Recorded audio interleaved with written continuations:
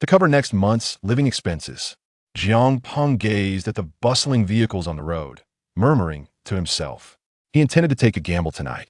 His parents had abandoned him when he was very young, and growing up in an orphanage without connections or an education, he began to take on perilous but high-paying jobs. One such endeavor involved assisting the police in apprehending fugitives. If he could capture just one, the reward, amounting to several tens of thousands, would be sufficient for his wages this year. Scanning the wanted list issued by the police, Jiang Peng finally zeroed in on one particular fugitive he suspected might be lurking nearby. He hadn't had a proper meal in weeks, and in order to stake out this criminal, he disguised himself as a beggar, sleeping nearly on the roadside, fearful that the suspect might slip away at any moment. After several hours of waiting by the road, he finally spotted a man who bore nearly 80 resemblance to the photo on the wanted poster. The man was middle-aged, dressed in an expensive suit, and clutching a bouquet of roses as he approached a black sedan parked nearby. I recall this guy is a habitual thief and even robbed a jewelry store, causing the death of an innocent bystander while fleeing. He certainly looks the part of a wealthy upstart. Jiang Peng pondered before stealthily following him. Upon closer inspection, he found that the man's vehicle was anything but ordinary. The interior furnishings exuded luxury, suggesting that the individuals inside were not to be trifled with. With such a striking resemblance to the wanted poster in this lavish car, the odds are in my favor, Jiang Peng gleefully thought as he trailed behind. According to his previous experiences in capturing fugitives, he needed to first ascertain the man's identity. Otherwise, a hasty report might lead to a disastrous mix-up. Yet, as he drew closer, he heard a sharp voice call out, "Stop. Who are you? Sneaking around behind my boyfriend." The car door swung open to reveal a girl in her 20s, clad in a black leather jacket and stiletto heels. Her long, flowing black hair framed striking features, and her alluring figure exuded undeniable sensuality. Boyfriend? He's a murderer. Getting in the car could very well be a ploy to cover up his tracks, Jiang Peng thought to himself. However, he quickly composed his expression, feigning pain as he allowed his right arm to dangle limply, wailing helplessly, "Oh dear, young lady, I have been searching for this vehicle for ages. When you were driving earlier, you grazed me, and it still hurts terribly." With that, Jiang Peng clutched his arm, bending down as he continued to lament, for the pedestrian killed by the fugitive had been a casualty of the very arm that had been crushed. Using this incident to gauge the middle-aged man's reaction was nothing short of perfect. Amidst his tears of lamentation, Jiang Peng felt that such performance deserved an Oscar. The young girl, clearly inexperienced in the ways of the world, became flustered upon hearing the commotion and quickly squatted down to ask, "Hey, are you okay? Don't scare me." The middle-aged man, noticing her distress, cast a glance at Jiang Peng, furrowing his brow before pulling the girl behind him and saying, "I have no time to deal with your antics. Here, take 200 and go away." Attempting to resolve the matter with money, Jiang Peng felt compelled to probe further. "I must test the waters," he thought, only to realize that such an approach could be perilous. He feigned innocence, exclaiming, "Sir, you cannot treat me like this. My arm is broken, and you dare to accuse me of fraud? I will call the police." As he spoke, Jiang Peng retrieved his phone, intent on dialing for help while keeping a close watch on the man's actions. Should the situation escalate, he would claim to be a victim of fraud, prioritizing his safety before alerting the authorities about the man's whereabouts. Upon uttering these words, he raised his gaze toward the middle-aged man, his eyes flickering with determination, clearly indicating his intent to call the police. A reasonable person would typically suggest calling the authorities, but it was individuals like Jiang Peng, engaged in deceit, who would likely find themselves apprehended. The middle-aged man, observing Jiang Peng's boldness, retracted the 200 he had offered, sneering, "Don't play the victim with me. Just get lost. I detest being bothered and wish to avoid trouble. If you call the police, you're finished." At this remark, Jiang Peng instantly comprehended the gravity of the situation. It was him, the fugitive on the police's wanted list. "All right, brother, I'll find another ride," Jiang Peng said, his demeanor shifting to one of casual nonchalance. He stood up and began to leave, deciding it was best to follow this man from a safe distance and relay information to the police. Meanwhile, the middle-aged man, watching Jiang Peng depart, felt a flicker of concern. He hadn't expected to intimidate Jiang Peng so easily. This was not typical behavior for someone merely attempting to commit fraud. He turned, pulling the bewildered girl closer, climbed into his car, and started the engine. Unbeknownst to Jiang Peng, who was lost in thoughts of the substantial reward for aiding in the capture of a fugitive, danger loomed just ahead. The vehicle roared to life, the sound of the engine growing closer. By the time Jiang Peng realized the imminent threat, it was too late. As he turned, he found the car's front end mere inches from his face. In an instant, a searing pain coursed through his body as he was struck, sending him flying several meters away. The agony was excruciating, as if his very bones were shattering. Blood gushed from his wounds, staining the ground crimson. Jiang Peng grimaced in pain, but dared not move. He had lost sensation in his lower body, likely due to a fractured spine. The middle-aged man rolled down his window, hurling a curse at Jiang Peng. Panic surged through him. Had the man recognized him? He had merely tested the waters. Suddenly, a chilling memory resurfaced.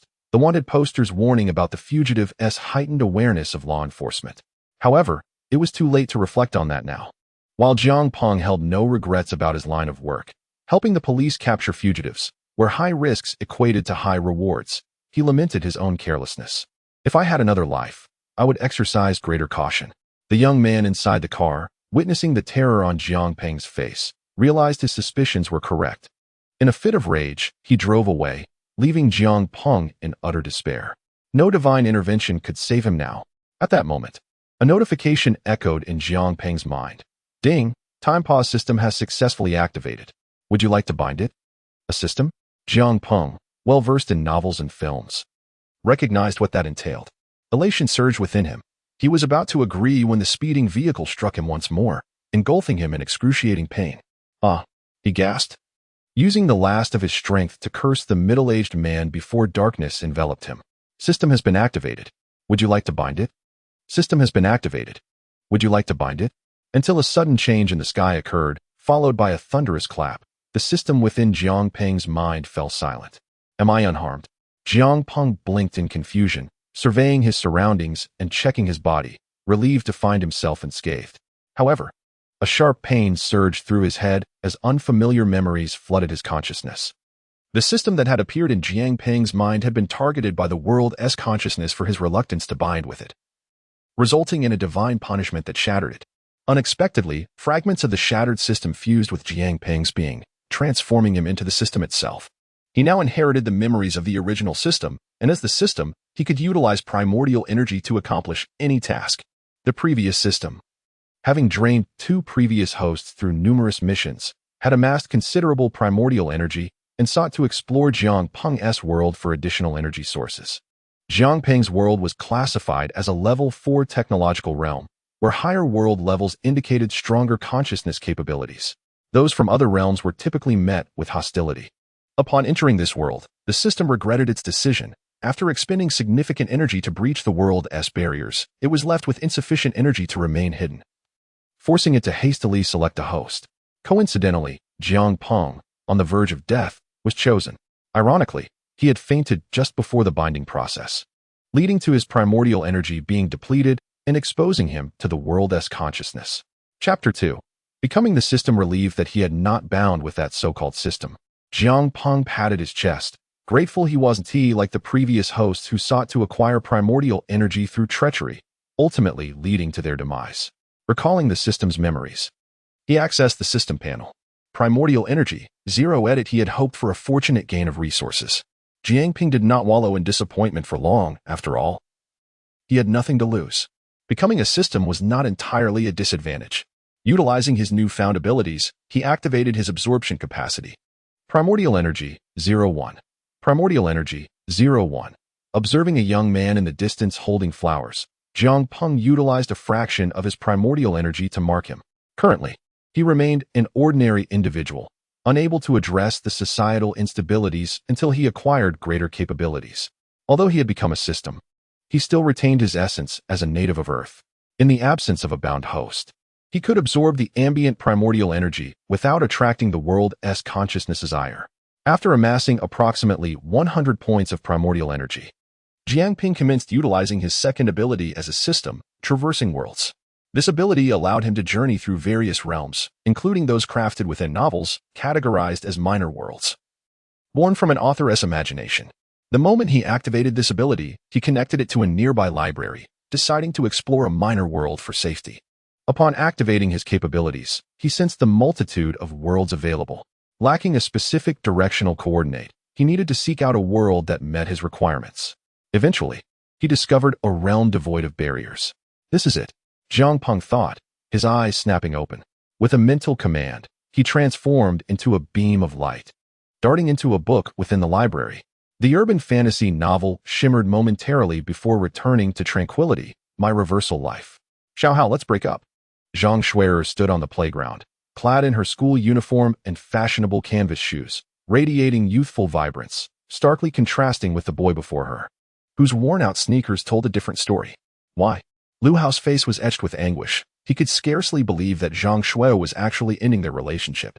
They had grown up together, and after solidifying their bond a few years prior, Lu Hao had devoted himself entirely to her well-being. Yet, who would have thought that such affection would culminate in a simple declaration of separation? Suddenly, Lu Hao seemed to recall something. Could it be because of that Zhang Kai? What have I done wrong? He murmured, as years of emotion unraveled with her single utterance. Ding! Emotional fluctuation detected. Jiang Peng's darkening system has activated. Would you like to bind with it?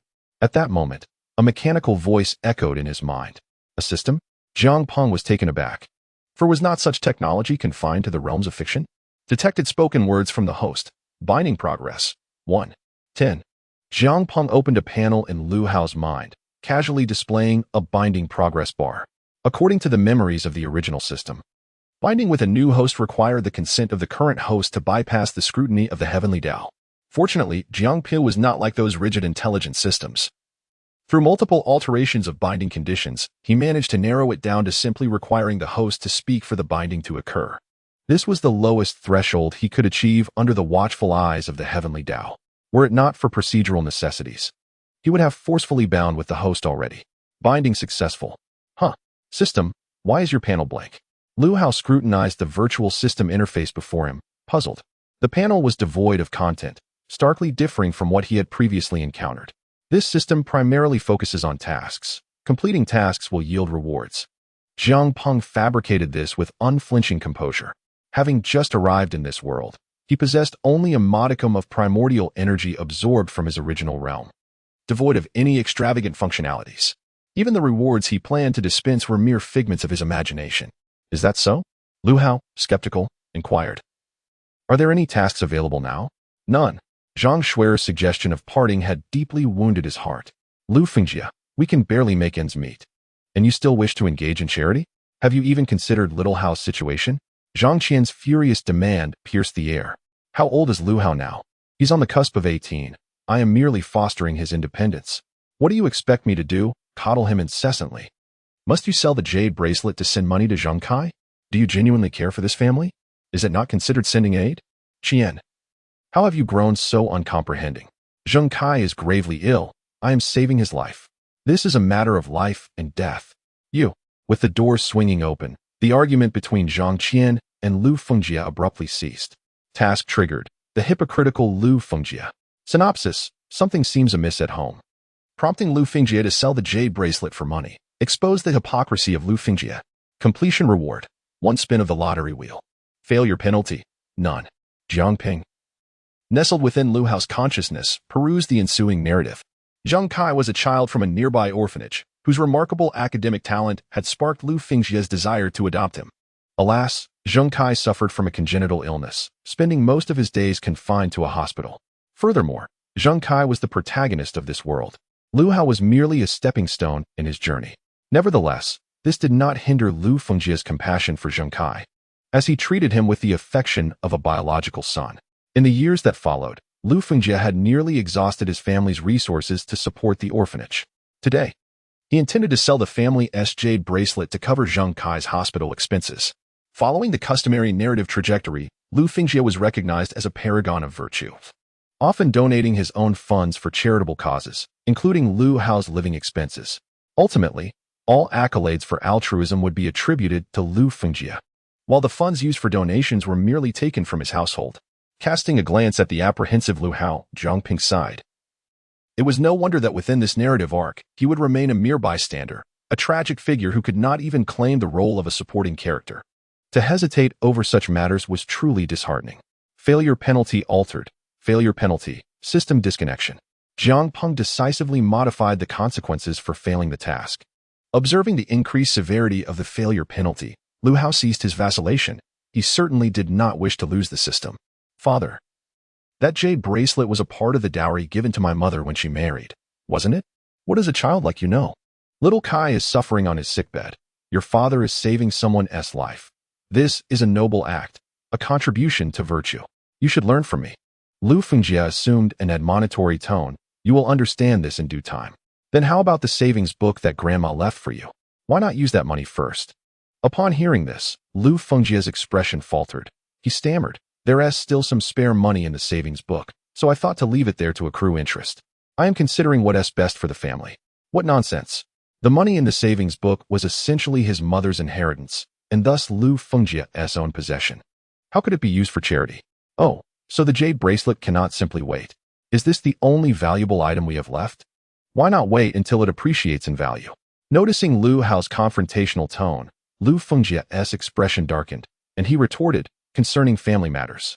You should focus on your studies instead of meddling in everything. Before Lu Hao could respond, Zhang Qian interjected, Lu Fengjie, you truly are hypocritical. As soon as your savings book is mentioned, you wish to keep it safe? Qian, listen to me. Lu Hao is still young. He doesn't understand. Zhang Kai is performing exceptionally well academically. If we have the means to assist, we should support him together. Also, I intend to sell our house to help pay for his surgery. Lu, have you lost your mind? If you sell the house, where will Lu Hao and I live? Upon hearing Lu Fengjie's intent to sell the house, Zhang Qian interrupted, if you proceed with this, I will file for divorce and take Lu Hao with me. We can rent a place after selling. Qian, you once supported me wholeheartedly.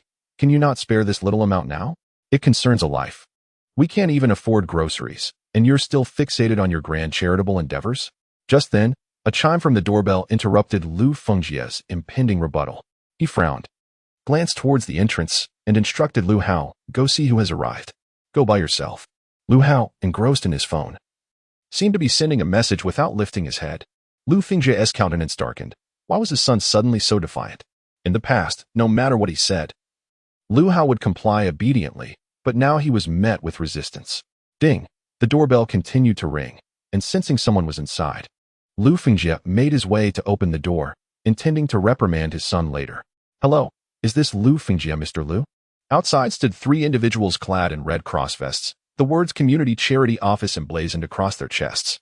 Lu Fengjie was momentarily stunned. Yes, how can I assist you? Hello. You recently sent a message to the community indicating that you wish to donate a savings book to assist the local elderly home. We have come to personally express our gratitude. The staff members beamed with smiles, radiating warmth. What donation of a savings book? You must have mistaken me for someone else. That is impossible. You specifically informed us to come promptly to collect it, stating you would personally accompany us to withdraw the funds. One of the leading staff members, upon seeing Lu Fengjie deny, took out his phone to show him the received message. Bang! Without waiting for the man to retrieve his phone, Lu Fengjie slammed the door shut. Liars have come knocking. How could it be a lie?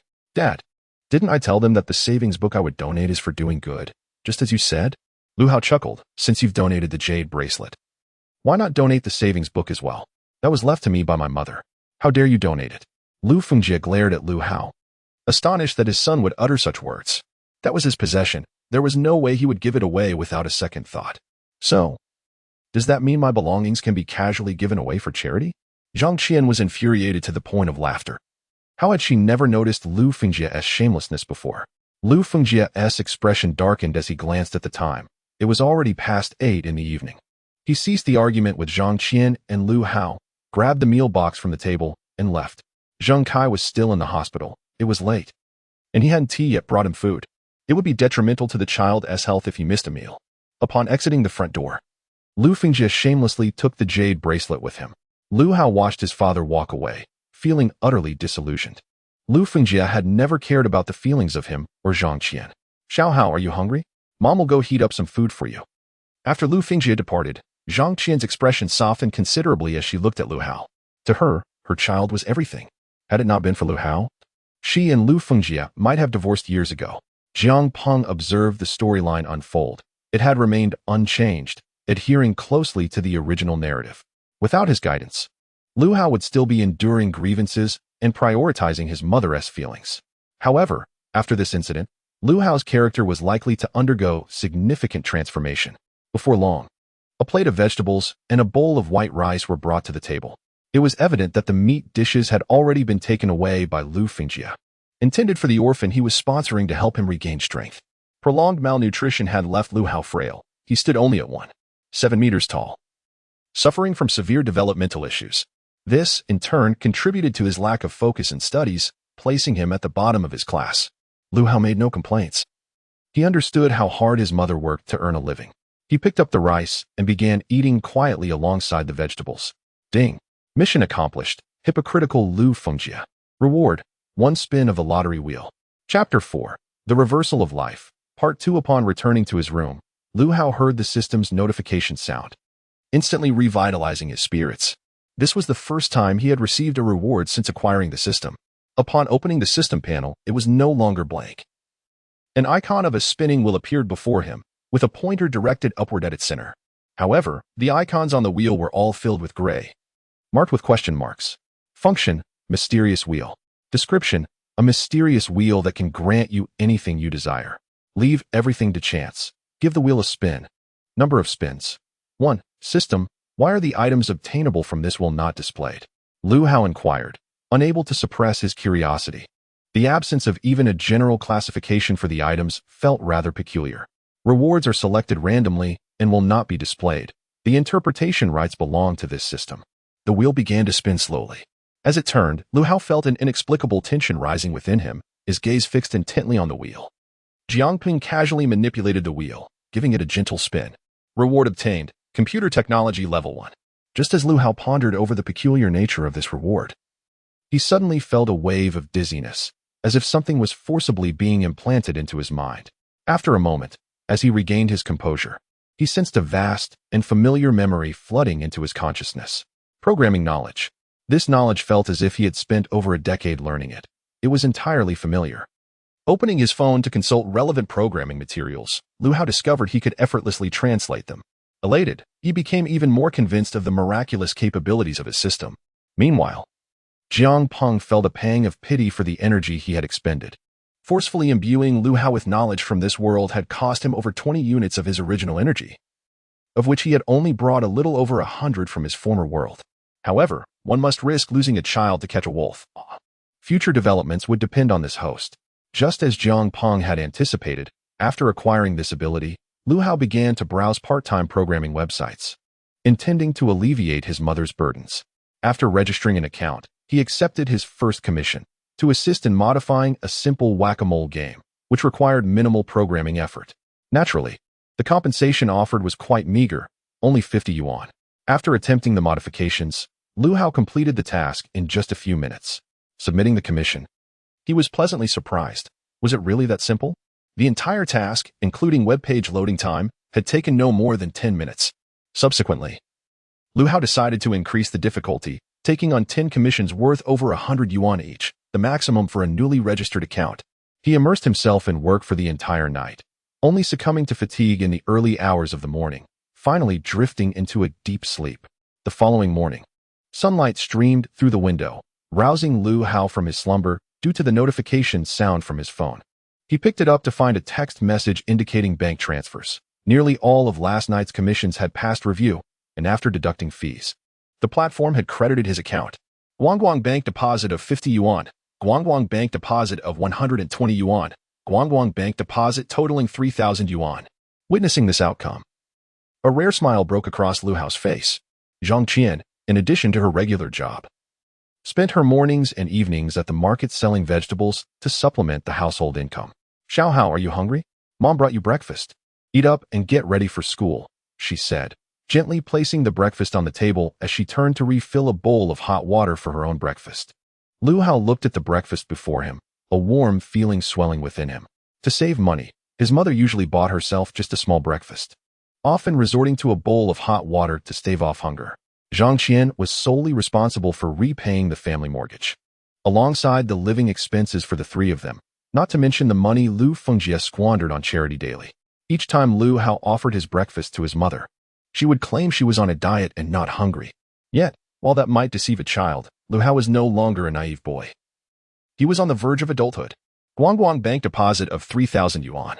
Suddenly, a notification sound caused Zhang Qian to glance at her old mobile phone. Noticing the transfer information displayed, Lu Hao seized the moment to explain, "Mom, I transferred this to you. From now on, you can buy yourself a proper breakfast too." He waved the phone screen towards her, having kept none of the money earned for himself. He had given it all to his mother.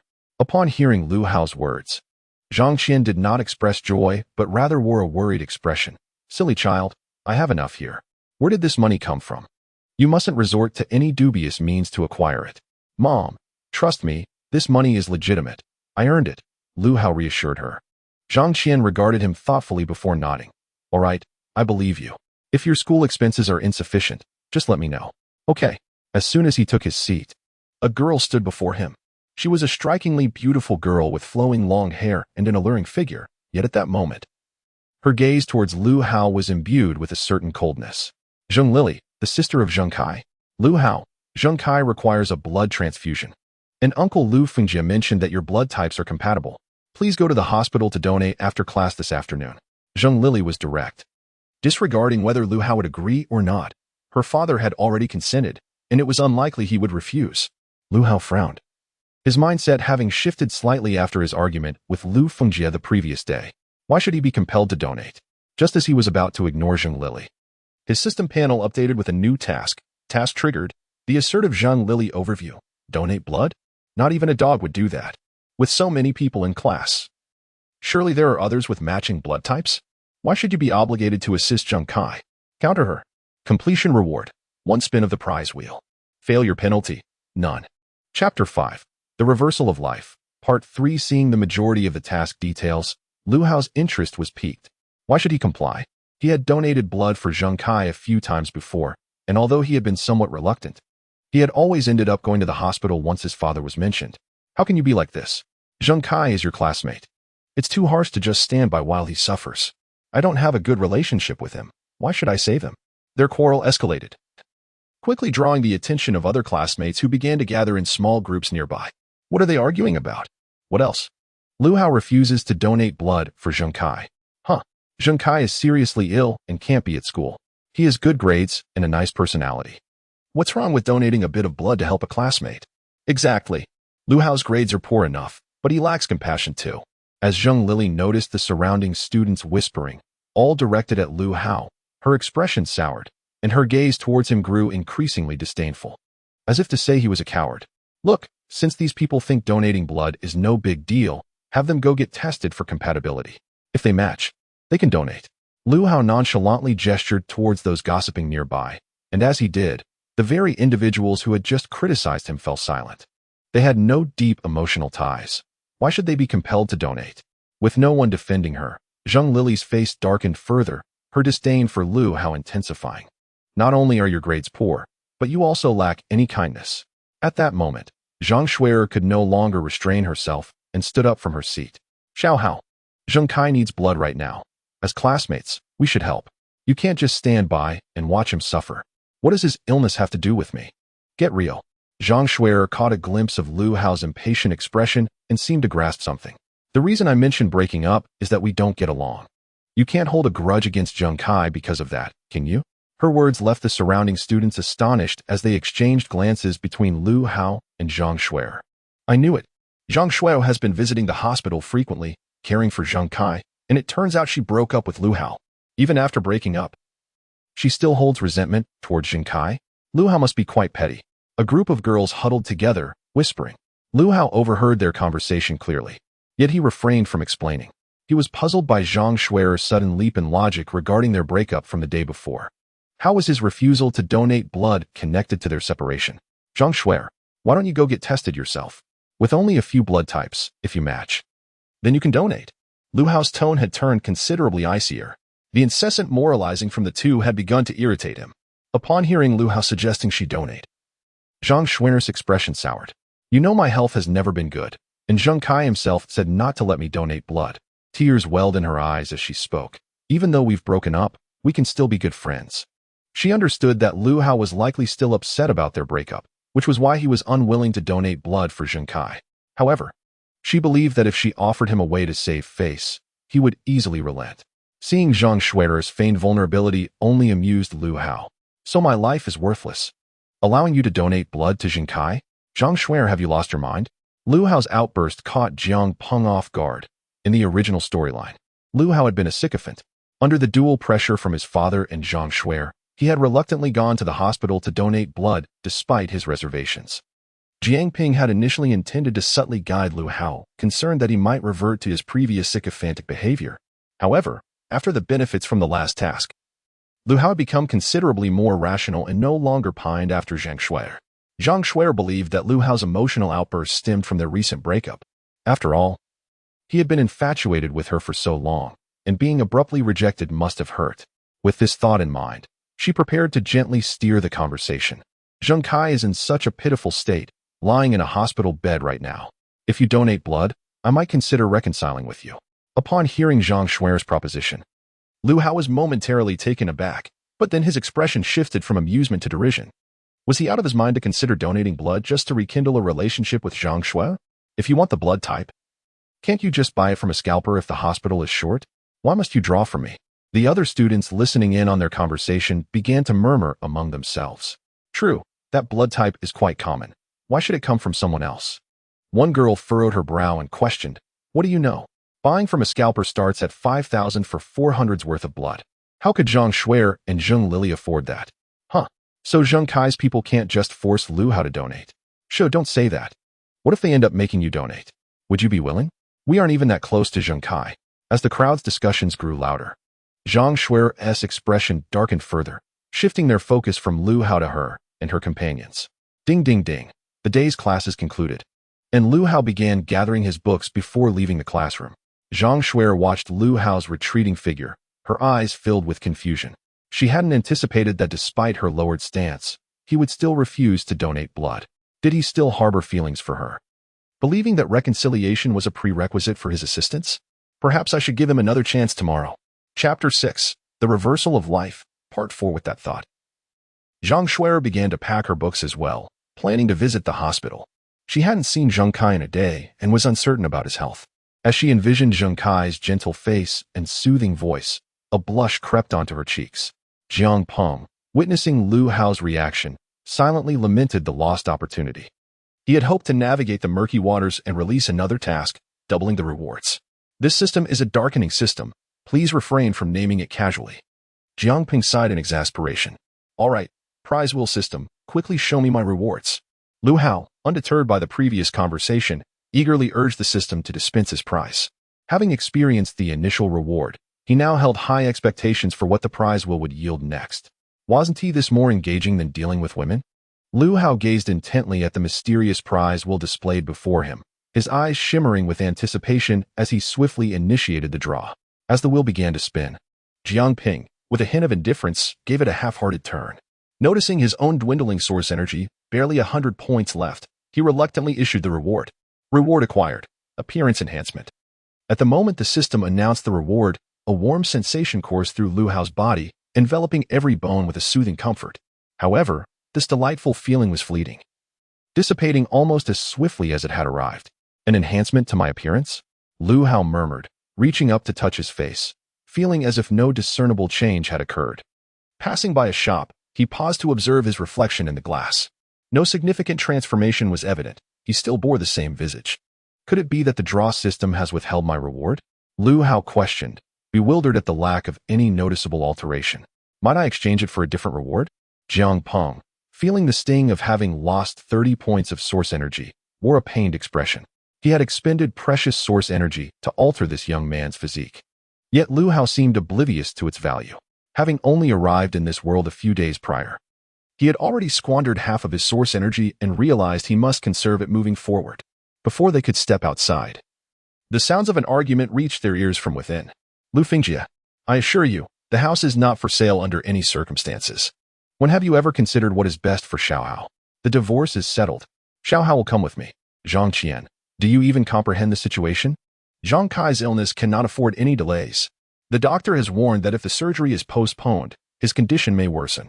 Moreover, Xiaohao's my child. How can you dictate his future? And where do you propose Xiaohao should reside? We will discuss that later. For now, sign the documents so we can secure the funds from the house sale. Listening to the heated exchange, Lu Hao furrowed his brow and abruptly pushed open the door, interrupting their quarrel. Inside, the two stood by the table, engaged in a fierce dispute. Lu Fengjie clutched a stack of documents, prominently displaying the words, house sale contract. Casting a disdainful glance at Lu Fengjie, memories of his mother's tireless efforts surfaced, and the pent-up frustration erupted within him. However, he maintained a calm exterior, smiling at Lu Fengjie while silently calculating the time. Sure enough, within 2 minutes, Lu Fengjie's phone rang. Initially intending to reprimand Lu Hao for his silence, he found himself unable to scold him upon answering the call. Hello, this is Nanshire Hospital.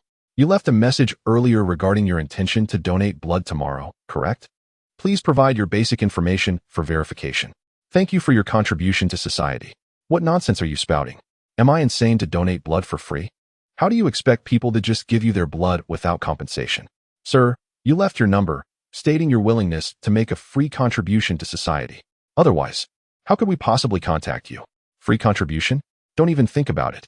Beep, beep, beep. Fuming, Lu Fengjie hung up the phone, incensed that the hospital had the audacity to solicit his blood. That was my number I left for them, Dad. You always preach about contributing to society, urging me to donate blood for Zhang Kai. Yet when it comes to your own son, you refuse. Lu Hao remarked with a hint of sarcasm, finally recognizing the depths of his father's hypocrisy. Before entering, he had called the city hospital, leaving a message to volunteer for blood donation and provided Lu Fengjie's phone number. Realizing the call had been initiated by Lu Hao, Lu Fengjie's expression darkened, momentarily at a loss for words, resorting to simply glaring at his son. After a prolonged silence, he finally managed to spit out a few words through clenched teeth. Do not forget that this house was purchased by me. If you believe otherwise, then you may leave. And do not forget that you merely made the down payment. The rest of the mortgage is being paid off by my mother's hard work. Do you think I wish to remain here with you?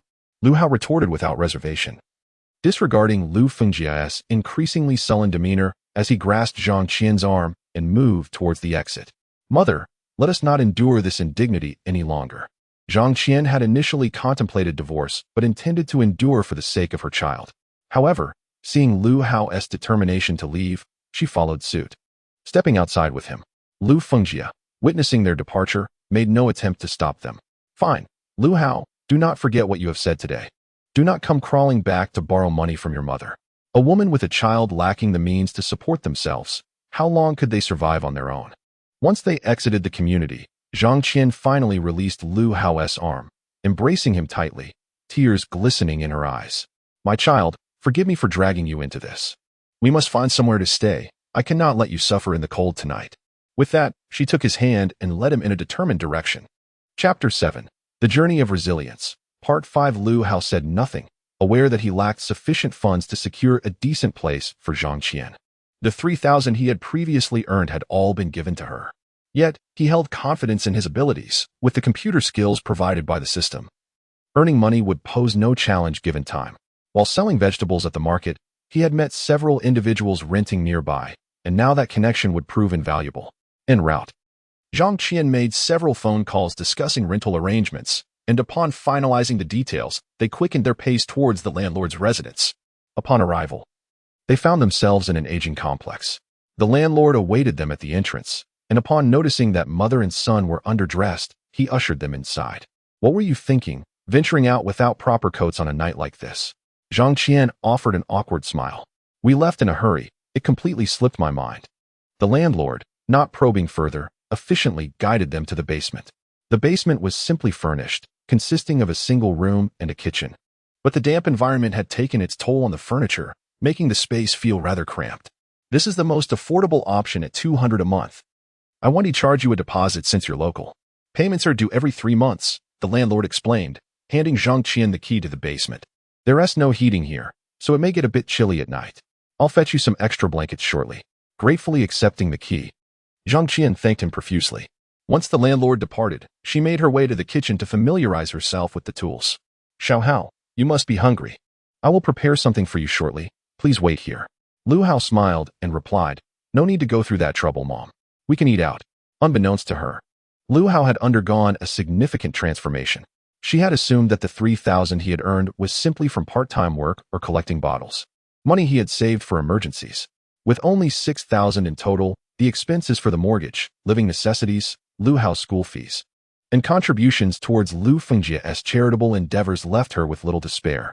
In fact, the money she earned from early mornings to late nights barely sufficed. This reality made her hesitant to spend freely, and when Lu Hao expressed a desire to dine out, she could only sigh in silence. "Mom will sell more vegetables in the coming days. In a few days, I'll take you out for a meal," she reassured him softly. "Okay," Lu Hao nodded, sensing her unspoken concerns but choosing not to rush to explain. The vast expanse of computer technology and knowledge necessitates a gradual adaptation. After addressing a few matters at home, Zhang Qian set off for the market, while Lu Hao opened his phone to peruse the programming freelance pages, gearing up to accept some modification tasks.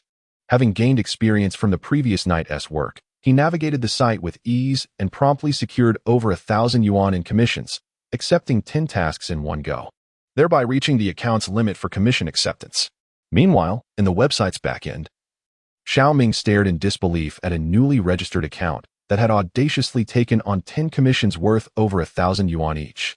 Such actions were typically reserved for the top 20 users renowned for their order volume. As a site administrator, he had never witnessed a new account daring to take on commissions in such a manner. Each task came with a time constraint, and failure to deliver on time would incur a penalty of 500 yuan, which was the entire deposit for this account. If the tasks were not completed punctually, the most severe penalty would be account suspension.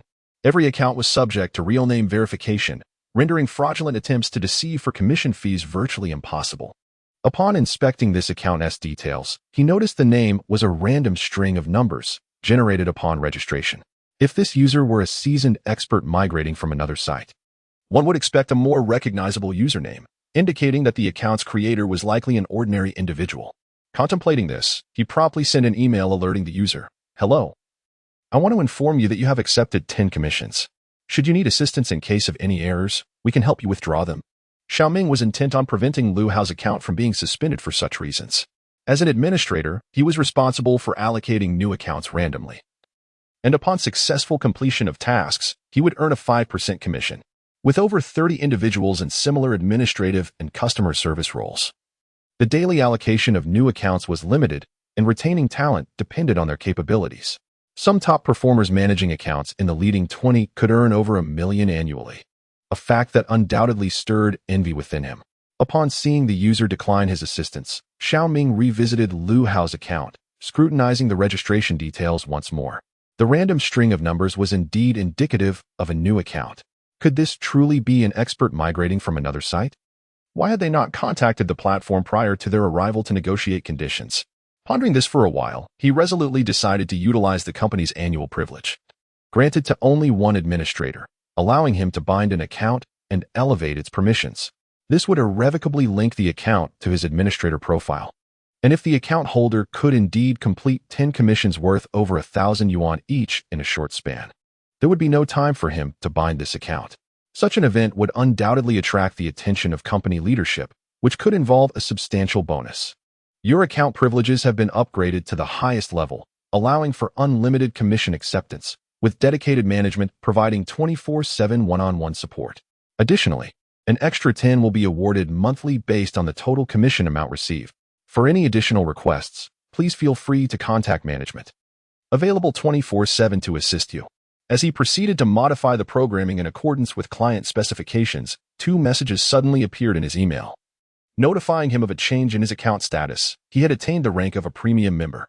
The account name had transformed in color to a dazzling gold, leaving Lu Hao utterly astonished. Before he could investigate further, a friend request popped up on his chat application. Programming freelance site administrator, Xiaoming. Request message: "Good evening, esteemed user. I added you through the real name verification you provided on our official site. Please feel free to reach out with any needs you may have."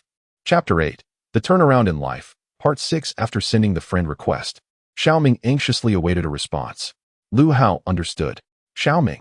"All right, esteemed user, feel free to call on me anytime. I'm available 24/7. If you can't find me, don't hesitate to contact me at 135, and I'll respond within a minute." Now that it was an account officially bound to him, Xiaoming immediately switched to a sycophantic demeanor, determined not to let this seemingly prestigious account depart due to inadequate service from the official site. On the other hand, Lu Hao, while surprised by the administrator's sudden addition on his chat software, dismissed any further thoughts and continued to deliberate over his programming commissions. During dinner time, Zhang Qian prepared a meal, noticing Lu Hao deep in thought over his phone and assuming he was engaged in online courses, hence she refrained from interrupting him. After setting the food on the table, she stepped out to attend the evening market, hoping to earn a bit more to provide a better living environment for her child.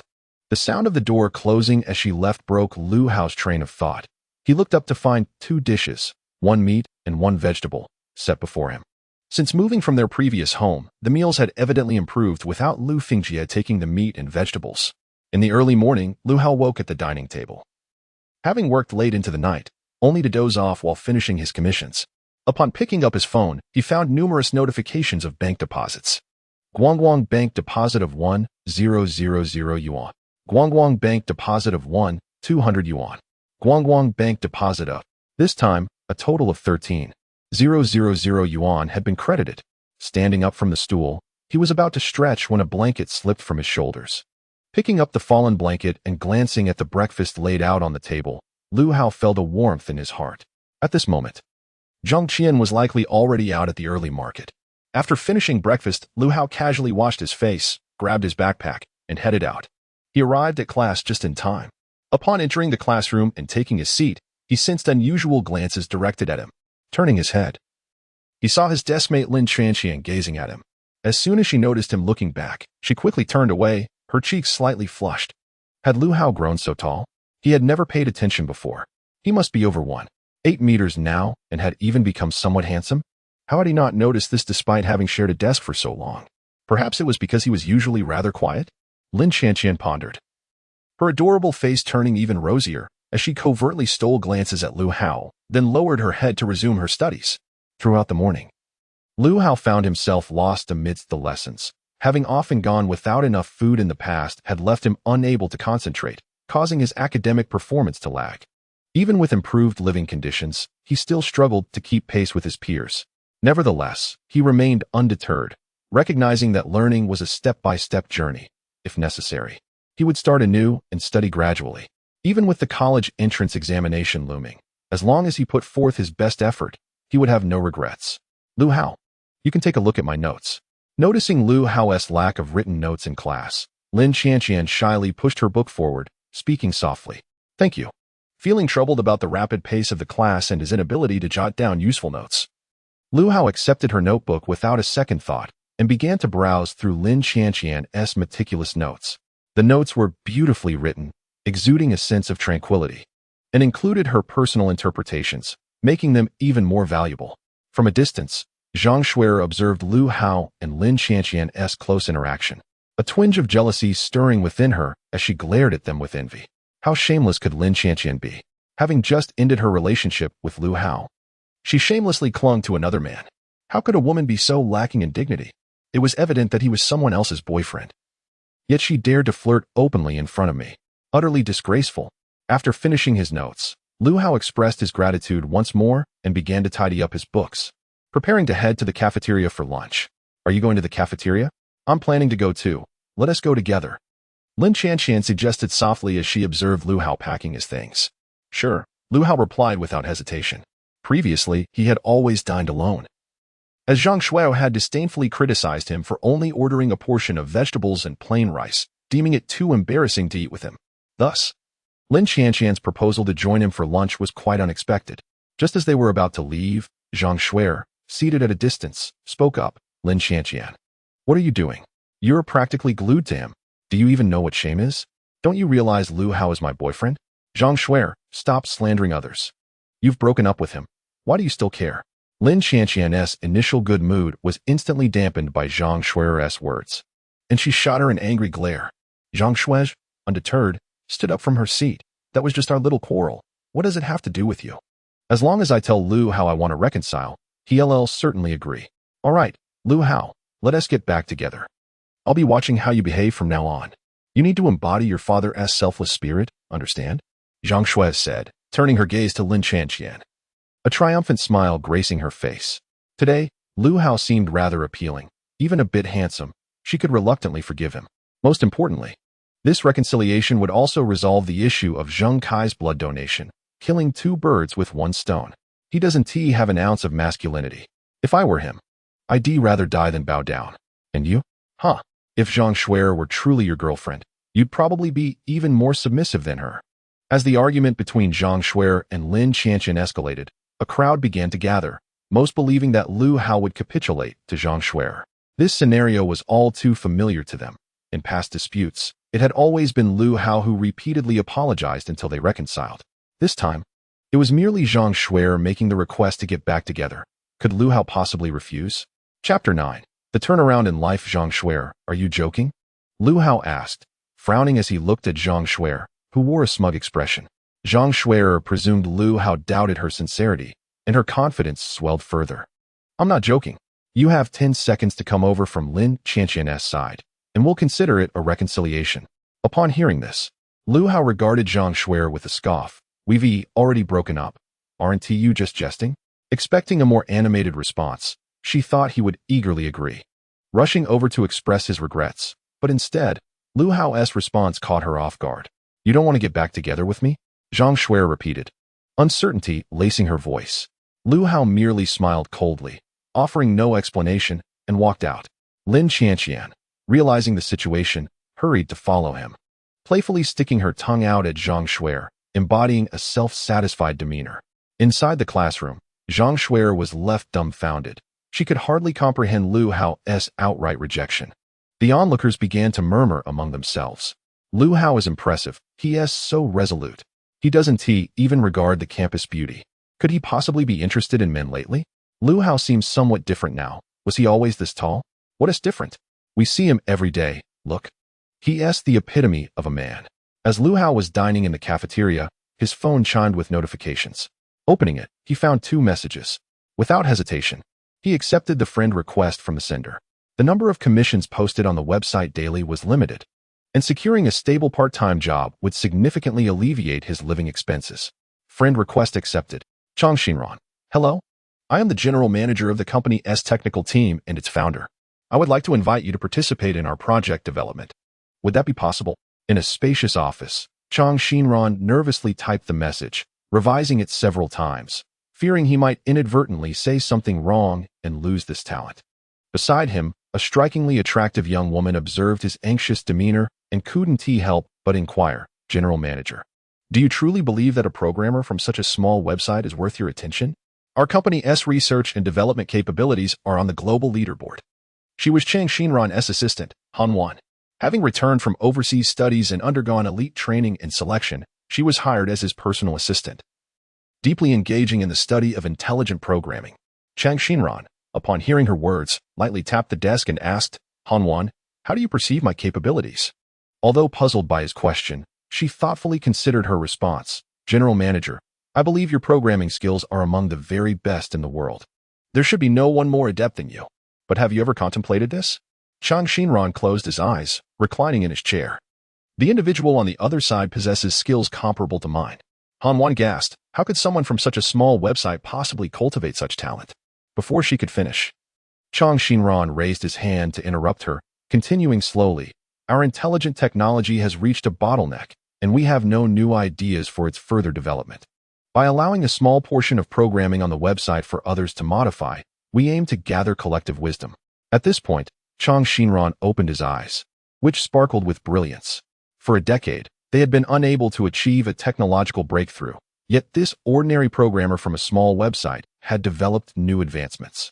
Even if he is merely an average programmer, one cannot deny his intelligence. Chang Xinran's tone brimmed with admiration, leaving Han Wan astonished, having followed him for 3 years. She had never heard him praise anyone, not even the top developers in the entire company. Thus, no matter the cost, he must secure this individual. Chang Xinran reiterated his directive, convinced that with the addition of this mysterious person, his company could not only ascend the global rankings, but could even seize the top spot.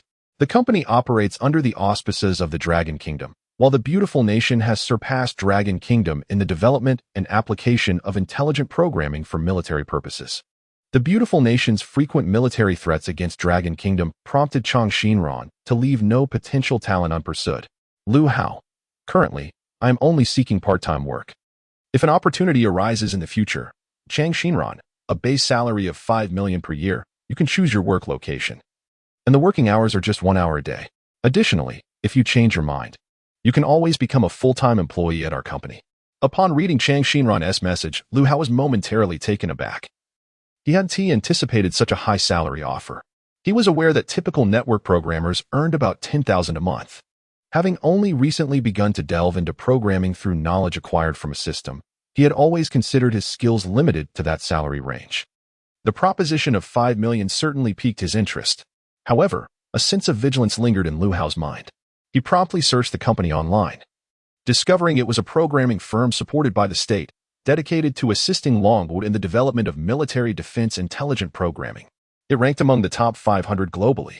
Almost every university student engaged in this field aspired to join this company after graduation. Lu Xinran, what about 5,500,000 each year? Lu Hao, that works. Lu Xinran immediately sighed in relief, realizing the concern was merely about insufficient salary. When monetary matters were involved, solutions were readily available, making him far easier to manage than those arrogant programmers. Han Wan nodded affirmatively, assuring the general manager that the task would be accomplished. Observing their conversation, she surmised that the other party was simply a money-loving old man, and the subsequent process would likely be a mere formality, with possible concessions regarding salary. Lu Xinran smiled contentedly and stood up to leave. Chapter 10. A Life of Reversal. After lunch, Lu Hao strolled leisurely on the playground, enjoying a rare moment of relaxation. Previously, his living expenses were insufficient for his needs, forcing him to work diligently in the cafeteria just to scrape by. Now that he had the means to earn, there was no longer a need to toil for a living. Lin Qianqian also found a reason to follow suit, casually trailing behind Lu Hao. The sunlight illuminated his handsome face, compelling Lin Qianqian to steal glances at him. Lu Hao, so this is where you've been. I've finally found you. A sudden shout filled with fury echoed from behind. It was Zheng Lily. Lu Hao turned to see her rushing towards him, her expression aflame with anger, with Lu Fingjie trailing leisurely behind. Upon spotting Lu Fingjie, Lu Hao's brow furrowed, and he quickened his pace to leave. Lu Fingjie served as their class teacher, a position that allowed him to facilitate Lu Hao's transfer to his class for management purposes. It was also under Lu Fingjie's coercion that Lu Hao had previously accompanied Zheng Lily to donate blood. Lu Hao, stop! Zheng Lily caught up quickly, blocking his path. I told teacher Lu about your reluctance to donate blood. He said he would have a serious talk with you. As she spoke, a smug smile spread across her face. Lu Hao's earlier rejection had displeased her, but now, with his father intervening, how could he refuse? Xiao Hao, after going out yesterday, did you suffer a bit? Apologize today and accompany me to the hospital to donate blood. We can do some good deeds, and I won't pursue the matter any further. Lu Fingjie looked down at Lu Hao with an air of superiority, adding, you can endure hardship all you want, but you mustn't drag your mother into this. You should understand that some matters cannot be approached with a sense of entitlement. Lu Fingjie's words dripped with disdain and mockery. To him, Lu Hao, as a student without earning power, was at the mercy of Zhang Qian, who, despite teaching at the same school, earned significantly less than him. This meager income barely sufficed for rent and the various living expenses of 2 people, and he believed Lu Hao would feel the pinch within the first day. A little sweetness at this moment would likely earn Lu Hao's gratitude, as he would be relieved from embarrassment. Task triggered, blood donation description. Why should Lu Fingjie compel you to donate blood? Completion reward, 1 spin of the lottery wheel. Failure penalty, none. Jiang Peng reviewed the plotline. According to the original development trajectory, tonight was the scheduled time for Lu Hao's routine blood donation. After several donations, Zheng Lily had come to accept this as a given. Ultimately, under Lu Fingjie's pressure, Lu Hao underwent a kidney transplant, donating one of his kidneys. Following the surgery, Zhang Kai experienced a rebirth and embarked on his journey of reversal, eventually being recruited by foreign talents after graduation. Lu Fingjie, after this surgery, adopted Zhang Kai and Zheng Lily, and with Zhang Kai's rise, he too became someone of significance, his altruism recognized nationwide, earning him accolades. Zhang Qian, due to her conflicting ideals with Lu Fingjie, was manipulated by Zhang Kai to use societal opinion to ensure she left with nothing. Lu Hao, having lost a kidney, was unable to engage in manual labor and resorted to scavenging for a living, ultimately spending his remaining days in a rented dilapidated house with his mother. This was not the outcome Jiang Ping desired. His prior preparations were aimed at altering the plotline, and now he needed to stoke the flames. Task release. Lu Hao accepted the system's task without hesitation, as the reward piqued his interest. Additionally, he was motivated by the fact that every time Lu Fengjie performed a good deed, it was Zhang Qian who silently supported him, contributing most of her salary to charity work at the orphanage. Without Zhang Qian's quiet assistance, how could he do good? You speak of righteousness, why don't you go donate yourself? We are father and son, our blood types surely match. Even if they don't. Isn't there Zheng Lily? Lu Hao scoffed, his eyes reflecting deep disdain. Lu Hao, I'm offering you an opportunity. Don't be ungrateful. Do you know who has raised you? Lu Fengjie's expression darkened as he realized his son was unyielding. I believe I do not require your upbringing. In fact, I wish I had no father. Lu Hao retorted, his gaze fixed on Lu Fengjie, each word imbued with quiet fury. You have never fulfilled your responsibilities as a father. Never. Seeing the intensity in Lu Hao's eyes, Lu Fengjie was momentarily taken aback. This child hates me? How could that be? Children are supposed to obey their fathers. With that thought, Lu Fengjie's tone hardened, commanding, then endure your suffering outside. Let us see how long you can last. With that, he turned angrily and walked away, believing Lu Hao was still oblivious to the hardships of life. Otherwise, how could he fail to recognize the nobility of his own good deeds? Zheng Lily, seeing that bringing Lu Fengjie was futile, had no choice but to leave in disappointment. At that moment, Jiang Peng, ensconced within Lu Hao's consciousness, sensed a fissure in this world, a trickle of primordial energy leaking from the heavenly Tao. Plotline alteration. In an instant, he acted decisively, ravenously absorbing the released primordial energy like a common wolf. Unfortunately, this was merely a small plot adjustment. Within a breath, the world began to self-repair, swiftly restoring equilibrium to the plotline. Upon assessing the situation, he realized he had seized approximately 10,000 points of primordial energy.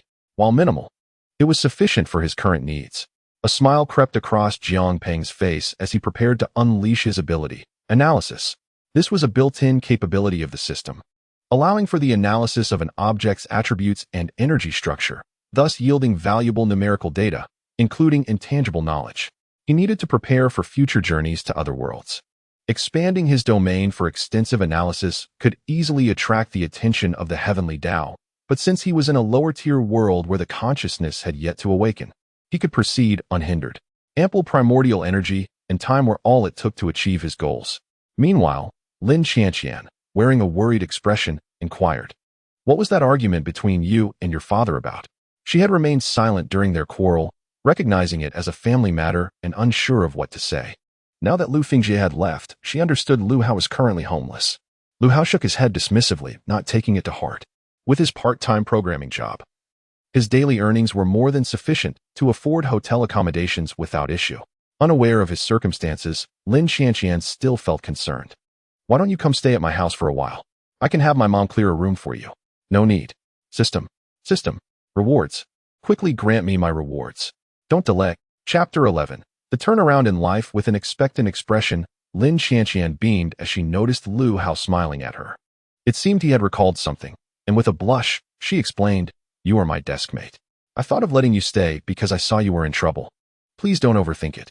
At that moment, Lu Hao was foolishly grinning at his system panel, oblivious to Lin Qianqian's presence, leading her to believe he harbored some hidden thoughts. She couldn't see the system panel. All she could do was look up and see Lu Hao's face. "It's fine. I had no intention of staying," Lu Hao firmly rejected, causing Lin Qianqian to relent. When she raised her head to look at him, she froze for a moment. This guy's gaze was fixed on the distance, and he wasn't even looking at her. Following Lu Hao's line of sight, she spotted a tall girl on the other side of the playground, engaged in warm-up exercises. So he hadn't been looking at her at all? He was staring at someone else. Lin Qianqian puffed her cheeks in annoyance and shot a glare at Lu Hao. "I'm leaving. I've had enough of my walk." This left Lu Hao puzzled, wondering why her mood had shifted so abruptly. Just moments ago, she was eager to arrange a room for him to stay. Perhaps my refusal upset her, he mused, but he chose not to dwell on it, and instead reached out to spin the mysterious wheel before him. Reward acquired. Insight 1. After dinner, he could still venture outside for a stroll, and he needn't worry about washing the dishes. However, with no one at home to tidy up, if he didn't clean soon, the stench of garbage would only intensify. Reluctantly, he bent down to pick up the clothes strewn on the floor, beginning the arduous task of cleaning. At that moment, he felt a pang of regret. Perhaps this quarrel was a mistake? Ding, ding, ding. At that moment, his phone rang. He glanced at the screen and frowned upon seeing the caller ID. It was Zheng Kai. Checking the time, he realized it was already 6 p.m., the designated time for delivering dinner to Zheng Kai. He fished around in his pocket and found only 100 yuan left. With at least 10 days remaining until his salary was dispersed, and without Zhang Qian's financial support. His meager earnings had nearly dwindled after paying for hospitalization and care fees. Ding, ding, ding. The incessant ringing urged Lu Fingjie to answer the call. After a moment's hesitation, he picked up, softening his tone. Xiao Kai, what is up? Uncle Lu, I just wanted to check if you were busy today. If you are, I can have instant noodles and one tea disturb you. How can you eat instant noodles? Today I have a few things to attend to, so the delivery will be a bit late. You're unwell and need nourishment. You cannot resort to such nutritionally void food. Lu Fingjie spoke earnestly, his tone gentle. Understood. Thank you for your trouble, Uncle Lu, Zheng Kai replied politely before hanging up. After ending the call, Lu Fingjie sighed as he grasped the remaining 100 yuan tightly. Gritting his teeth, he decided to head out. At the market, Lu Fingjie purchased 10 yuan worth of potatoes and greens, but then hesitated as he approached a butcher's stall. How much for this piece of meat? His voice revealed a hint of unease. He had never bought groceries himself, typically sending Lu Hao to run errands while waiting for Zhang Qian to cook. The butcher glanced at the meat in his hand. 20 yuan. 20 for such a small piece? Lu Fingjie frowned, realizing that if he spent too much, he might not have enough for his own meals this month. Beef is priced like this. If you want something cheaper, go for chicken breast. This meat is too tough. There is no fat on it. How can I cook it? Lu Fingjie hesitated, knowing chicken breast lacked fat, which would not help Zheng Kai regain his strength. Yet, the beef was prohibitively expensive at 20 yuan for a mere morsel. The butcher, noticing Lu Fingjie's reluctance, offered, how about a whole chicken? It's more nutritious for 45 yuan. 45? Lu Fingjie grimaced at the price, still feeling it was steep. If you think that's too expensive, then don't buy it. Go somewhere else. The butcher's patience wore thin, as his prices were already lower than those of nearby stalls. Seeing the butcher about to take the chicken away, Lu Fingjie hurriedly intervened. Wait, I'll buy it. Gritting his teeth, he handed over the 45 yuan. He had already scoured the market, and this was the cheapest option available. Looking at the meager sum left in his pocket, he felt a pang of anguish. 10 days remained, and he was uncertain how he would manage. Yet, he had been supporting Zheng Kai for 10 years. He couldn't bear to abandon this promising student. Upon returning home, Lu Fingjie commenced cooking. After a flurry of activity, it was already 8 o'clock. He hadn't even had time to eat before setting off with the dinner box. Brother, I told you Lu Fingjie is just like Lu Hao. He talks nicely but doesn't follow through, Zheng Lili remarked, sitting by the hospital bed and glancing at the clock, which now read 8:30. Lu Fingjie had yet to arrive with dinner. Zheng Kai affectionately ruffled her hair. You shouldn't say that. Uncle Lu helps us every day. Even if he doesn't bring dinner, we should be grateful. Zhang Lili pouted, unconvinced. I think he has no intention of coming today. Zheng Kai chuckled. Just as he was about to comfort her, Lu Fingjie entered the room with the dinner box. He gently placed it on the bedside table and cheerfully greeted, Xiao Kai. Lily, I've brought dinner for you. Thank you, Uncle Lu. Zheng Kai exclaimed, quickly attempting to rise from the bed. Lu Fingjie hurried over to assist him. Don't move around too much. You look weak and need to rest. Please listen to the doctor. Sorry to trouble you again, Uncle Lu, Zheng Kai said apologetically. Not at all. I've arranged everything with the orphanage. Once you're well, they'll take you in so you won't have to suffer outside. Turning to Zheng Lili, he urged, Lily, eat while it's hot. However, as he spoke, Zheng Lili had already opened the lid of the dinner box, and they had been famished for a while. Upon seeing the contents, her expression immediately darkened. What is this? Chapter 12. The turnaround in life: stir-fried potatoes, stir-fried greens, and a bowl of chicken soup. The soup contained no ingredients, and even the rice was only half the usual portion. How are we supposed to eat this? Zheng Lili couldn't help but voice her discontent. In the past, Lu Fingjie had always brought 3 dishes and a soup, all of which were meaty. How could they manage with this? Lily, how can you speak like that? This is Uncle Lu's heartfelt gesture. You shouldn't be picky, Zheng Kai reprimanded, his tone laced with disapproval before Lu Fingjie could respond. Brother, I was just saying it casually, Zheng Lili replied, feeling a bit wronged and lowering her head. Seeing her demeanor, Zheng Kai sighed and turned to Lu Fingjie.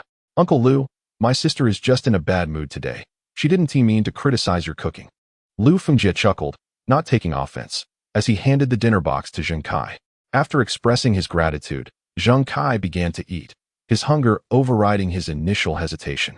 Mr. Lu, you're the family member of the patient, right? Suddenly, a doctor knocked on the door of the ward. Upon hearing the doctor's call, Lu Fengjie quickly looked up. Ah, yes I am. This is the status of his physical examination. Please take a moment to review it. Our recommendation is to proceed with a kidney transplant as soon as possible. If this operation is necessary, you will need to find a willing relative to donate a kidney. The doctor presented a document to Lu Fengjie, stating that we do not advise further conservative treatment. Surgery is currently essential for any hope of recovery. The document contained Zheng Kai's medical examination report, and the doctor explained the situation to Lu Fengjie. We mentioned this surgical procedure to you a year ago, and delaying it further could jeopardize his treatment. Hesitating for a moment, Lu Fengjie inquired about the cost of the surgery.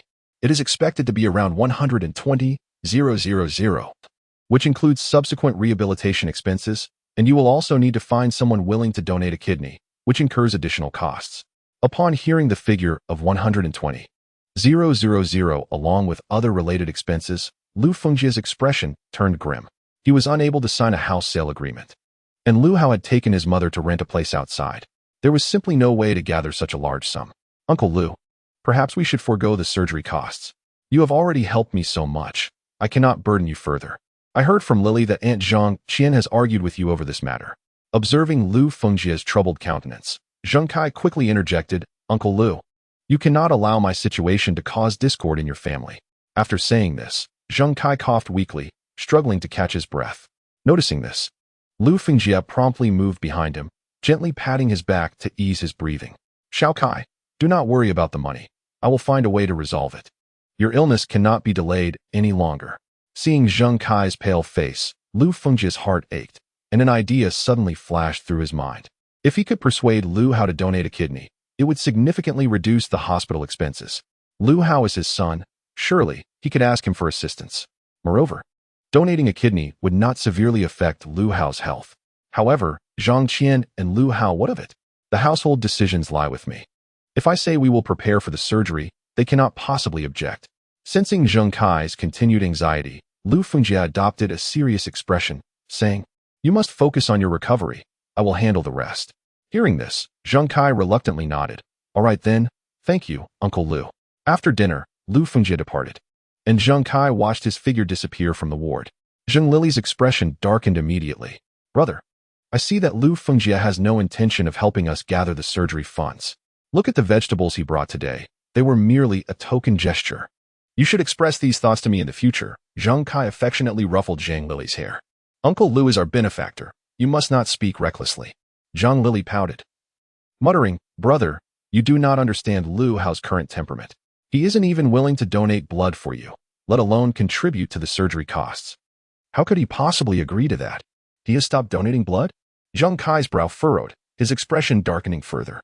He was aware that Lu Fengjie only contributed 5,000 each month to the hospital, barely covering his hospital stay and various treatment expenses. Due to complications from his illness, Zheng Kai occasionally required blood transfusions. If this support were to cease, he would be unable to afford the additional costs for transfusions, especially since the hospital's blood supply was critically low. Requiring purchases from scalpers, he simply did not possess the means. He stopped long ago, 2 weeks ago. His attitude was particularly unpleasant. What sort of person behaves like this? Zhang Lily huffed, her discontent towards Lu Hao growing. After hearing this, Zheng Kai's brow knitted tighter. He felt an inexplicable sensation, as if an unseen force were orchestrating these events. With the pressures from Zhang Shuer and Lu Fengjie, Lu Hao should have been compelled to donate blood every 6 months. Moreover, Zhang Shuer had only visited him once in the past 2 weeks, and after exchanging a few words, she left in a rush, as if distracted. This feeling troubled Zheng Kai. Suddenly, a buzzing sound interrupted his thoughts, a notification on his phone. Opening it, he found a message. Zheng Kai, I will not be coming today. Something has come up at home. Gripping his phone tightly upon reading Zhang Shuer's message, Zheng Kai felt a surge of frustration. Jiang Peng, hidden within Lu Hao's consciousness, eagerly absorbed the primordial energy.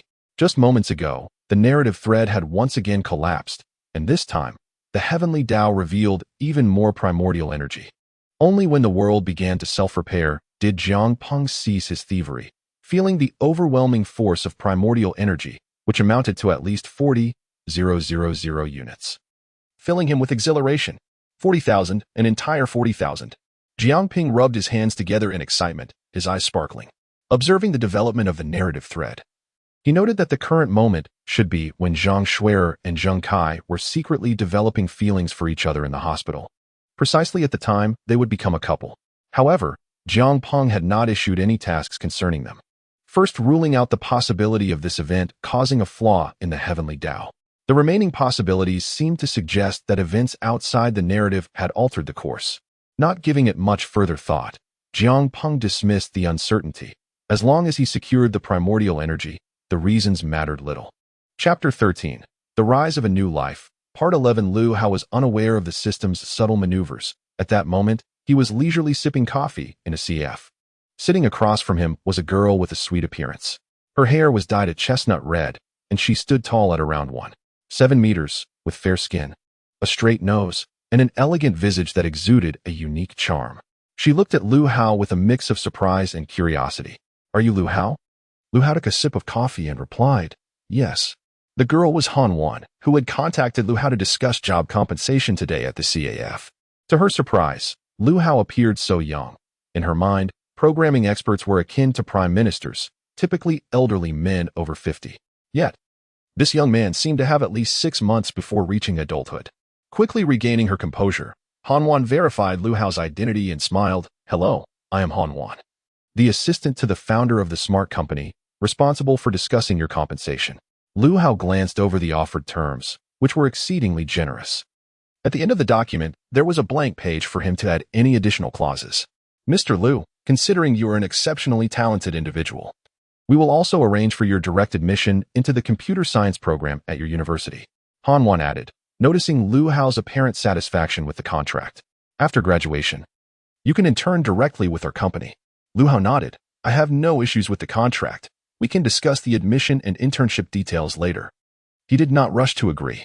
Ever since receiving the reward for enlightenment from the system, he had discovered an enhancement in his learning abilities, allowing him to grasp knowledge swiftly. Even subjects he previously struggled with were now easily mastered in a short time. Therefore, Lu Hao felt no urgency. As long as he had sufficient time, he could thoroughly absorb various knowledge, including further studies in computer technology. Regarding work matters, he felt no need to consider them too heavily at his age. Han Wan was not in a hurry for Lu Hao to join the company, believing that when he graduated from university and entered society, he would understand the immense status and wealth of the company that recruited him. "So, Mr. Lu, let us discuss the current work situation. When can we sign the employment contract?" "We can do it now." The job responsibilities outlined in the contract were well within Lu Hao's current capabilities, and he saw no reason to decline such a high-paying and relaxed position. After signing the employment contract, Lu Hao exchanged a few more words with Han Wan before leaving, but as he approached the door, something seemed to strike him again. "If you need to advance your salary, feel free to call me at any time." Han Wan glanced at Lu Hao's worn-out clothes and kindly reminded him. "All right." Upon returning home, as soon as the door swung open, a delightful aroma wafted from the kitchen. Zhang Qian was meticulously simmering chicken soup. Ever since Lu Hao secured a stable and substantial income and adjusted to his son's sudden transformation, Zhang Qian no longer rushed to the morning and evening markets to sell vegetables for money. Instead, she prepared lavish dinners for Lu Hao every morning and evening. "Thank you, Mom." Lu Hao sat at the dining table, scooping up a spoonful of soup, gently blowing to cool it before savoring it. "Your culinary skills have truly improved," Lu Hao exclaimed in admiration. Zhang Qian smiled. "Eat more. I've made plenty today." Her tone was filled with affection. To her, regardless of her son's financial success or academic performance, all she wished for was his safety and health. Knock, knock, knock. A series of knocks echoed at the door. Zhang Qian, who was serving the dishes, paused in surprise. At this hour, who could it be? "Xiao Hao, is a classmate coming over for dinner?" Zhang Qian turned to ask. Why is this child suddenly silent? Muttering to herself, Zhang Qian walked out of the kitchen to open the door. "Mom, you've decided to divorce Dad, right?" Lu Hao suddenly spoke up. "Why are you bringing this up all of a sudden?" Zhang Qian halted, looking at Lu Hao with confusion. Yet, his expression had darkened, and the usual playfulness in his eyes had vanished. "Mom, This question is very important to me. Zhang Qian hesitated for a moment before slowly nodding. I won't rely on your father anymore. Even if I have to take on extra jobs, I will do my utmost to ensure you live well. Mom, what are you saying? I would never want you to work so hard. Hearing the answer he desired, Lu Hao reverted to his usual playful demeanor with his mother. Outside, Lu Fengjie frowned and knocked again, this being his third attempt. It was quite unreasonable that they had not opened the door yet. As the head of the family, he had personally come to reconcile, so why were they still not answering? This left him feeling quite displeased. Creak. Just as he pondered this, the door swung open, revealing Zhang Qian in her pajamas. Lu Fengjie was taken aback. Zhang Qian appeared to be even more beautiful than when she left. Perhaps reconciliation might not be so bad after all, he thought to himself. Glancing inside, though the space was small, everything was neatly organized, the furniture arranged with care, and the floor impeccably clean. The mingled aromas of chicken soup and various meat dishes wafted from the dining table, intoxicating Lu Fengjie, making him swallow hard. A full week. He had been subsisting solely on plain steamed buns and water. Without Zhang Qian's support, he could no longer afford Zheng Kai's hospital expenses, and he had less than 40 yuan to his name. Observing the warm scene in the room, he regretted driving Zhang Qian and Lu Hao out. Yet, it wasn't too late. He had come to apologize after all. Lu Fengjie wore a magnanimous expression and, without waiting for Zhang Qian to speak, walked into the room and sat at the dining table. Xiao Hao, go get me some food. I've traveled such a long way, and I'm starving. With that, he picked up the spoon from the table, ready to take a sip of the chicken soup. Chapter 14, Turning Point in Life. Part 12. The soup spoon was sent flying by Lu Hao's hand, crashing to the floor. This is my home. No one is allowed to touch anything here without my permission. Lu Hao retorted coldly. You. Lu Fengjie glared at Lu Hao. You're my son. What do you mean by this? Xiaojian, look at how you've spoiled him. Zhang Qian's expression was devoid of emotion. She had long given up any illusions about this man. Had it not been for their son, she would not have endured for so long. Xiaoqian, don't joke around. I was impulsive that day. I'm here to apologize. Seeing Zhang Qian's intention to divorce, Lu Fengjie's demeanor softened immediately. You didn't like it when I used money to help Zheng Kai and the others. I'll be more mindful in the future and take less. Zhang Qian remained unmoved by Lu Fengjie's words. Then I will give you 20 of my salary each month as household expenses. Will that suffice? Lu Fengjie gritted his teeth, raising his offer. He wore a pained expression that amounted to 200 yuan, and with his monthly salary of only 6,000 yuan, offering up 20 should demonstrate his sincerity in apologizing, right? Please leave, Lu Fengjie. There is nothing more for us to discuss. Prepare for the divorce in the coming days. Zhang Qian replied coldly. Xiaoqian, Lu Fengjie attempted to persuade her again. But Lu Hao interjected. You may have paid the down payment for the house, but don't forget, it's my mother who has been repaying the mortgage. Lu Hao's meaning was clear. Zhang Qian had a rightful claim to the house. Even if Lu Fengjie had forced them out, he would owe a fair settlement in the divorce. Hearing Lu Hao's words, Lu Fengjie felt a pang of anxiety. Remembering he had less than 50 yuan left in his pocket, he felt a rising panic. The total price of the house was 600,000 yuan. After paying a down payment of 100,000 yuan, Zhang Qian had repaid 400,000 yuan over the years. Even if they split the assets in a divorce, he would still need to come up with at least 250,000 yuan. Now, even affording meals was a challenge, let alone such a sum. His monthly salary had been spent on charitable acts, buying food and supplies for the orphanage, and funding Zheng Kai's treatment, leaving him with nothing saved over the years. Realizing this, Lu Fengjie panicked and looked to Lu Hao for help. Xiao Hao, I know I was too harsh that day. I came here to find you specifically to ask you to persuade your mother to reconsider. Lu Fengjie turned to Zhang Qian, displaying a smiling, ingratiating expression. This is my home now. If you don't leave, I will call the police. Lu Hao's gaze was icy as he stared at Lu Fengjie. At this point, Lu Fengjie was still thinking about reducing the treatment expenses for Zheng Kai, showing no concern for Zhang Qian and Lu Hao, nor realizing what Zheng Kai had instilled in him. Seeing that Lu Hao was unresponsive, Lu Fengjie began to play the familial card. Xiao Hao, don't forget, I am your father. Lu Hao remained silent, standing up to grasp Lu Fengjie and drag him towards the door. Let go, you ungrateful son. How dare you lay hands on your father? Lu Hao ignored Lu Fengjie's protests and simply hurled him out the door. Bang! Lu Fengjie stumbled to the ground. You, Dad, you are getting old. Standing at 8 meters tall, Lu Hao blocked the doorway, intimidating Lu Fengjie, who was about to unleash a torrent of curses. Get lost. Prepare for the divorce in the coming days. After shutting the door, Lu Hao let out a long breath. He vividly recalled how, years prior, his mother had scrimped and saved for an entire month to buy a large cake for his birthday.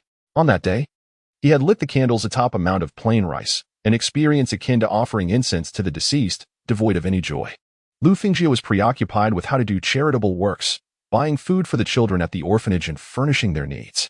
Lu Hao knew well that most of the funds for these charitable acts had come from his mother, while his entire salary had been devoted to Zheng Kai's medical expenses. Now, without his mother's support, he was eager to see how long Lu Fengjie could hold on. Staring at the firmly shut door, Lu Fengjie's expression darkened. All right, fine. You want to play hardball? Lu Fengjie trembled with rage, a fierce glint flashing in his eyes. Rising to his feet, he angrily kicked the wall beside him twice. Suddenly, the sound of a ringing phone interrupted his curses. It was a call from Zheng Kai. This only intensified his irritation. Why the incessant urging? Delaying dinner delivery 1T lead to starvation. Hello, the number you dialed is currently unavailable. Please try again later.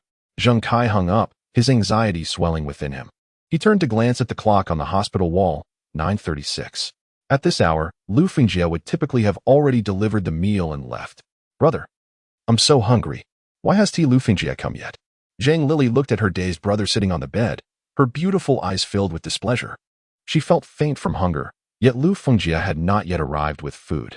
Let us just buy some instant noodles for now. Perhaps something has delayed Uncle Lu.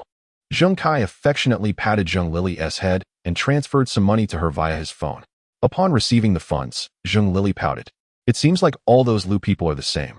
They've been delivering meals later and later, and the portions keep getting smaller. Just yesterday, all we got was a plate of stir-fried greens. How is that enough? Today, they didn't even deliver anything at all. At her words, Zheng Kai fell silent, refraining from disputing Zheng Lily's remarks, though his anxiety deepened. Most troubling was that he had not heard from Zhang Shuer in quite some time. She no longer reached out to him. He said nothing, only gently patted Zheng Lily's head, encouraging her to go downstairs to the convenience store to buy some noodles. Zheng Lily sulked a bit, but obediently left the room. Zheng Kai pondered for a long while, gazing through the window into the night, and sighed. A decision was made. Chapter 15. The reversal of fate. The next day, Lu Hao, as usual, carried his backpack, ready for another day of study.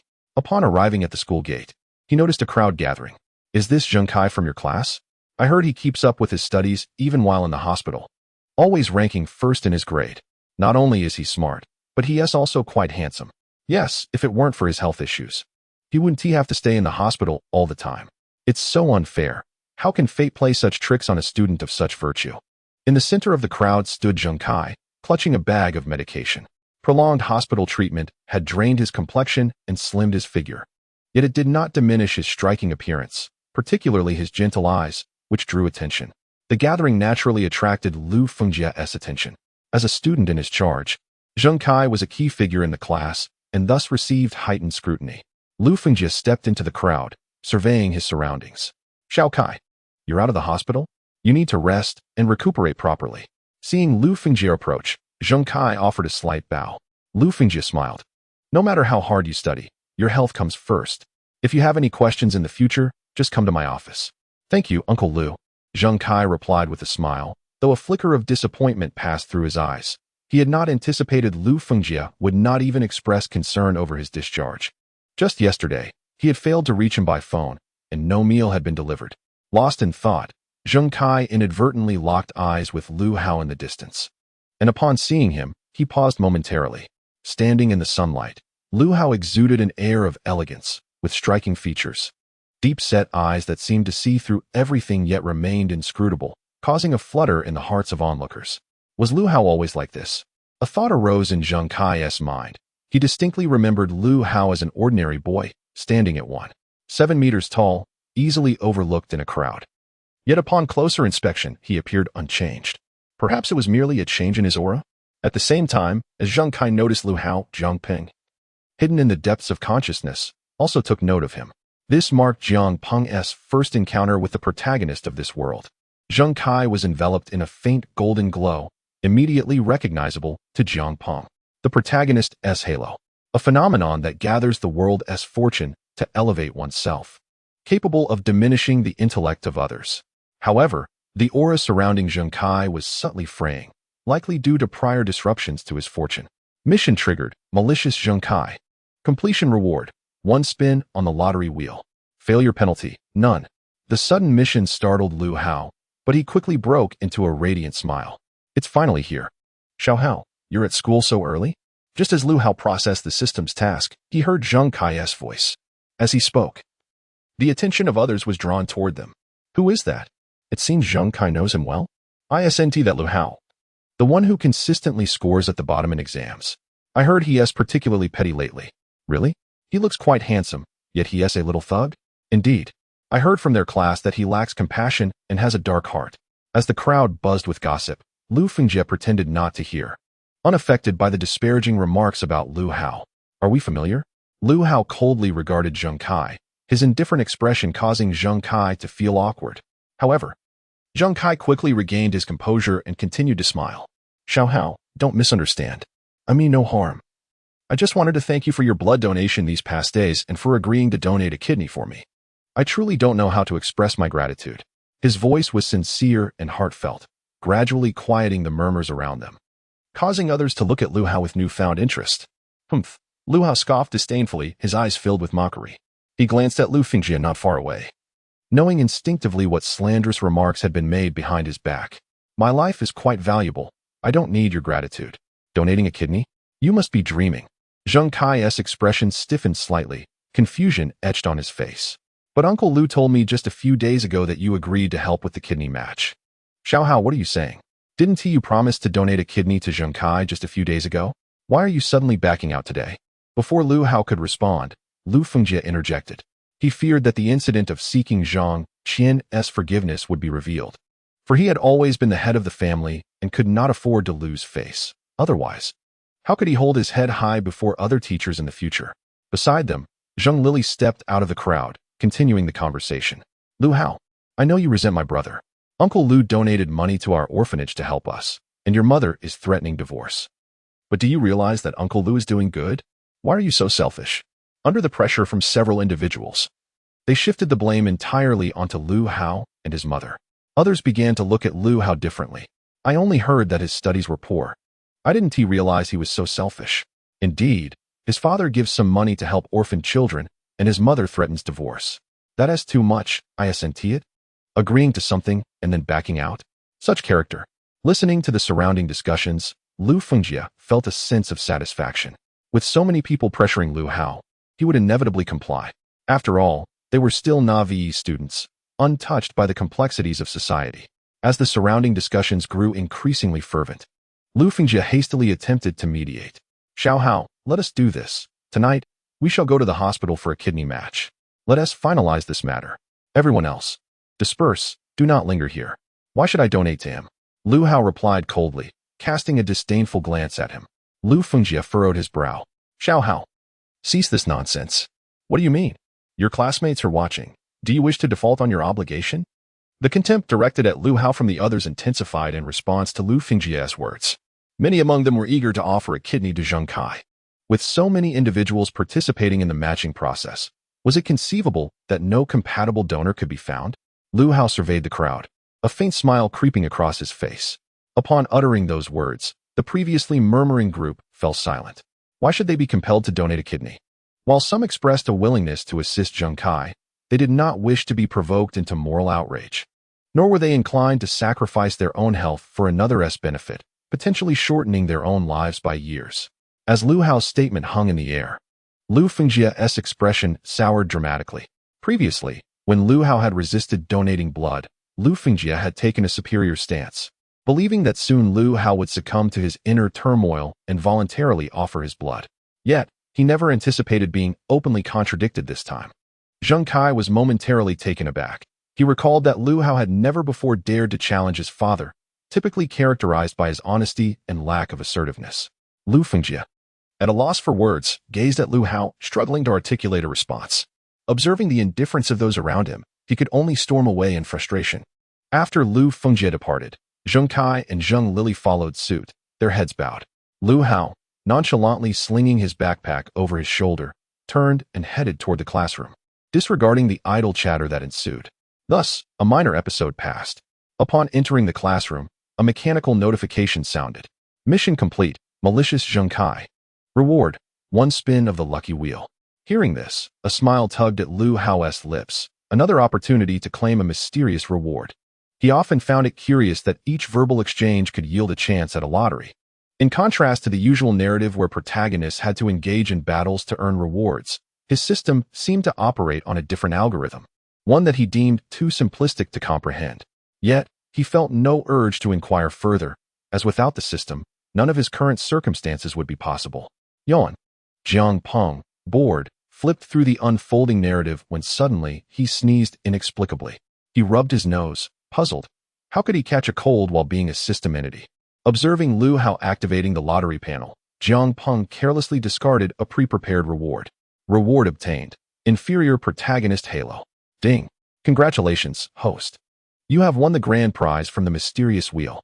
Item name, Inferior Protagonist Halo. Description, a halo of moderate craftsmanship, automatically worn upon acquisition. Due to its substandard quality, the probability of triggering good fortune is virtually zero. Skill, diminished intellect. Note, skill can only be used once, targeting one individual nearby, causing a temporary reduction in intelligence. Is this truly a grand prize? System, are you playing me for a fool? The instant the reward notification appeared, Lu Hao felt a fleeting glimmer of golden light pass over him, but beyond that, he sensed nothing else. Reviewing the halo's skill and effects, he found it nearly devoid of merit, offering a single-use intellect-depleting ability. What use was that? He had seen protagonists in dramas wielding their halos to survive perilous situations, yet his own halo was inferior to previous ordinary rewards. Jiang Peng, casually dismissing Lu Hao, activated his energy domain and observed Zheng Kai in the distance. Zheng Kai Protagonist Halo, 90 Lu Hao Protagonist Halo, 10. Indeed, Zheng Kai remained the original protagonist, and even though the narrative had been disrupted, the protagonist halo could not be entirely usurped. When Jiang Peng had encountered Zheng Kai that morning, he had attempted to siphon his halo, expending 1,000 units of primordial energy to claim a mere 10% of its power, after which further attempts proved futile. However, that fraction of a halo sufficed. Whenever Zheng Kai invoked his protagonist aura, the resultant fortuitous energies would ultimately redirect into Lu Hao's being. Noting that the system remained as impassive and bureaucratic as ever, Lu Hao rolled his eyes and took his seat. Xiao Hao, here are yesterday's notes. You should review them before class. Otherwise, you might fall behind again. Lin Qianqian placed a notebook before him. With the impending college entrance examination and Lu Hao's grade stagnating, she routinely lent him her notes to aid his studies. As his desk mate, she genuinely wished for him to secure admission to a reputable university. Lu Hao expertly accepted the notebook and began perusing it. Thanks to the insight gained from previous rewards, he found himself grasping high school material with remarkable ease. In just 2 weeks, he had fully mastered the high school curriculum, catching up to his peers. Now, when Lin Qianqian provided her class notes, it merely served as a review of what he had already learned. Within 5 minutes, Lu Hao returned the notebook to her. Observing that he had returned it so swiftly, Lin Qianqian furrowed her brow. What's wrong? Is there something you don't understand?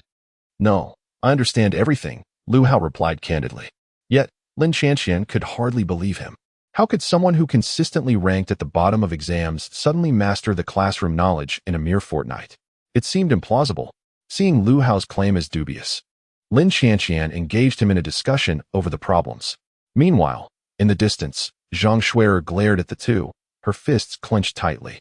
This insufferable girl was practically pressing her face against Lu Hao's. With a huff, she stood and approached Zheng Kai. Brother Zheng Kai, I've been too busy to visit you at the hospital lately, but look, I've organized a charity fundraiser in class, and we've raised 500 yuan to assist you.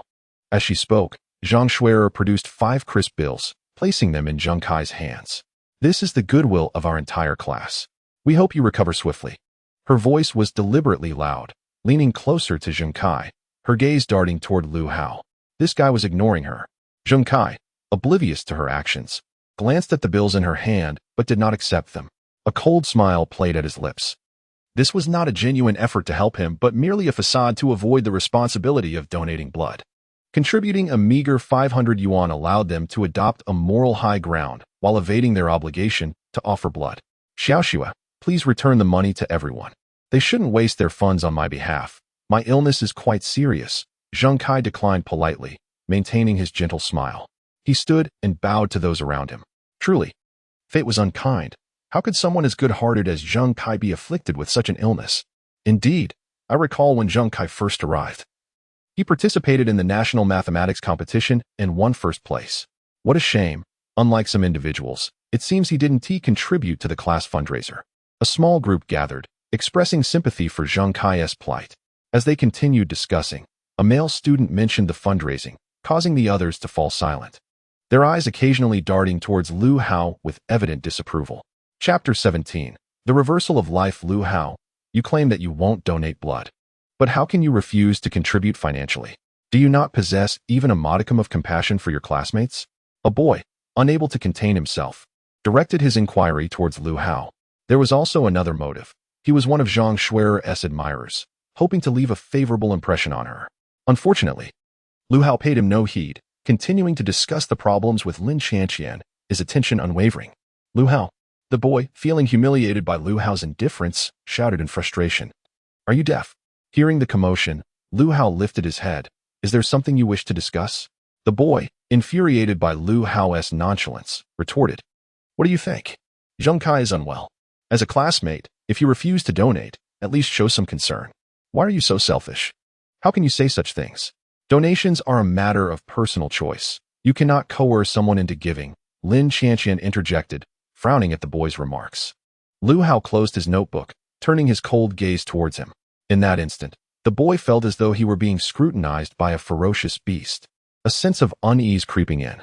Yet, upon noticing Lu Hao's frail physique, he regained his bravado. What are you staring at? Do you want to fight? As the tension between the two escalated, Zhang Shui quickly stepped in to mediate. Please, stop arguing. Zheng Kai has already stated that donations are not necessary. We appreciate everyone's goodwill. Shui, being too kind isn't always beneficial. Just look at Lu Hao. Poor grades and a narrow mind. It's embarrassing to be in the same class as him, the boy exclaimed indignantly. Zhang Shui glanced at Lu Hao. Perhaps little Hao is facing financial difficulties at home and simply cannot contribute. He has also donated blood before. I might have unintentionally caused you to think otherwise by focusing on taking care of Zheng Kai. Little Hao, I apologize for neglecting you before. I would like to make amends. I promise to pay more attention to you while caring for Zheng Kai in the future. Zhang Shui, following the boy's lead, softly apologized to Lu Hao, providing him with an easy way out. However, her words left the other students in stunned silence. The school beauty, Zhang Shui, was actually taking the initiative to apologize. Previously, it was always Lu Hao who followed her around after their disputes. The boy, upon hearing Zhang Shui's words, was nearly driven to the brink of anger. He had endeavored to assist her in reprimanding Lu Hao, yet she was now pleading for reconciliation with him? Was he merely a fool caught in the middle? This thought only intensified his fury, prompting him to close his mouth and glare at them coldly. Classmate A. Does Zhang Shui still hold a candle for Lu Hao? Wasn't she turned down by him before? Classmate B. Perhaps it's a case of playing hard to get? After all, Zhang Shui is stunning. This apology surely grants her sufficient grace. If it were me, I would accept it, another chimed in. Classmate C. He lacks any semblance of masculinity. Classmate B. She's a girl. Her transgression isn't significant. It's merely caring for another boy at LL Pass. A group of curious students gathered to whisper among themselves. Lu Hao, I previously mentioned that we no longer share any connection, he replied coolly. Casting a glance at Zhang Shui, he did not comprehend why, after her apology, he should be obliged to forgive her with joy. After all, they had grown up as childhood sweethearts. Alas, he miscalculated. As the drama subsided with their exchange, lunchtime arrived. Lin Qianqian, familiar with the routine, brought her tray to sit beside Lu Hao. The cafeteria offered a bountiful selection that day. Not bad, Lu Hao responded nonchalantly. Since Lin Qianqian had grown close to him, she often sat with him during lunch, engaging in light conversation. I've noticed your father has been frequently visiting teacher Zhang Qian, bringing flowers each time. Are they having a quarrel?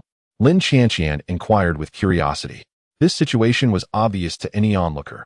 Lu Fingjie was attempting to appease Zhang Qian after a domestic dispute. Lu Hao chuckled softly at the thought.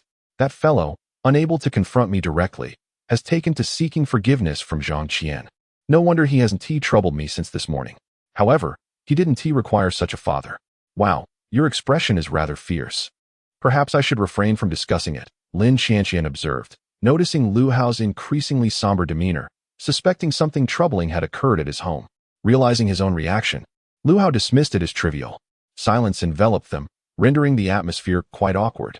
Under normal circumstances, this would have been a moment for subtle flirtation, yet today, following Zhang Shuer's public plea for forgiveness, any semblance of intimacy between them had vanished. Zheng Kai, feeling increasingly agitated, sensed that everything was slipping from his grasp. The streak of good fortune that had accompanied him throughout his life seemed to have inexplicably vanished. He needed to devise a remedy. If he wished to avoid an early demise due to illness in a few years, he must act swiftly. At that moment, a group of gossiping girls passed by. Girl A, have you seen the latest episode of Gold Medal Mediator? Girl B. That's the one where the husband cheats and then seeks reconciliation with his ex-wife while bringing the child, right? That husband's backstory is so tragic. It nearly moved me to tears. Girl C, yes. I heard they are preparing material for a new episode. Zheng Kai observed the departing girls, deep in thought. Yes, he could seek the media's assistance. Just then, his phone rang. It was the director of the orphanage calling. Hello? Yes, I'll head over immediately. After hanging up, Zheng Kai felt a surge of excitement. It was as if fate had conspired to deliver him a timely opportunity. He hurried towards the orphanage, neglecting to inform Zhang Shuer of his departure. Watching Zheng Kai rush away, Zhang Shuer's expression soured. I'm feeling a bit weary, Lu Hao murmured to himself, closing his book and stretching his sore neck. Despite the system enhancing his cognitive abilities, acquiring knowledge still required personal effort. 20 minutes later, a woman in her 40s, wearing black-framed glasses and dressed in professional attire, approached. She held a small microphone, accompanied by a photographer. Lu Fengjie and Zheng Kai followed closely behind her. After a brief introduction, the host, Shi, positioned the microphone before Zhang Qian, awaiting her response. As a seasoned host, Shi understood that for someone as indecisive as Zhang Qian, a more assertive approach was necessary to prevent her from overthinking. At that moment, Lu Hao's voice unexpectedly interrupted their conversation. Shi turned, momentarily taken aback before beaming. You must be Lu Hao. Your father has mentioned you. Whether he mentioned me or not is inconsequential. Don't you find it rather rude to intrude upon someone else's home? Lu Hao replied coolly. Lu Hao, how can you be so impolite to our guests? Apologize at once.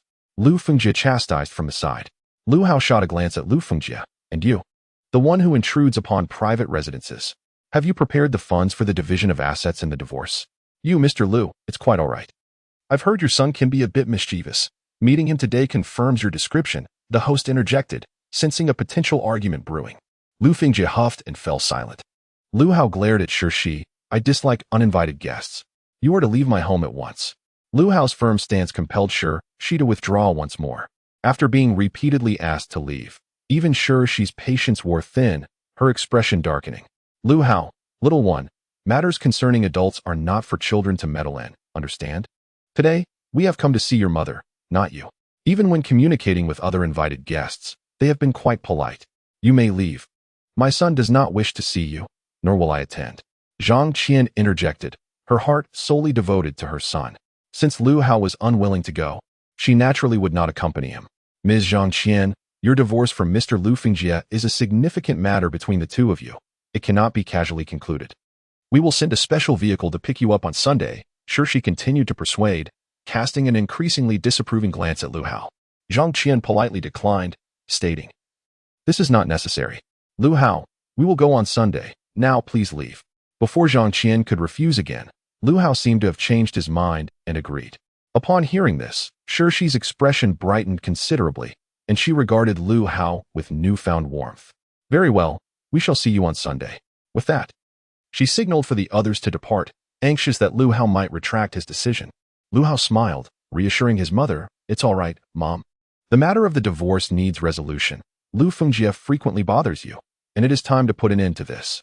Zhang Qian fell silent for a moment, recalling how in recent days, Lu Fengjie had often approached her with a rose, attempting to persuade her to reconcile.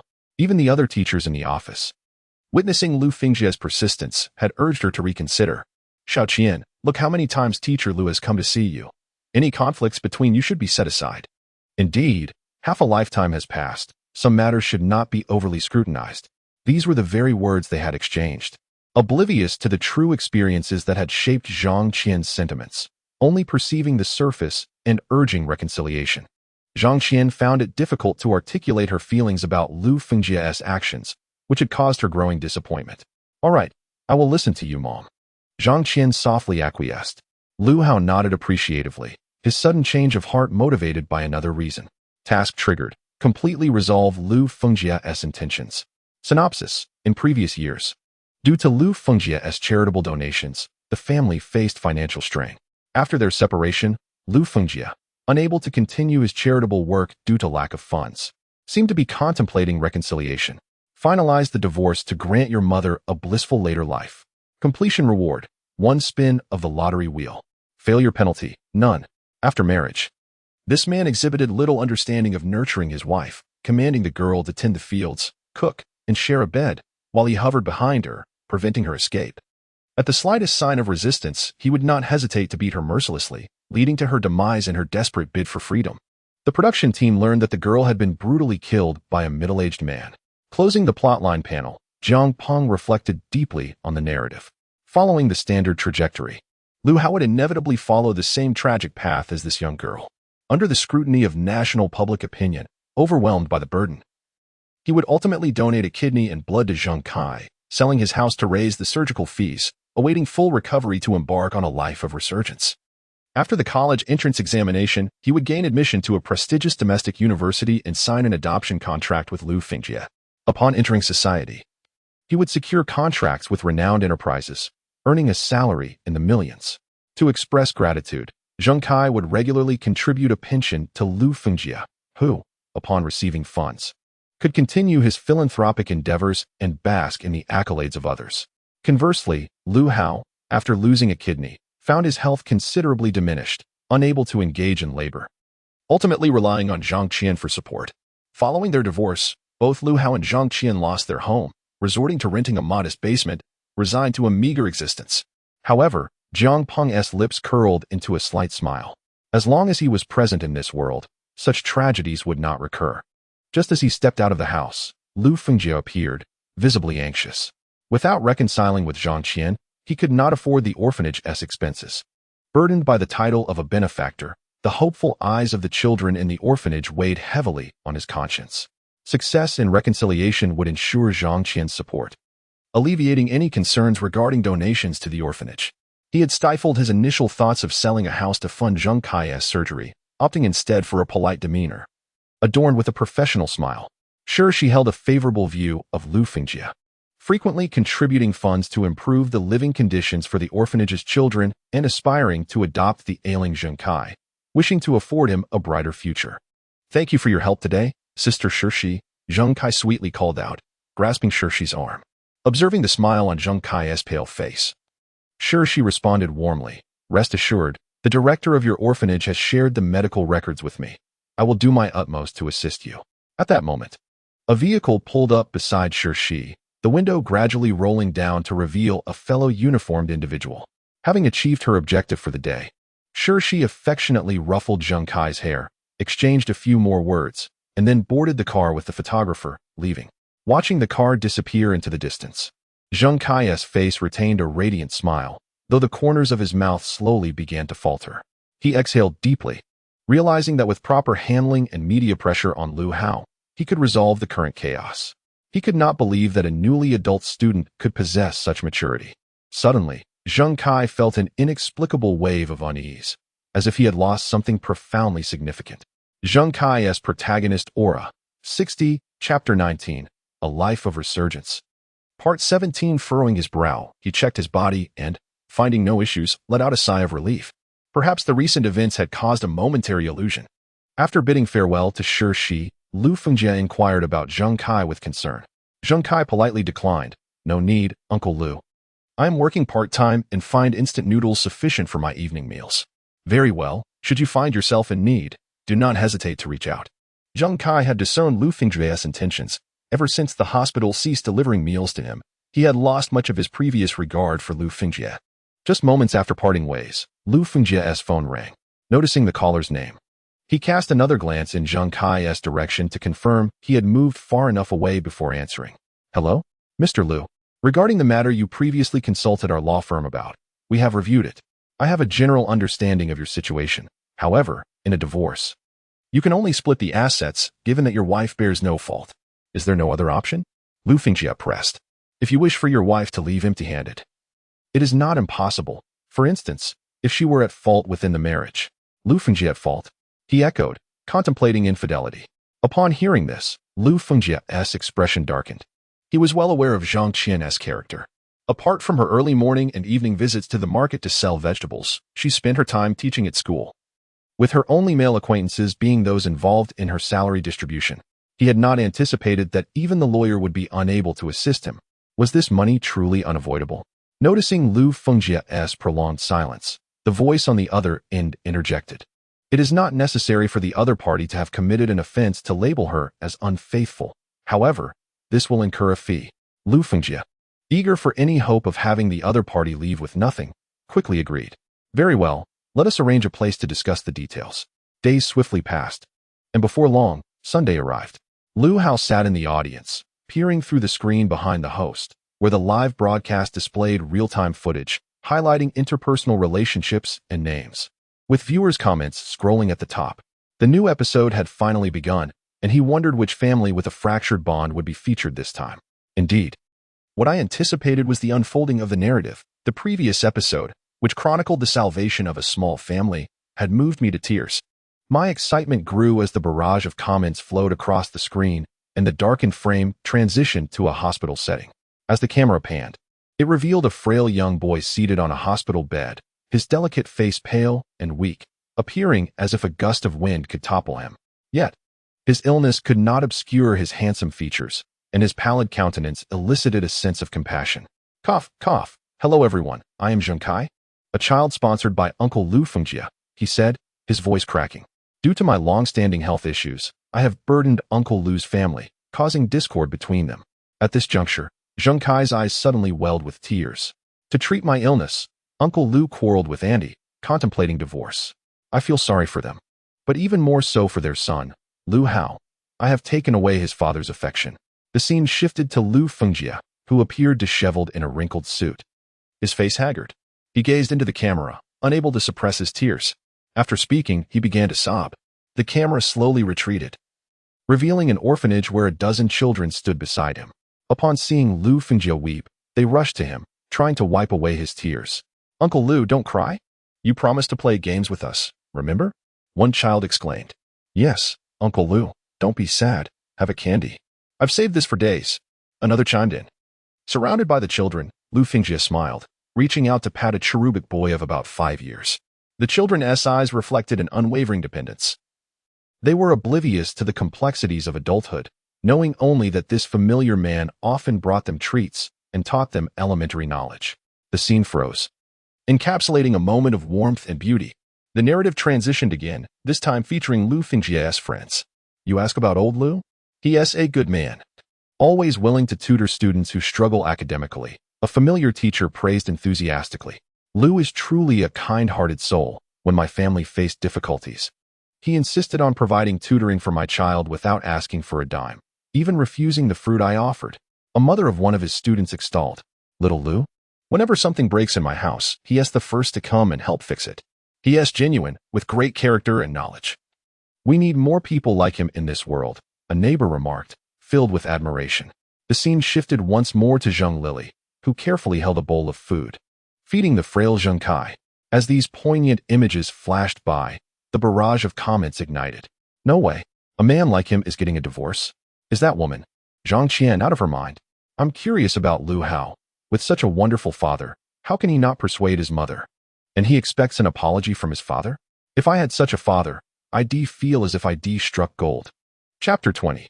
The reversal of life, whether or not to bring it up, is inconsequential. Do you not find it quite rude to intrude upon someone's private residence? Lu Hao admonished the group before him. Under this stark contrast, the comments erupted. Is Lu Hao really this arrogant? How could such a good father have produced such a child? If Lu Hao were my son, I'd have kicked him out long ago. No, Lu Hao isn't like that. He has always been kind at school. Lin Qianqian, holding her phone, felt her face flush with anger upon reading the viewers' comments. Unexpectedly, the couple in conflict for mediation were none other than her own desk mate's parents.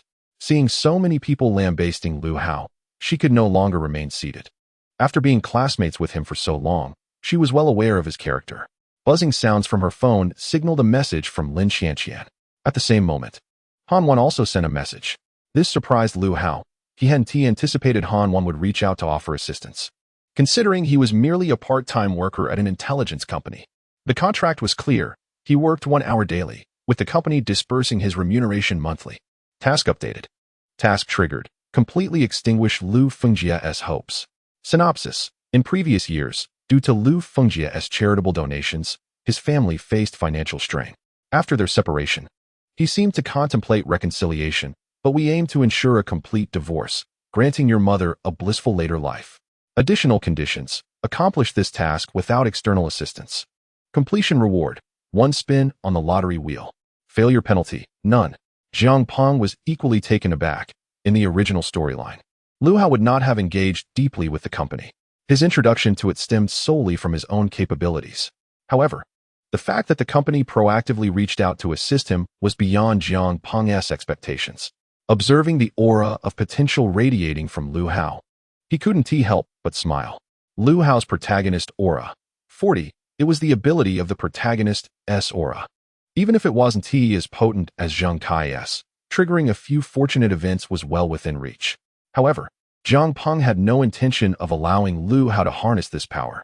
Presently, 2 protagonists inhabited this world, and utilizing the aura would cause it to be absorbed by the heavenly laws and redistributed between them. This meant that the more frequently the aura was employed, the weaker it would become. After all, Jiang Peng had traversed into a realm devoid of even basic technological barriers, a world rated between 1 and 10. Leaning towards the development of intelligent technology, categorized as a level 2 world. Yet, since there was no world consciousness here, its strength was comparable to a nascent level 1 world. The luck of such a primitive world was insufficient to sustain 2 protagonists, ultimately resulting in the survival of only one, at which point the protagonist aura would stabilize. Future occurrences of luck would no longer affect the aura. Dressed in a tailored suit, with meticulous makeup and hair elegantly styled, she captured the audience's attention immediately upon her entrance, thanks to the preceding video. However, her words did not elicit blessings from the viewers. Instead, they intensified their criticism. The screen was filled with comments disparaging Zhang Qian's lack of appreciation and condemning Lu Hao as an ungrateful child. Noticing these comments, she secretly chuckled, pleased that everything was unfolding according to her plan, steering the audience's focus toward the tumultuous mother-son relationship of Lu Hao and Zhang Qian. Glancing at Lu Hao, who remained quietly seated, she smirked inwardly, thinking him merely a child, incapable of competing with an adult seasoned in the ways of society. He likely believed he was maintaining composure, but she had seen countless individuals begin in silence only to later erupt in frustration and fury. She continued into the microphone. Today, we have the privilege of introducing Zheng Kai, the child sponsored by Lu Fengjia. We wish to hear his heartfelt sentiments. As soon as Shi's words fell, the spotlight illuminated a boy on the other side of the stage. Zheng Kai rose from the VIP seating and slowly made his way to the center of the stage. Clad in a hospital gown, his face bore a youthful innocence, yet appeared pale and frail under the bright lights. After just a few steps, a series of coughs escaped him, evoking a sense of pity, as if he might collapse on stage at any moment. Chapter 21. The Rise of a Life. Upon witnessing this, she hurriedly rushed to support him. As he was assisted to the center of the stage, Zheng Kai suddenly knelt in the direction of the camera. Uncle Lu, I am the one who has burdened you. I've caused disputes between you, Lu Hao, and Aunt Zhang Qian. I no longer wish to hurt you. With that, he bowed his head towards the camera, declaring, I do not wish to continue treatment for this illness. You need not quarrel anymore. Uncle Lu, I will strive to repay you for the money you have spent on me during these years of my life. Xiao Hao, could you possibly forgive your father one more time? Seeing Zheng Kai's weak visage, the audience couldn't help but feel a pang of sympathy. Directing their ire towards Lu Hao and Zhang Qian, condemning their lack of compassion. Isn't Lu Hao the son of Lu Fengjia? His father does so many good deeds. How could this child not inherit any of that? Could he possibly be an illegitimate child?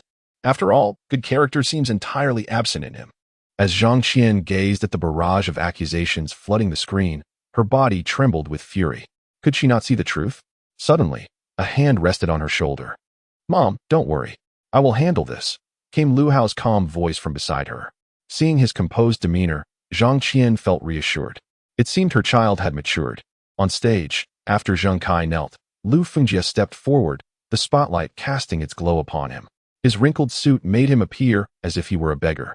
His weary eyes bloodshot. A man who dedicated his life to doing good and educating others, now reduced to such a pitiful state, evoked the audience's compassion. Rallying support for Lu Fengjie, he approached Zheng Kai and helped him rise. "Child, you are not at fault. All the blame lies with me. Xiao Hao is not a bad child. He feels I have devoted all my love to you, neglecting him. I am at fault. I apologize to him." Lu Fengjie's eyes grew misty as he wiped away the tears at the corners of his eyes. A few children, led by Zheng Lili, ascended the stage to offer gentle comfort to Lu Fengjie. Audience member 1. This Lu Hao truly lacks humanity. Audience member 2. Indeed, these children are so unfortunate. We are all human. Why should they not enjoy a life like everyone else? Why must they be abandoned? Audience member 3. As the atmosphere reached a crescendo, she seized the opportunity to speak. "I have a question for Mr. Lu Fengjie's child. Do you not feel ashamed? Your father is undeniably great, yet you treat him this way." With a tone of accusation, the spotlight shifted to Lu Hao. "Lu Fengjie, I ask you, were it not for my mother working tirelessly to earn money, would you have been able to come up with such a sum? How dare you tarnish my mother's good name?" Hearing Lu Hao's challenge, Lu Fengjie felt a twinge of guilt. "Xiao Hao, when I was with Xiao Qian, she supported me. The money you are using is meant for saving lives. I cannot abandon the children in the orphanages. So, this money is justified in your eyes?" Lu Hao scoffed, fixing his gaze on him. "Lu Fengjie, do you think the lives of those orphans matter more than mine and my mother's?" "Xiao Hao, I never thought that way. How have you become like this?" Just recently, he had allocated part of his salary to support the children in the orphanage, and now, Zheng Kai's hospitalization and living expenses were entirely insufficient. However, he dared not admit it now. He glanced at the screen. Audience member 1. Is Lu Hao still trying to twist the facts? In the previous video, he made it seem as though all the blame lay with Lu Fengjie. Audience member 2. Exactly, Lu Fengjie uses the money to save the lives of those orphans. He has stated his wife supported him when they were together. Seeing the public sentiment swaying in his favor, Lu Fengjie found his confidence rising. "Xiao Hao, I must take some of the blame for not raising you properly. How could you lack compassion? Yes, Lu Hao, look at these children. They are thriving thanks to Uncle Lu's donations. Where is your conscience? Uncle Lu is contributing to society." Zhang Lili echoed Lu Fengjie. "Ha, what a noble contribution to society."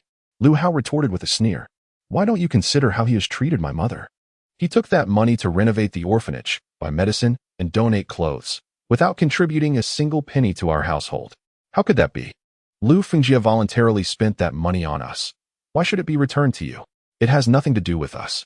The total expenses Lu Fengjie incurred for their food and hospitalization added up to over 200,000. How could they possibly repay that? They immediately distanced themselves from Lu Fengjie. Zheng Lili's words caught Zheng Kai off guard, causing a change in his expression.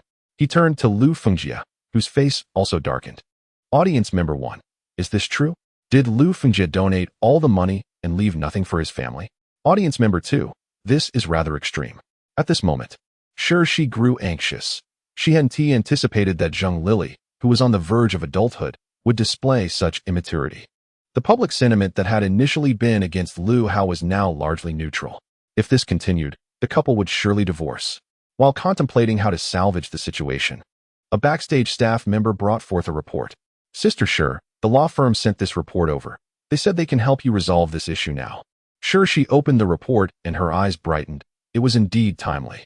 She unfolded the document and presented it before the camera, revealing the results that starkly indicated Lu Hao was not Lu Fengjie's biological son. Chapter 22. The rise of a life such a revelation, of course, would deter Mr. Lu Fengjie from spending money on his own family, placing the blame squarely on Zhang Qian.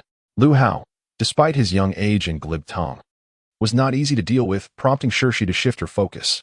She was aware that this document from the law firm was partially fabricated, and the private hospital that issued the certificate had also been bribed.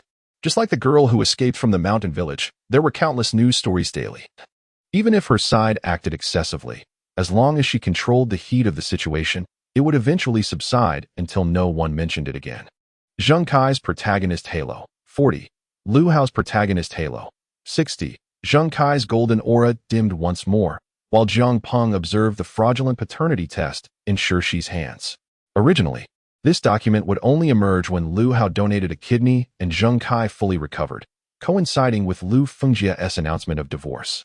Unexpectedly, it had appeared prematurely, indicating Zheng Kai had once again wielded the power of his Protagonist Halo.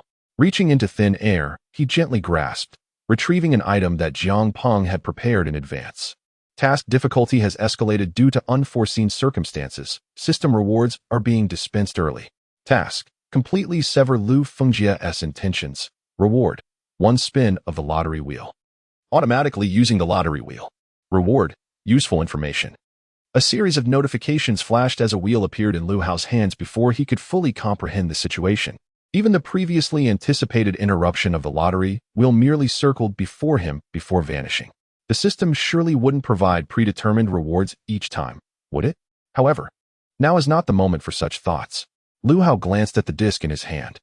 The description indicated that it contained explosive video content and recommended watching it on a large screen. Although the description did not suggest anything promising, Lu Hao had developed sufficient trust in the system after numerous instances of its assistance. Everyone was focused on the identification report in Shixi's hands.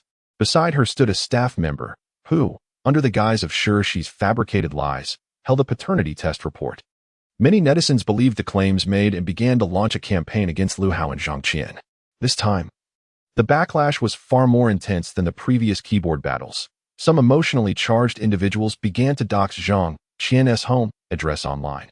Zhang Qian was infuriated by these baseless accusations and wanted to explain herself, but at Shixi's signal, the staff member handed her a malfunctioning microphone.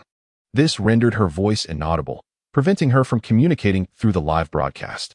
The staff member feigned compliance, stating they would fetch a new microphone. Shixi remained unfazed, knowing that letting public opinion brew a little longer would complicate Zhang Qian's attempts at clarification, which she could later manipulate. Just as Shixi let out a sigh of relief, the large screen on stage flickered and switched to another scene. Is there truly no other option? If you wish for your wife to walk away empty-handed, it is not impossible, especially if she is deemed the erring party in the marriage. The erring party? Such as committing infidelity during the marriage. On screen, Lu Fengjia was inquiring about the division of assets in a divorce. This sudden transition astonished the online audience, momentarily causing them to forget about their comments. It wasn't until the discussion turned to the costs of fabricating infidelity that she felt a jolt of alarm. She turned to check the control room. Everything had been progressing according to her plans, but who had released this video? Shixi's expression darkened. But just as she turned around, Lu Hao stood before her. Miss Shi, this video is also evidence you collected, isn't it? Isn't it a bit late to be showing it now? Lu Hao's voice was calm, but Shiqi felt a chill. Most people's attention had been riveted on the screen, allowing her to momentarily evade notice. Now that Lu Hao had taken the stage, disappearing again would prove troublesome. With the video now revealed, Shiqi had no choice but to adapt. Realizing this, Shiqi settled back to watch the video alongside Lu Hao. As Lu Hao observed the sensational content revealed, he couldn't help but smirk internally, realizing Lu Fengjia had covertly sought legal counsel, intending to use the fabricated infidelity as leverage against them. Yet, Lu Hao looked at Shiqi, who had just moments ago appeared anxious to exit the stage, now unperturbed as she watched the video with him. Did the host show no signs of distress? Lu Hao was not concerned that the video would go awry. He followed the system's introduction of the disc. Utilizing his sole ability on the staff member, he commanded, diminish their intellect. It must be said, this protagonist aura ability was remarkably effective.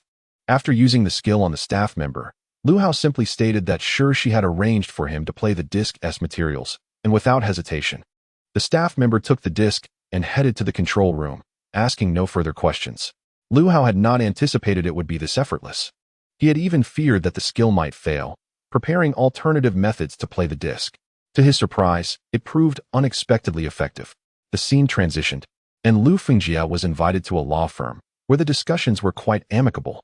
We understand you will soon participate in Gold Medal Mediator, correct? The lawyer asked. Lu Fengjia replied affirmatively, expressing his hope for reconciliation with his wife. But if that failed, he was informed that the lawyer's fee would be 10% of his property. Could we reduce that fee? Lu Fengjie inquired. This is already quite minimal. The costs of fabricating infidelity are substantial. Should you proceed with the divorce, remember, you will be liable for 50% of the assets. Lu Fengjie conceded. Then I shall rely on you. The exchange between Lu Fengjie and the lawyer was notably pleasant, culminating in them signing an agreement. Should the mediation fail, the law firm would not demand a single cent. At that moment, Shirshi's expression soured. She noted the video's progress bar nearing completion, yet the twist she sought did not materialize. Even she, with her limited intellect, understood that there was a mole in the control room. Someone was aiding Lu Hao. What have you done? Shirshi inquired in a hushed voice, laced with suppressed fury. She could see the comments from netizens exploding in outrage. Lu Hao feigned innocence, shrugging Monsieur. What do you intend to say next? Shirshi took a deep breath, striving to maintain her composure, but found herself at a loss for words. No matter how eloquently she had begun, embellishing Lu Fengjie and Zheng Kai, the video revealed the true nature of Lu Fengjie to the audience. Lu Fengjie also turned to Shirshi, panic setting in. What had initially been executed so discreetly? Even Zheng Kai had never mentioned. How could it have been leaked? He was bewildered. As he read the various derogatory comments directed at him, panic surged within him. The virtuous image he had built crumbled in an instant. However, some netizens remained relatively rational, questioning the stark contrast between this video and the initially benevolent Lu Fengjie. Lu Hao did not expect everyone to believe him. Compared to those who were oblivious, he knew Lu Fengjie all too well, having lived under the same roof with him for over a decade. Lu Fengjie, this divorce agreement, if signed today, we will relinquish all claims to the assets. If you refuse to sign, we shall meet in court tomorrow. Lu Hao produced a divorce agreement and tossed it to Lu Fengjie, intending to drop a bombshell on the scene. Lu Fengjie picked up the agreement, his expression fluctuating. He understood that if he signed it today, his reputation would be irrevocably tarnished. Yet, if he went to court tomorrow, he would be unable to secure even a fraction of the divorce assets. Sign. In Chapter 23, The Reversal of Life, Lu Fengjie's eyes flickered. Ultimately, gritting his teeth, he picked up a pen and, after confirming that the conditions on the divorce agreement were acceptable, he forcefully signed his name. Upon witnessing Lu Fengjie sign the divorce agreement, a cold smile crept across Lu Hao's lips. His objective had been achieved. Shirshi, too, felt despair wash over her at the moment Lu Fengjie signed. This solidified Lu Fengjie's shattered persona. Lu Fengjie paid no heed to the ensuing events. Having reached his goal, he hurriedly pulled Zheng Kai and others away, quickly vanishing from the camera's view. The protagonist aura, Zheng Kai 20.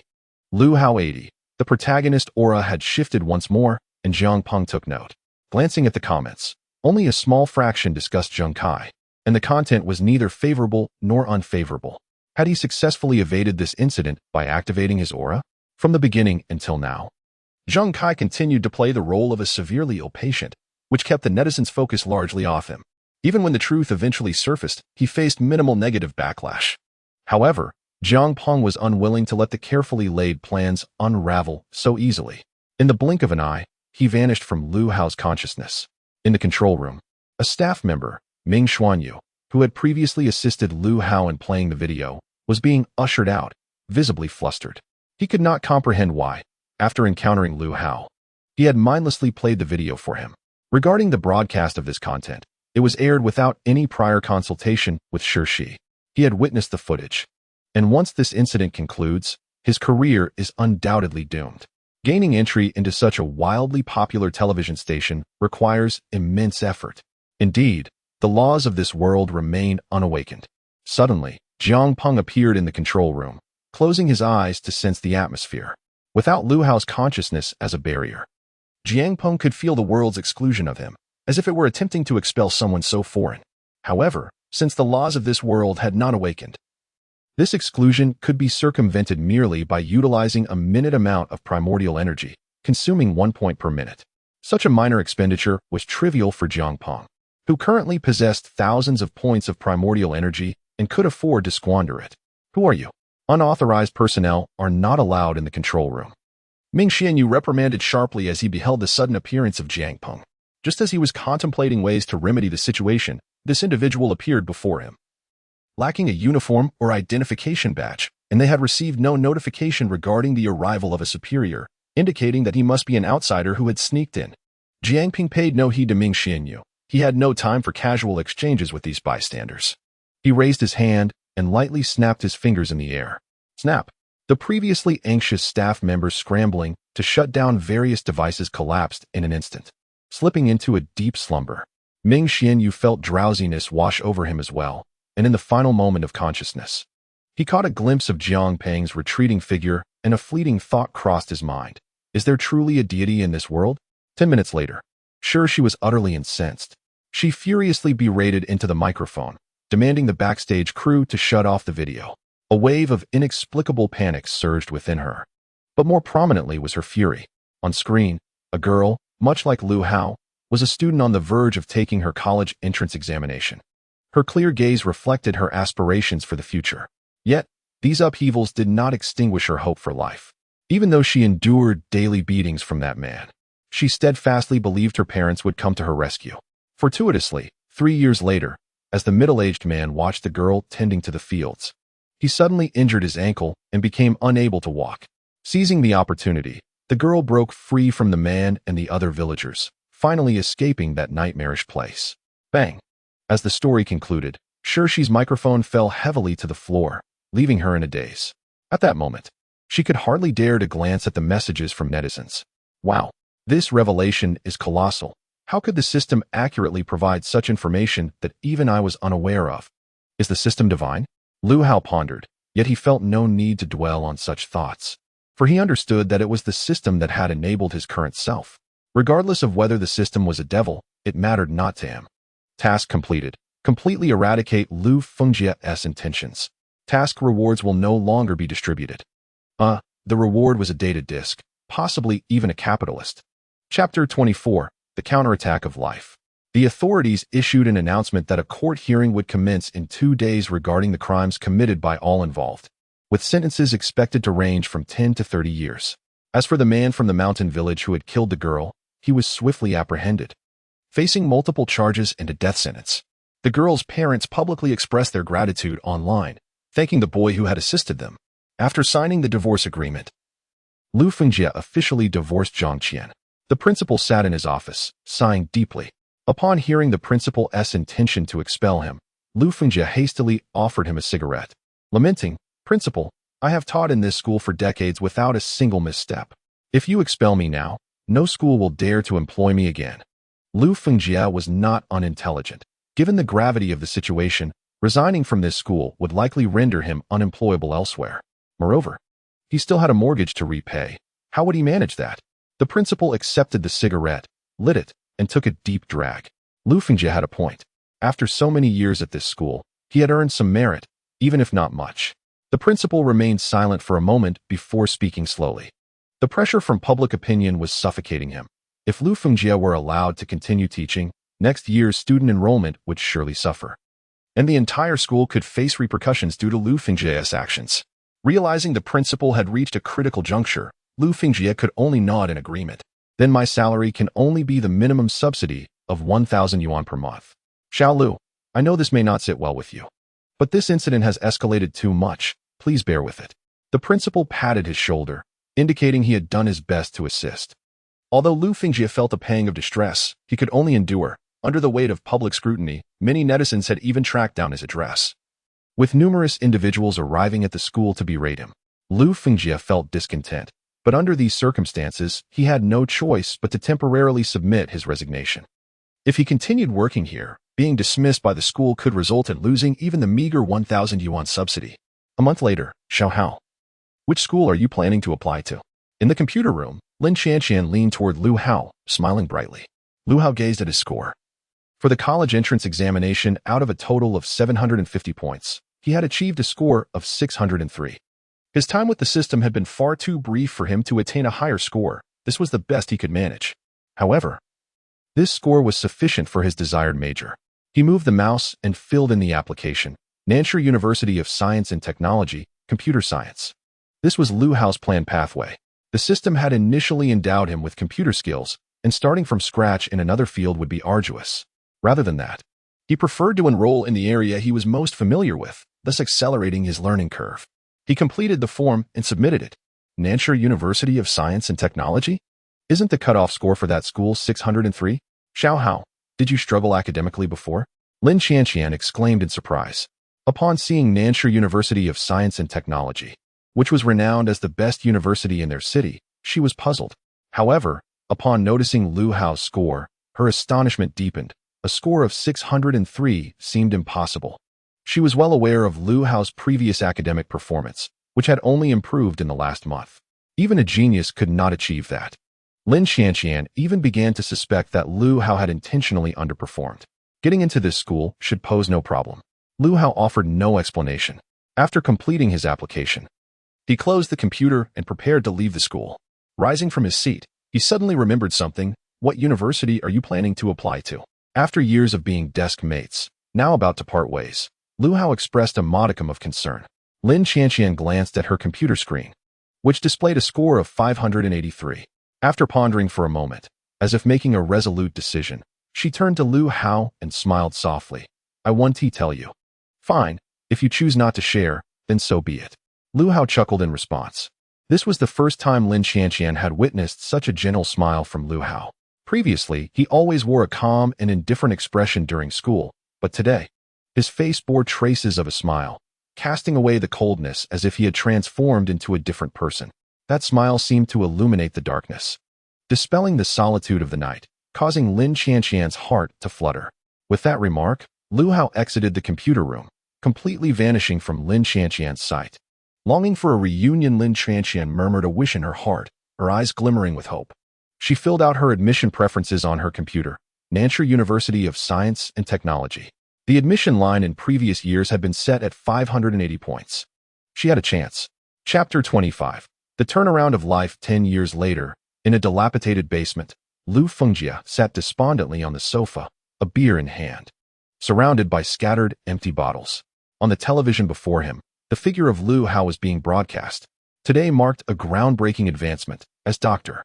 Lu Hao successfully developed an intelligent defense upgrade system, significantly enhancing our country's defense capabilities. We now invite Dr. Lu Hao to introduce his innovative defense system. At a press conference, the host reverently handed the microphone to Lu Hao after the introduction.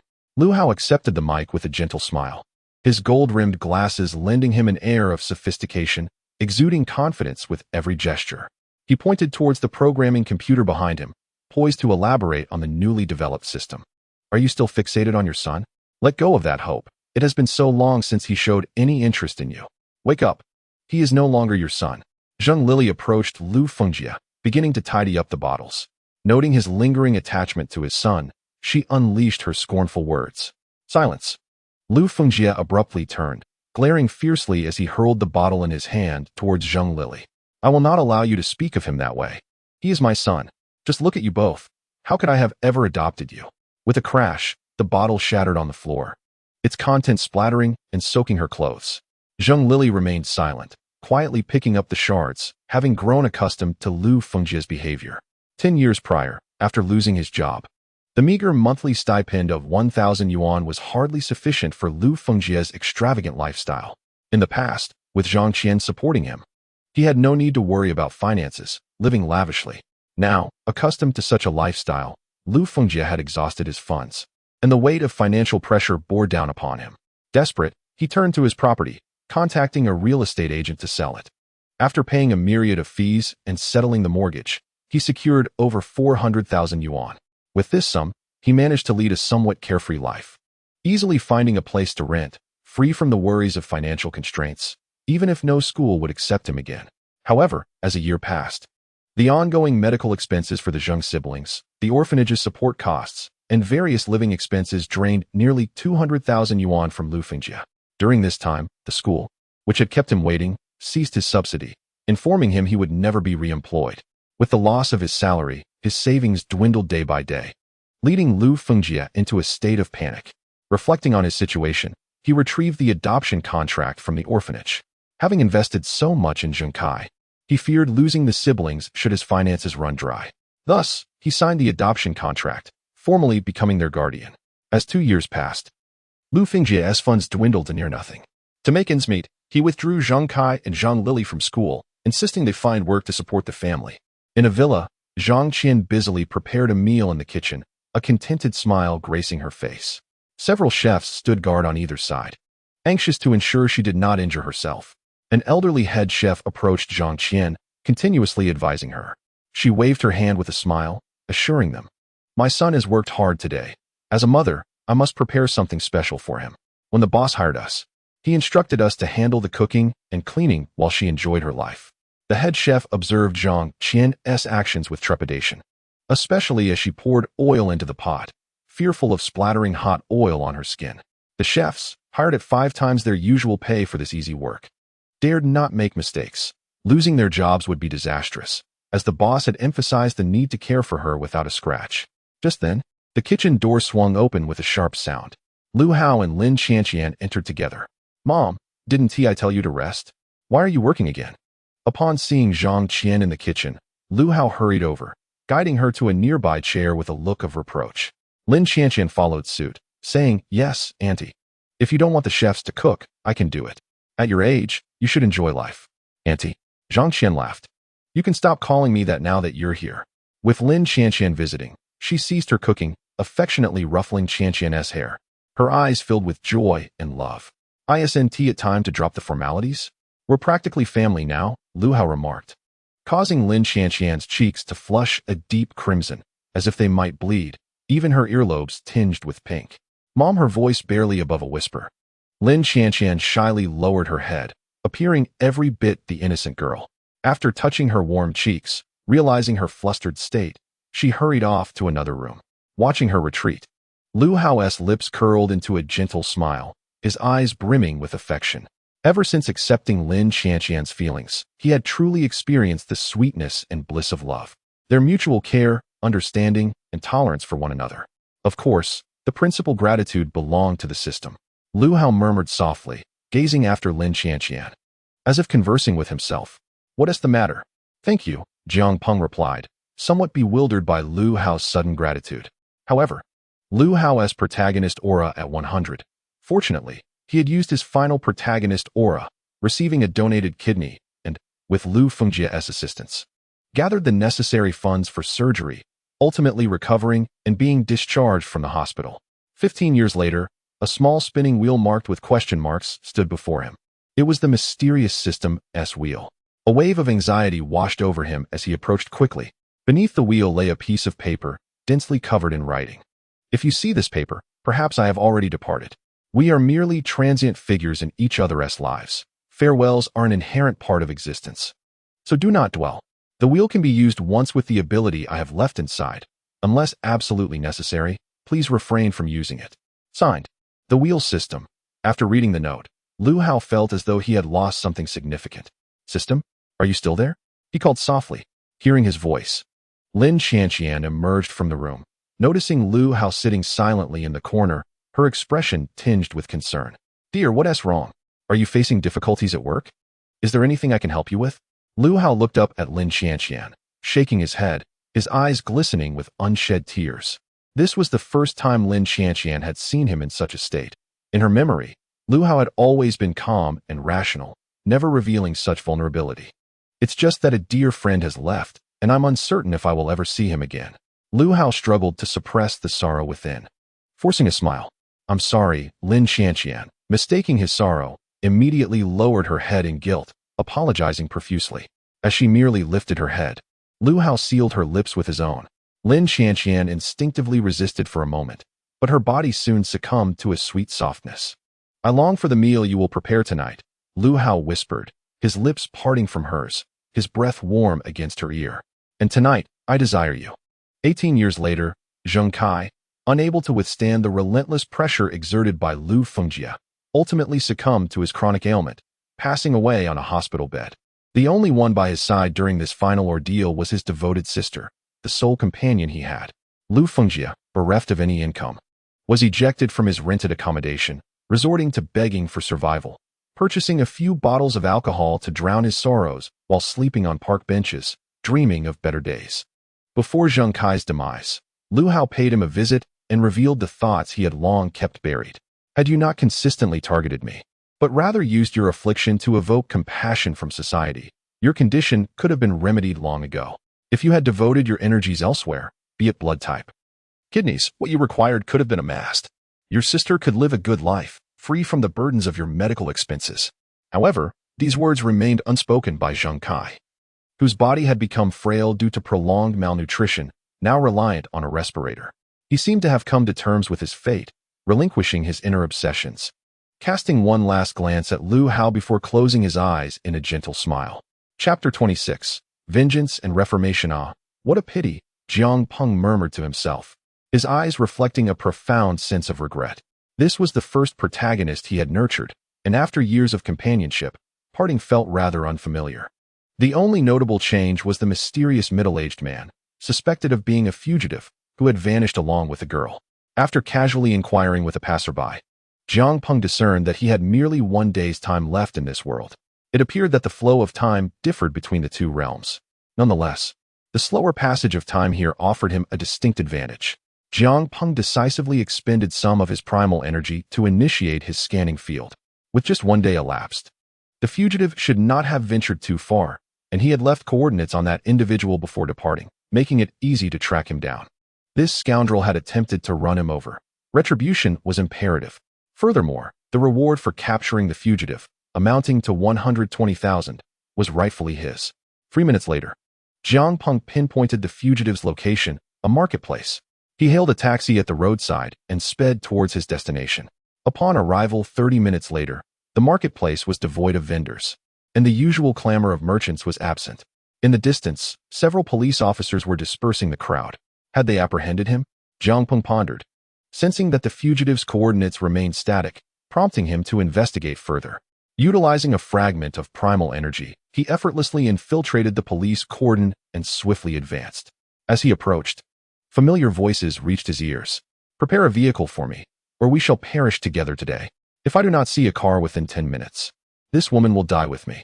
Inside a shop, a girl in her 20s was thrust against the window, while Wang Qingxing lurked behind her, a knife pressed to her chest. Wu Xiaoying was nearly paralyzed with fear. She could hardly believe that the boyfriend she had just started dating was a murderer. When they had met at the bar, she had assumed Wang Qingxing was a wealthy heir indulging in a life experience, especially when he had jovially ordered 2 bottles of wine, each costing 10,000. She had thought she had encountered her Prince Charming, only to discover he was a killer. Those riches were likely stolen from others. Moreover, he was using her as a human shield to evade capture.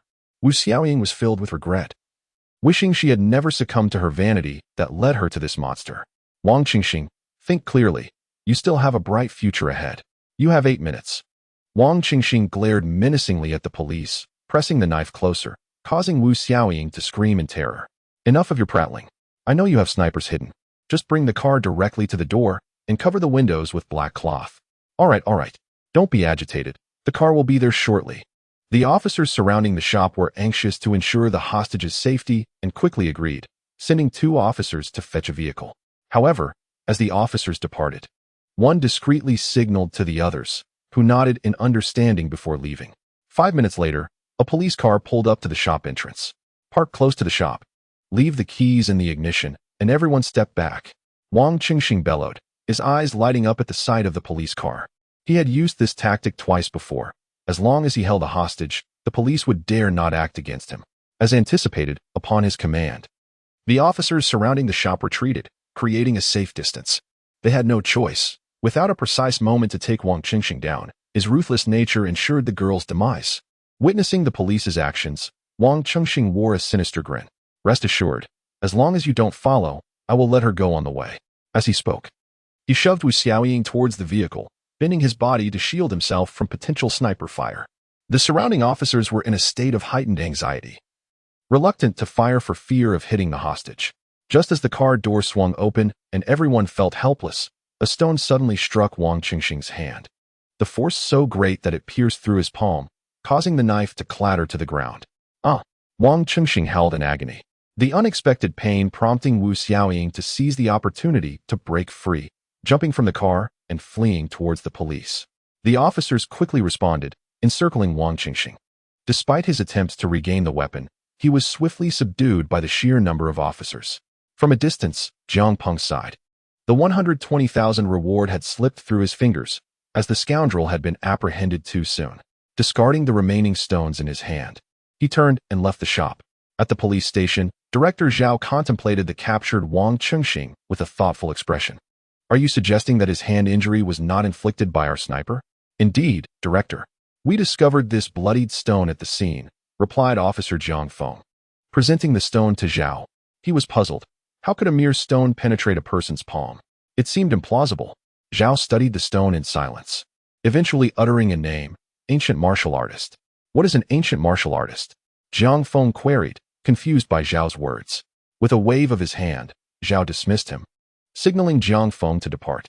Jiang Feng nodded respectfully and exited, leaving Zhao to gaze out the window, contemplating the street scenery as his mind began to race. Recently, he had not received any assignments from the state regarding ancient martial artists for special cases. Yet the one who had aided them from the shadows appeared to have good intentions, likely still a citizen of their own nation. As long as one can ascertain the identity of the individual, if they are someone concealed within the masses, not enlisted by the state, and if one could somehow recruit them, then many absurd cases here could indeed be addressed. The reason he believes that the one hidden among the crowd is an ancient martial artist is that only such practitioners possess the capability to execute these actions. They have infused objects with vital energy, enabling them to achieve the lethality of a firearm, effectively rendering murder invisible. Similarly, should such individuals choose to assist a nation, that nation would undoubtedly grow stronger, providing substantial security for the Dragon Kingdom. The reason Director Zhao did not disclose this to Jiang Feng is simply because the latter has just entered the police force. A young man would certainly be skeptical of such notions. If they were to uncover this ancient martial artist, it would be beneficial to introduce him to the broader world. After experiencing the residual primordial energy, which amounts to approximately 20,000, he invested considerable resources into the advancement of analytical technology in the realm of counterattacks. Fortunately, the repository of technological knowledge has significantly expanded, far surpassing the rudimentary system at the outset. Now, one merely needs to select a world with a relatively weak barrier, or even one devoid of barriers to enter. It is decided. Jiang Peng searched the shelves for a moment and ultimately selected a world before disappearing from his location. On the shelf, a fantasy book emitted a faint glow. Do not underestimate the youth. Chapter 27. Do not underestimate the youth, the martial spirit continent. This is a low-tier fantasy world where the world's consciousness has just awakened, and the barriers are thin. Here, martial prowess is revered, and strength dictates status. Martial artists are categorized into 8 ranks: Innate Realm, Master Realm, Grandmaster Realm, Destiny Realm, Great Destiny Realm, Half-Step Dao Realm, Dao Realm, Saint Realm, and True Saint Realm. Each realm is further divided into 5 stages: early, mid, late, peak, and completion. In this world, an empire reigns supreme, with various sects contending for power beneath it. In this realm, apart from imperial authority, martial strength holds dominion. The status of martial artist is second only to that of the royal family, with certain powerful practitioners even surpassing the nobility. After all, in this world, the strong are kings. Kunlun Sect. Outer Disciple Pavilion, within a thatched cottage. System Father, System Grandpa. You better come out now. It has been 5 long years since I last saw you. How much longer do you intend to deceive me? I arrived in this world without any golden finger. Do you wish to end my life? Xiao Feng was utterly bewildered. 3 years ago, he met with an accident on Blue Star and unexpectedly found himself reborn in this world, a twist of fate that delighted him. Wasn't this the archetype of a protagonist in a novel? However, he soon realized the grim reality upon assimilating the original owner's memories. The individual had faced tragedy, his parents vanished, and he himself had been stripped of his spiritual roots, cast aside to languish in the outer sect. In this world, one either possesses imperial authority or martial power, and he has neither, which is utterly devastating. In the memories of the original owner, this Kunlun sect belonged to his adoptive parents. But following their mysterious disappearance 6 years ago, he was also schemed against and had his spiritual roots taken from him. Now, as the supposed heir to Kunlun sect, he is merely a waste of potential, with the inheritance being manipulated behind the scenes. Even ordinary outer disciples bully him upon sight. What infuriated Xiao Feng the most was that the original owner had died 5 years prior in this very cottage, leaving him to bear the burdens of another's misfortune. He recalled the original owner's parting words to the Grand Elder: 30 years in the east of the river, 30 years in the west. Do not underestimate the youth. Xiao Feng found himself in a state of distress, pondering why he should bear the brunt of someone else's fate. Moreover, he had yet to encounter any golden finger or invincible body, ancient legacies, or the like. Over the years, he had ransacked the thatched cottage, leaving no stone unturned. Yet had found nothing of value. Today, Xiao Feng felt a sense of despair. Enduring beatings every few days was unbearable. Surely, the heavens had not forgotten to bestow a golden finger upon him. Beep. Host detected. The Jiangpeng's ultimate cultivation system is now on standby. Would you like to bind it? The sudden mechanical voice left Xiao Feng in a daze. This was the voice he had longed to hear. System respiration detected. Binding conditions met. Binding in progress. 100. Binding successful. Host detected with no cultivation. Automatic gift of a novice starter pack. Jiang Peng casually pulled out a binding progress bar, feigning a procedural walkthrough. When it came to binding, he had become quite adept. A self-aware system should not require the formalities of consent. As long as the host vocalizes, I shall bind you forcibly. Whether to bind or not, I decide. With prior experience from the first host's tutelage, Jiang Peng navigated the system's operations with ease. Before reaping the benefits, one must first offer a taste of sweetness. Therefore, Jiang Peng utilized primordial energy to materialize a special item from the scanning records of the previous world. System Father? Oh my, is it really you? You've finally come. I've missed you so much. Xiao Feng felt tears welling up as he knelt on the ground, bowing to the air before him. System Father has arrived. Moreover, it seems he has bound himself to an exceptionally powerful system, the ultimate cultivation system. Does this mean he is destined to become the strongest martial artist in this realm? And the gifted novice starter pack, doesn't that mean he can conquer everything? Xiao Feng was elated. A vision flashed through his mind. In a few years, a young man adorned in splendid attire would appear on the streets, handsome with chiseled features, sharp brows, and captivating eyes. With a mere wave of his hand, his jet-black gaze would seem to contain a magical allure, drawing people in and ensnaring them completely. Wiping the drool from the corner of his mouth, Xiao Feng restrained his excitement, fully aware of the process of utilizing a system as a transmigrator.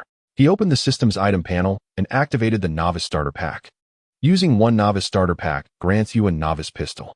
Item 92, Novice Pistol. Description: a tool prepared for beginners to rapidly enhance their strength. If you shoot accurately, you can easily eliminate any target. Status 77. Note: my dear, the times have changed. Xiao Feng. Chapter 28. Do not underestimate the youth. Part 2. System Father, are you feeling a bit off? Isn't this the ultimate cultivation system? Xiao Feng felt his head spinning. Setting aside the system's peculiarities, how could a cultivation world be handed modern weaponry? What if someone instantaneously appeared and eliminated him? Having waited 6 years for a system after his transmigration, could it possibly be a deceptive one? Please formally acknowledge this system, and it shall assist you in becoming the strongest in the world. Jiang Peng, ever the trickster, did not wish to replace ancient methods with modern weaponry. In the previous world, where could one find cultivation manuals? The majority of items scanned and analyzed from that world filled his database with modern technology. The issue is with this pistol. Where were the unparalleled cultivation manuals? Furthermore, the status 77 seemed off as well. Did this pistol have a limitation on ammunition? Xiao Feng felt that the system was toying with him. A gun might hold some utility for low-level cultivators, but against high-tier practitioners, wouldn't he simply be cut down? While other transmigrators receive systems that allow them to grow stronger with ease or start at the pinnacle, his system felt rather peculiar. Beep. Detecting the host's skepticism towards this system, special clarification required. Consider this. Within 7 steps, isn't the gun both accurate and swift? Host, times have changed. Please do not underestimate the power of technology. Draw the pistol and test its might. Jiang Peng incessantly deceived, having underestimated the strength of the barriers in this world upon his arrival. As he consumed the primordial energy to integrate into this realm, he nearly depleted the thousands of units of primordial energy. With the remaining energy, Jiang Peng fashioned a small handgun, albeit with some shortcomings due to the limited energy available. Listening to the system's explanation, Xiao Feng fell into a contemplative silence. Upon reflection, it seemed plausible. Who claimed that technology was inferior to cultivation? From this day forth, he would showcase the might of technology in this fantastical world. All right, system, I place my trust in you. Xiao Feng clenched his teeth and retrieved an item from his inventory. Instantly, a small handgun appeared in his hand, its silver-white exterior exquisitely crafted, shimmering with a metallic luster. What a fine weapon. Xiao Feng exclaimed in satisfaction, relishing the experience of holding a gun for the first time in his life. Lost in delight, he found himself enamored with the firearm. Suddenly, while toying with it, he noticed two tiny characters engraved on the barrel, Jiangpeng. This is the signature left by the previous esteemed host, intended to inspire the next host to follow in his footsteps, the system explained. Hearing this, Xiao Feng felt a surge of confidence in the system. He had not anticipated that a predecessor from another world had, under its guidance, reached the pinnacle of life. If he exerted himself, he too could attain such heights. Refocusing on the handgun, Xiao Feng, relying on his memories from his past life, pulled the safety catch. Xiao Xingzi, what are you doing here? Oh, I remember now. You were the former Xingzi. Now I should address you as a disciple of the outer sect. A mocking voice interrupted him. Turning around, Xiao Feng saw a figure clad in the garb of an outer sect disciple approaching Li Yi, with a derisive expression.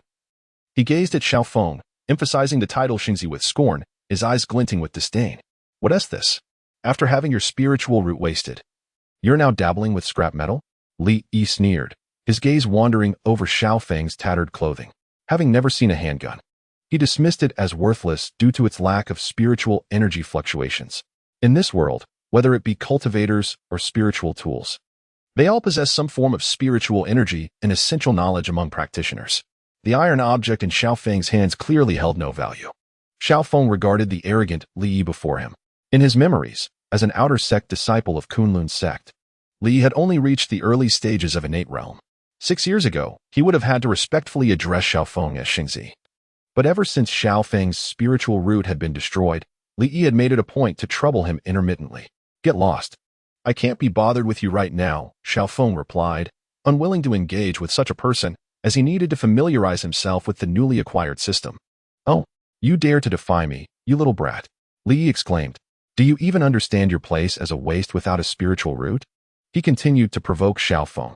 Ignoring him, Xiao Feng fiddled with the handgun and aimed it towards the sky, attempting to fire a shot. Click! The handgun jammed. Click! Click! Click! After 5 attempts, each shot failed to fire. Xiao Feng's expression darkened. System, are you playing tricks on me? Had he truly been foolish enough to trust this system? This small handgun couldn't even fire a single shot. Are you mute? I'm talking to you. Li Yi shouted angrily, seizing Xiao Feng's shoulder with one hand while attempting to snatch the handgun with the other. Indeed, the handgun created with 10 units of primordial energy was subpar.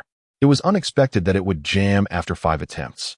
This was unacceptable. The host needed some confidence, especially against someone as arrogant as Li Yi. Raising his hand, a task was swiftly issued. Ding. Given the current situation, the host has triggered a task. Task: first experience with technology. Objective: use the gun to eliminate Li Yi. Completion reward: 100 technology points. Additional bonus: upon completion of the task, the host will receive a special bulletproof set, which enhances the capabilities of the small handgun. The host may proceed with confidence. Ability acquired: gun combat technique. Description: possesses a certain level of firearm combat skills, enabling swift reactions and counterattacks in dangerous situations. At that moment, as Li Yi attempted to seize the handgun, a surge of knowledge regarding firearms flooded Xiao Feng's mind. With this influx of knowledge, an invisible aura enveloped him. He felt as though the handgun had been an extension of himself for years, even comprehending its disassembly and reassembly. With a swift movement, Xiao Feng dodged an incoming attack, delivering a powerful elbow strike to Li Yi's chest. Seizing the opportunity while Li Yi loosened his grip, Xiao Feng easily created distance between them. If he failed here, he would become a eunuch, more painful than death itself. Li Yi rubbed his chest, glaring at Xiao Feng with hostility. He was astonished that an outer sect disciple without a spiritual root dared to confront him. You've angered me. You're courting death. Li scoffed, preparing to teach Xiao Feng a lesson. Xiao Feng raised his gaze to confront Li Yi, having deduced the pattern of Li Yi's incessant provocations. In his past memories, there were no encounters with outer sect disciples that could account for this animosity. After being demoted to an outer disciple, Li Yi's hostility was likely due to someone behind him instigating such behavior.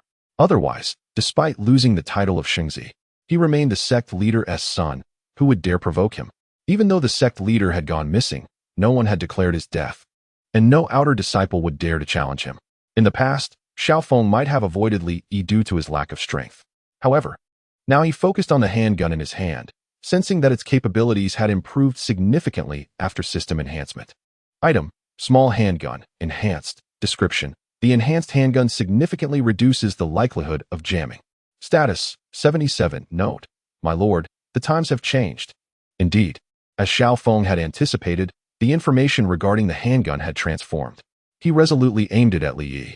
Oh, you think you can use that piece of scrap to strike me? Li Yi mocked, disbelieving that a waste without a spiritual root could pose any threat. He stood his ground, refusing to close the distance, taunting, I'm right here. Do you intend to smash me with that thing? Go on, little waste, hit me. As an innate realm practitioner in the mid-stage, he had already crossed the threshold of cultivation. While he couldn't claim to be invulnerable, a waste without spiritual energy attempting to strike him? That would be a joke. Li Yi even leaned forward, blatantly provoking Xiao Feng, daring him to strike. Xiao Feng felt a bit bewildered. He had never encountered someone so shamelessly daring. He decided to take direct action and fired a shot at Li Yi's head. Bang! A bullet pierced through Li Yi's skull. He stared at Xiao Feng with wide eyes, disbelief etched on his face, before collapsing to the ground with a thud. A heart-wrenching scream erupted as the outer layer of his brain was damaged, but thankfully, the inner part remained unharmed. In his arrogance, he had activated his spiritual energy to shield his head beforehand. However, he had not anticipated that the firearm in Xiao Feng's hands would be so formidable. A single shot had drained his spiritual energy completely. Moreover, he could hardly believe that a waste without a spiritual root could inflict harm upon him. Even with the protection of spiritual energy, considerable wounds were inflicted. Fortunately, had the injuries been any deeper, he might have been forced to meet his own demise. Oh, you have already collapsed on the ground? I thought you were indestructible. Why are you now in such a pitiful state? Xiao Feng approached Li Yi, looking down at him with a playful smirk. It was the first time he encountered someone making such a demeaning request of him, to shoot oneself in the head. Li Yi glared at Xiao Feng with gritted teeth, vowing to make him pay. With trembling hands, he reached for a healing pill from his possession, preparing to teach this insolent person a lesson, although he would no longer be careless. However, as Li Yi retrieved the medicine, Xiao Feng raised his gun and fired. Bang! A piercing scream erupted from Li Yi as he clutched his bleeding right hand, writhing in agony on the ground. Observing the weakened Li Yi, Xiao Feng smirked. This troublemaker had been a thorn in his side time and again, and it brought him immense satisfaction to finally put him in his place. Armed with modern weaponry and witnessing Li Yi's half-dead state, Xiao Feng felt emboldened. Mimicking Li Yi's earlier words, he leaned forward, taunting, Come on, shoot me over here. You think I'm afraid of dying? I'll drag you down with me. Provoked by Xiao Feng's taunt, Li Yi's fury surged. Despite the pain, he summoned the last vestiges of his spiritual power, clenched his fists, and struck fiercely at Xiao Feng's head. Bang! With the sound of another gunshot. Li Yi's other hand was shattered as crimson blood flowed from the wound, dripping onto the ground. His body, riddled with injuries, throbbed with excruciating pain.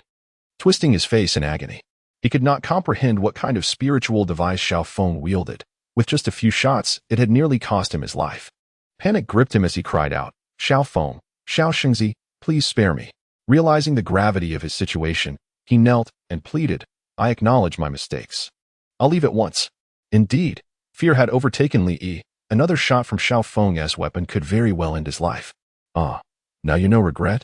Xiao Feng crouched down, a cold smile playing on his lips as he observed the prostrate Li Yi, who was wailing incessantly. Surprisingly, he had anticipated this moment to end Li Yi's life with the first shot. Releasing you is not out of the question. Tell me who sent you here. If you do, I might consider sparing you. Li Yi trembled at Xiao Feng's words, hastily shaking his head. No one sent me. I came on my own. He dared not disclose the true identity of the one behind him, someone far too formidable for him to confront. Revealing this would likely lead to his demise. Nevertheless, Xiao Feng was unconcerned. Armed with his handgun, he kicked Li Yi down and pressed the gun against his head. Then you'd better keep your mouth shut. Wait. I will speak. Faced with the choice of offending Zhao Luoshu or ensuring his survival until dawn, Li Yi chose the former. Even though Xiao Feng was currently powerless, he still held the title of the sect leader's son. Killing him would not provoke much backlash from the sect, whereas Li Yi, merely an outer disciple, would be expendable and forgotten. For a few measly coins, why should I risk my life? The Grand Elder's direct disciple, Zhao Luoshu. Xiao Feng scoffed, committing Li Yi's words to memory before kicking him away. Now scram. Thank you, Xiao Xingzi. You are magnanimous. Relieved to be spared, Li Yi hurriedly scrambled to his feet and stumbled away. Simultaneously, a notification from the system chimed in. Ding. Congratulations to the host for completing the task and experiencing technology for the first time. Rewards: Special Bulletproof Suit X1, 100 tech points. Item: Special Bulletproof Suit. Description: Modified standard bulletproof vest and pants that can generate a defensive field, capable of withstanding certain spiritual attacks. Essential protective gear for combat. Energy value: 100. The initial acquisition of tech points has opened the cultivation mall. With the system's announcement, Xiaofeng discovered new options on his system panel. Cultivation mall standard items: military off-road vehicle, bumblebee microphone, divorce agreement. Consumables: fart bomb, powder bomb, black iron upgrade voucher. Jiang Peng had tailored these items to suit Xiaofeng's current situation, integrating elements from the previous world for convenient exchange. Some were directly copied, while others had been enhanced through original capabilities. These items could bolster Xiaofeng's combat power without depleting too much of his original energy. Wait, what is this strange item? A divorce agreement? What kind of chaotic mall is this? Why are there such bizarre items mixed in? Xiaofeng sighed. He had grown accustomed to the system's eccentricities after being tricked several times upon first receiving it. His priority was to enhance his strength, especially with Zhao Luoshu lurking behind him, repeatedly seeking to cause trouble. He was determined to make that individual pay for their transgressions. Just then, an unexpected turn of events occurred.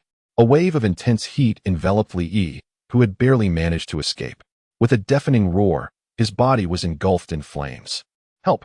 Within mere seconds, before he could utter more than a few words, he was reduced to ashes, dissipating into the air. This sudden spectacle left Xiaofeng momentarily stunned. He turned to the source of the attack, where a woman stood in a fiery red dress, wielding a flame whip, her expression one of cold arrogance. Her beauty was striking, radiating an aura of nobility reminiscent of a celestial being descended to the mortal realm.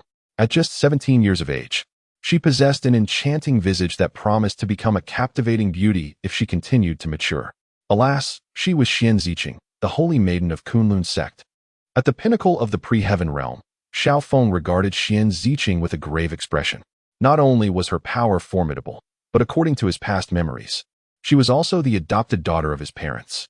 Xian Ziqing had always been grateful to them, growing up alongside Xiaofeng, who received priority for any medicinal pills or cultivation resources. Their bond was intimate, and she had once expressed her intention to wait for him, aspiring to be his wife when they grew older. Xiaofeng had welcomed this prospect, as Xian Ziqing was among the most beautiful in the Kunlun sect. Even his father had deemed their union a favorable match. However, since his parents' disappearance and the destruction of his spiritual roots, relegating him to the status of an outer disciple while she ascended to the rank of holy maiden, Xian Ziqing had become cold and indifferent towards him. To her, he was no more than refuse, devoid of any emotional connection. She even pretended not to recognize him when they crossed paths.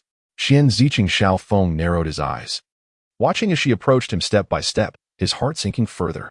Just as he had gleaned the identity of the person pulling the strings from Li Yi's lips, Xian Ziqing had struck him down. This left Xiaofeng with troubling thoughts. She had aligned herself with the Grand Elder. It was likely that 6 years prior, Xian Ziqing had already chosen the Grand Elder's side. He distinctly remembered that after his spiritual roots were crippled, it was the Grand Elder who recommended her as the Holy Maiden of Kunlun sect once more. Coincidentally, it was on that same day that the Grand Elder officially became her master. In the past, he was oblivious to such matters and fell victim to treachery, ultimately leading to his demise. However, Xiaofeng is not so naive. He has become acutely aware of these intricacies. Previously, due to his lack of strength, he was unable to intervene in such affairs, but now equipped with a system, he cannot help but ponder if everything was premeditated 6 years ago. Brother Xiaofeng. Xian Ziqing stood before him, a stiff smile adorning her face. It had been a long time since they last met.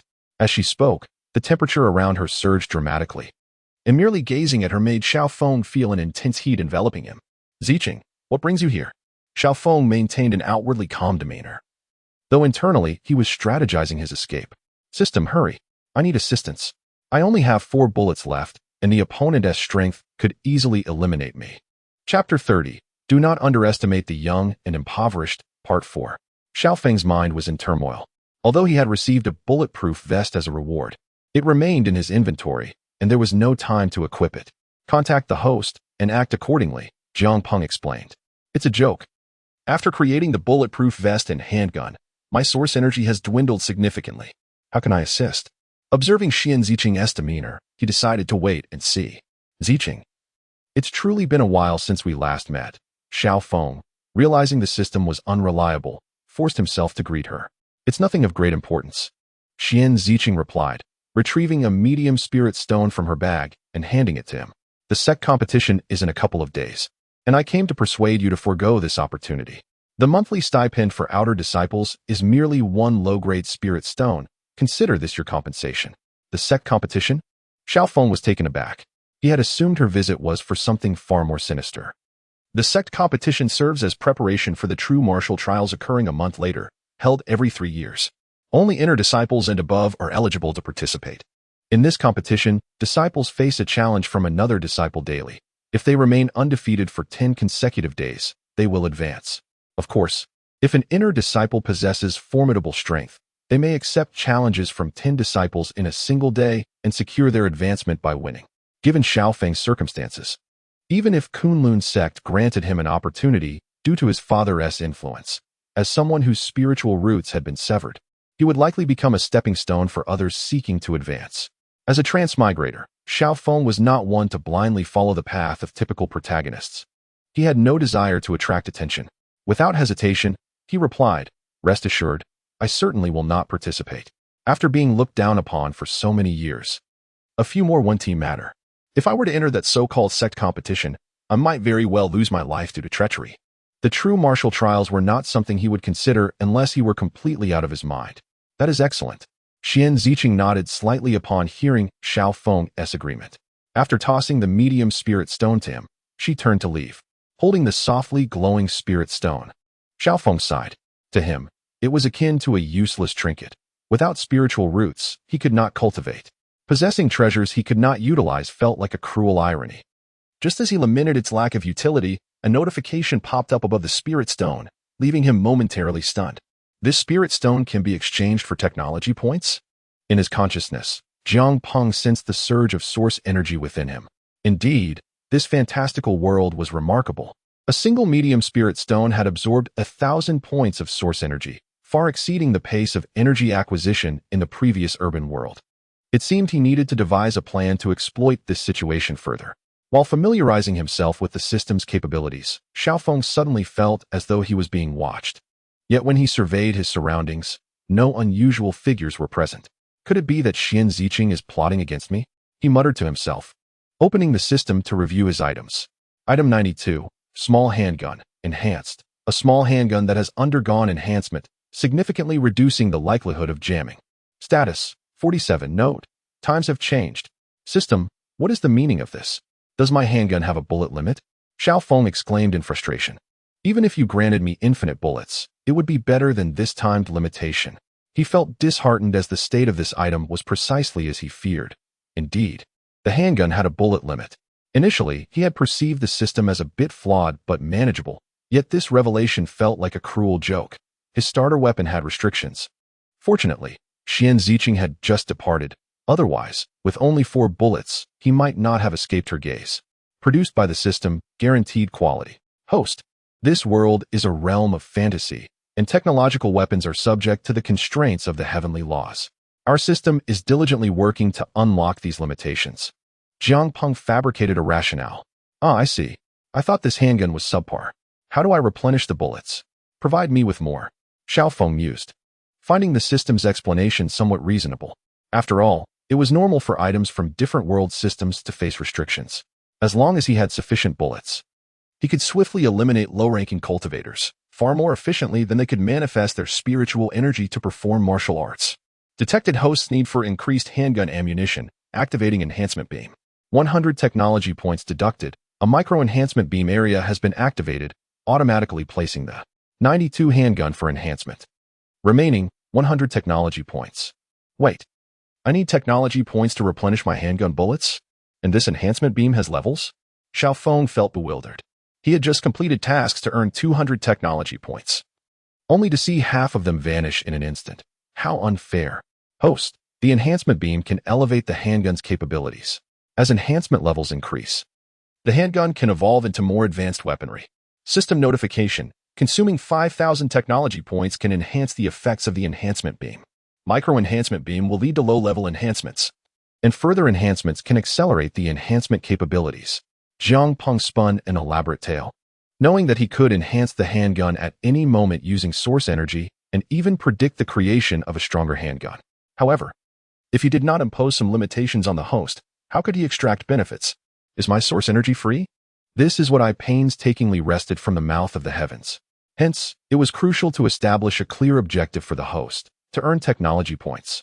With a goal in mind, the host would be compelled to take action. This made sense, after all. The ability to enhance the handgun was a formidable feature that warranted some limitations. Xiaofeng contemplated this and found the system's reasoning sound. Observing the requirement of 5,000 points to upgrade the feature, he felt that if he conserved his technology points, accumulating them was not impossible. With 100 technology points remaining, Xiaofeng aimlessly browsed the marketplace, seeking items that would swiftly elevate his strength. Lacking spiritual roots, he could easily be eliminated, regardless of possessing a firearm. Oh, just as Xiaofeng was perusing the store's wares, an item caught his eye. One-time use item, black iron upgrade voucher. Although it appears to be a seemingly useless piece of black paper, upon closer inspection, it radiates a faint energy wave. When activated, it allows the user to directly increase one level. This item could actually elevate him by an entire level. Xiaofeng widened his eyes, consumed by the vexation of his inability to cultivate. If only he could harness the power of a higher realm, complemented by advanced technological weaponry, his concerns would be non-existent. Without hesitation, he clicked on the item, and a black iron upgrade voucher materialized before him. This small, black piece of paper, no larger than a palm, was intricately engraved with a multitude of mysterious symbols, exuding a faint aura of energy. Priced modestly, it cost him merely 30 technology points. 30 technology points deducted. Purchase complete. Remaining technology points, 70. As Xiaofeng gazed at the voucher, a notification popped up. Would you like to use it? Yes. He promptly confirmed his choice. Black iron upgrade voucher used successfully. Congratulations, you have leveled up. 5 minutes later, he questioned the system. Surely, you aren't deceiving me? I feel no different. Staring bewildered at the vanished upgrade voucher, he felt no change in his body. Just as he was about to voice his frustration with the system, a realization struck him. This was spiritual energy. His Dantian had actually manifested spiritual energy. Xiaofeng's eyes widened in astonishment as he sensed the sudden appearance of a swirling mass of energy within his Dantian, akin to a gentle stream nourishing his body. He had entered the early stage of the innate realm. Chapter 31. Do not underestimate the youth. Part 5. This was the hallmark of the innate realm, spiritual energy residing within the Dantian, marking the first step from mundane existence to that of a cultivator. A severed spiritual root and a damaged Dantian rendered one incapable of cultivation. Such injuries were irreversible. Without the exceedingly rare ancient elixir to restore the body, one would remain a mere mortal for life. However, the ancient elixir was incredibly scarce, and even if it were to surface, it would incite a bloody storm, far beyond the reach of someone like him, who had been crippled. Yet now, astonishingly, he had become a practitioner of the innate realm, even under the circumstances of a destroyed spiritual root, directly stepping into the ranks of cultivators. This was nothing short of miraculous. The system truly possessed the ability to alter fate. Taking a deep breath, Xiaofeng calmed himself. Such a treasure warranted further acquisition.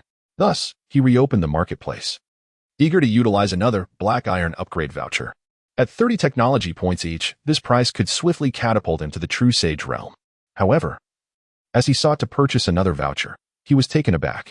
One-time use item, black iron upgrade voucher, priced at 60 technology points. The price had increased. Glancing at his remaining 70 technology points, he could only afford one more. Black iron upgrade voucher used successfully. Congratulations, you have leveled up. He had now reached the mid-stage of the innate realm.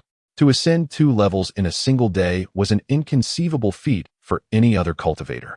From a mortal to the early stage of the innate realm, even prodigies typically required at least a month, let alone the leap to the mid-stage. Opening the marketplace once more, Xiaofeng observed another price shift. One-time use item, black iron upgrade voucher, priced at 120 technology points. The pace at which prices surged was akin to highway robbery. System, this inflation is utterly absurd. How can the price jump from 30 to 120 so drastically? Xiaofeng couldn't help but scoff. This pricing was excessively exploitative.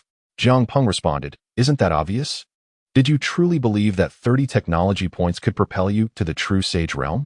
That would be far too cheap. Besides, there isn't enough primordial energy to support your ascension to that level." Xiaofeng considered this.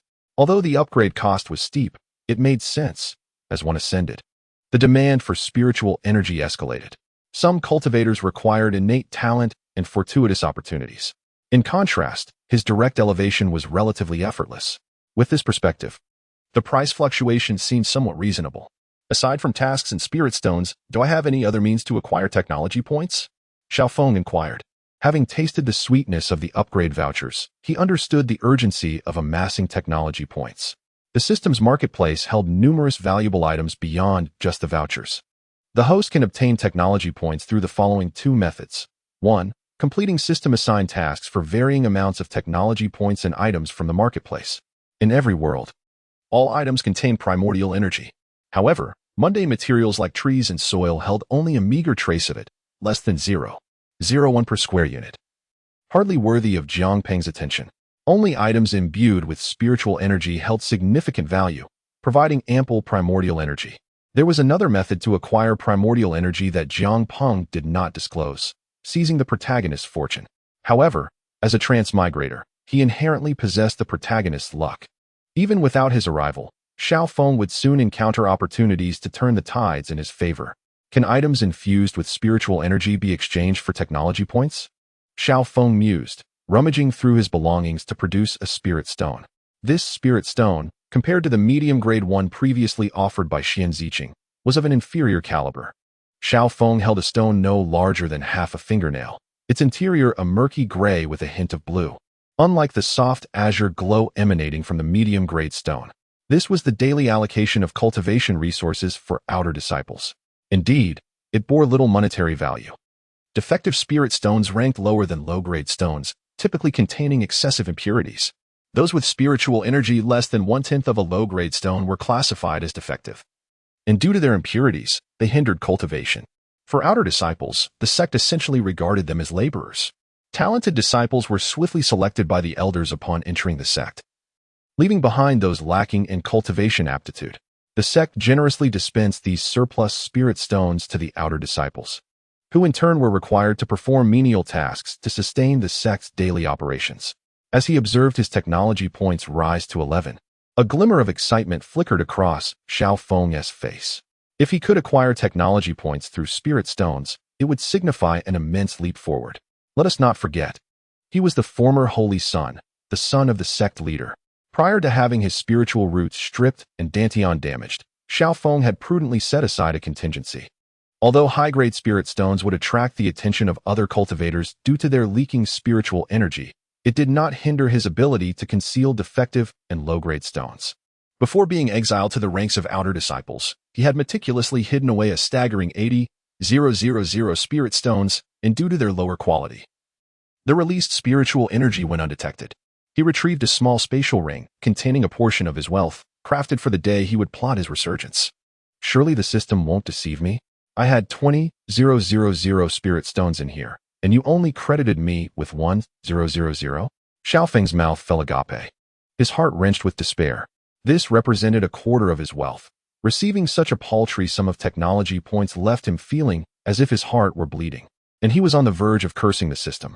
In reality, the moment Xiaofeng presented the spirit stones, Jiang Peng had consumed them all, converting them into his primordial energy. However, each world allocates a specific percentage of primordial energy for item distribution, and as the absorption of similar items continued, the obtainable primordial energy diminished.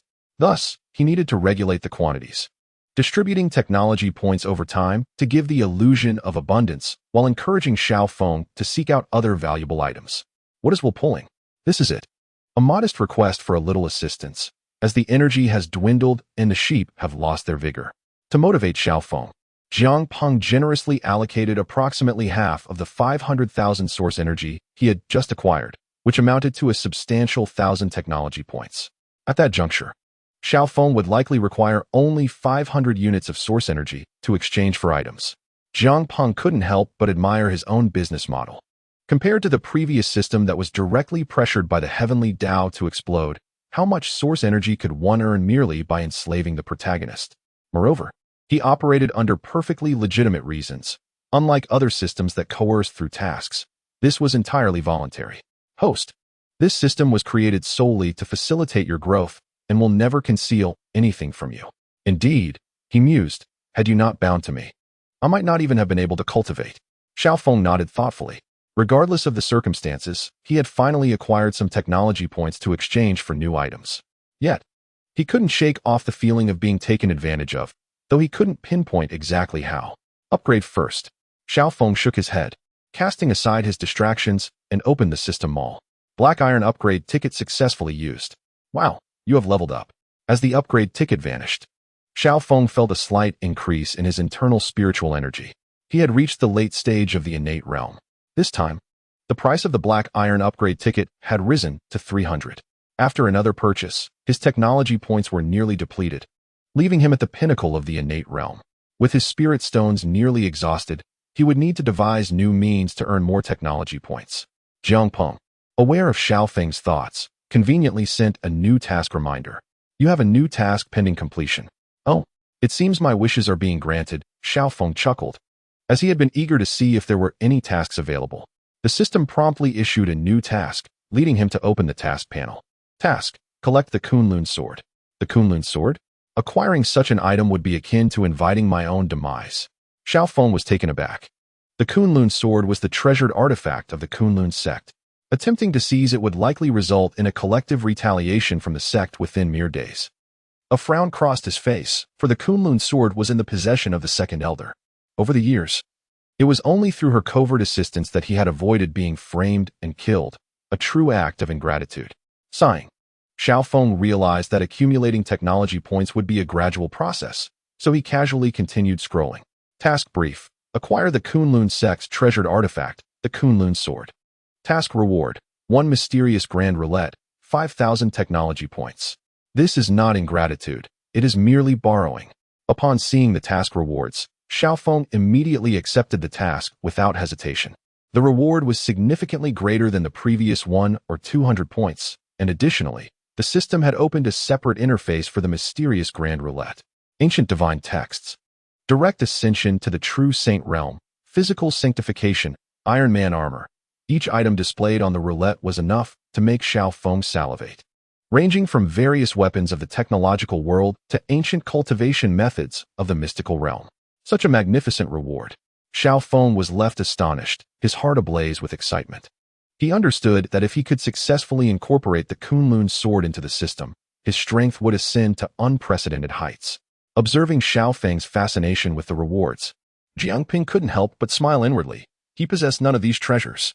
The technological standards of the previous world were inferior to those of Blue Star, lacking the capability to produce Iron Man armor, though they did excel in intelligent military defenses. The mysterious roulette template he provided Xiaofeng was merely a recycled system interface from the previous world. Whatever he received was still at his discretion.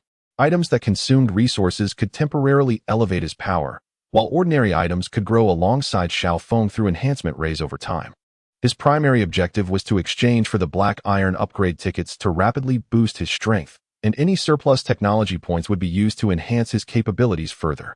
With his goals set, Xiaofeng ceased to dwell on his concerns. System, just wait. I am determined to undertake this task. With resolute eyes, he turned and strode towards a distant mountain peak. The Kunlun sect comprised 6 major peaks: Qingzhou Peak, Qingsong Peak, Zixiao Peak, Baiyun Peak, Qiyang Peak, and Haiyan Peak.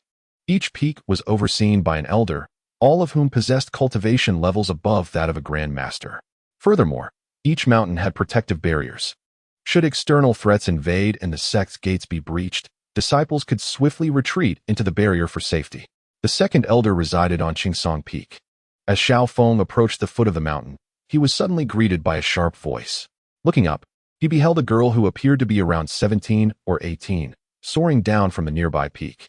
She was stunningly beautiful, her skin fair as snow, her figure graceful, and her demeanor exuded confidence.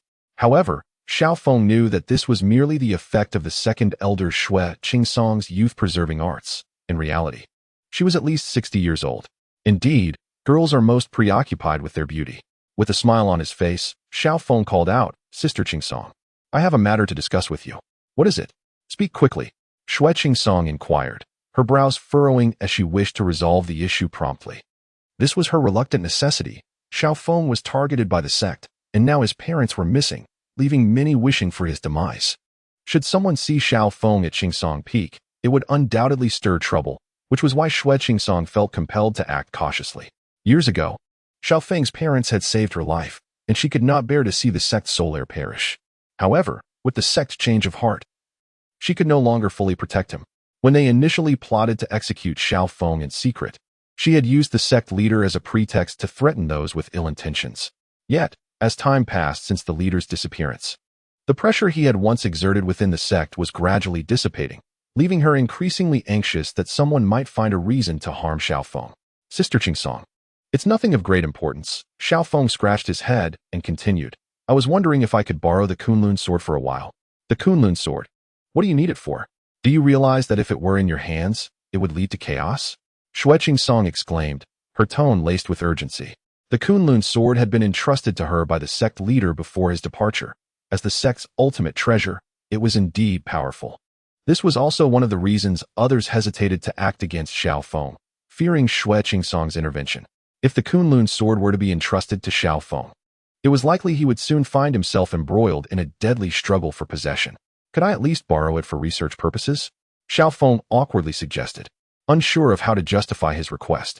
He understood completely why Xue Qingsong was anxious.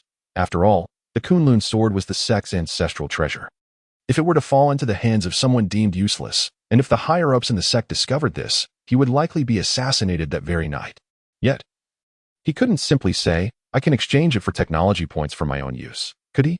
Xue Qingsong possessed the early-stage Grandmaster strength, and with the Kunlun sword, she could even contend with someone at the initial stage of the Destiny realm. In the current context, her power was unrivaled within the Kunlun sect. To take the Kunlun sword from her would be akin to severing her arm.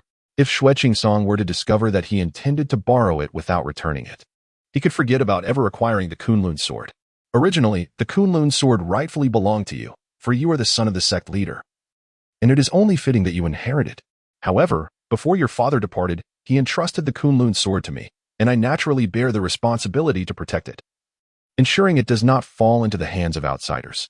Here is the plan. In 2 days, the sect's grand competition will commence. I do not expect you to secure first place, but if you can pass the assessment and achieve an acceptable ranking, I shall allow you to wield the Kunlun sword. Considering Xiao Feng's current cultivation level, I believe it is unrealistic to give him the sword at this moment. It is also a matter of his safety. Ever since 6 years ago, when Xiao Feng was schemed against and lost his spiritual roots, I have sought various methods to help him recover, but alas, none have proven effective. Over these 6 years, I have no idea how many precious herbs I have provided him, aside from prolonging his life. There has been no change in his damaged dantian. Therefore, it is unlikely that Xiao Feng, as an ordinary person, would agree to participate in the sect competition. And if he did, he would likely face defeat in the very first round. I can merely remain vigilant nearby, ensuring nothing untoward occurs. Additionally, this will also quell any thoughts he may have of obtaining the Kunlun sword, as I cannot bear to see the last descendant of our sect vanish from this world. Upon hearing my words, Xiao Feng fell into deep contemplation. Observing his silence, I mistakenly assumed he was frightened. If you are afraid, then do not participate. As long as I am alive, I can guarantee your safety. However, Xiao Feng's thoughts were elsewhere. He recalled Xian Ziqing and had promised her not to take part in the sect competition. If he went, he would likely fall victim to her schemes. The thought of Xian Ziqing gave him a headache. His current cultivation could not rival hers, and should a conflict arise, he would be at a disadvantage. Yet, he yearned for rapid advancement, and to achieve that, he needed the Kunlun sword. He required additional technological points. After enduring for 6 long years, he could not afford to miss this opportunity. All right, I shall go. Chapter 33. Do not underestimate the youthful and impoverished. Part 7. Clenching his teeth. Xiao Feng made his decision. Are you truly resolved to go? I was somewhat taken aback by his agreement.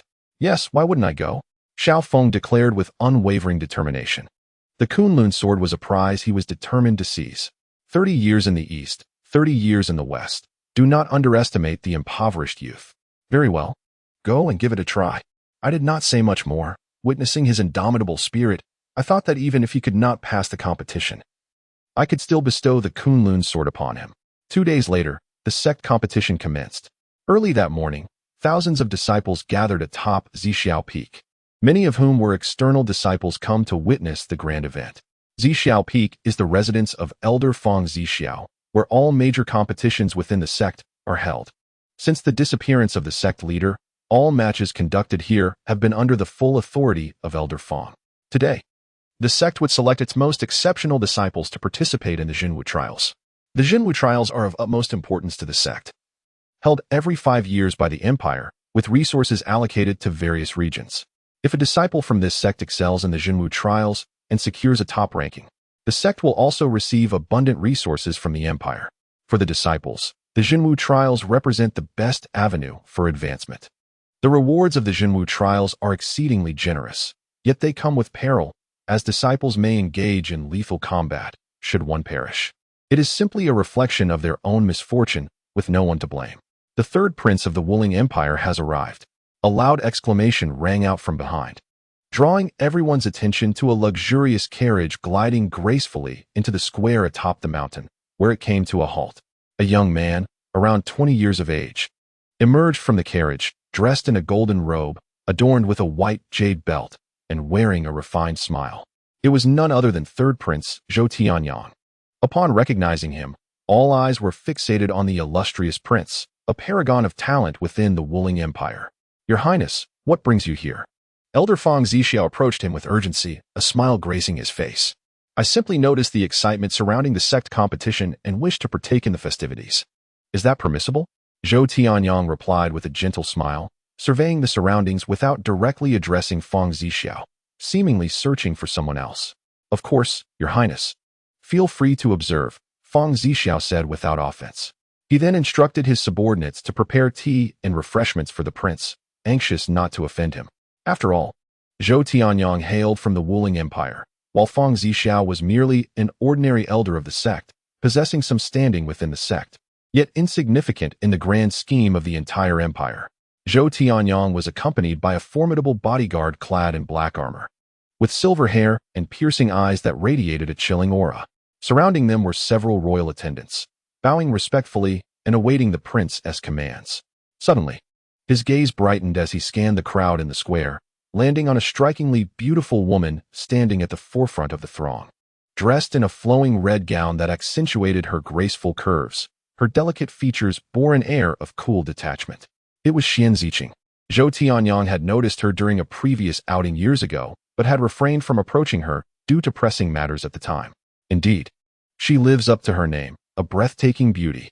Zhou Tianyang murmured to himself, his eyes betraying a fervent admiration. In the arena, the disciples were gathering, and Xiaofeng casually chose an unoccupied fighting platform. Noticing Xian Ziqing's astonished expression, he approached the platform. Hey, could someone lend me a hand? This fighting platform is rather high. He glanced at a nearby external disciple who was merely spectating. Who constructed this base so high? It's quite the effort to climb up. However, Xiaofeng's reputation as a waste was well known throughout the sect, and the external disciple recoiled in disdain, unwilling to associate with him. Although the platform was high, most who could ascend it had reached the pinnacle of their innate realm, easily leaping onto the platform with their spiritual power. Seeing that the external disciple ignored him, Xiaofeng bore no ill will and began his ascent, observing others around him. Noticing Xian Ziqing's furrowed brow, he deliberately feigned ignorance, as he could not disregard the system's mission. Nevertheless, the spiritual stones he had acquired were not something he could easily relinquish, and breaking his promise was a last resort. The burden of that would fall on the system. Once atop the fighting platform, as more challengers arrived, Xiaofeng realized that many possessed higher cultivation levels than his own. Winning this contest appeared to be quite a challenge. Chapter 34. Do not underestimate the youthful and impoverished. Part 8. Fortunately, he had saved 300 technological points for emergencies after his recent upgrade. Look over there. Is that Xiaofeng? No way. Is he really participating in the sect competition? Isn't he afraid of getting beaten to a pulp? Just wait. I'm going to challenge that useless Xiaofeng to gather some spectators. Hold on, I'll be the first. As the disciples of the Kunlun sect observed Xiao Feng ascend to the martial arts arena, they could not suppress their whispers. Xiao Feng's reputation for weakness had spread throughout the sect, his spiritual roots destroyed, his dantian rendered useless, leaving him with a frail body akin to that of an ordinary person. Who among them could not easily overpower him? Nearby, the esteemed elder Chang Qingzhu, watching from the elder's platform, furrowed his brow. He had personally examined Xiao Feng's condition and confirmed that he was indeed a cripple. How could such a person dare to participate in the competition? Xiao Feng, are you certain you wish to take part in the sect's grand tournament? Chang Qingzhu finally inquired after a moment of contemplation. Although the sect leader had vanished for 6 years, no one within the sect truly knew whether he had met with misfortune. After all, it was not uncommon for practitioners to experience sudden breakthroughs and seclude themselves for a decade or more. Should Xiao Feng inadvertently perish in the competition, it would be difficult for the sect leader to remain uninformed. Are you implying that I cannot participate? Xiao Feng rolled his eyes. It is merely a sect competition. I shall treat it as an opportunity to hone my skills. What of it? He held no goodwill towards Chang Qingzhu, who had harassed him incessantly following the sect leader's disappearance. The elder consistently sought excuses to make his life difficult, and Xiao Feng even suspected that Chang Qingzhu was involved in sabotaging his spiritual roots. The primary grievance stemmed from the fact that, after his spiritual roots and dantian were destroyed, Chang Qingzhu had allied with several elders to strip him of his title as the Holy Son and banish him from the sect leader's hall, relegating him to a thatched hut for outer disciples. Moreover, the provocateur Li Yi, who had recently challenged him, was said to be under the instigation of Zhao Luoshu, a person closely associated with Chang Qingzhu. It was hard to believe that there was not some foul play at hand. Xiao Feng had long harbored resentment towards this elder, yet due to the latter's formidable status, he found it prudent to bide his time. Xiao Feng, how dare you speak to me in such a manner? Chang Qingzhu's expression hardened, his voice laced with indignation. Do not forget your current standing. Though Chang Qingzhu did not fully grasp the implications of Xiao Feng's words, a surge of unbridled anger welled within him. Just as he was about to unleash his fury, the third prince, Zhou Tianyang, approached and intervened. Merely a powerless cripple. Elder Chang, have you attended to the matters I instructed before my arrival? Zhou Tianyang inquired, casting a cold glance at Xiao Feng. Indeed, your highness is correct. Chang Qingzhu suppressed his inner turmoil, bowing respectfully to Zhou Tianyang before addressing the disciples in the plaza.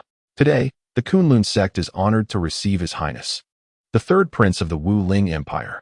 We extend our warmest welcome. With Chang Qingzhu's bow, the surrounding elders quickly understood that Zhou Tianyang had not come merely to observe, but had previously contacted the elder to visit the sect. They too knelt in deference. The other disciples followed suit, paying their respects. In this world, imperial authority superseded martial prowess. The empire governed the sect, and unless one attained a level of cultivation that made even the imperial family wary, compliance with royal customs was an immutable law.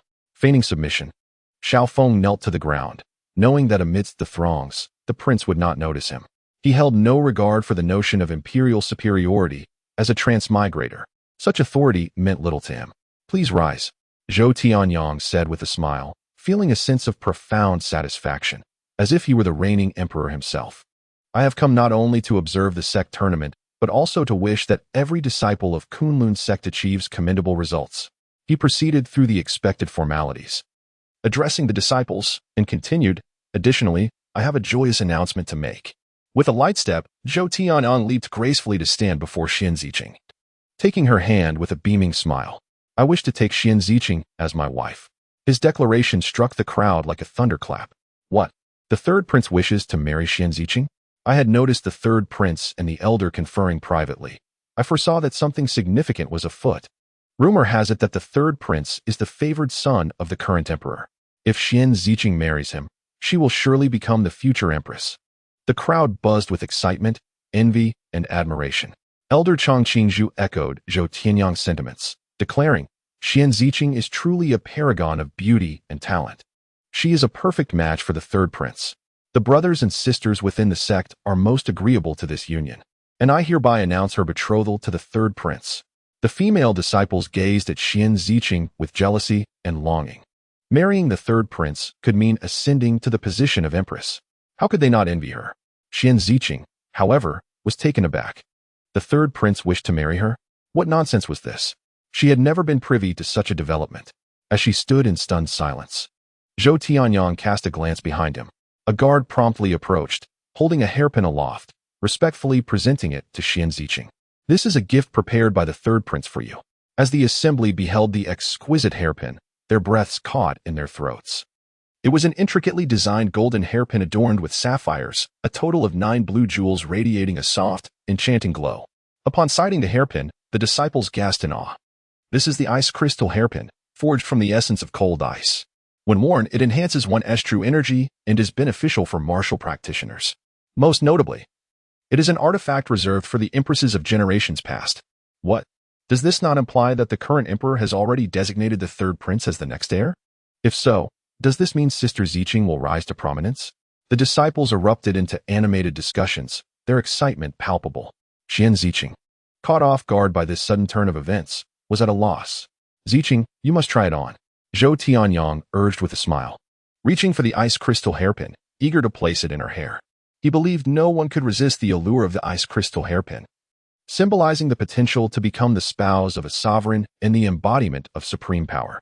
However, just as his fingers brushed against her hair, Xian Ziqing instinctively took 2 steps back, evading him. Zhou Tianyang's hand froze midair, his brow furrowing in confusion. What? The crowd erupted in astonishment, staring incredulously at Zhou Tianyang. They could not fathom that Xian Ziqing would dare to refuse such a life-altering opportunity. Chapter 35. Do not underestimate the poor young. As long as Xian Ziqing was willing to wed Zhou Tianyang, the resources for cultivation would be at her fingertips. Hearing this, her master Chang Qingzhu's expression darkened immediately. Xian Ziqing, have you considered this carefully? The third prince is your ideal match. His desire to marry you is a blessing. How can you reject his goodwill? Do you realize how many people yearn for such an opportunity? Chang Qingzhu's eyes were filled with disappointment as he regarded Xian Ziqing, unable to comprehend her audacity to turn down such a once-in-a-lifetime chance. My apologies, master, but I must respectfully decline. Xian Ziqing inhaled deeply, meeting Chang Qingzhu's gaze with unwavering determination. I do not wish to be betrothed to the third prince. As her words echoed, a wave of murmurs swept through the crowd. All eyes fixed on Xian Ziqing in disbelief. Such an opportunity was rare beyond measure, and she was willing to forego it? This left her feeling somewhat awkward. Unbridled, are you attempting to defy your master? The evergreen bamboo roared, unleashing an oppressive aura that bore down on Xian Ziqing. He sensed Zhou Tianyang's discontent and felt a pang of anxiety, fearing that Zhou might blame their sect. After all, they were but a humble Kunlun sect compared to the entirety of the martial spirit empire. Master, I must apologize. If you insist on marrying me off to His Highness the Third Prince, then we shall sever our master-disciple bond today, Xian Ziqing declared through gritted teeth. All the disciples fell silent, astonished that Xian Ziqing would so decisively break ties with her master rather than accept the third prince's hand. Had she lost her mind? After all, the third prince was a paragon of the martial spirit continent, destined to ascend to the pinnacle of power, future emperor material. How could Xian Ziqing dare to refuse him? Her audacity left everyone in disbelief. Xian Ziqing's resolve stemmed from her own considerations. While the title of queen attracted countless women vying to become Zhou Tianyang's wife, she did not wish to be one of them. Although Zhou had bestowed upon her the ice crystal hairpin, historically, queens were always linked to powerful political families. If she were to enter the empire, she might not even secure a concubine's position. This was merely a superficial gesture, a political obligation for the imperial prince. Moreover, she cast a glance at Xiaofeng. The Kunlun sect had a long-standing rule. When the sect leader was absent, if significant matters arose, the Grand Elder could gather all elders to vote on decisions. In case of a tie, the Grand Elder would have the final say. When Xiaofeng was stripped of his position as the Holy Son and banished to the outer disciples, it was at the behest of Chang Qingzhu. During the 2 years of the leader's disappearance, and after Xiaofeng's spiritual roots were rendered useless, he allied with half the elders to strip Xiaofeng of all rights, citing his ineptitude as grounds for his removal. Despite the prevailing view that Xiaofeng was now a worthless being, Xian Ziqing felt indebted to him for the nurturing he received from his parents. She could not let this debt linger. She needed to reclaim the position of Holy Son for him, to achieve her ambition of becoming the sect leader. She understood that her only route was to excel in the true martial trials, thereby gaining a voice to negotiate her terms. This was her singular opportunity. and she could not entertain the thought of marrying Zhou Tianyang, even if it meant severing ties with the Grand Elder. Witnessing Xian Ziqing's unwavering stance, Chang Qingzhu's expression darkened. Yet he could not unleash his fury. After all, Xian Ziqing was favored by Zhou Tianyang, and excessive force might provoke the prince's ire. He exerted his realm's pressure upon her, hoping to compel her compliance. However, Xian Ziqing remained resolute. Despite her modest cultivation, she gritted her teeth in defiance, her body trembling slightly, but refusing to yield. In the midst of their standoff, an abrupt voice shattered the tense atmosphere. It was Xiaofeng. He flashed a thumbs up at Chang Qingzhu, mockingly exclaiming how a Grand Master could stoop so low as to use his realm to intimidate a female disciple into marriage. Such shamelessness. Is this what it means to be a Grand Master? Truly disgraceful. Chang Qingzhu's face flushed with anger at Xiaofeng's public ridicule. What did you say? He demanded. Xiaofeng, grinning, replied, just look at yourself. A Grand Master using his aura to coerce a disciple into marrying the third prince. What a scandal. How will you recruit disciples in the future if this gets out? Xiaofeng's sarcasm was palpable as he gazed intently at Xian Ziqing, his eyes gleaming. System notification, Ice Crystal Hairpin, Tech Points 5,000. This was Xiaofeng's motivation for involving himself in their conflict. The Ice Crystal Hairpin before Xian Ziqing was as valuable as the Kunlun sword. From the moment Zhou Tianyang produced it, Xiaofeng had been keenly aware of its significance, consumed with thoughts of how to acquire it. Securing the Ice Crystal Hairpin alongside the Kunlun sword would yield a staggering 10,000 tech points. Who could rival him then? The thought of invincibility thrilled him beyond measure. Xiaofeng. Chang Qingzhu seethed, trembling with rage. Do you even comprehend what you're saying? His gaze turned lethal as it fixed upon Xiaofeng. Since ascending to the position of Grand Elder, no one had dared speak to him in such a manner. Save for the sect leader. Xian Ziqing was favored by the third prince, and thus he could not afford to act too rashly. But what was Xiaofeng? A mere cripple, to speak so boldly? In his fury, Chang Qingzhu unleashed his Grand Master aura upon Xiaofeng, wishing to assert his dominance and make Xiaofeng understand his place. As the overwhelming energy bore down on him, Xiaofeng felt a pressure unlike any other. Yet, he remained unfazed by the Grand Master's might. System notification, successfully purchased the Little B microphone, deducting 50 tech points. Welcome back, host. Item, Little B microphone. Description, are loud voices a problem? Fear not. The Little B microphone will elevate your presence. With this microphone, you can emanate the aura of a consummate Grand Master. We must not lose in the art of showmanship. Note, an exceptionally powerful artifact from a forgotten technological world. A small, ear-mounted microphone appeared in Xiaofeng's grasp. Though it appeared somewhat worn and even deformed, being a battery-operated model, it did not seem as formidable as the system's description suggested. However, having encountered various artifacts from the system, Xiaofeng had unyielding faith in its quality. After donning the headset, he activated the microphone, releasing an aura that enveloped the space. The scene fell into a hush. Xiaofeng, momentarily stunned, quickly turned off the microphone. His face flushed with embarrassment. Did this microphone have a recording function? What was this golden mediator nonsense? Who was the genius behind this recording? Xiaofeng felt utterly speechless, contemplating how unreliable the device seemed, almost wishing to knock some sense into the mind of the microphone's designer. Fortunately, although Chang Qingzhu remained puzzled, he refrained from further action. After a flurry of attempts, Xiaofeng finally managed to deactivate the recording function, exhaling a sigh of relief as he readied himself to put the microphone back on. Upon doing so, another wave of invisible aura emanated from him, catching Chang Qingzhu by surprise. Grandmaster level aura. Hello? Can you hear me? What I say is none of your business. I see the way you and the third prince flirt. Who knows what secrets you two share? With the pressure dissipated, Xiaofeng seized the moment to taunt further. If it came to blows, he would not hesitate to retaliate. His aura was undeniably potent. Is this Xiaofeng truly a worthless being? How does he possess the aura of a Grand Master? Yet, Chang Qingzhu, ever astute, quickly detected the anomaly. Xiaofeng's Grand Master aura manifested only when he spoke. Upon reassessing Xiaofeng's seemingly crippled spiritual roots, he found no trace of spiritual energy or signs of cultivation.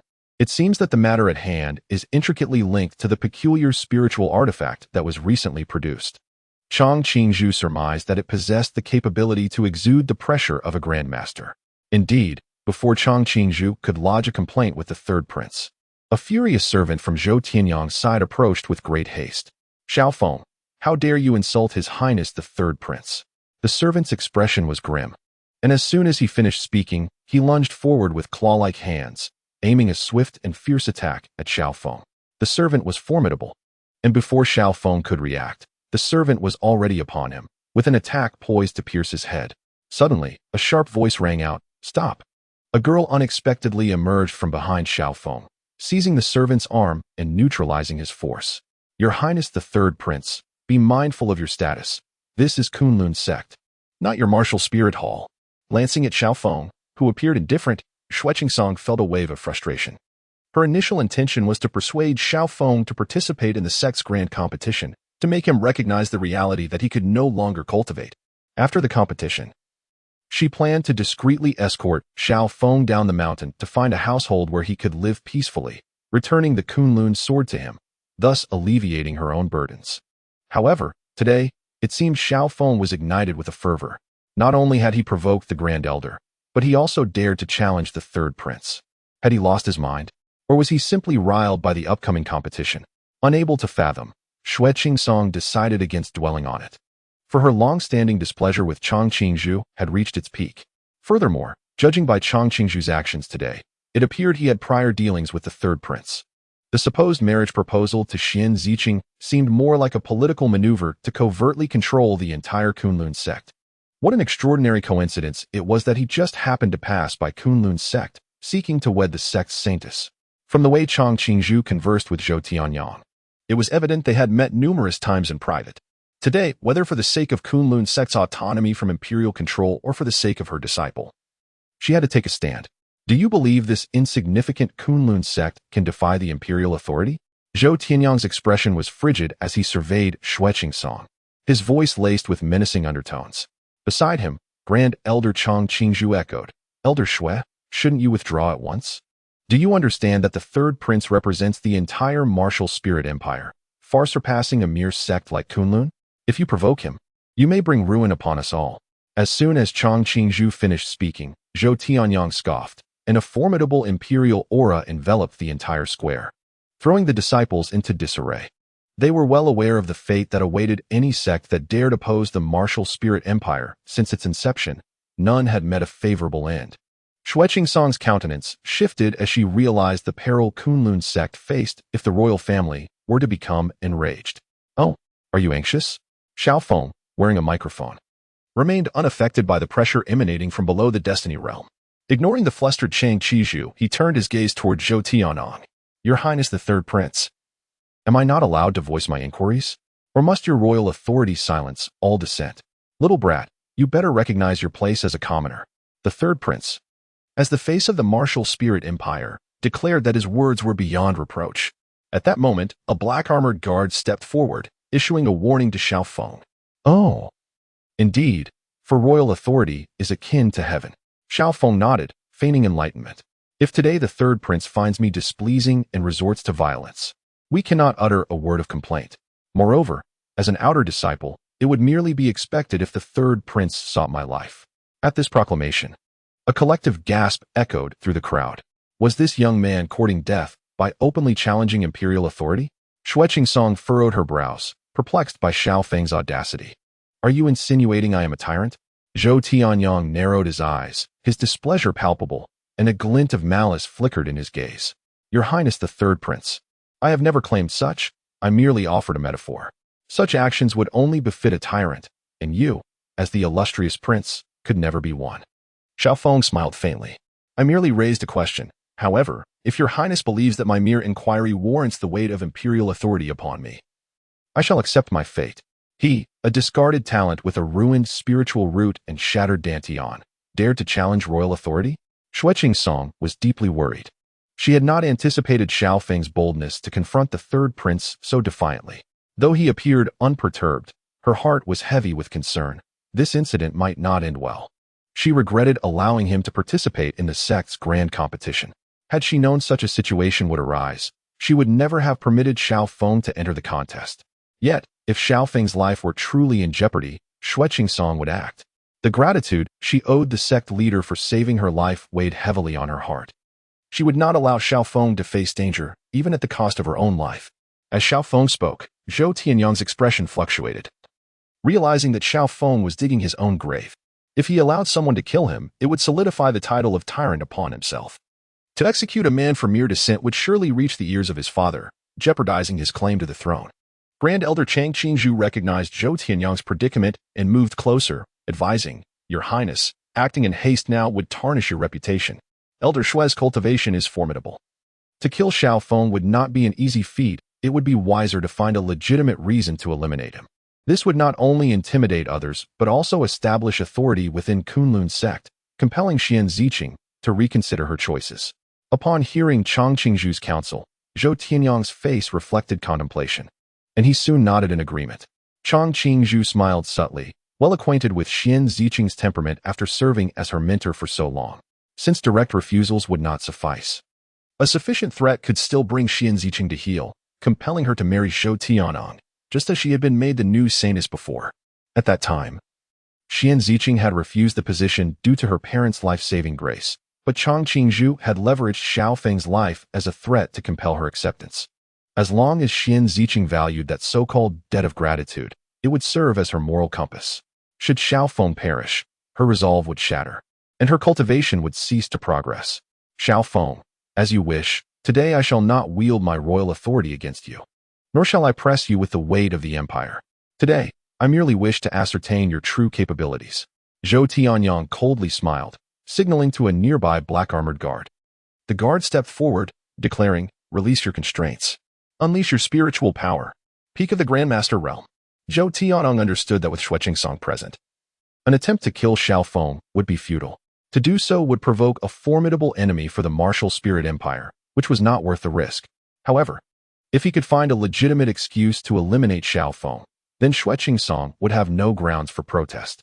"Brat, do you dare to step down? Let us engage in a wager." The black-armored guard fixated his icy gaze on Xiao Feng. Xiao Feng's lips curled into a playful smile. "What shall we wager?" Upon hearing Xiao Feng's eager agreement to the wager, the black-armored guard was momentarily taken aback. Initially, he had perceived Xiao Feng as utterly devoid of spiritual energy, intending to deceive him. Yet to his astonishment, Xiao Feng readily accepted the challenge. A seemingly powerless individual, lacking spiritual prowess.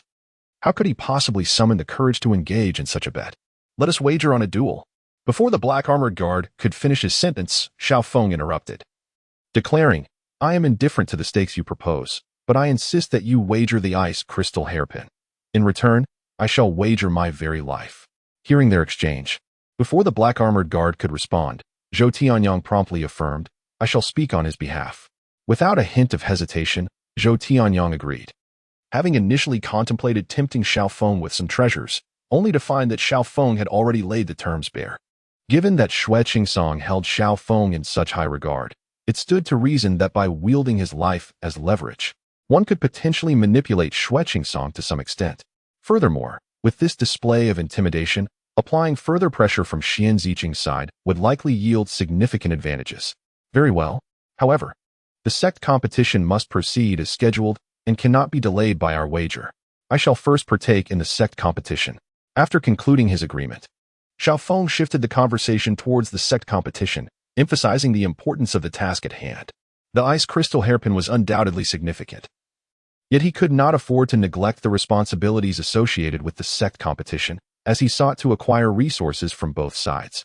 "The sect competition? Huh? Who do you think you are, presuming to compete?" The black-armored guard scoffed at Xiao Feng's words, perceiving them as an utter farce. In his eyes, a waste devoid of spiritual energy would likely be eliminated at the very onset of the competition, rendering it unnecessary for him to even lift a finger to secure victory over Xiao Feng. Below the martial platform, numerous disciples also mocked Xiao Feng for his overestimation of his abilities. Their dissatisfaction had already been sparked by his provocation of royal authority, and now, with Xiao Feng willingly inviting punishment, they felt he had truly lost his senses. Xiao Feng, however, remained unfazed, unaware that these individuals might soon find themselves silenced by the unfolding events. After all, within the confines of that modest martial platform, within 7 steps, a spear strikes swiftly and accurately. Your participation in the sect competition is nothing short of a jest. Chang Qingzhu sneered at Xiao Feng, regarding him as nothing more than a talentless fool destined to falter at the first challenge. How can one know without attempting? Xiao Feng shrugged indifferently. Observing his demeanor, Chang Qingzhu felt disdain. I hereby declare the sect competition officially commenced, with the third prince serving as our witness. In announcing the competition, Chang Qingzhu did not forget to flatter Zhou Tianyang, hoping to curry favor with him. Step aside, I shall take the stage. As soon as Chang Qingzhu's words fell, a man clad in blue robes leaped from the crowd and gracefully ascended the platform. He was robustly built, with a chiseled face and fierce, thick eyebrows, exuding an aura of intimidation. You have insulted my master for long enough, he declared slowly. Was it truly Zhao Luoshu, the direct disciple of the Grand Elder, taking matters into his own hands? Given Xiao Feng's earlier defiance against the Grand Elder, the onlookers anticipated an entertaining spectacle. It was rumored that Zhao Luoshu's strength was unmatched among his peers in the sect. The crowd buzzed with excitement, their attention riveted on Zhao Luoshu, wholly unconvinced of Xiao Feng's prospects, anticipating a one-sided confrontation. Moreover, having offended both the Grand Elder and the Third Prince, it seemed inevitable that Xiao Feng would soon find himself in dire straits, with most hoping he would swiftly lose the competition and be dealt with by the Third Prince to quell royal discontent. Do not kill him. He must remain for the Third Prince's sake, Chang Qingzhu ordered nonchalantly. Zhao Luoshu nodded, affirming, I understand, master. As Chang Qingzhu's prized disciple, Zhao Luoshu was well aware of the close ties between his master and Zhou Tianyang. Thus, he sought to align himself with his master to win Zhou Tianyang's favor. Should he secure the royal family's support in the future, he would gain access to abundant cultivation resources, and with the royal backing, who would dare challenge him? The incident involving Li Yi was also orchestrated by Zhao Luoshu, as Xian Ziqing had caught Zhou Tianyang's eye. To win her over, she must be made to confront reality. By consistently showcasing Xiao Feng as a failure, allowing him to languish among the outer disciples, Xian Ziqing would inevitably realize that following Xiao Feng would yield no benefits, and in due time, she would depart. This is the harsh truth of the cultivation world, with a touch of manipulation. Daily provocations and assaults on Xiao Feng would serve as a reminder of the obligation Xian Ziqing felt to repay the debt owed to his parents for saving her life, thereby facilitating her easy transition to Zhao Luoshu's camp. Indeed, when the Third Prince returned, bringing this scheme to Zhou Tianyang, Zhao Luoshu received a substantial allotment of high-grade spirit stones, resources sufficient for 2 years of cultivation. Compared to the ambient spiritual energy, spirit stones significantly accelerate the cultivation process, with pure stones yielding even greater results. As Zhao Luoshu approached Xiao Feng, a semi-transparent barrier ascended upon the martial platform, signifying the commencement of the duel. Go, Senior Brother Xiao, and Gong Miaochuan cheered, her fists pumping in encouragement. Their rapport had remained amicable, as the sect leader often visited Zixiao Peak for respite. During Xiao Feng's tenure as the Holy Sun, the two had frequently engaged in martial exchanges. However, after the upheaval 6 years prior, they had lost touch. She had heard whispers of Xiao Feng's spiritual roots being damaged and his relegation to the outer disciples' quarters. Though she had intended to seek him out, the third elder, Feng Zixiao, had warned her against involving herself in his affairs. Nevertheless, she secretly allocated a portion of spirit stones to assist him, though he consistently declined her offers. Fortunately, Xiao Feng's presence at the sect competition today led Gong Miaochuan to believe he had regained his former prowess, filling her with genuine happiness. Xian Ziqing also stood at the edge of the martial platform, her expression as cold as ever.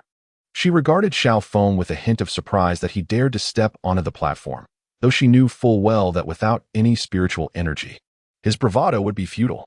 After all, she had already cautioned him days prior about the competition, feeling she had done all she could.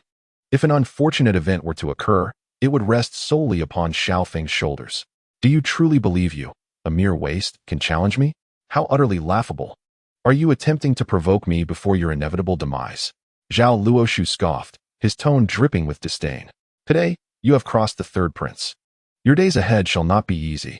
Now, allow me to impart a lesson on behalf of the third prince. Xiao Feng listened, somewhat bemused. He could not fathom why every antagonist felt compelled to deliver lengthy monologues. Did they not find it tiresome? Each time before a fight, they seemed to relish in their verbosity. Were it not for his own lack of cultivation, he would have taken the opportunity to strike. There is one thing I do not understand, Xiao Feng interjected, noticing Zhao Luoshu's continued villainous banter. Oh, what is it that you do not comprehend? Pray, enlighten me. Zhao Luoshu, intrigued, assumed it to be Xiao Feng's final words. My spiritual roots have been shattered, rendering me a helpless being. Why then? Do you persist in sending others to torment me? I simply wish to torment you. Zhao Luoshu grinned maliciously, his eyes narrowing. You, a holy son yet reduced to a mere fool, bring shame to my eyes. He could not admit that his actions were driven by fear of Xiao Feng's potential resurgence, a fear that he might once again become a threat to the Grand Elder. Sending others to harass Xiao Feng was also a means of surveillance. After all, he was the son of the sect leader, and until he confirmed the leader's fate, he dared not act too decisively. Now that the third prince has spoken, prepare to meet your end. With a swift motion, Zhao Luoshu lunged at Xiao Feng like a cannonball, a deep blue radiance shimmering upon his palm, unleashing a torrent of violent energy. As Zhao Luoshu charged forward, Xiao Feng leisurely opened the system mall interface and exchanged an item. Common item. Divorce agreement. Description: a divorce agreement from a technologically advanced world filled with resentment. Holding the agreement and touching the opponent can siphon off half of their spiritual energy. The longer the contact, the more energy can be drained, up to the complete depletion of the opponent's spiritual energy. Comment: as long as the agreement is used wisely. It is not a dream for the opponent to leave empty-handed. Chapter 38. Do not underestimate the poor youth. Part 12. This item was one that Jiang Peng had packed along before leaving the previous world, one of the discarded items that others had deemed unnecessary. Rather than waste it, he chose to modify it using some source energy. It required less source energy to enhance the capabilities of items than to elevate the host's own strength. By consuming 10 points of source energy and utilizing the contract rules of this fantastical world, the divorce agreement could evenly divide an opponent's strength. Naturally, due to the limited source ability used, the divorce agreement could only take effect on cultivators below the peak of the Great Innate Realm. With a powerful strike, Zhao Luoshu's palm surged towards Xiao Feng, enhanced by his mid-grade Innate Realm prowess. With his fist gleaming coldly, this attack contained 90% of his strength. This blow was enough to cripple Xiao Feng. Below the martial arena, the second elder, Shueqing Song, wore a tense expression, gripping her sword and ready to rush onto the stage to assist Xiao Feng at the slightest hint of danger. Just as Zhao Luoshu's palm wind was about to strike Xiao Feng's face, Xiao Feng suddenly raised the divorce agreement, placing it before them. Zhao Luoshu, undeterred, allowed the divorce agreement to touch his palm. He had sensed it beforehand and deemed it merely a piece of blank paper devoid of spiritual energy. Did he truly think Zhao Luoshu would be intimidated? However, in the next moment, regret washed over him. As the divorce agreement made contact with his palm, it emitted a blinding radiance. In the blink of an eye, Zhao Luoshu felt more than half of his spiritual energy drain away, and his remaining energy was dissipating at an alarming rate. What is this? Zhao Luoshu's expression changed drastically, and he retreated in haste. Xiao Feng did not pursue him, holding the divorce agreement with an expression of amusement. He had never encountered such an enigmatic spiritual artifact, one that emitted no energy yet drained his spiritual power in an instant. Having lost, Zhao Luoshu collapsed to the ground of the martial arena. What just happened? Did Zhao Luoshu lose so easily? What on earth was Xiao Feng holding? One move brought Zhao Luoshu down. The onlookers were utterly astounded, their mouths agape as they stared at the two on the martial arena. Even Shueqing Song, who had been worried moments ago, was now stunned, watching Zhao Luoshu, who lay in a corner of the arena, pallid and breathless, feeling a sense of relief. Goodness, system, this is truly a remarkable item. Xiao Feng couldn't help but feel exhilarated as he looked at the divorce agreement. He could distinctly sense that it possessed a vast reservoir of spiritual energy, and if unleashed, it would wield the power of an early-stage Great Innate Realm strike. At this moment, Xiao Feng felt that exchanging for this item was extraordinarily worthwhile. He had spent only 30 points of technology points for such a formidable tool. Moreover, after using it, he discovered that the divorce agreement could be signed multiple times. Although the opponent's realm could not exceed the peak of the Great Innate Realm, below this level, it allowed Xiao Feng to easily contend. System product, guaranteed excellence. Excellence. System, this is a wonderful item. Xiao Feng unabashedly praised it. Calming his excitement, Xiao Feng approached Zhao Luoshu, who was now drained of energy and sitting helplessly on the ground. Zhao Luoshu looked up at Xiao Feng, disbelief etched on his face. He could not fathom that he had been defeated by a powerless waste. Unwilling, he felt an intense bitterness. How could a dignified mid-grade innate realm expert be bested by a mere waste? Xiao Feng stood before Zhao Luoshu. The divorce agreement radiating the aura of an early-stage great innate realm, seemingly ready to strike at any moment, carrying a significant threat. What do you have to say for sending someone to torment me? Tell you? In your dreams. Zhao Luoshu gritted his teeth. He could never betray the third prince and his master. Otherwise, he would face death in the future.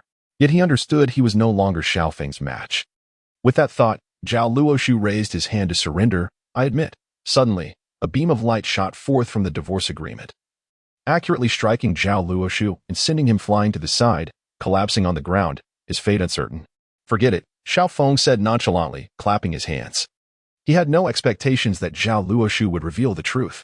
That last strike had unleashed all the energy he had absorbed. After all, Zhao Luoshu had been clamoring to cripple him. Xiaofeng certainly would not allow him to escape unscathed. That strike had been his strongest attack. And whether Zhao Luoshu survived was now a matter of fate. After all this, Xiaofeng donned the B-mic once more and called out to the third prince. Where are your people? Humph. Zhou Tianyang sneered, ignoring Xiaofeng and turning to a servant beside him. You, go down. If you lose, I will have your head. Upon hearing Zhou Tianyang's words, the servant turned pale, daring not to protest, and hurried up to the martial arena. However, having previously attacked Xiaofeng, the servant, at the peak of the great innate realm, launched a full assault without giving Xiaofeng a moment to react. The current concern was that strange spiritual artifact in Xiaofeng's hand. Based on Zhao Luoshu's experience, as long as he avoided contact with that item, he would not have his spiritual energy drained and would not face any threat. Nonetheless, that artifact was formidable, capable of rendering Zhao Luoshu incapable of fighting with a single strike. If he could kill Xiaofeng, a glimmer of greed flickered in the servant's eyes as he envisioned himself claiming that artifact. Kid, if you have the guts, face me directly. Relying on external objects is no true skill. The servant's gaze fell on Xiaofeng, cautious of the artifact in his hand. Knowing Xiaofeng would not engage him directly, he resorted to provocation, hoping to lure Xiaofeng into a trap. Yet, he then pondered that such a powerful artifact must have its limitations. Moreover, he had been on the martial arena for a while now, and Xiaofeng had yet to make a move. Perhaps the artifact had a time constraint? Chapter 39. Do not underestimate the poor youth. Part 13. Quit stalling. Come on. Xiaofeng smirked, a faint smile gracing his lips as he beckoned the servant with his finger. He was eager to obtain the ice crystal hairpin, a full 5,000 technology points. Taking a deep breath to calm his excitement, Xiaofeng adjusted his mindset to its peak state. His opponent was at the peak of the great innate realm, and he could not afford to be careless. The servant, sensing Xiaofeng's demeanor, momentarily hesitated before scoffing. Humph. Just putting on a show. Let us see what you can truly do. While his words were arrogant, the example of Zhao Luoshu weighed heavily on him. He drew a dagger from his waist and cautiously approached Xiaofeng. Xiaofeng did not move immediately. Instead, he slowly closed his eyes, entering a meditative state, seemingly treating the servant as mere air. Seeing that he had been underestimated and overconfident, the servant felt a surge of delight in his heart. He stealthily maneuvered behind Xiaofeng and lunged forward with a dagger, his speed so swift that it conjured a fierce gust of wind. However, when the dagger struck Xiaofeng's body with precision, the servant felt as if he had struck a stone, his arm trembling with numbness, nearly causing him to drop the dagger. In that moment, the servant was utterly stunned. Was this man's physique truly so resilient? Before he could comprehend the situation, Xiaofeng had already pressed the divorce agreement against the servant's forehead, exclaiming, "Caught you." In an instant, the servant experienced a profound emptiness, reminiscent of Zhao Luoshu's feelings, as a vast amount of spiritual energy was absorbed by Xiaofeng. The next moment, a beam of light formed from the absorbed energy shot forth from the divorce agreement, crashing violently into the servant. With a cough, he spat out a mouthful of blood, his face turning pale as he was sent flying across the arena like a kite severed from its string. He landed heavily at the edge of the platform, his complexion ashen, his life hanging in the balance. In an instant, the multitude of disciples below fell silent. The outcome of this competition had surpassed their expectations. Xiaofeng, you have disrupted the match by utilizing a spiritual tool inconsistent with your realm. Do you not recognize your transgression? The elder Chang Qingzhu glared at Xiaofeng from atop the arena, his voice cold and accusatory. Upon witnessing the defeat of Zhou Tianyang's servant, he immediately rose to confront Xiaofeng, eager to avoid any future enmity with the third prince. Huh. Xiaofeng chuckled lightly.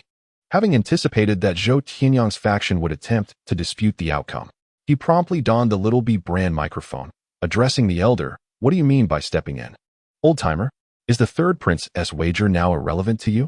The pressure emanating from the artifact overwhelmed Chang Qingzhu, forcing him to take several steps back, further darkening his expression.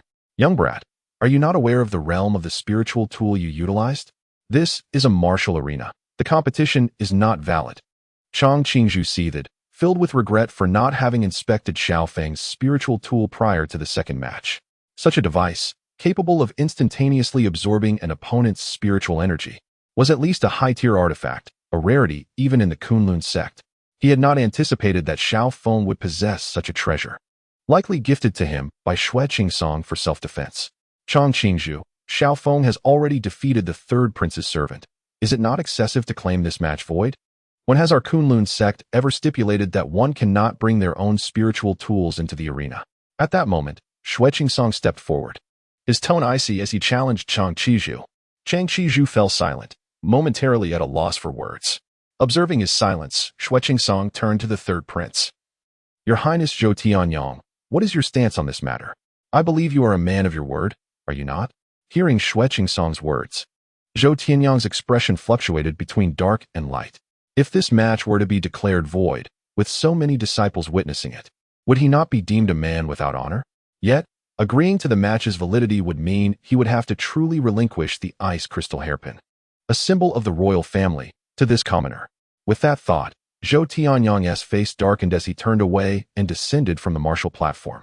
After all, he had initially promised Xiao Feng, as the third prince, he needed to maintain the dignity of the royal family, but his possessions were not so easily relinquished. Rest assured, third prince, I have taken a liking to this treasure and will cherish it well. Xiao Feng grinned widely as he tucked the hairpin into his robes. The system notification chimed, and Xiao Feng's heart soared with joy. The sensation of sudden wealth was truly delightful. Humph. After Xiao Feng requested a break, the competition did not resume.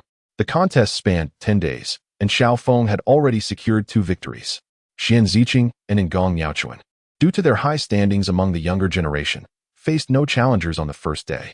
If these disciples did not engage in enough matches within 10 days, as long as they maintained control of the arena, they would also qualify for victory. At Qing Song Peak, in a residence beneath a cliff, Xiao Feng remained in his room browsing the shop. Following a fallout with the elder, Xue Qingsong, concerned for Xiao Feng's safety, suggested he relocate to her cliffside abode, ensuring she could provide timely assistance in case of any accidents. Gazing at the 300 technological points displayed on the system panel, Xiao Feng couldn't help but break into a silly grin. This journey had not been in vain. He decisively navigated to the upgrade coupon page and purchased one without hesitation. Black Iron upgrade coupon used successfully. Wow, you have leveled up. Innate realm perfection. Detected that the host has reached a certain realm. The system mall has been updated. Update complete. Upon reaching innate realm perfection, the system's Black Iron upgrade coupon transformed into a bronze upgrade coupon. Its price had skyrocketed to a staggering 800 technological points. However, with a wealth of technological points at his disposal, Xiao Feng was unconcerned and promptly purchased the bronze upgrade coupon. Bronze upgrade coupon used successfully. Wow, you have advanced. As the notification sounded, Xiao Feng immediately felt a tremendous surge of energy flooding his body. Breathing deeply, he reveled in this exhilarating sensation. Early grade innate realm. One-time use item, bronze upgrade coupon. Technological points. 1,600 system. Are you robbing me? Xiao Feng exclaimed, pointing at the bronze upgrade coupon in the shop. Unable to contain his frustration. Compared to the modest price increase of the Black Iron upgrade coupon, the price of the bronze upgrade coupon seemed extortionate. According to system evaluations, the great innate realm demands greater energy, leading to a percentage-based price increase. The system is absolutely fair and just, with no deductions. Jiang Peng replied with a serious expression. After numerous fabrications, he now spoke without a shred of psychological burden. After all, the great innate realm indeed required more primordial energy, and the 1,600 technological points for this price was quite reasonable. He also needed to collect a small fee to sustain his livelihood. Of course, considering his current reserves of hundreds of thousands of primordial energy, it was ample to elevate Xiao Feng to the pinnacle of combat power in this world. The true Saint Realm. Given that this world was merely a lower-tier fantasy realm, the true saint realm here was akin to their mortal realm, hence requiring little primordial energy for such an enhancement. However, as a capitalist, Jiang Peng would not allow Xiao Feng to ascend to the top tier effortlessly. Without the motivation to upgrade his realm, should Xiao Feng become complacent, how could he continue to collect primordial energy? System, a price increase is one thing, but a tenfold increase is utterly outrageous. You are truly heartless, Xiao Feng lamented, unable to contain his grievances. The price for merely ascending to the great innate realm had skyrocketed tenfold, making the system seem like a thief. This system is fair and just, a conscientious merchant. Indeed. Hey system, you are going too far. This is simply ridiculous. With my current capabilities, should I show even a hint of my prowess? The heavenly will of this world would soon sense me, and I would be struck down by heavenly punishment before long.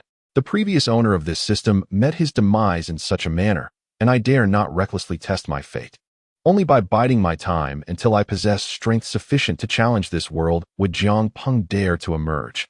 The following day, the grand competition continues atop the Zixiao Peak, with all disciples eagerly anticipating today's battles. Suddenly, a voice cuts through the air. Look, that useless one has arrived. Instantly, all eyes converge on Xiao Feng. After his advancement in yesterday's contest, reactions range from envy and jealousy to disdain. Winning through mere cleverness. What skill is that? Why is there a chair on the martial stage? Who dares to sit during a fight? Could it be the third prince himself is making an appearance? As Xiao Feng approaches the stage, he notices the unexpected presence of a chair. In his memory, no one from the Kunlun sect has ever dared to take a seat while fighting. Surely, only the third prince, Zhou Tianyang, would have the audacity to do so. Is it possible that after defeating his servant yesterday, he now seeks retribution in person? Thanks to the system's assistance, Xiao Feng has spent all his technological points on upgrade vouchers, elevating himself to the mid-stage of the great innate realm. Yet, he must conceal his true strength. If the one who plotted against him was indeed the elder Chang Qingzhu, even his current prowess may not suffice to counter her. Although Xue Qingsong stands guard beside him, her protection may be temporary. If Chang Qingzhu seizes an opportunity, Xiao Feng fears that even 10 lives would not be enough. Meanwhile, Xian Ziqing and Gong Miaochuan have already taken their positions on the stage. As Xiao Feng ascends, Gong Miaochuan waves in his direction, while Xian Ziqing casts a stoic glance before turning away, maintaining her silence. She has grown accustomed to this dynamic. Just as Xiao Feng prepares to provoke the disciples below into battle, Chang Qingzhu interjects. Wait. She leaps onto the martial stage, confronting him with a fierce glare. What are you doing? As the Grand Elder, do you truly wish to challenge me in combat? How shameless. Taken aback, Xiao Feng wonders if Chang Qingzhu is genuinely so brazen as to challenge a disciple on the martial stage. With her Grandmaster level prowess, he doubts he could even perceive her attacks before being sent flying. However, to guard against unforeseen events, he retains a significant amount of technological points, relying on his handgun, bulletproof suit, and other gadgets to potentially counter Chang Qingzhu. Yet, he is reluctant to brandish the handgun. Using such a lethal technological marvel in plain sight would surely attract unwanted attention. While the previous divorce agreement might have sparked envy among the disciples, they are unlikely to match the skill of a grandmaster like Chang Qingzhu, who would hardly be interested in such lowly artifacts. Although capable of instantly absorbing an opponent's spiritual energy, Xiao Feng senses that completely absorbing a perfected innate realm cultivator would lead to saturation, rendering the artifact ineffective against those above the great innate realm. Moreover, its requirement for physical contact diminishes its value considerably. Xiao Feng understands this. How could the elders not? The handgun, on the other hand, is a different matter. A device that can eliminate a cultivator with a mere pull of the trigger would undoubtedly pique their interest. Fearing for his safety, he realizes that even Xue Qingsong may not be able to shield him from the consequences. Chang Qingzhu, infuriated, struggles to find words. After a deep breath, she points to the chair on the martial stage. Sit there and stay out of trouble. Is this for me? Oh. How considerate of the Grand Elder. I was wondering who had such an inflated ego to require a chair on the martial stage. I must say, I feel truly honored. With a faint look of surprise, Xiao Feng takes a seat, crossing his legs and adopting an air of arrogance. If any disciple were to defeat him today, it would be a significant loss of face for the third prince. Based on the artifacts he possesses, only those at the Grand Master level stand a chance of overcoming him. As for the younger disciples, the strongest among them barely reach the perfected great innate realm. Even if they stepped onto the martial stage, they would likely be no match for his artifact. It would be wiser to allow Xiaofeng to advance and seek revenge at a later time. However, after Chang Qingzhu's decree forbidding challenges against Xiaofeng, discontent simmers among certain disciples, particularly those eager to gain favor with the third prince through defeating him. Yet, under Chang Qingzhu's orders, they can only endure. Their eyes filled with jealousy as they observe the leisurely Xiaofeng. On other martial stages, some disciples have lost their patience. After securing a victory, many choose to continue fighting, hoping to expedite the selection process of the sect's grand competition. And Gong Miaochuan and Xian Ziqing share the same ambition. As Xiaofeng sits idly on the martial stage, boredly observing the battles unfolding around him, he cannot fathom why Chang Qingzhu has allowed him to advance merely by sitting down. System upgrade, convenience store panel updated, startled by the voice echoing in his mind. Xiaofeng realizes that the system has upgraded. What new offerings await him? Convenience store, comic book, 20 tech points, game console, 60 tech points. Peanuts, 10 tech points, sunflower seeds, 10 tech points, beverage, 20 tech points. Note, all items possess the ability to gradually enhance one's realm.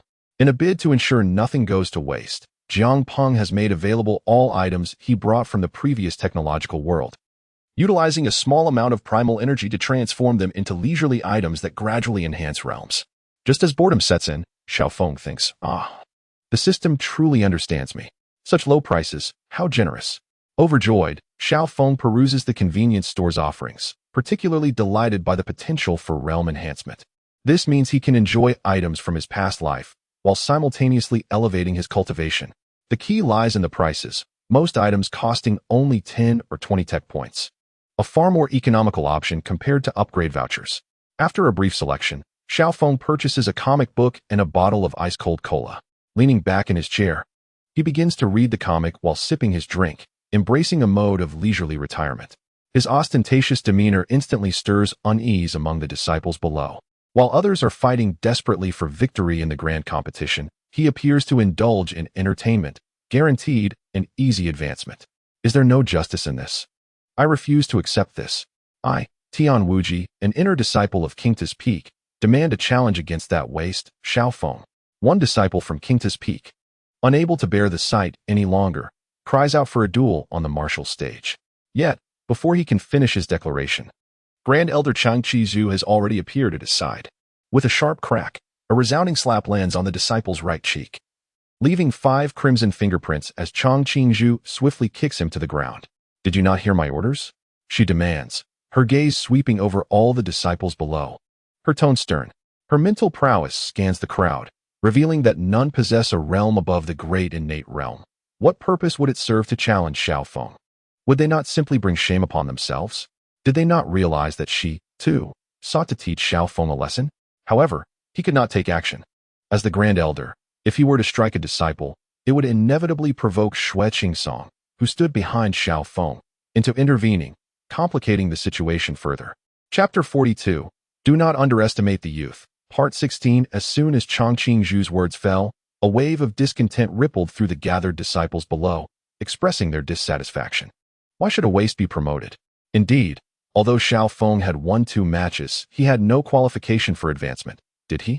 Xiaofeng, if you're a man, put down your spirit weapon and let us fight fairly. Xiaofeng lazily stretched, observing the clamorous disciples below. With a smirk, he raised his middle finger, flashing a universally recognized gesture toward the crowd. Although the disciples did not comprehend his gesture, they could infer from his arrogant demeanor that he was provoking them, which only intensified their discontent. Yet, Xiaofeng felt indifferent. After all, it was Chang Qingzhu who had directly advanced him, and the ire of these disciples was directed at him. However, due to the Grand Elder's status, no one dared to refute the decision of promoting a disciple directly. Xiaofeng even harbored suspicions that Chang Qingzhu might be attempting to incite public outrage to have him secretly eliminated. But those were matters for the future. Once the sect's grand competition concluded, acquiring the Kunlun sword would undoubtedly elevate his power, rendering the younger disciples his inferiors. Silence, Chang Qingzhu commanded, channeling his spiritual energy in a furious roar that quelled the crowd, bringing their murmurs to an abrupt halt. Xiaofeng had performed exceptionally well in the sect competition and was granted an exception for direct advancement. In 10 days, the Jinwu trial would commence, and the promoted disciples would be arranged to participate, representing the sect's honor. No one was permitted to forfeit. After delivering this announcement, Cha Qingzhu flashed Xiaofeng a meaningful smile before turning and departing to his mountain peak. In his view, Xiaofeng's arrogance would not last long. When the Jinwu trial began, that mere spirit weapon would hold little power in the hands of a so-called waste. Furthermore, prior to the Jinwu trial, the participating disciples would be sent to a secret realm to seek their fortunes. Should Xiaofeng meet his demise there at the hands of another or some entity, no one would be able to trace it back. However, the disciples remained unaware of these undercurrents. Even with Cha Qingzhu's pressure, they continued to murmur softly.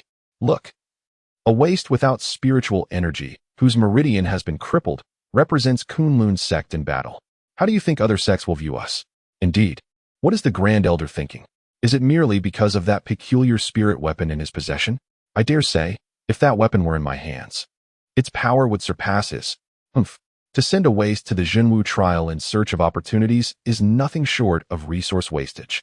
The disciples voiced their grievances, with many believing that Cha Qingzhu was excessively partial towards Xiaofeng, and some even speculating on possible clandestine dealings between them. After all, it was already ludicrous enough for a waste to participate in the sect competition, let alone the Jinwu trial, which was filled with boundless opportunities. It was impossible for the disciples not to harbor other thoughts. Fortunately, Cha Qingzhu departed early, unaware of the disciples' subsequent discussions. Had he known, he surely would have been incensed.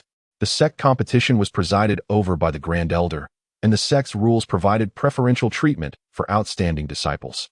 Should any disciple dispute the outcome of the competition, they could present their grievances to the Elder's pavilion. At this moment, Fang Zixiao stepped forward to mediate and announced the conclusion of the sect competition. Chapter 43. Do not underestimate the youth. Part 17. He too felt perplexed by Cha Qingzhu's actions. However, during the sect leader's absence, the Grand Elder held certain exceptional powers. Matters like the selection in the sect competition were within his direct jurisdiction.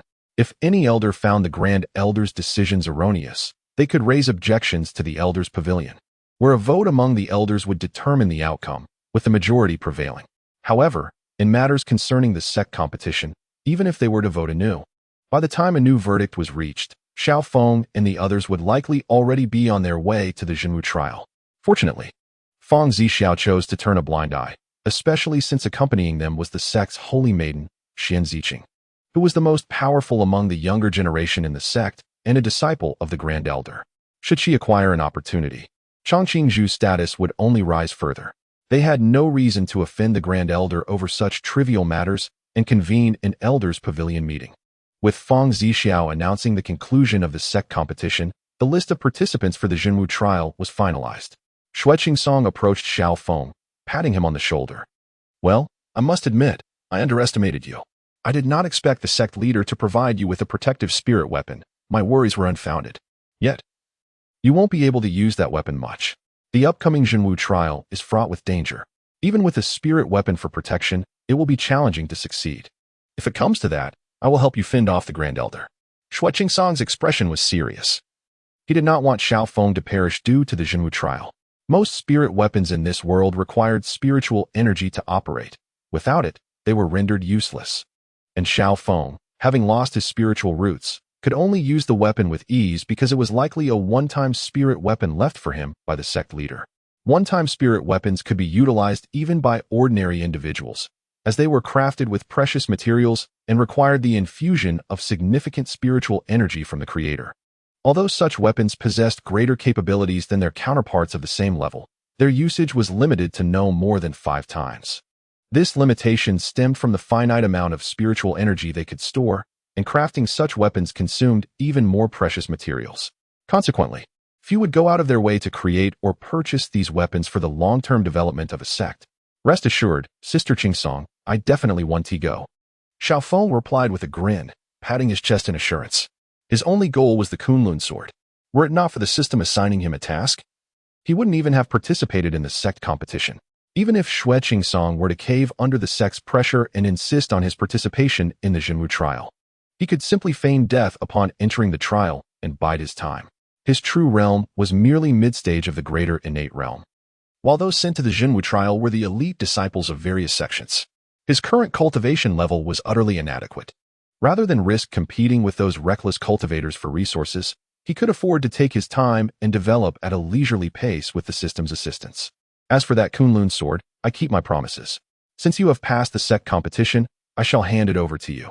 Come to my Qingsong Peak. Xue Qingsong patted his shoulder, signaling him to come by later to collect it. In her memory, Xiaofeng was still that powerless child.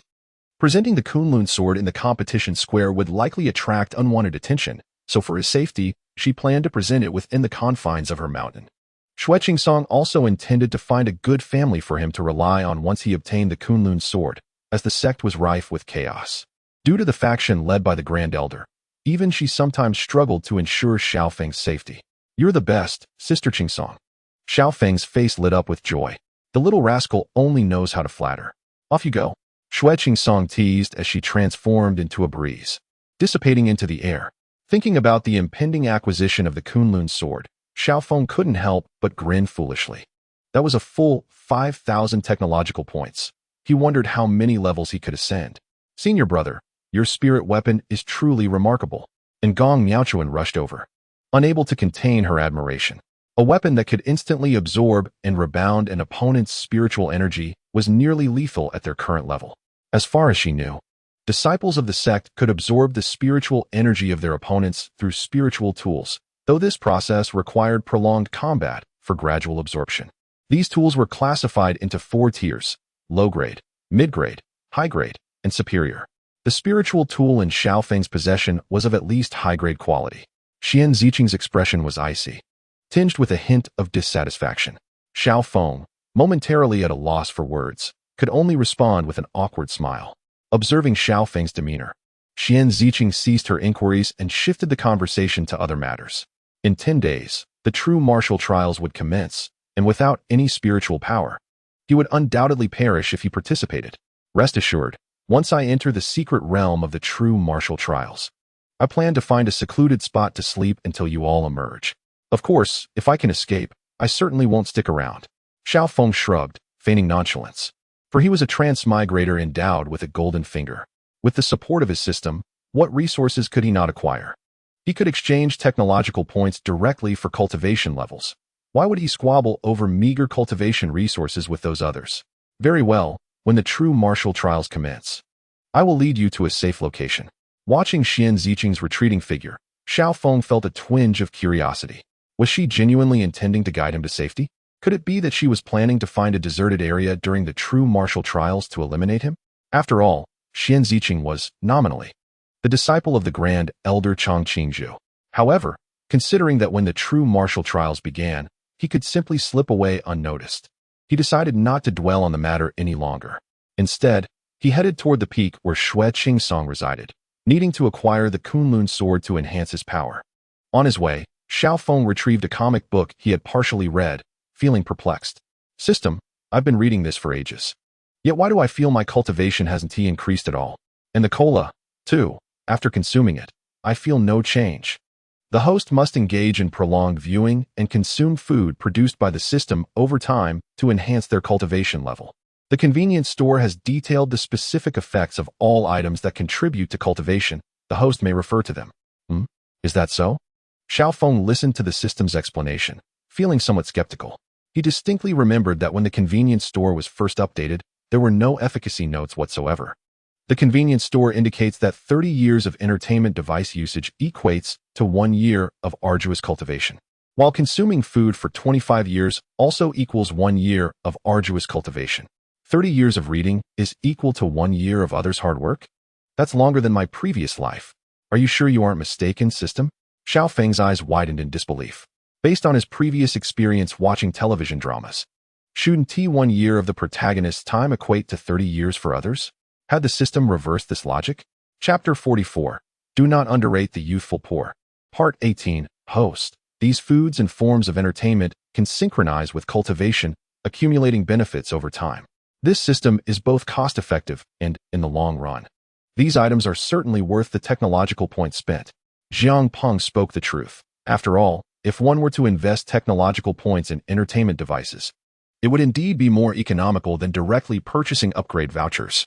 Most importantly, Jiang Ping's enhancements to these items only required a mere point of primordial energy, which was an entirely different concept from direct infusion of primordial energy. However, as long as he could profit from the host's technological points, who cared? Your argument seems valid. Xiaofeng pondered, finding the system's reasoning quite sound.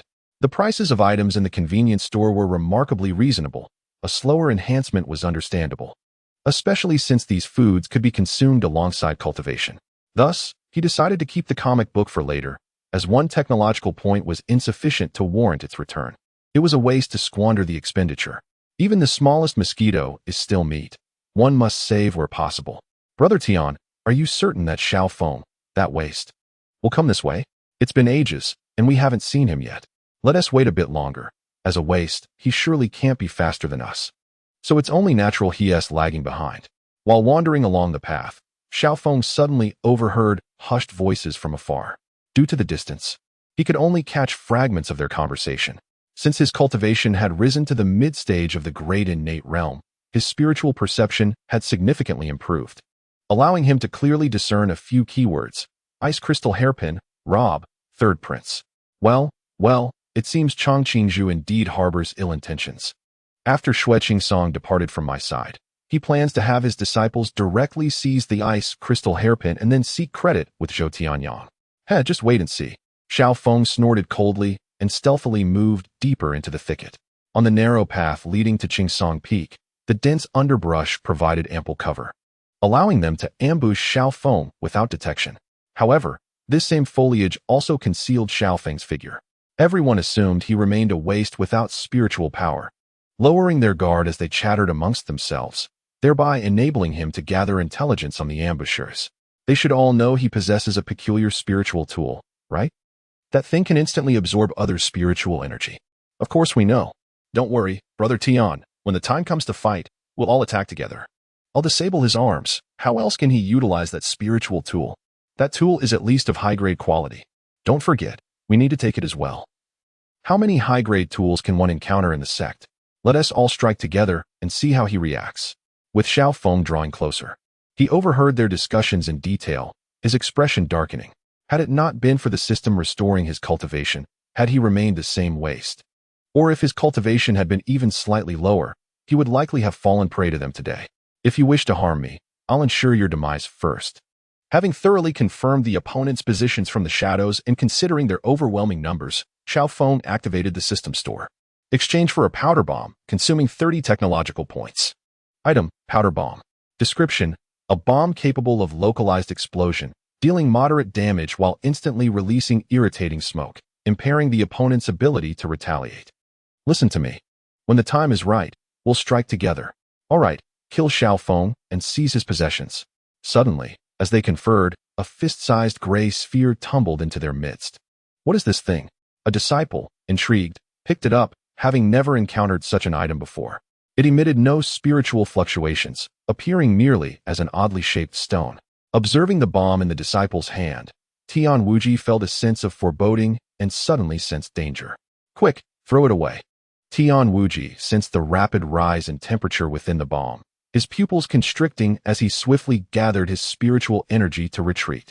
With a resounding boom, the bomb detonated violently, the powerful shockwave sending several nearby disciples flying, crashing against tree trunks, and leaving them unconscious. The remaining disciples on the periphery also sustained various injuries, a pungent sulfurous scent enveloping the area. Then, a cloud of dust dispersed, rapidly filling the air and enveloping the entire region in a faint yellow fog. Cough, cough, help. The remaining disciples who were not knocked unconscious by the explosion struggled to rise amidst the smoke, coughing violently, a strong sense of suffocation nearly causing them to faint. The air was thick with toxic smoke, rendering breathing nearly impossible. The acrid stench caused Tian Wuji's complexion to pale. Observing the reactions of his disciples, he feared that the smoke was laced with deadly poison. Just as he attempted to channel his spiritual energy, he was unexpectedly kicked away by Xiaofeng, who had stealthily approached. With a dull thud, Tian Wuji collided with a tree trunk and fell again, spitting blood. The injuries from the explosion, compounded by Xiaofeng's powerful kick, left him feeling as though his ribs had shattered and his internal organs had been displaced. Upon recognizing Xiaofeng, he raised a trembling finger to point, his face awash with terror. Yet, before he could utter a word, a wave of intense dizziness overcame him, and he succumbed to unconsciousness. Xiaofeng held his breath and retreated to a distance, continuing to confront any remaining disciples who still had the slightest awareness and attempted to sneak away. He would swiftly deliver a forceful kick, either incapacitating or knocking them unconscious, his actions shrouded in secrecy within this secluded area. Once the dust settled and all disciples lay sprawled on the ground, unconscious, he finally let out a sigh of relief. Were it not for the system's disinterest in collecting undergarments, Xiaofeng would have likely taken the opportunity to relieve them of their attire. Having completed his task, he meticulously checked to ensure no trace of technological points was left behind before turning to leave. Along the way, he exchanged for a powder bomb. Reflecting on the ambush he had faced from the disciples earlier, he cast a glance toward Qingzhou Peak, musing that he would have to address Elder Chang regarding the day's grievances before departing. A smile crossed his face as he considered the power of the bomb he had just wielded. Arriving at the residence of Xue Qingsong, he found her in deep meditation. Suddenly sensing a familiar aura, she opened her eyes and, upon recognizing Xiaofeng, rose to her feet. With a wave of her hand toward a ceremonial sword, it transformed into a streak of light, soaring into her grasp. Xiaofeng, this is the Kunlun sword left by your father. It is this treasured artifact that established Kunlun sect as one of the prominent sects in the vicinity. Now that you possess it, do not wield it carelessly in front of outsiders. Xue Qingsong regarded the ancient sword with a grave expression, understanding that it was a priceless relic of the Kunlun sect, passed down for millennia. Should it be seen in Xiaofeng's hands, his life would be in jeopardy.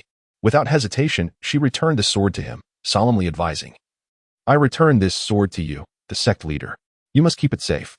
No matter what occurs, you cannot reveal this sword, or calamity will surely follow. Yes. Thank you, Sister Qingsong.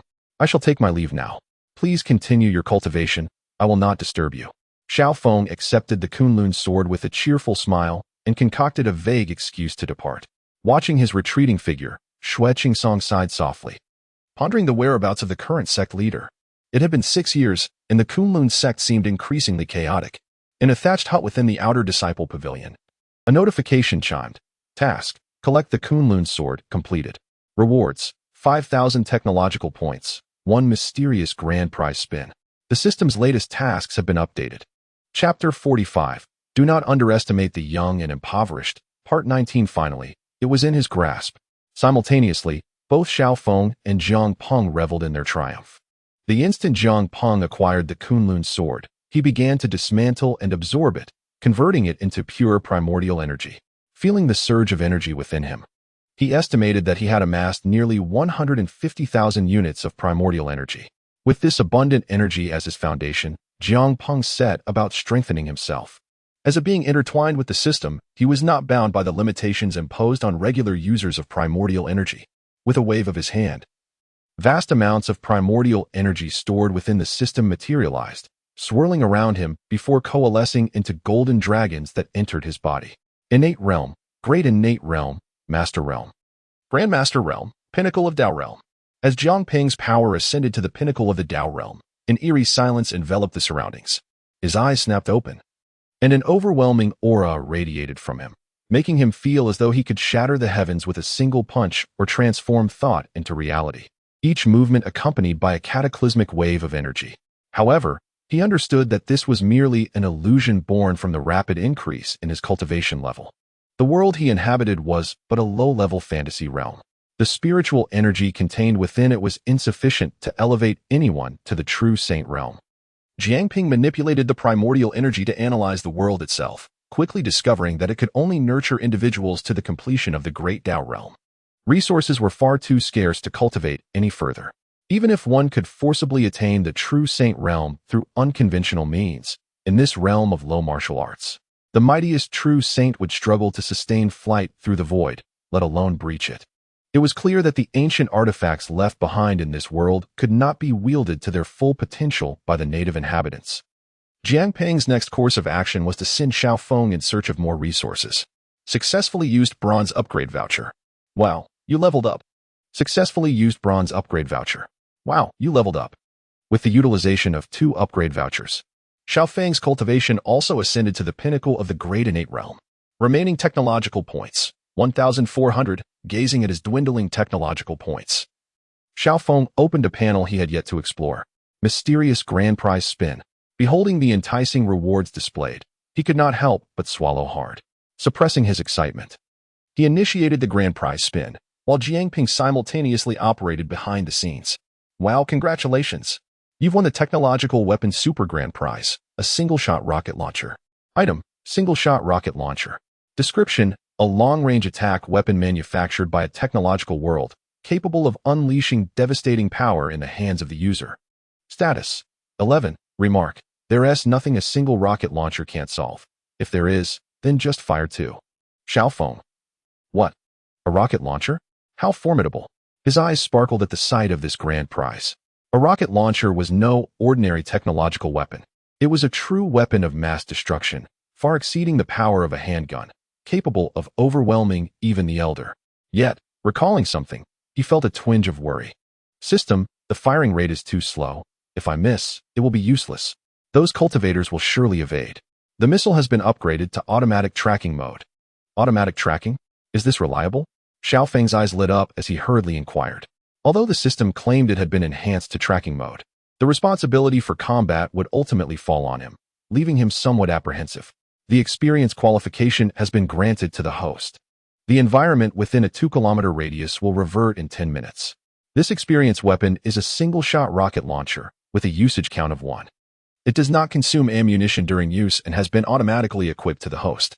As the system concluded its announcement, a sleek black rocket launcher materialized in Xiaofeng's hands. Its appearance was simple and rugged, lacking aesthetic appeal, but it exuded a strong scent of gunpowder.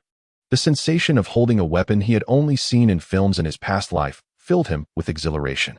He eagerly disengaged the safety, aimed at the distant ground outside the window, and fired with a resounding bang. The rocket artillery swiftly departed from the barrel, slicing through the air with a piercing shriek as it soared towards the distant mountain forest, directly creating a crater approximately 20 meters in diameter at the foot of the mountain. Wow, what immense power! Xiaofeng could not help but exclaim, realizing after personal experience just how terrifying the might of this rocket launcher truly was. Is this the power of technology? Inhaling the acrid scent of gunpowder in the air, Xiaofeng reflected on how increasingly astute the host had become, even questioning the efficacy of the weapon this time. Jiang Peng sighed within Xiaofeng's consciousness. As the host's realm elevated, the foes encountered in the future would also be more formidable. He needed to diligently improve the technological weapons inherited from the previous world. Fortunately, to hedge against unforeseen circumstances, Jiang Peng had not expended all of his primordial energy to elevate his own realm, leaving enough to continue enhancing more technological weapons. The 10-minute countdown has concluded. The damaged environment has been restored. Remarkably powerful. It was only when the system's notification sounded, indicating the restoration of the forest Xiaofeng had ravaged, that he emerged from his astonishment. I apologize, system. I should not have doubted the authenticity of the weapon you provided me. Xiaofeng hurriedly expressed his contrition, realizing that his skepticism about the rocket launcher's power had prompted the system to grant him a trial qualification. Previously, he had felt that the system was leading him astray. How could he have thought that way? This system had accompanied him since he possessed not a shred of spiritual energy, generously endowing him with technological points in the thousands. How could he ever harbor doubts about the system's intentions? Fortunately, the system was benevolent, granting him a trial qualification to experience the power of the rocket launcher. Had he allowed his distrust to drive it away, how could he possibly hope to elevate his realm in the future? This system is dedicated to assisting every host and harbors no secrets from them. The system, akin to Xiaofeng's rebirth parents, encouraged him once more, deeply touching his heart. Next, Xiaofeng perused the detailed introduction of the rocket launcher. Item, single-shot rocket launcher, minor enhancement ray area, 100 per hour, enhancement duration, 12 hours. Yet this time, Xiaofeng felt no dissatisfaction. The rocket launcher's power was formidable, and the system's ammunition production undoubtedly required time. Had it not been stated, enhancing weapons to a certain degree could lead to evolution. Indeed, the system was wholeheartedly dedicated to augmenting his combat capabilities. How could Xiaofeng feel anything but satisfaction? It seemed a new task had refreshed as well. Recalling the earlier notification, he surveyed the system interface and noticed a new task icon shimmering on the task panel. Having tasted the sweetness of rapid level-ups and powerful weapons, Xiao Feng eagerly tapped the task panel. He recalled that within the mysterious Grand Roulette, there were items even superior to this rocket launcher. In truth, compared to all the items in the roulette, the rocket launcher could only be considered a lower-tier reward. Task: collect the Tao Subduing Monument. What? The Tao Subduing Monument? The treasure of the Tiannan sect? Upon reading the task's content, Xiao Feng could not help but utter an expletive. The Tiannan sect was a major sect rivaling the Kunlun sect. At the very least, the Kunlun sword was a spiritual artifact of his own sect, and there were ways to acquire it.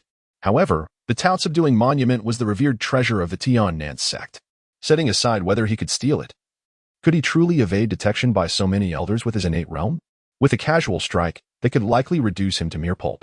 Scrolling down for more detailed task information, he found Task Brief: obtain the Tao Subduing Monument of the Tiannan sect.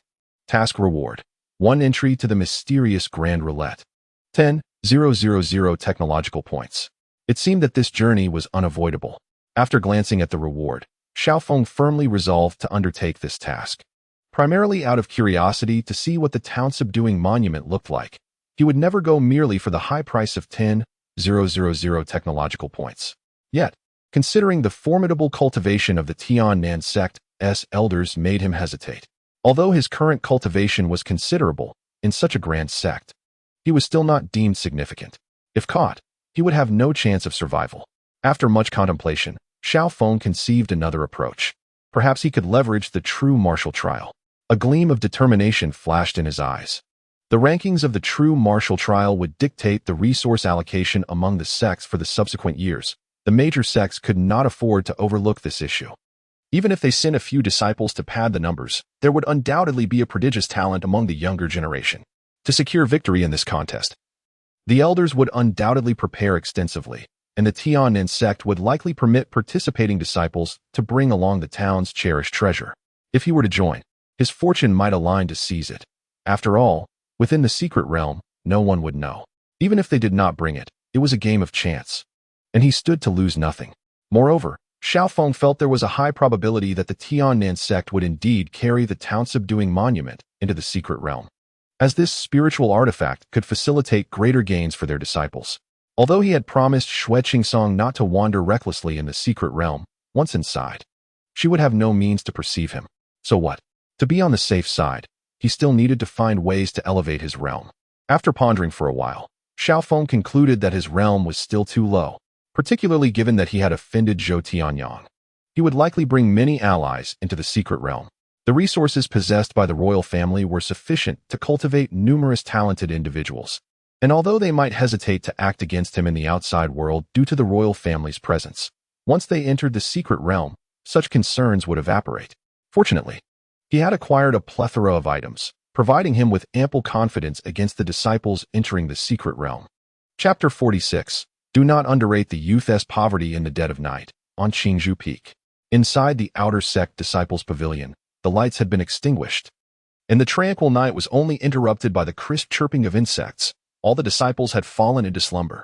Xiao Feng donned a black stealth suit and stealthily approached the outer sect disciples' pavilion on Qingzhou Peak. With several hundred outer sect disciples situated at the foot of the mountain in the east, south, west, and north, Xiao Feng arrived at the eastern quarters. To ensure the smooth execution of his plan, he had specifically exchanged for a silent powder bomb. This system was exceedingly intelligent. Initially, he intended to use the powder bomb for a night raid on Qingzhou Peak, but considering the presence of the ever-vigilant evergreen bamboo, if he caused too much commotion, it was likely that within 5 minutes, the Grand Elder would confront him. Fortunately, the system was exceedingly considerate, introducing a silent version of the powder bomb, with the price only increasing by 10 technological points. Truly a commendable gesture. Item: Silent powder bomb. Description: removes explosive damage while retaining the ability to instantaneously release a cloud of irritant smoke, significantly enhancing the incapacitating effect, rendering the opponent incapable of attacking for a brief period. At that moment, Xiao Feng stealthily approached a thatched hut belonging to an outer sect disciple, waiting for the opportune moment to swiftly toss the powder bomb through the window. In less than a minute, the sound of snoring from within ceased entirely. Such rapid effects? Xiao Feng was slightly astonished. Although the explosive effect was absent, the incapacitating effect had been greatly amplified. Peering through the window to confirm that the outer sect disciple was thoroughly unconscious, Xiaofeng entered the room and began to gather all valuable items. Even when he noticed that the outer sect disciple's attire was worth 1 technological point, he did not hesitate to stuff it into the system's item inventory. As he departed, he thoughtfully covered the outer disciples with blankets and tidied up the traces of his presence. He then proceeded to his next target. That night, Xiaofeng was bustling with joy. All the outer disciples of Qingzhou Peak fell victim to his cunning, including the chambers of the female disciples, which he did not spare either. Exhausted, he packed the belongings of the last outer disciple and wiped away the non-existent sweat from his forehead. Glancing at the hundreds of spatial bags in his inventory, along with a plethora of miscellaneous items worth a few technology points, Xiaofeng felt a swell of satisfaction. The grievances from earlier in the day had been avenged, and he had no intention of pursuing further quarrels with them. As Xiaofeng stepped out of the outer disciples' hall, dawn began to break, indicating that he had lingered for at least 3 hours. Time was of the essence. He needed to depart swiftly. Contemplating the numerous spatial bags in his possession, his spirits lifted even further, invigorated by the night's escapades. However, after taking just a few steps, he froze. As a figure emerged ahead, blocking his path, it seemed someone had caught wind of his presence. Who dares to sneak around Qingzhou Peak? A familiar voice echoed, and Xiaofeng's heart sank. It was none other than Chang Qingzhou. Cursed be this old man. Why is he roaming about at the foot of the mountain in the dead of night? Xiaofeng cursed silently and quickly changed direction to flee towards the mountain's edge. Upon noticing the escape, Chang Qingzhou immediately gave chase. Having sent Tian Wu and several disciples to teach Xiaofeng a lesson, only to see them bested by his treachery, Chang Qingzhou found himself unable to sleep, seething with anger. Moreover, the earlier provocations he faced and the disruption of the marriage arranged by the third prince only intensified his rage. In an attempt to vent his frustration, he had taken a stroll, only to unexpectedly spot someone sneaking into his domain. This was intolerable. With his anger boiling over, he pursued Xiaofeng with all his might. Before long, Xiaofeng was caught up by Chang Qingzhou, who stood as a peak grandmaster, far surpassing Xiaofeng's current realm. What sort of being are you, to possess such audacity? Chang Qingzhou demanded, his eyes glinting with cold fury. The black-clad figure before him had invoked spiritual energy in his flight, an act that did not escape Chang Qingzhou's keen observation, allowing him to gauge the intruder's strength. With a swift motion, he targeted Xiaofeng's vital points. Panic surged within Xiaofeng. If his identity were revealed now, the heist of the spatial bags belonging to all the outer disciples would certainly come to light, potentially leading to significant trouble for Xueqingsong as well. Resolutely, he altered his course, desperately channeling his spiritual energy to flee while simultaneously accessing his system panel to select tools to extricate himself from the perilous situation. Steel mech, 30 tech points. Railgun, 60 tech points. Intercontinental missile, 10 tech points. The exorbitant cost drained his resources, rendering him unable to procure any items. Just as Xiaofeng was selecting his tools, Chang Qingzhou closed the distance, opting for no further dialogue as he struck Xiaofeng's back with a powerful palm. Xiaofeng felt an intense pressure in his chest, followed by a mouthful of blood spewing forth as he was propelled uncontrollably away. That wretched Xiaofeng will serve as my outlet for rage. Chang Qingzhou scoffed coldly, channeling all his energy for a lethal strike. As Xiaofeng struggled to rise, he witnessed Chang Qingzhou leaping towards him, a concentrated palm strike speeding towards him without any room for evasion. Damn it! Enraged by the unprovoked assault, Xiaofeng resolved not to hide any longer. Activate the defensive field, he mentally commanded, enveloped by an invisible force field that intercepted Chang Qingzhou's overwhelming spiritual energy. Special bulletproof vest, energy, field activation. Gun now? With a furious shout, a pistol materialized in Xiaofeng's hand. Notice, the 92 pistol has undergone ray enhancement and meets evolution criteria, automatically upgrading to the 69 grenade pistol. A faint glow flashed as the pistol transformed, its barrel expanding and acquiring a lustrous metallic sheen, exuding an intimidating presence.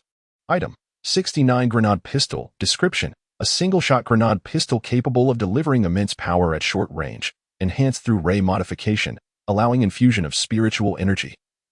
The more energy infused, the greater the resultant damage. Status: 77. Note: Sir, bullets cannot be blocked by knives. With no time for further contemplation, Xiaofeng glanced at the description before directly aiming at Chang Qizhu and firing. Bang! Bang! 2 rounds erupted from the grenade pistol, hurtling towards Chang Qizhu. Just as he prepared to counter, Chang Qizhu was caught off guard by the incoming grenades. A wave of dread washed over him, compelling him to summon his full spiritual energy, thrusting his arms forward to intercept the projectiles. Boom! As the grenades detonated before him, a powerful shockwave surged outward, pushing Chang Qingzhu back several meters and revealing cracks in his protective barrier, a testament to the explosive force unleashed. Coughing up blood, he stared in disbelief at the figure before him, overwhelmed by shock. How could this individual, seemingly at the early stage of the innate realm, possess such terrifying might? With a single strike, he had been forced to retreat and suffered considerable injury. Xiaofeng, having unleashed this attack, did not pursue further. Instead, he turned and fled, disappearing swiftly into the depths of the forest. He knew well that if he did not resolve the issue with Chang Qizhu within 7 rounds of grenades, the consequences would certainly fall upon him. Although the grenade pistol boasted greater power, its rate of fire and range were significantly reduced compared to other firearms. The element of surprise enabled him to strike Chang Qingzhu, but now that he was on guard, hitting him again would prove troublesome. Stunned by Xiaofeng's escape, Chang Qingzhu stood rooted, his expression darkening. A peak grandmaster had been bested by an early innate realm insect. Yet, wary of Xiaofeng's peculiar spiritual weapon and nursing his injuries, he could only watch as Xiaofeng vanished from sight. Do not let me discover your identity. Otherwise, I shall not hesitate to hunt you down. Chang Qingzhu seethed, but was left powerless as Xiaofeng slipped away from his view. Returning to his humble dwelling, Xiaofeng could no longer contain himself and spat out a mouthful of blood. This old fool, prowling about at this hour? He thought, wiping the blood from his lips. His face etched with displeasure. Though Chang Qizhu had always targeted him, being chased and nearly killed at night was intolerable. Regrettably, his realm was merely at the pinnacle of the innate stage, 2 major levels beneath Chang Qizhu, forcing him to swallow his anger for now. However, pressing matters awaited his attention. Having sustained a powerful blow from the elder, he was left severely injured, and with the protective barrier of Kunlun sect, any intruder would have to possess formidable strength to breach it. In the realm of the advanced innate stage, it is evident that one with a modicum of intelligence would not hastily attribute the failure of the sect's great formation to external factors, but would instead suspect their own comrades. If Chang Qingzhu were to trace the matter back to him, it would spell trouble for him the following day. After pondering for a moment, Xiaofeng assumed a cross-legged position and began to channel the spiritual energy within him, gradually mending his injuries. Approximately half an hour later, he opened his eyes. Weariness etched upon his face. The prowess of Chang Qingzhu was formidable. Given his current rate of recovery, it would likely take a week to regain his strength, by which time the opportunity would have passed. Contemplating this, Xiaofeng's gaze fell upon the system's marketplace. Single-use item, fragrant mother-esque chicken soup. Description: a bowl of chicken soup lovingly prepared by a mother for her son in a certain world, infused with profound maternal affection. The consumer will experience a swift restoration of physical condition. Note: wasting food is shameful. Cherish it, starting with yourself. Price: 100 tech points. This item caught Xiaofeng's attention. In comparison to other elixirs that cost thousands, this bowl of chicken soup was undoubtedly the most cost-effective choice. Although the required tech points were somewhat steep, he resolved to purchase the soup without hesitation, eager to expedite his recovery. Purchased single-use item fragrant mother-esque chicken soup. 100 tech points deducted. Remaining 700 tech points. Due to the enhancement of his pistol and bulletproof gear in the reinforcement zone, 700 tech points were deducted. And given the previous exchanges, his available tech points were limited. Despite having pilfered numerous spatial bags, the system indicated that they were slowly being converted into tech points, necessitating considerable time for full conversion. Upon receiving the chicken soup, Xiaofeng was immediately filled with regret. This was no chicken soup, but rather a bowl of chicken bone broth. The bowl contained several chicken bones with a smattering of meat, and the surface of the broth bore no trace of oil. It appeared as though it had been picked over by someone else. System: did you acquire this chicken soup from someone else? Xiaofeng felt a sense of betrayal, glancing at the remaining pot of soup. Jiangping was determined to find a way to sell more of it to the new host. The leftover soup could not go to waste. Swallowing hard, Xiaofeng lifted the bowl and took a sip. A wave of nausea washed over him, nearly causing him to expel the contents.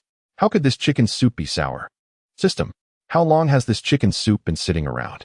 Xiao Feng struggled to suppress the turmoil in his stomach as he inquired. Special flavor, sour chicken soup. A culturally distinct chicken soup from a specific region. If the host finds it unpalatable, they may spend 100 tech points to alter the flavor. 100 tech points? You might as well rob me.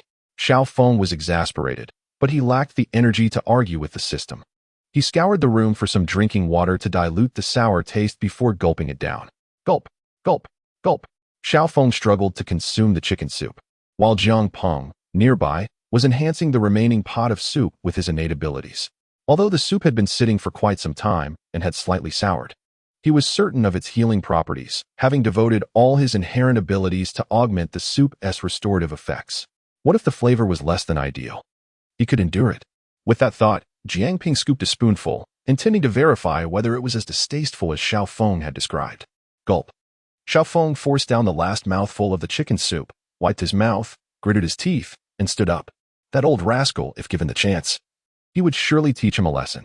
After 6 hours, dawn broke, heralding the arrival of a new day. Ah, where are your clothes? What has happened to my belongings? Why are the spatial bags also missing? In the morning, the first disciple's cry echoed through Qingzhou Peak, stirring all disciples from their slumber. It was only when everyone discovered their possessions had vanished that chaos ensued. To their dismay, they found that all their supplies had been completely looted. Every item was gone, including their storage bags, weapons, and even their clothing. The only remnant was a single pair of decent undergarments to prevent complete embarrassment. Soon after, Chang Qingzhu appeared, striving to maintain order among the outer sect disciples. However, his expression was grim, his eyes bloodshot, as if he were ready to exact vengeance. He scanned the gathered disciples, and upon not spotting any suspicious figures from the previous night, he coldly announced that a black-clad intruder had infiltrated Qingzhou Peak, and he himself had been injured by this assailant. What? Qingzhou Peak was ambushed? How could that be? It was unfathomable. Qingzhou Peak was one of the 9 peaks of the Qingyan sect. Who would dare act so brazenly? Look at yourselves. You've been completely ransacked. And you still doubt my words? As Chang Qingzhu spoke, the reality of their stripped possessions dawned upon the disciples, instilling panic among them. They feared that the black-clad intruder might return to Qingzhou Peak that very night. As he had done so stealthily before, could he not take their lives as well? Chang Qingzhu, seething with rage, sought to reassure his disciples, vowing that should the intruder return, he would ensure they faced a grim fate. His words finally calmed the disciples. In truth, Chang Qingzhu had begun to suspect a particular individual, the unusual spiritual artifacts, the familiarity with Qingzhou Peak's terrain, and the advanced innate stage cultivation pointed to none other than Xiao Feng. Furthermore, he had never witnessed Xiao Feng utilizing such peculiar artifacts before. It was implausible that anyone else was responsible. Though suspicions lingered, Chang Qingzhu lacked concrete evidence and could only ponder the matter, waiting for the black-clad figure's next appearance. Having learned about the intruder's spiritual artifacts during their last encounter, he believed he would undoubtedly be able to eliminate the assailant if they crossed paths again. As Chang Qingzhu wandered through the area where he had fought the black-clad figure, he suddenly spotted Ngong Miaochuan hurriedly approaching with a vial of elixir. Seeing her direction pointed towards Qingsong Peak, he called out, "Miaochuan, where are you off to in such a hurry?" Ngong Miaochuan's expression flickered. She had not reported her visit to Xiao Feng to Feng Zixiao and had slipped out clandestinely, aware that Xiao Feng was not favored by the sect. Feng Zixiao had previously cautioned that disciples from Zixiao Peak were strictly prohibited from visiting Qingsong Peak and Qingzhou Peak, maintaining a neutral stance on Xiao Feng's situation, and had advised his disciples against idling about on other peaks. Xiao Feng was injured during the sect competition? Chang Qingzhu felt skeptical. He distinctly recalled that Xiao Feng had triumphed effortlessly in each round of the competition. Injured? Impossible. Is there something you need, Elder Chang? And Ngong Miaochuan, sensing Chang Qingzhu's silence, grew anxious. Oh, nothing of consequence. Rest assured, you're merely visiting your fellow disciples in the sect. Why would I inquire about your matters with Feng Zixiao? Chang Qingzhu waved his hand dismissively, sending Ngong Miaochuan on her way. His gaze, however, lingered on the distant Qingsong Peak, lost in thought. Just yesterday, following Xiao Feng's advancement in the sect competition, Xue Qingsong had arranged for him to reside at Qingsong Peak to prevent any potential retaliation from within the sect. Certainly, to prevent other elders from using this incident as a pretext against him and Xiao Feng, Shueqing Song still allowed Xiaofeng to reside in the Outer Disciples' Pavilion. Inside the room of the Outer Disciples' Pavilion, Xiaofeng was leisurely reclining on the wooden bed. Beside him lay the healing elixir sent by Ngong Yaochuan.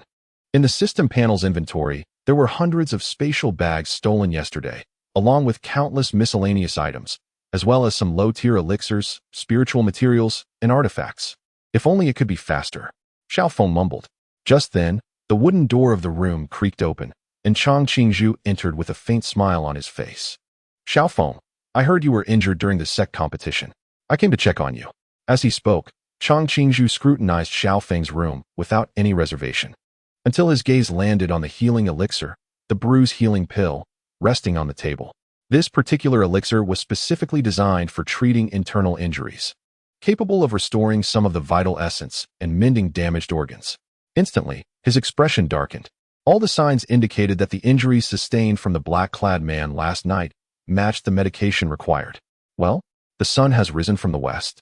Elder Chang has come to visit me? Xiaofeng feigned surprise as he sat up. Upon entering, you start inspecting the personal belongings of your disciple.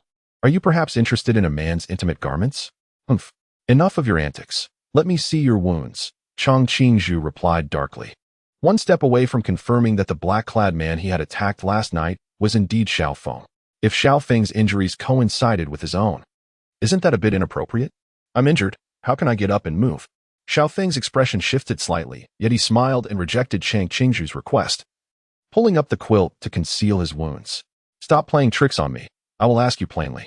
Chang Qingzhu saw through his ruse and sternly demanded, Did you injure me last night? Me? Xiaofeng exhibited a bewildered expression, continuing to feign ignorance. How could I possibly have the ability to injure Elder Chang? Who in the sect doesn't know I am a talentless waste without spiritual power? Is that so? Chang Qingzhu narrowed his eyes. During the sect competition, I did not see you sustain any injuries. Yesterday, a black-clad man took a hit from me, and today you are injured internally. This is quite peculiar. Get up and let me see your wounds. Chang Qingzhu's tone grew resolute. He had evidently concluded that Xiaofeng was the black-clad man who had attacked him last night. He yanked the quilt off Xiaofeng, ready to forcibly inspect his injuries. He understood that Xiaofeng was merely a talentless waste.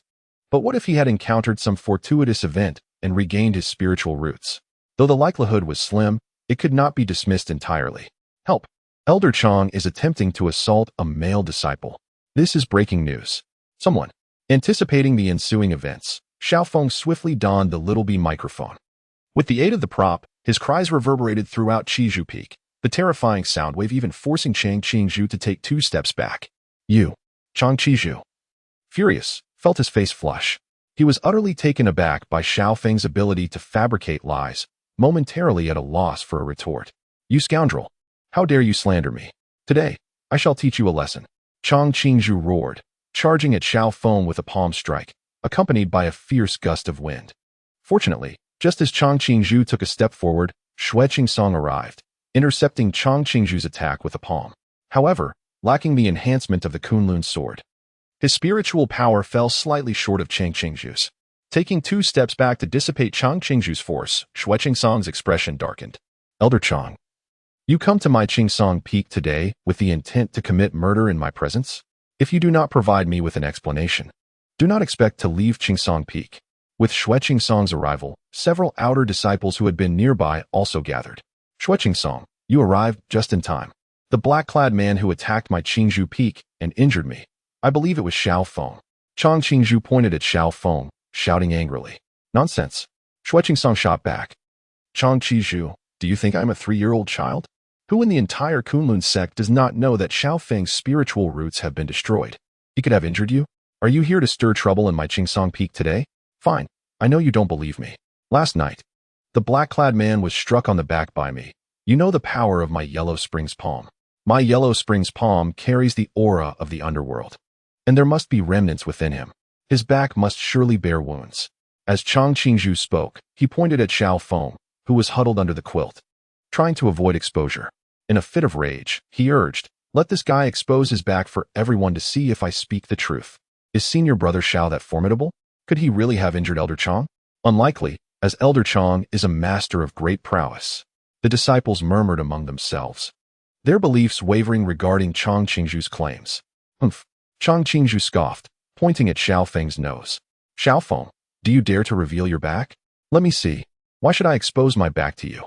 Elder Chang's martial arts are profound. It was not I who injured you. Why should I be compelled to show my back based on mere speculation? A hint of panic crossed Xiao Feng's face, but he quickly regained composure. Why not investigate elsewhere? Why focus on a waste like me? As the Grand Elder of the sect, I possess the authority to safeguard its safety. I suspect you are the black-clad man from last night. Chang Qingzhu's eyes glinted coldly. If you are unwilling to reveal your back for my inspection, I will take matters into my own hands today. While interrogating Xiao Feng, Chang Qingzhu suddenly recalled the incident where he had sent Tian Wu and others to seize the ice crystal hairpin, which had resulted in total failure. With all their belongings stolen, Tian Wu had mentioned that Xiao Feng possessed a type of explosive that could incapacitate individuals. Connecting the dots with the incident of all disciples at Qingzhu Peak being knocked unconscious and robbed of their spatial bags, the spiritual artifacts and methods employed were all consistent, further solidifying Chang Qingzhu's conviction that Xiao Feng was behind it all. Aside from lacking spiritual power, everything pointed to Xiao Feng, leaving Chang Qingzhu with no reason to doubt him. Very well. Then let me ask you, what if you falsely accuse me? A glimmer of cunning flashed across Xiao Feng's face, quickly vanishing. With Xue Qingsong and numerous disciples watching, Xiao Feng believed that Chang Qingzhu would not dare to resort to violence against him, so he boldly broached the topic of negotiation. If I am at fault, I will naturally apologize. Chang Qingzhu asserted confidently. I mean compensation. Otherwise, there is nothing to discuss. A hint of trepidation appeared on Xiao Feng's face, as if he were barely holding on, waiting for Chang Qingzhu's refusal. Seeing Xiao Feng's demeanor, Chang Qingzhu assumed he had bitten the bait and became even more convinced of his assumptions. He then produced a short sword, stating, "This sword, named the Cold Star Sword, is a divine weapon I obtained a decade ago in a secret realm, possessing immense power. I will use this treasure as compensation." Xiao Feng's heart rejoiced, yet his facade of trepidation remained intact. System Daddy, he silently shouted within. What? After all this talk, Chang Qingzhu is offering me a mere trinket? No. Xiao Feng noticed that the system's hint contradicted what Chang Qingzhu had said, indicating that he had not brought the full item. This sword seems incorrect. I have seen in ancient texts that it is supposed to be a pair. Unless you bring me both, it won't do. Xiao Feng's words caused Chang Qingzhu's expression to shift slightly, clearly taken aback that Xiao Feng knew the sword was part of a set.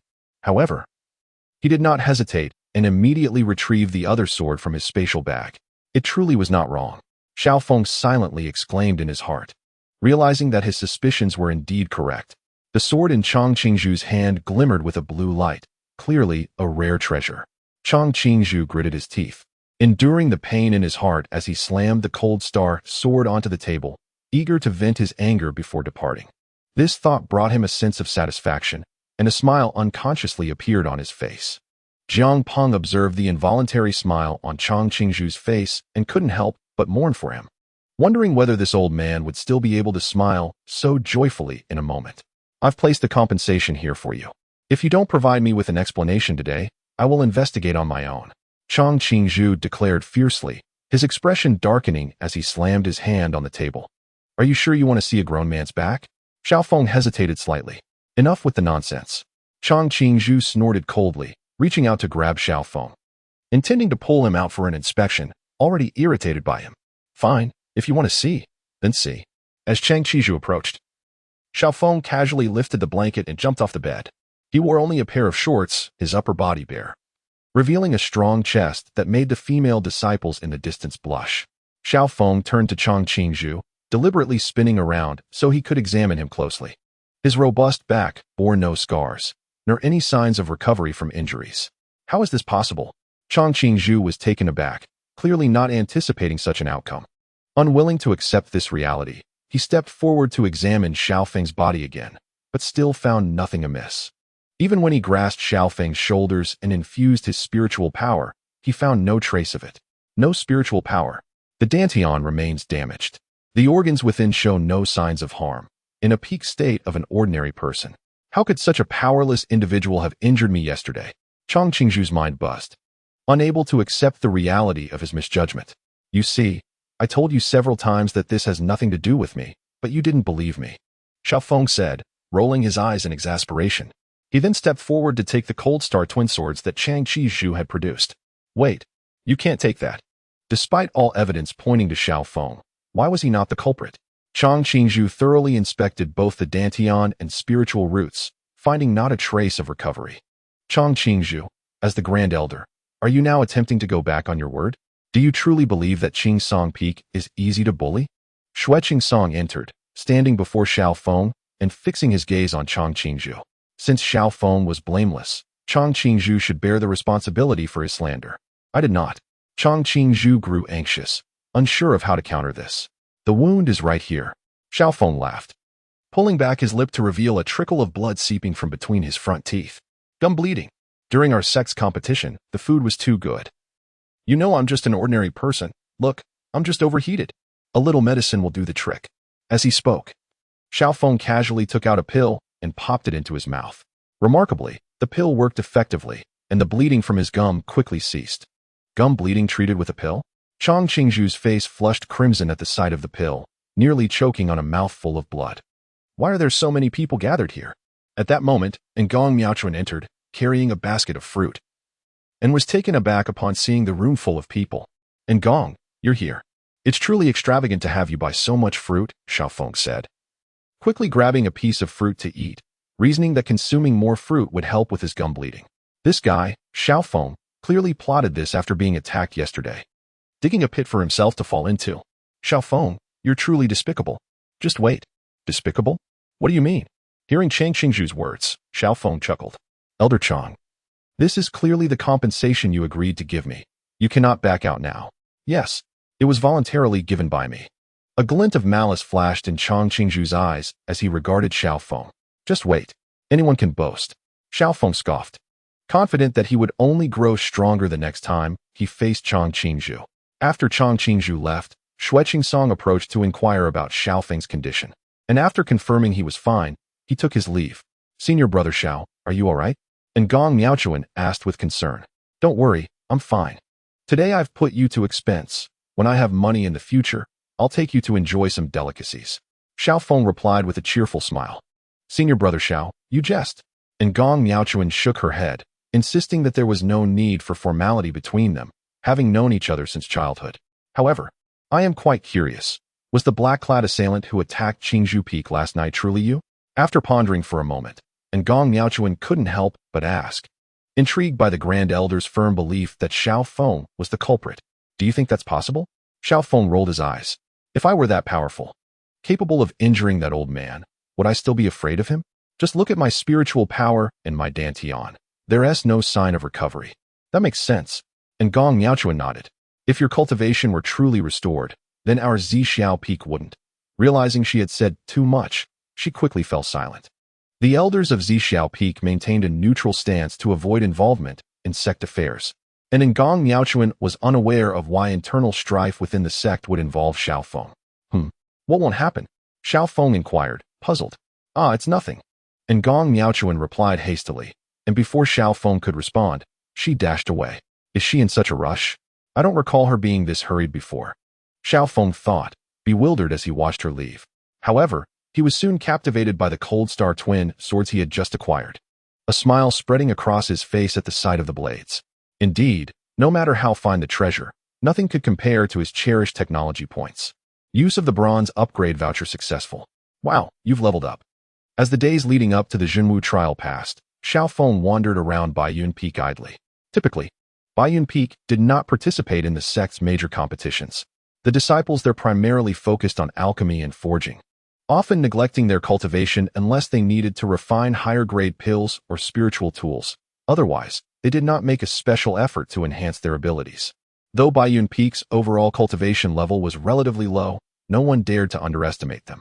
As alchemists and artisans, they held a prestigious position in the cultivation world, and many disciples from other peaks frequently sought their assistance. The elder of Baiyun Peak observed Xiao Feng entering and exiting the alchemy and forging rooms over the past few days with a sense of curiosity. Everyone knew Xiao Feng lacked spiritual power, so he naturally could not use spiritual tools, and he could only utilize some pills unrelated to cultivation. Yet, he merely looked without purchasing, leaving the elder puzzled. However, this was not something he could manage, as long as there were no issues. It was harmless for him to look around. On the final day before the Jinwu trial, Xiaofeng's system panel finally received an update. Finally sorted it out. Observing the values displayed on the system panel, Xiaofeng was overwhelmed with joy. Indeed, his relentless efforts over the past several days to seize the possessions of all outer disciples from Qingzhou Peak, coupled with the extensive collection of pills and spiritual artifacts he stealthily acquired from Baiyun Peak, had not been in vain. Taking a deep breath to steady his exhilaration, he promptly accessed the system panel. One-time use item, silver promotion ticket. Description: appearing as an inconsequential piece of black paper, upon closer inspection, it emanates a faint energy fluctuation. When activated, it allows the user to ascend directly to the next realm. Price: 4,500 tech points. As expected, the upgrade ticket had been refreshed. Using the silver promotion ticket was successful. Wow, you have been promoted. Utilizing the silver upgrade ticket was successful. Wow, you have leveled up. With the consumption of 2 upgrade tickets, Xiaofeng ascended to the mid-stage of the Master Realm. In just over 10 days, his cultivation had surpassed that of the sect's holy maiden, Xianziqing. However, the price of upgrade tickets in the marketplace had surged significantly to 6,500 tech points, required for the next level. It seemed he could venture forth to explore the forthcoming Jinwu trial. Xiaofeng stroked his chin, contemplating his next steps. Although the system boasted numerous formidable items, in this realm of cultivation, strength was the ultimate truth. Neither magical artifacts nor pills could rival the might of his own cultivation. Most importantly, many items within the system came with restrictions, while elevating one's realm promised lasting benefits. This was precisely why Xiaofeng prioritized enhancing his own cultivation whenever he accrued tech points, rather than purchasing technological weaponry. Nevertheless, the upcoming task piqued his interest. The treasure of Tiannan's sect, the Zhentian steel, was priced at an enticing 10,000 tech points. Such a substantial sum was something he was determined to acquire. On the following day, the disciples participating in the Jinwu trial gathered as instructed at the sect master's pavilion. Within the pavilion, a grand platform made of countless white jade stones stood at the center, surrounded by tables and chairs adorned with various precious pills. These were the elixirs the sect master typically consumed for self-cultivation, yet they had remained untouched for some time, as the sect master had been absent. It seemed that Elder Chang Qingzhu had suffered a heart ailment from his frustrations. As the Grand Elder, he did not preside over this Jinwu trial, leaving the responsibility to Elder Song. This, however, suited Xiaofeng's intentions, as it spared him from potential disputes with Chang Qingzhu. Under Elder Song's guidance, nearly all disciples stood in orderly formation before the platform. Esteemed disciples, the Jinwu trial is about to commence. I stand here to wish you all success in bringing honor to our sect. Moreover, the sect master has decreed that the disciple who secures first place in the Jinwu trial may propose any condition, and the entire sect will lend their unwavering support. Now, I shall call the names of the disciples who will proceed to participate in the Jinwu trial. Elder Song proclaimed with a serious expression as he opened the roster of participants. Saintess of Kunlun's sect, Chang Qingzhu's direct disciple, Xianziqing. Yes. Xianziqing stepped forth from the ranks, bowing respectfully before taking her place with an air of icy composure. Inner disciple of Zixiao Peak, Ngong Miaochuan. Yes. Ngong Miaochuan leaped onto the stage, her light blue attire accentuating her delicate beauty, with her neatly tied black hair lending her an aura of grace. The final name was called. Thank you, everyone. Xiaofeng waved cheerfully at the crowd as he climbed onto the platform. Direct disciple of Qingzhou Peak, Zhao Luoshu. Upon hearing Zhao Luoshu's name, Xiaofeng was momentarily taken aback, then felt a wave of confusion wash over him. Me? In the distance, Zhao Luoshu, adorned in bandages, pointed at himself with an expression of disbelief, evidently struggling to accept Elder Song's earlier words. During their previous confrontation, he had been nearly mortally wounded by Xiaofeng's strike, and only survived thanks to Chang Qingzhu's life-saving elixir. He had thought himself unworthy of participating in the Jinwu trial, yet unexpectedly, Elder Song had selected him. Was there a last-minute change in the roster? Below the stage, several elders, who had come to observe, began to murmur among themselves, recalling that Zhao Luoshu had not been on the list when they confirmed the participants. Chang Qingzhu had originally intended to avoid Xiaofeng, planning to seek revenge when he entered the Jinwu trial. Yet now, with Elder Song overseeing the trial, the list of participants had been altered, which was utterly unacceptable. Elder Shueqingsong, what do you mean by this? Chang Qingzhu's narrowed eyes glinted with coldness as he questioned. I mean no offense, Elder Shueqingsong replied coolly, casting a brief glance at Chang Qingzhu. It was merely that Xiao Feng was unwell. I took the liberty of allowing your direct disciple to take his place. I hereby announce that Xiao Feng is withdrawn from the Jinwu trial. Elder Shueqingsong surveyed the room and declared in a bold voice. I object. Chang Qingzhu shouted vehemently, challenging the decision. Elder Shui, have you forgotten the regulations set by the sect master? Disciples promoted through the sect's competition must participate in the Jinwu trial, and their places cannot be transferred. Elder Shui, I also intend to participate in the Jinwu trial, Xiao Feng interjected, taking a few steps forward and raising his hand timidly. Previously, he had no intention of joining the Jinwu trial, had it been necessary. He would have preferred to find a quiet spot on the edge of the secret realm to rest until time elapsed. However, this matter now pertained to 10,000 tech points, an amount he could not afford to lose. You cannot go, stand aside. Elder Shueqingsong glared at Xiao Feng, clearly displeased with his demeanor. The first stage of the Jinwu trial was a cultivation secret realm, where ordinary individuals devoid of spiritual power were often met with untimely demise. Elder Shueqingsong, on what grounds do you interfere with Xiao Feng's decision? This is a matter of great importance for the future of our sect. Do you understand that the name Jinwu trial signifies the resources allocated to the sect by the imperial family? With Xiao Feng's cultivation, his participation would undoubtedly enhance our chances of success. Surprisingly, Chang Qingzhu supported Xiao Feng, though inwardly he was quite pleased. He eagerly anticipated Xiao Feng's participation in the Jinwu trial, where, without Elder Shueqingsong's backing, he could only wonder what turmoil Xiao Feng would unleash. Moreover, if you violate the sect's regulations today, I fear other elders may also dissent. Look, Xiao Feng is willing to participate. It's a win-win situation. Why not allow him to take part? Xiao Feng cast a bewildered glance at Chang Qingzhu, astonished that this old man would advocate for him. Surely, he did not expect Xiao Feng to perish in the Jinwu trial? Elder Shueqingsong, I have confidence in my abilities regarding the Jinwu trial, and I have my reasons for insisting on participating. Rest assured, Xiao Feng asserted resolutely. He understood Elder Shueqingsong's concerns. After all, his lack of spiritual power would pose a grave risk in the trial. Yet now, with his master realm cultivation, why should he fear? However, he could not reveal the truth of his restored cultivation just yet. Otherwise, he would undoubtedly attract Chang Qingzhu's covert attention before he had even left the sect. Considering his long-absent father, Xiao Feng could not help but suspect that there were deeper secrets at play. I adamantly declare that you are not permitted to participate.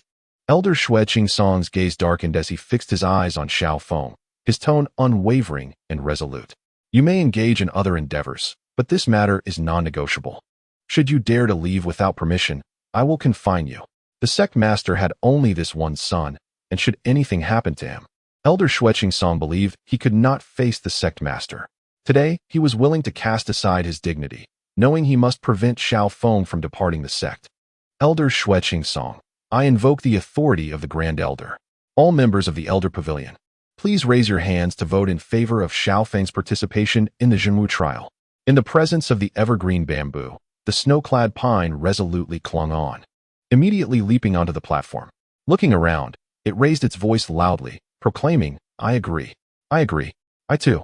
As the words of the evergreen bamboo echoed, for elders in the audience promptly raised their hands. With only 9 elders in the Kunlun sect, the outcome of the vote was rather predictable. Elder Shui, I understand your concerns for Xiao Feng's safety. However, this young man has grown and is now intent on participating in the Jinwu trial. It would be best if you refrained from intervening, the evergreen bamboo remarked with a smirk of satisfaction, turning to Elder Shueqingsong. Elder Shui's face was ashen, his heart ablaze with anger, yet he found himself powerless, eventually descending from the platform to softly advise Xiao Feng. The Jinwu trial is not as simple as you imagine. Should you choose to participate without the requisite cultivation, not only will you fail to achieve a commendable rank, but you may also perish due to the ruthless competition among cultivators. Think carefully, do not act impulsively. You are the only successor of the sect leader. Your survival is paramount while awaiting the leader's return. Indeed, Brother Xiao, the Jinwu trial is not a mere game. Though I wish to protect you, I may not even be able to safeguard myself. And Gong Miaochuan also approached, urging Xiao Feng. His cultivation was merely at the mid-stage of the Grandmaster realm. And amidst the perilous Jinwu trial, he would undoubtedly face not only fierce beasts, but also the prodigious disciples of other sects, making his own survival a daunting task. Xian Ziqing also stepped forward, her brows knitted in concern. Once she secured the top position in the Jinwu trial, the title of saint would naturally revert to Xiaofeng. She could not fathom why this individual was so adamant about proving himself by participating. Song, remember the sect's rules. The evergreen bamboo admonished once more. Sister Song, I am no longer the person I was 6 years ago. I fully comprehend the challenges that lie ahead and the trials of the Jinwu. So can you trust me? Xiaofeng grasped Elder Song's hand, looking earnestly into her eyes. Then, leaning close to her ear, he whispered, I wish to grow stronger, to become even more formidable. Feeling the warmth of Xiaofeng's hand, Elder Song sensed a shift within her, her earlier worries dissipating in an instant. She nodded gently, very well. I believe in you. 6 years. A full 6 years. A heavy stone within her heart was finally lifted, and she had never felt such joy before. Xiaofeng had indeed reached the mid-stage of the Grandmaster realm. The moment she sensed the influx of spiritual energy from Xiaofeng, she was astounded by his progress. No, this waste will only hinder the team.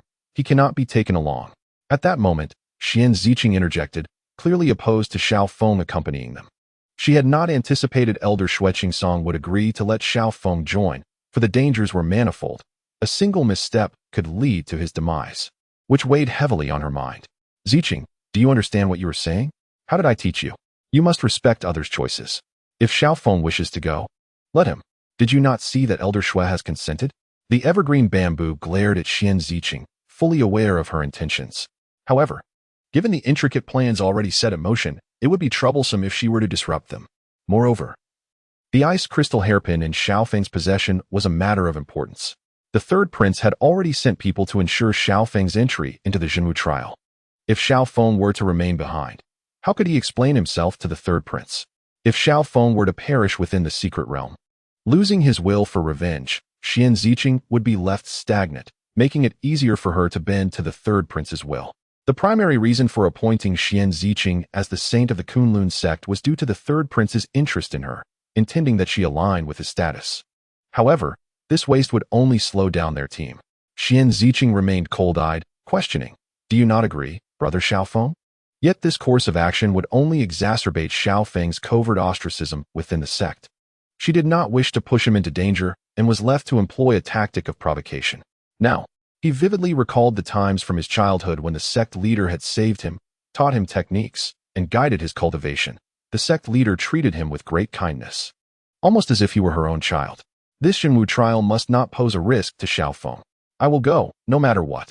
Such words were naturally disquieting to hear. Xiaofeng did not mask his displeasure, stating coldly, I wish to see what the Jinwu trial truly entails, whether it indeed leads to death. Initially, he had no intention of accompanying the two. Given his tasks from the system, Xian Ziqing's remarks conveniently provided him with justification. Never mind, I do not wish to travel with you. Once we enter the Jinwu trial, we shall part ways to avoid being a burden to each other. Humph. If that is the case, I shall not concern myself with you. Xian Ziqing retorted angrily, bewildered by Xiaofeng's inability to grasp her meaning. And Gong Miaochuan, aware of Xian Ziqing's underlying thoughts, approached to mediate. Ziqing, there is no need for such anger. It would not hurt for Brother Xiao to accompany us. The three of us can protect each other, ensuring our safety, correct? And Gong Miaochuan said with a smile, knowing that Xian Ziqing would not truly forsake Xiaofeng. She needed to provide her an avenue of retreat. Once they entered the Jinwu trial, with two individuals guarding Xiaofeng, it seemed that they would exit unscathed. Very well. Once we enter the secret realm, you must stay behind us and keep close, understood? Sighing, Xian Ziqing conceded. Rest assured, I will prioritize my safety, Xiaofeng replied nonchalantly. Though inwardly he mused on how swiftly a woman's disposition could change. Just moments ago, she staunchly opposed his participation, yet now she insisted he stay close for protection. However, since they had agreed to allow him into the Jinwu trial, Xiaofeng chose to disregard further concerns. Once in the trial, he would rely on his own legs. If he wished to escape, who could stop him? Chapter 51. Do not underestimate the youth enough. You three shall accompany me to the secret realm of the Jinwu trial. The evergreen bamboo stated coolly, its gaze upon Xiaofeng tinged with an air of conspiracy, as though anticipating something eagerly. Although Xiao Feng now had two companions to safeguard him, the secret realm was unlike any other place. A moment's carelessness could cost one their life. Even with Xian Ziqing and Ngong Miaochuan to protect him, what would it matter? Xiao Feng, the next phase depends on you. Remember, in the secret realm, your safety is paramount. This marked Xiao Feng's first departure from the sect, and it would be disingenuous to claim that Elder Xue Qingsong was not worried. Yes, I understand. Do not worry, Sister Qingsong, Xiao Feng nodded, a faint smile gracing his face. In the square before the sect leaders' hall, Elder Xue Qingsong watched the retreating figures with deep concern. Yet, recalling Xiao Feng's restored cultivation, she gently shook her head and turned towards the peaks of Qingsong. Inside the sect leaders' hall, a solitary figure sat forlornly in the corner. Zhao Luoshu crouched on the ground, hugging her knees, her head bowed in dejection. In the end, it was she who bore the injuries, having been given hope only to have it extinguished. Half a day later, under the guidance of the evergreen bamboo, Xiao Feng and the others arrived at a secluded valley. This valley was exceedingly tranquil, enveloped in thick fog, as if it were one with the surroundings. Very well. The entrance to the secret realm lies ahead. As the evergreen bamboo's voice faded, an ancient sight materialized before their eyes. Before them, the entrance to this ancient site was a towering stone platform, rising to a height of 100 meters, etched with a multitude of intricate symbols. Whenever someone stepped upon it, different characters would illuminate the surface. Upon the platform lay circular stone discs, each adorned with a myriad of detailed patterns, with inscriptions shimmering as if they possessed life. The ancient ruins, over time, have succumbed to decay, serving no purpose aside from their ability to teleport. The lack of energy necessitates a significant infusion of spiritual power to activate them. A system prompt appeared, addressing Xiao Feng's lingering questions. This ancient teleportation array could transport individuals to the true martial trials, a realm filled with innumerable opportunities, albeit fraught with peril. Chongqing Zhu observed the unfolding scene and began to explain that the teleportation array would remain active for 15 days. After this period, once its energy dissipated, everyone would be forcibly ejected. Soon, Xiao Feng understood the reason for this. In a short while, disciples from various sects began to arrive at the ancient ruins, led by their elders. Among them were the Tiannan sect, known for their artifact, the Heavenly Town Monument, which could foresee danger, the formidable King Kong sect, heirs of an ancient lineage specializing in physical cultivation, the Tai sect, affiliated with the royal family under the third prince Zhou Tianyang, and the Ziyu sect, exclusively accepting female disciples, all renowned for their beauty. The vast expanse of the true martial trials was divided into regions designated for these 5 major sections. In his memory, Xiao Feng recalled dealing with these sects when his sect leader was still alive. Many faces were familiar to him, such as the Tiannan sect's Saintess Ling Shuangxue and the Ziyu sect's Saintess Lin Shiyao, both strikingly beautiful disciples that he could not easily forget. Among the crowd, he also spotted Zhou Tianyang from the Tai sect. Although Zhou recognized Xiao Feng, he remained silent, absorbed in his own thoughts as he awaited the activation of the ancient teleportation gate. Indeed, Xiao Feng felt the weight of the third prince's scrutiny upon him. He had anticipated that Zhou Tianyang might take action against him within the trials, and discovering his participation under the Tai sect's banner came as no surprise. Lin Shiyao, upon encountering the Kunlun sect members, greeted Xian Ziqing and Ngong Miaochuan with a courteous bow, acknowledging their prior interactions as they belonged to the most formidable generation of their sect. Ah, and who might this be? Lin Shiyao inquired, her gaze shifting to Xiao Feng, her brow furrowing slightly. Unfamiliar with him, as this was their first meeting, she had no recollection of Xiao Feng's past. Xiao Feng from the Kunlun sect. It is a pleasure to meet you, Miss Lin, he replied with a subtle smile, performing a polite gesture. However, as he raised his gaze, he found himself captivated by Lin Shiyao's alluring figure, adorned in flowing white garments that accentuated her beauty, enough to enchant any male disciple. What are you staring at? Lin Shiyao's cheeks flushed slightly, her voice sharp as she rebuked him. No, I was merely curious about the elegance of your attire, Xiao Feng stammered, a nervous smile gracing his lips. You insincere flatterer. Lin Shiyao dismissed him with a huff, turning away from Xiao Feng, her interest quickly waning. Initially, upon hearing his name, she felt a sense of respect for him, having heard tales within her sect of Xiao Feng, the former saint son of Kunlun, who had fallen from grace 6 years ago, rendered powerless. It was admirable that he would dare to participate in the true martial trials, yet now, Her feelings had morphed into disdain as she perceived him not only as a powerless waste, but also a shameless lecher. Xiaofeng, unfazed by her contempt, merely shook his head, his gaze lingering on her retreating silhouette, glimmering with intrigue. Item discovered. Ziyu necklace. Price, 5,000 tech points. Brother Xiao, where are your eyes wandering? And Gong Miaochuan chided playfully, her cheeks tinged with pink. Ahem, I was merely admiring the distant scenery, he replied with a dry chuckle, quickly averting his gaze, though he couldn't resist stealing glances at Lin Shiyao while contemplating how to acquire a spiritual artifact from her. Is that Xiaofeng?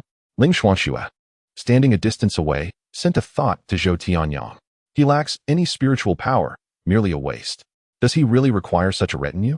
As long as we can stall Xian Ziqing and Ngong Miaochuan, what can he possibly do? He possesses peculiar spiritual artifacts.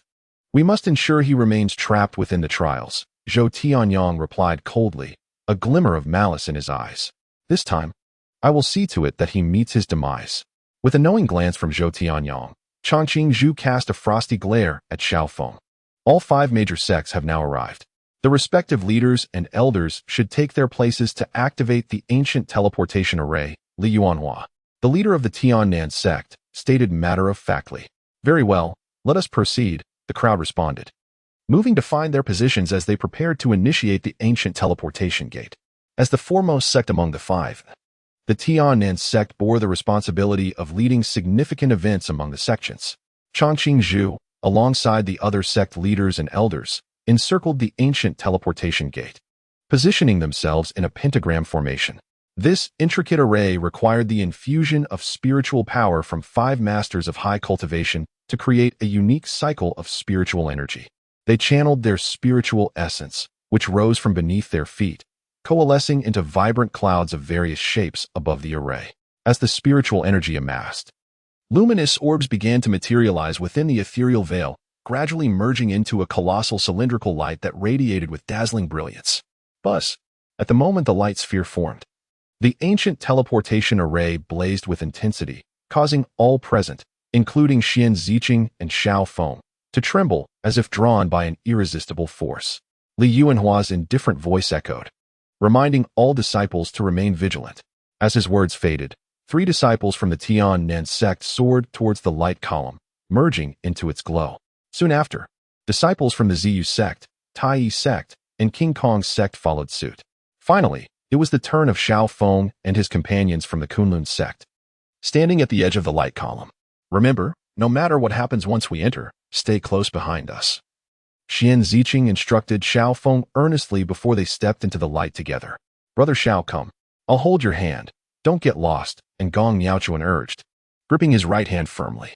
All right, Xiaofeng mused, sensing the mid-stage prowess of Ngong Miaochuan, offering a wry smile as he allowed her to lead. Given the strength of both Xian Ziqing and Ngong Miaochuan, he felt assured they could protect themselves within the trials, planning to find a moment to slip away later. Whoosh! As the trio entered the light column, a powerful suction emerged, pulling them into its embrace. Once they vanished from sight, the brilliance of the light column began to fade, ultimately becoming a mere illusion. At that moment, the elders and leaders of the 5 major sects ceased their infusion of spiritual power, leaning against the walls, their faces pale as they gasped for breath. The activation of the ancient teleportation array demanded immense spiritual energy, which was why an agreement had been reached to allow only 15 disciples to enter together. Chapter 52. Do not underestimate the youthful poor. Upon discovering that the host had entered a new realm, the system announced that the cunning map had loaded successfully, requiring only 5,000 technological points to activate, complete with a self-teleportation feature. As Xiaofeng stepped through the portal, he felt as though time had frozen around him. And soon after, the system panel updated its map functionalities. Before him appeared a virtual screen displaying an enormous map, dotted with small black points. However, aside from his current location, all other areas were obscured by a mosaic. Why didn't you mention this earlier? Are we now charging for new features? Xiaofeng grumbled, gazing at the paltry 500 technological points remaining. Even if he were to sell himself, he could not amass such a sum. Had he known, he would have refrained from upgrading earlier. The pinnacle of the great innate realm should suffice in this secret realm. With that thought in mind, Xiaofeng resolved to exit the virtual map, vowing to stockpile more technological points next time. However, as the system's overseer, Jiang Peng was well aware of the host's dwindling technological points. Suddenly, the virtual map's display shifted and the system panel updated once more with a new feature. Detected insufficient technological points. System update initiated. New features of Fubo borrowing activated, offering an initial credit of 5,000 technological points for 3 days, with a daily interest rate of 10. The true martial trial's secret realm was considerably smaller than the martial spirit continent. After expending a significant amount of primordial energy scanning the area, Xiaofeng gained a general understanding of the secret realm's conditions. Naturally, he could not solely rely on his own primordial energy for the scanning. He needed to extract some from the host as well. How considerate! Xiaofeng chuckled as he viewed the panel, pleasantly surprised that the system had noticed his lack of technological points and generously lent him 5,000. It was indeed a thoughtful system for the host. In Xiaofeng's eyes, this cunning map was remarkably advantageous. Beyond its pinpoint teleportation capabilities, it offered navigational assistance, highlighting the numerous valuable items within the secret realm. If he could locate just a couple of precious items, he would easily repay his debt. With that conclusion, he promptly applied for the Zafubo borrowing feature. Host has applied for Zafubo borrowing. Credit rating, excellent. Granted 5,000 technological points, with a processing fee of 500, resulting in a net issuance of 4,500 technological points. Remaining technological points, 5,000. Upon spending 5,000 technological points, the cunning map functionality has been successfully activated. The first use of the teleportation service is free thereafter. Each use will cost 5,000 technological points. Remaining technological points, 5,500, unrepaid borrowing. Subsequently, the system panel automatically opened the cunning map navigation mode, detailing various dangers within the secret realm, rare items, and even the locations of disciples from various sects, with terrain clearly displayed in three-dimensional form. Xiaofeng navigated the map, seeking the positions of the disciples from different sections. Soon, he pinpointed the coordinates of the Ziyu sect. His priority was the sect's saintess, Lin Shiryao, the Ziyu necklace. It was a precious item worth 5,000 technological points. Securing this spiritual artifact would enable him to repay most of his debt to the system. With a daily interest of 10, he could not afford to delay. He needed to repay it as swiftly as possible. Rather than hunting for other treasures in the secret realm, which might lead to traps and barriers, it was far more prudent to acquire this ready-made spiritual artifact. Location confirmed. Teleportation initiated. Without hesitation, Xiaofeng activated the teleportation feature, vanishing into the secret realm's teleportation space. Zicheng, why has Xiaofeng not arrived yet? Shouldn't the teleportation array send everyone to the same location simultaneously? Xian Zicheng inquired, her anxiety evident, though she remained composed. After contemplating, she wondered if he had been separated due to a lack of spiritual energy. Impossible.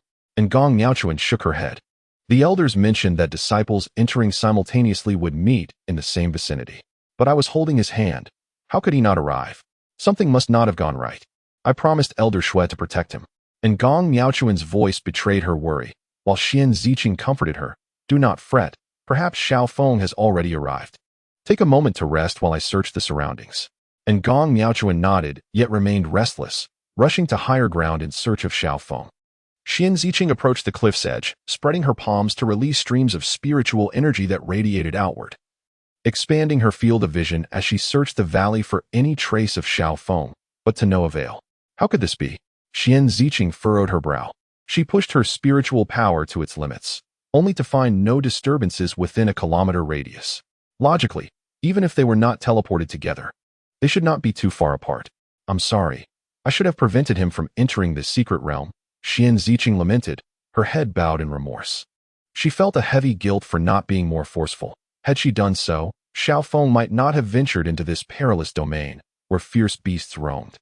A person without spiritual power like him would face certain doom if they encountered one. This is something none of us anticipated. Do not blame yourself. Otherwise, I too will be distraught. How can I explain this to Elder Shui? And Gong Miaochuan's eyes began to glisten with unshed tears. Being younger and faced with such dire circumstances left her feeling helpless. Xian Zicheng took a deep breath to steady her emotions and patted in Gong Miaochuan's shoulder. Let us continue searching. This secret realm is not overly vast. We have 15 days to find Xiaofeng. And Gong Miaochuan nodded in agreement. And the two resumed their search. Meanwhile, Xiaofeng, having confirmed his teleportation location, found himself perfectly situated near Lin Shiryao. He was concealed within a thicket, a majestic mountain rising above the dense forest. Through the three-dimensional map, he spotted Lin Shuyao standing atop a towering ancient tree, hands clasped behind her back as she gazed into the distance. This perspective was utterly enchanting. A smile crept across Xiaofeng's lips as he remained hidden amidst the underbrush.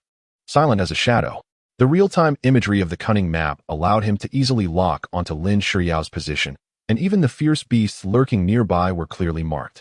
As the saintess of the Ziyu sect, Lin Shuyao surely carried high-grade spiritual artifacts, accompanied by 2 disciples for protection. Engaging them directly could end poorly for him. After careful consideration, Xiaofeng decided to bide his time and observe their strengths. Senior sister, the sect leader mentioned that this is the cave of a fated cultivator. If we can obtain the treasures within, your power will undoubtedly ascend to new heights, remarked a slender, pale-faced youth, his countenance adorned with a sycophantic smile. Indeed, with your prowess, if you acquire the treasures inside, securing first place in this true martial trial will be a certainty, agreed another young man clad in white. Nodding in affirmation. You too, stay vigilant and pay attention to your surroundings. Lin Shuyao let out a soft hum, as we were about to enter the cave of a fated realm cultivator before their ascension. As it is a cave, it is inevitable that there would be traps within. Any misstep could lead to trouble for the 3 of us, so I implore you both to refrain from causing any disturbances. Yes, understood, the 2 disciples replied in unison, bowing respectfully before escorting Lin Shuyao into the cave ahead. Xiaofeng, on the other hand, opened the devious map, which indicated a treasure's location not far from his position. The cave of a certain fated realm cultivator. Due to the passage of time, the spiritual artifacts have weathered, leaving only the crystal orb behind. Crystal orb, a brief introduction to the crystal orb left behind by the fated realm cultivator, imbued with gentle water spiritual energy. Wearing it can enhance a cultivator's training speed. Consuming it has a chance to cultivate a water spiritual root. Price, 2,000 technology points. Xiaofeng's eye sparkled. This crystal orb was indeed a remarkable item, worth a considerable amount. He paid little heed to the orb's description, as his dantian and spiritual roots were damaged, rendering the prospect of cultivating a water spiritual root irrelevant to him. What truly captivated him was the 2,000 technology points, a substantial sum for upgrading in the marketplace. However, if this item were to be taken to the outside world, it would surely incite a frenzy, far beyond the means of ordinary cultivators to resist such temptation. Every cultivator's spiritual root is innate, and possessing multiple attributes signifies the potential for various techniques and divine abilities, paving the way for unparalleled achievements in cultivation. The amalgamation of diverse spiritual energies implies a more formidable display of abilities within the same realm, potentially rendering one invincible among peers. Even a slim chance of cultivating a water spiritual root would attract a multitude of powerful individuals vying for it. What a splendid treasure! A smile crept onto Xiaofeng's lips, his eyes gleaming with determination. He intended to make the first move and seize the crystal orb. But another item indicated on the map halted his advance. A red mark signified an adversarial presence. Water puppet, a spirit of the crystal orb. Having gained sentience after absorbing its power following the demise of its previous master, possesses a formidable territorial instinct. With an estimated strength at the early stage of the master realm. Note, the target's realm is merely a reference, if elixirs, weapons, or techniques possess realm enhancements. Discrepancies with estimates may occur. Chapter 53. Do not underestimate the early stage of the master realm. This posed a significant challenge, despite the opponent's early stage. I dared not underestimate them, as my own cultivation was only at the mid-stage of the master realm, barely able to suppress them by 1 tier. My cultivation had solely relied on system enhancements, lacking practical combat experience and a stable foundation. Moreover, beings like spirit artifacts and ferocious beasts inherently possess certain innate abilities, making them exceptionally strong in battle. Given these circumstances, I decided against rash actions and chose to observe the situation from a distance, trailing behind Lin Shuyao. In another part of the secret realm, Ling Shuangxue, the holy maiden of the Tiannan sect, stood upon a cliff, adorned in a flowing red silk gown. Her figure graceful. Behind her followed 2 young disciples clad in green, both core members of the sect, their cultivation having reached the pinnacle of the great innate realm, just a step away from breaking through to the master realm. This time, the sect leader instructed the 3 of us to enter the ruins and prioritize assisting the 3rd prince. This expedition holds profound significance for us four. Failure is not an option. Ling Shuaxue's voice was icy, yet her tone bore an unusual gravity, indicating her seriousness regarding this venture into the ruins. Yes. The two young disciples responded, clasping their hands in agreement. Protect me. We shall first meet with the third prince, Ling Shuaxue commanded, promptly settling into a meditative posture on a stone platform. Yes. Being an astute individual, she understood the importance of discernment. Although she was puzzled by Zhou Tianyang's excessive caution regarding a seemingly ineffectual individual, she paid it no mind. As long as she could establish a connection with the royal family, even if this expedition yielded no valuable treasures, she believed the rewards from the third prince afterward would be more than satisfactory. Extending her hand, she summoned a stone that gradually enlarged until it reached half her height, then floated gently before her. This was the Tiannan sect's treasured artifact, the Zhentian Bei. The Zhentian Bei possesses three primary abilities. First, it can change size, serving as both an offensive and defensive spiritual artifact. Second, it can locate treasures by activating the Zhentian Bei. It can detect treasures within a 1,000-mile radius and guide them to their location. It is precisely due to the Zhentian Bei's capabilities that the Tiannan sect stands at the forefront among the 5 major sections. Her immediate goal was to locate the third prince and unite with him. With a swift motion, Ling Shuaxue flipped her wrist, revealing a thumb-sized sphere of condensed spiritual energy in her palm. The Zhentian Bei requires a unique method of spiritual energy activation. Thus, despite its value, it has never been seized by others. Without this special technique, it would merely appear as a trinket. Boom. She pressed down on the sphere, which erupted with radiant light, projecting a hazy image before the onlookers. The figure that emerged was unmistakably Zhou Tianyang. As the Zhentian Bei's brilliance intensified, the surroundings around Zhou Tianyang became vividly apparent to the group. Let us proceed. Upon witnessing this phenomenon, Ling Shuaxue closed her eyes in concentration, quickly discerning Zhou Tianyang's approximate location. She beckoned, leading the way off the cliff, with 3 core disciples of the Tiannan sect following closely behind. 2 days later, within a colossal valley, a wooden hut had been hastily constructed in the valley. Zhou Tianyang sat leisurely in a chair, attended by 2 female disciples who were massaging his shoulders. Suddenly, footsteps echoed nearby. Your Highness, we have arrived. Zhou Tianyang nodded slightly, too lethargic to lift his eyelids. You arrived rather late? The 3 newcomers were disciples of the Tiannan sect. Hearing this, Ling Shuaxue's expression flickered with embarrassment, and she quickly lowered her head. Your Highness, the distance transmitted by the portal was exceedingly far, and we had to avoid several formidable beasts along the way. I see. Zhou Tianyang opened his eyes, but did not dwell on the matter, as the secret realm would remain open for a full 15 days. Then lead the way. Let us locate Xiaofeng at once. Understood, Your Highness. The 3 disciples respectfully accepted the command, while the other 2 retreated to the entrance to assist Ling Shuaxue in her protective duties. Ling Shuaxue then produced the Zhentian Bei. With a hum, spatial ripples appeared beside her, allowing her to sense Xiaofeng's position as he stealthily navigated through the forest. Your Highness, we have located Xiaofeng. Excellent. Zhou Tianyang nodded, ready to set off immediately. By your command. Near the cave of the fated realm cultivator, Lin Shiyao and her companions continued their search for the cave's entrance. 2 days. A full 2 days. This group had yet to even find the cave's entrance. Xiaofeng's expression resembled one of utter frustration. He longed to emerge and guide them. For in these 2 days, his lone interest had surged by 1,000 technology points, and with only 1 day remaining, he faced imminent default. Why have we not yet located the entrance? It should be nearby. Lin Shiyao's countenance darkened as she observed the weariness of her companions, a sense of urgency welling within her. I shall give it another try. Unwilling to concede, she resumed her search around the area. Suddenly, a rustling sound echoed from a distance, causing her to tense up immediately. Who goes there?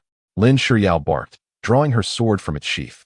With a swift motion, she unleashed a brilliant silver beam with her blade, only to find that besides the severed weeds, there was nothing unusual. As the underbrush was cleared away, an ancient stone door was revealed.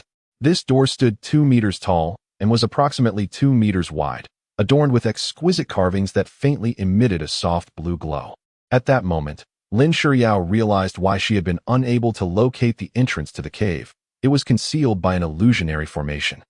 No wonder she had struggled to find the entrance. It was evident to her that this was a low-level illusion formation designed to obscure the cave's entrance. She had encountered such formations in the texts of her sect, knowing that a mere application of force could dispel it without much effort.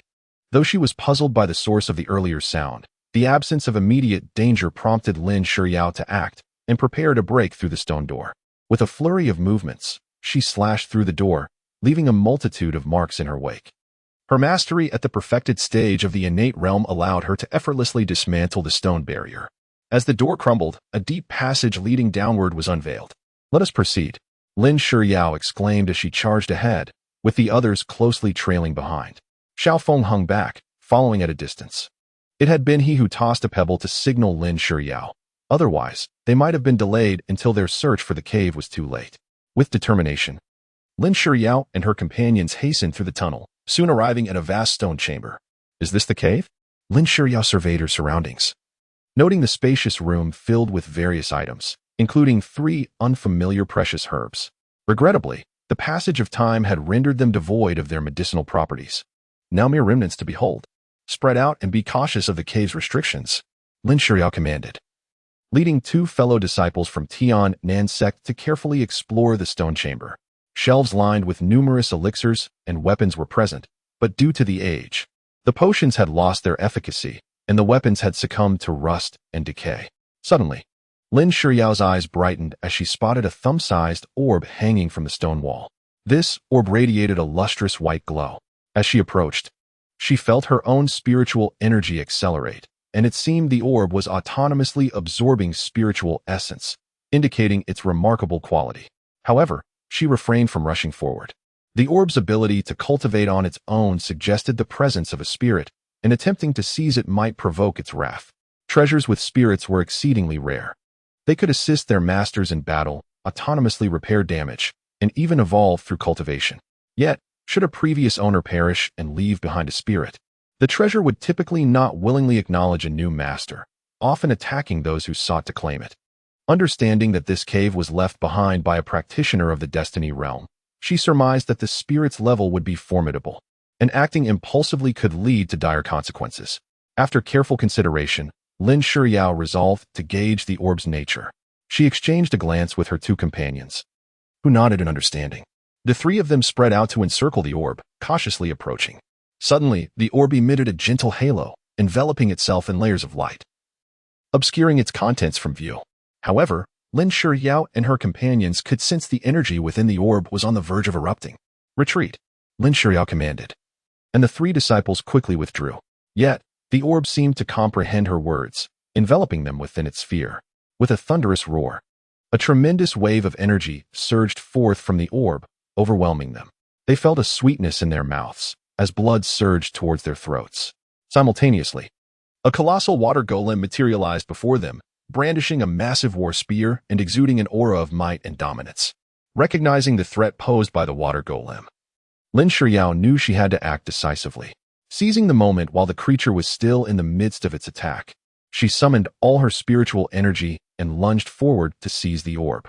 The water golem unleashed a thunderous roar, swinging its spear with ferocity, sending a massive shadow toward Lin Shiryao. "Humph," she retorted, brandishing her sword to meet the blow. The clash produced a cacophonous sound, and Lin Shiryao was propelled back several hundred steps before regaining her footing, her sword now bearing cracks. Nevertheless, her objective was achieved. She had successfully claimed the orb. Activating the purple jade necklace at her chest, a violet light enveloped the orb, severing its connection to the spirit. "Quickly, let us depart." With the treasure in hand, Lin Shiryao urged her companions to flee. The power of the spirit was too formidable, and she understood they could not linger in this perilous place. The other 2 disciples did not hesitate, following Lin Shiryao back to the entrance. "A barrier," one male disciple exclaimed as he reached the entrance, discovering a faint protective shield that barred their passage. "What?" Lin Shiryao's expression shifted with concern. She had not anticipated a barrier at the cave's entrance. Given the age of the treasures within, she had assumed the barrier would have long since eroded. "Barrier activated, costing 500 technology points, effective for 6 hours. Host can revoke at any time. Remaining technology points, 6,500.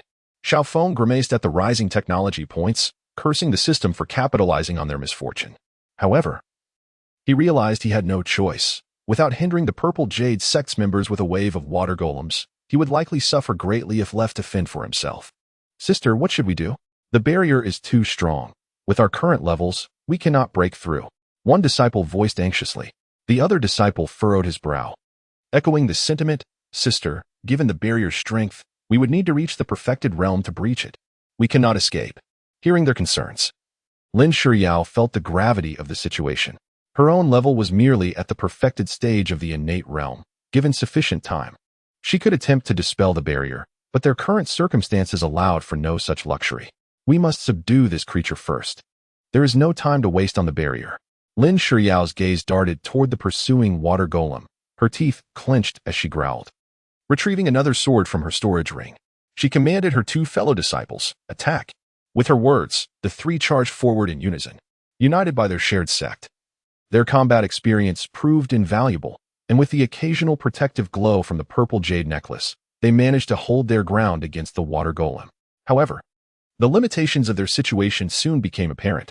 Despite their formidable fighting prowess, the energy of the purple jade necklace was not infinite, and eventually, it would be depleted.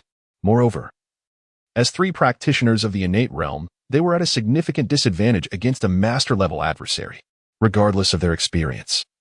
They would ultimately be unable to withstand the onslaught until the necklace's energy ran out. As the power of the amethyst necklace waned, two disciples were hurled away by the water puppet with a resonating thud. They crashed violently against the stone wall, spewing blood before collapsing to the ground, unconscious. Lin Shiryao's delicate face turned pale. Despite her superior cultivation level, being a great innate, she was ultimately forced into the corner of the chamber by the water puppet. Damn it! Lin Shiryao cursed under her breath, unable to fathom that such an ancient cave could still house an operational barrier. If it weren't for this barrier, she could easily have escaped the cave with the amethyst necklace, shaking off the water puppet. Alas, it was too late. She was trapped and most likely destined to die here unless someone from another sect happened upon her. But what were the odds? Even if the secret realm of the Jinwu trial was not particularly vast, there were only 15 disciples who had entered. How could one of them possibly find her? In despair, Lin Shiryao closed her eyes, resigned to the grim fate that awaited her. More blood? Huh? Go ahead and strike me again. Just as she succumbed to hopelessness, a familiar yet strange voice rang in her ears, prompting her to open her eyes wide in disbelief. Is it you? The water puppet. Having detected the presence of Xiao Feng hiding in the corner, emitted a fierce, bloodthirsty glare and lunged toward him. In its simplistic mind, every intruder in the cave was an enemy, and an additional target merely meant more effort in eliminating them. However, sensing Xiao Feng's mid-stage master realm cultivation, the puppet began to shrink mid-attack, its own power ascending. From initial master realm to mid-master realm to late master realm. As the water puppet's form diminished to that of an average human, its cultivation solidified at the late master realm. Realizing this, Lin Shiryao was engulfed in despair. The water puppet had been toying with them earlier, not revealing its full strength. Even with the power of the amethyst necklace, she stood no chance against such an opponent. And what could Xiao Feng do, appearing suddenly before her? Could he save her? He possessed no spiritual energy to withstand the puppet's assault. It was utterly impossible. Damn it. I knew it. This system is unreliable.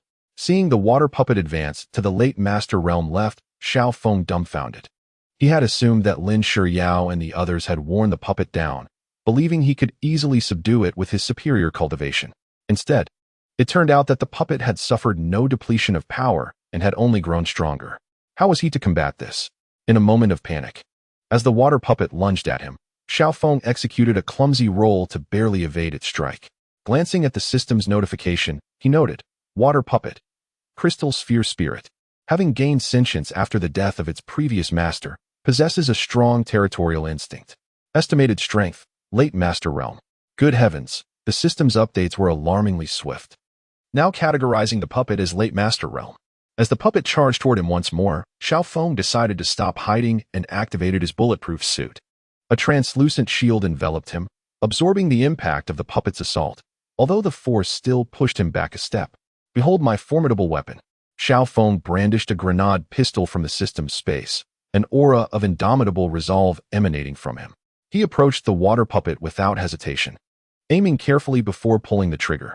The grenade penetrated the puppet's form, erupting from its head with a deafening roar. It staggered back, releasing a piercing cry of defiance. What? It's still not dead? Xiao Feng gaped in astonishment. The puppet's regenerative abilities were astonishing. Seizing the opportunity while the puppet was in the midst of self-repair, he channeled his spiritual energy into the pistol. From a distance, Lin Shiyao watched in shock, especially as she sensed the surge of energy emanating from Xiao Feng. Recognizing his cultivation at mid-master realm, how could this be possible? Moreover, with a single strike, he had nearly obliterated the head of a late master realm puppet. Wiping non-existent sweat from his brow, Xiao Feng felt the pistol brimming with energy. With 5 rounds left, if he could not vanquish the spirit, it would mean his own demise. Boom, boom, boom. One grenade after another was unleashed upon the water puppet, each explosion more devastating than the last. Though the puppet's regenerative power was formidable, it was not invincible. Under Xiao Feng's relentless onslaught, its form began to disintegrate. As the last 2 rounds approached, Xiao Feng even aimed at the residual water on the ground, pulling the trigger until every droplet was vaporized, ensuring the puppet was truly dead and would not revive. Only then did he stow away the grenade pistol. Phew! With no remnants left, it should not be able to resurrect. Silently, Xiao Feng approached Lin Shiyao, his gaze fixated on her chest.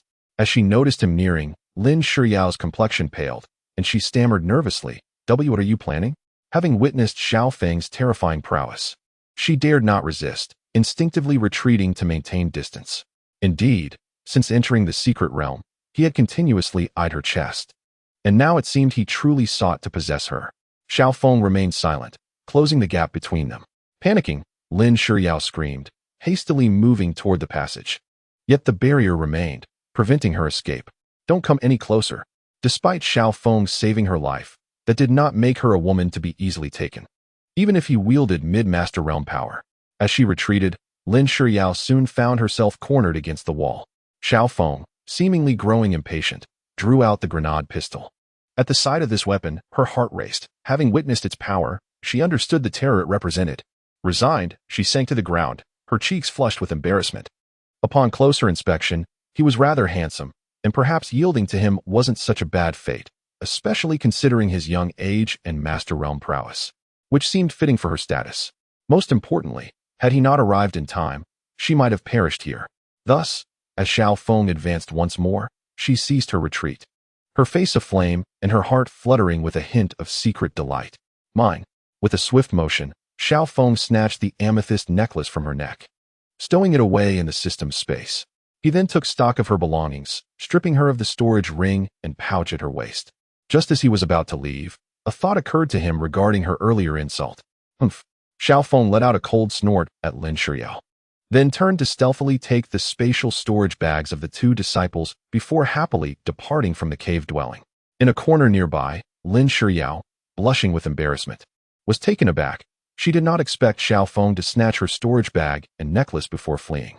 This rogue had merely come to rob her. As if that wasn't enough, he even looked down on her with that disdainful expression. How infuriating. She gritted her teeth, yet oddly, she felt no anger, only a faint sense of loss. After leaving the cave, Xiao Feng found a secluded spot to rest and replenish the spiritual energy he had exhausted during the recent battle. Although he had emerged relatively unscathed, the confrontation had nonetheless drained him significantly. However, he was puzzled by Lin Shiyao's blushing. Did she find him handsome? Reflecting on the way she had looked at him, he unconsciously touched his cheek, thinking to himself, well, he didn't look too shabby. Yet, her temperament was rather fierce. Upon entering, she had scolded him merely for glancing at the necklace adorning her chest. How intimidating. Zhang Peng observed Xiao Feng's actions and exclaimed, recognizing him as a true chosen worker, focused solely on his endeavors. Indeed, he was seemingly only interested in accumulating technological points. After deducting the amount owed, the remaining balance is 3,500 technological points. Upon hearing the system's notification, Xiao Feng nodded in satisfaction. Indeed, the hard work of the past few days had not been in vain. After placing his handgun and bulletproof suit into the enhancement ray area and deducting the corresponding technological points, he was left with just over 2,000 points. Now that he had repaid his debts, he no longer felt such urgency in obtaining technological points. He reopened the map, intending to visit Ling Xuanxue, for if she had brought the Zhentian Bay to this secret realm, it would mean his task was within reach. Soon, he located Ling Xuanxue's position on the map. However, the number of red dots indicated an unexpected situation. What the heck? There are 6 people. Xiao Feng was momentarily bewildered. Upon examining the detailed list, he discovered that the third prince, Zhou Tianyong, was among them. Although he had anticipated that Zhou Tianyong would take advantage of the secret realm's opening to trouble him, he had not expected the prince to have gathered the forces of Tiannan's sect as well. After suffering a defeat at Xiao Feng's hands previously, Zhou Tianyong would undoubtedly come prepared this time. With the royal family's resources, if they found him and surrounded him, he would be in grave danger. He needed to devise a plan to separate them. Gazing intently at the map, Xiao Feng contemplated his options. However, his brow soon furrowed. Zhou Tianyong and his entourage were moving directly towards him. To confirm his suspicion, he zoomed in on the map, and soon, Zhou Tianyong's group appeared in a triangular formation before him. They then concealed the Zhentian Bay and continued towards Xiao Feng's direction. Their objective was clear, Xiao Feng. This realization weighed heavily on his heart. While he was pleased that Ling Shuangxue had brought the Zhentian Bay to the secret realm, the fact that 6 individuals were acting together, especially with the third prince among them, meant they would likely possess powerful spiritual artifacts. If surrounded, he would certainly encounter significant trouble. Let me see what valuable items the secret realm holds. I must level up quickly, Xiao Feng murmured, setting out to search for items that could be exchanged for technological points. Scanning the map, he soon pinpointed a dense forest. 1,000 technological points? That's barely acceptable. I'll take it. He noted a treasure point marked on the map, where a towering tree, approximately 3 meters in diameter and about 10 to 20 meters tall, bore a single gray fruit. Qingmu fruit. Description: a special fruit used to refine Qingmu pills, enhancing the spiritual root attributes of cultivators. It can also be used to create gathering spirit pills, strengthening spiritual veins, and even directly increasing the probability of breaking through to the Grandmaster realm. It is excellent material for pills. Next to the Qingmu fruit, there was also a red marker, which Xiao Feng clicked to investigate. Qingmu ape horde. Description: an extremely rare species of ape, known for its remarkable aggression, adept at using its massive fists and sharp claws, with immense strength and agility. They are a troublesome existence among the demon clan. Currently, they seem to be fixated on the Qingmu fruit, waiting for it to ripen. Qingmu Ape King. Description: the ruler among the Qingmu apes, possessing boundless strength, excelling in hand-to-hand combat, and exhibiting significant intelligence. It has a natural ability for swift movement. Estimated strength: initial stage of Grandmaster realm. Observing the information about the Qingmu Ape King, Xiao Feng narrowed his eyes. Although its strength was slightly inferior to his own, its natural abilities would likely enhance its overall power considerably after reinforcement. If he were to engage it directly, replenishing ammunition would cost him a significant amount of technological points. Furrowing his brow, Xiao Feng noted that the technological points redeemable for the Qingmu fruit were rather meager. If he were to use items against the Qingmu Ape King, it might require even more technological points. Going toe-to-toe with this beast using his own strength could prove challenging, as its physical robustness surpassed that of cultivators. And even a minor difference in realm could complicate matters. Moreover, with numerous Qingmu apes nearby, being surrounded would surely lead to his exhaustion. With these thoughts in mind, Xiao Feng opened the System S store, recalling a particular item he had seen. System Store, military off-road vehicle, a modified off-road vehicle equipped with a high-tech engine, electronic facilities, and superior performance, featuring defensive capabilities to withstand any spiritual energy attacks. Price: 30,000 technological points. Xiao Feng gasped in disbelief. 30,000 technological points? Was this a robbery? With his remaining points, he couldn't afford a single vehicle, so he began searching for other items. Before long, his eyes lit up. Xiaoming Mountain God Vehicle Wuling Hongguang. According to legend, a powerful being resides on Xiaoming Mountain, known as the God of Cars. It is said that once he touches the steering wheel, no one can see him. Don't let common sense limit your power. Your speed is determined by your skill. Special ability: inject a small amount of spiritual energy to replace the fuel tank. Price: 150 technological points. So cheap? I'll buy it. Purchase successful. Remaining 2,000 technological points. Subsequently, Xiao Feng summoned the Wuling Hongguang from the system space, eagerly anticipating the vehicle's appearance. However, when he beheld the vehicle's condition, he was left dumbfounded. It was a dilapidated van, its front constructed from shattered steel and concrete, with visible cracks, giving it an exceedingly shabby appearance. The cargo area was obscured by thick layers of paint, and a faint, unpleasant odor wafted from it. This vehicle would barely pass for secondhand. Upon opening the door and sitting inside, the stench became more pronounced, causing him to grimace. The steering wheel was held together with transparent tape, and some parts of the vehicle were already rusted, possibly due to its age. Can this even run? What if it falls apart halfway? System. What sort of rubbish are you selling? I want a refund. This is a subpar product. Xiao Feng regretted not inquiring about the vehicle's condition earlier. This was a complete scam. True strength lies in never complaining about the environment, nor fearing difficulties. Face challenges head-on. If there are none, create them. The system. Stop feeding me platitudes. Have you not noticed the condition of this shoddy product? Xiao Feng pointed at a drafty spot on the car window. Look at this. The window is in such a dilapidated state. What if it causes an accident on the road? Finally, the vehicle has been delivered. Jiang Peng let out a sigh of relief. The items he packed from the previous world were inconspicuous. Otherwise, the sudden disappearance of numerous belongings would certainly cause trouble for the host in that world. You said it. Hearing that there is a full refund if unsatisfied. Xiao Feng felt reassured. He then took out the transparent tape and secured the broken glass, ensuring it wouldn't leak any air before getting into the car. Following the system's instructions, he injected a small amount of his spiritual energy into the van without needing to start it. In an instant, the van roared to life, accelerating to an incredible speed that even allowed Xiao Feng to feel the wind howling past him. Wow! Xiao Feng frantically steered the wheel to avoid the trees ahead, gradually reducing the speed. Glancing at the dashboard, he noted that the van could reach a speed of 100 miles per hour right from the start. And on a mountain road, it felt remarkably smooth inside. Truly impressive for a system product. Aside from the vehicle's minor damages and age, the price made it an exceptional deal. No refunds for me. Xiao Feng grinned. Despite the vehicle's wear, compared to the 150 technology points, it was an absolute bargain. He even felt it was the most cost-effective item in the store. With the Wuling Hongguang at his disposal, Xiao Feng opened the deceitful map. Observing the red markers corresponding to the locations of the Qingmu Ape clan and Shou Tianok's group, the deceitful map enabled him to discern their movements precisely. Since Shou Tianong intended harm against him, he could not be blamed for adopting a darker mindset. Chapter 56. Do not underestimate the young and impoverished Jiang Ping looked at the many items he had successfully sold, nodding in satisfaction. Most of these were mere trinkets he had casually packed from the previous world, but after slight enhancement with primordial energy. These items had reached a level suitable for deceiving the host.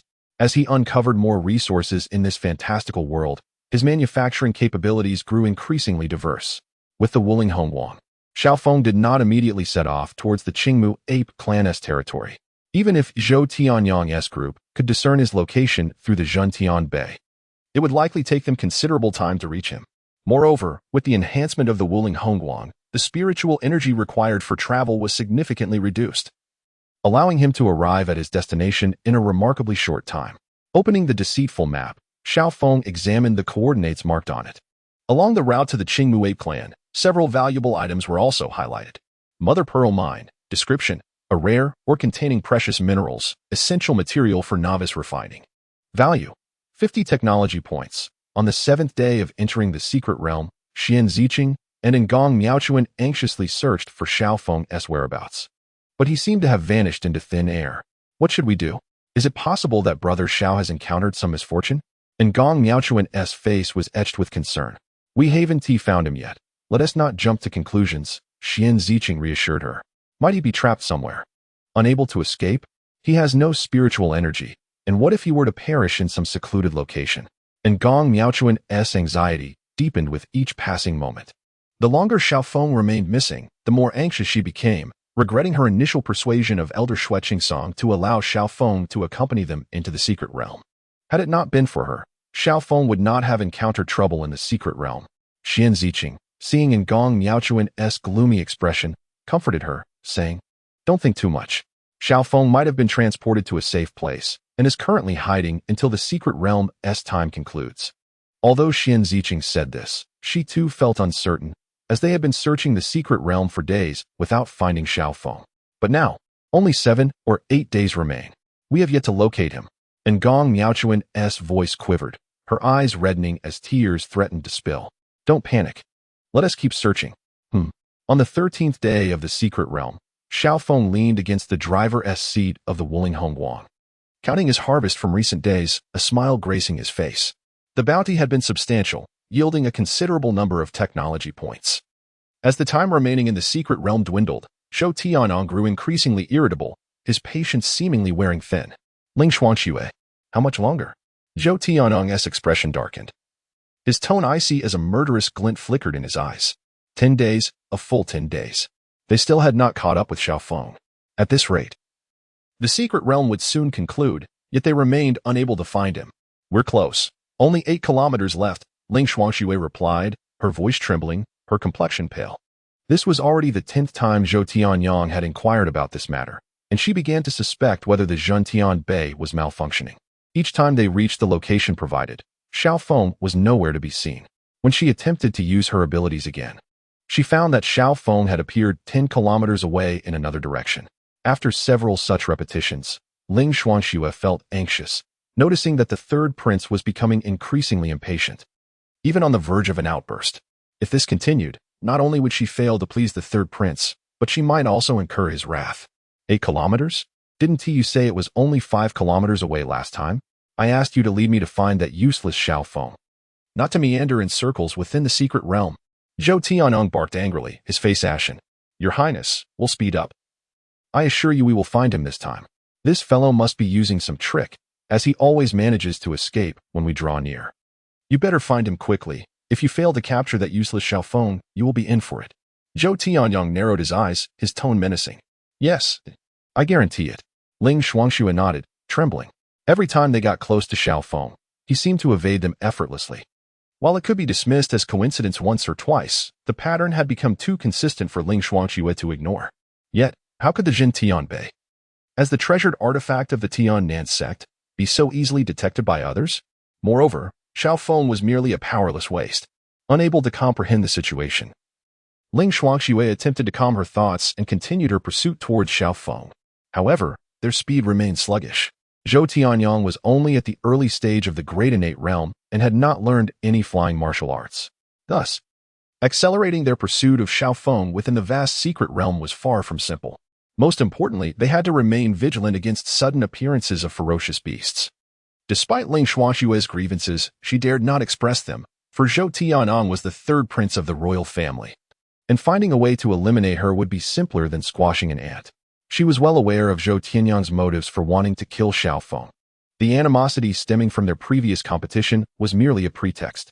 Xian Ziqing, having been raised as the adopted daughter of the Kunlun sect's leader, grew up alongside Xiaofeng.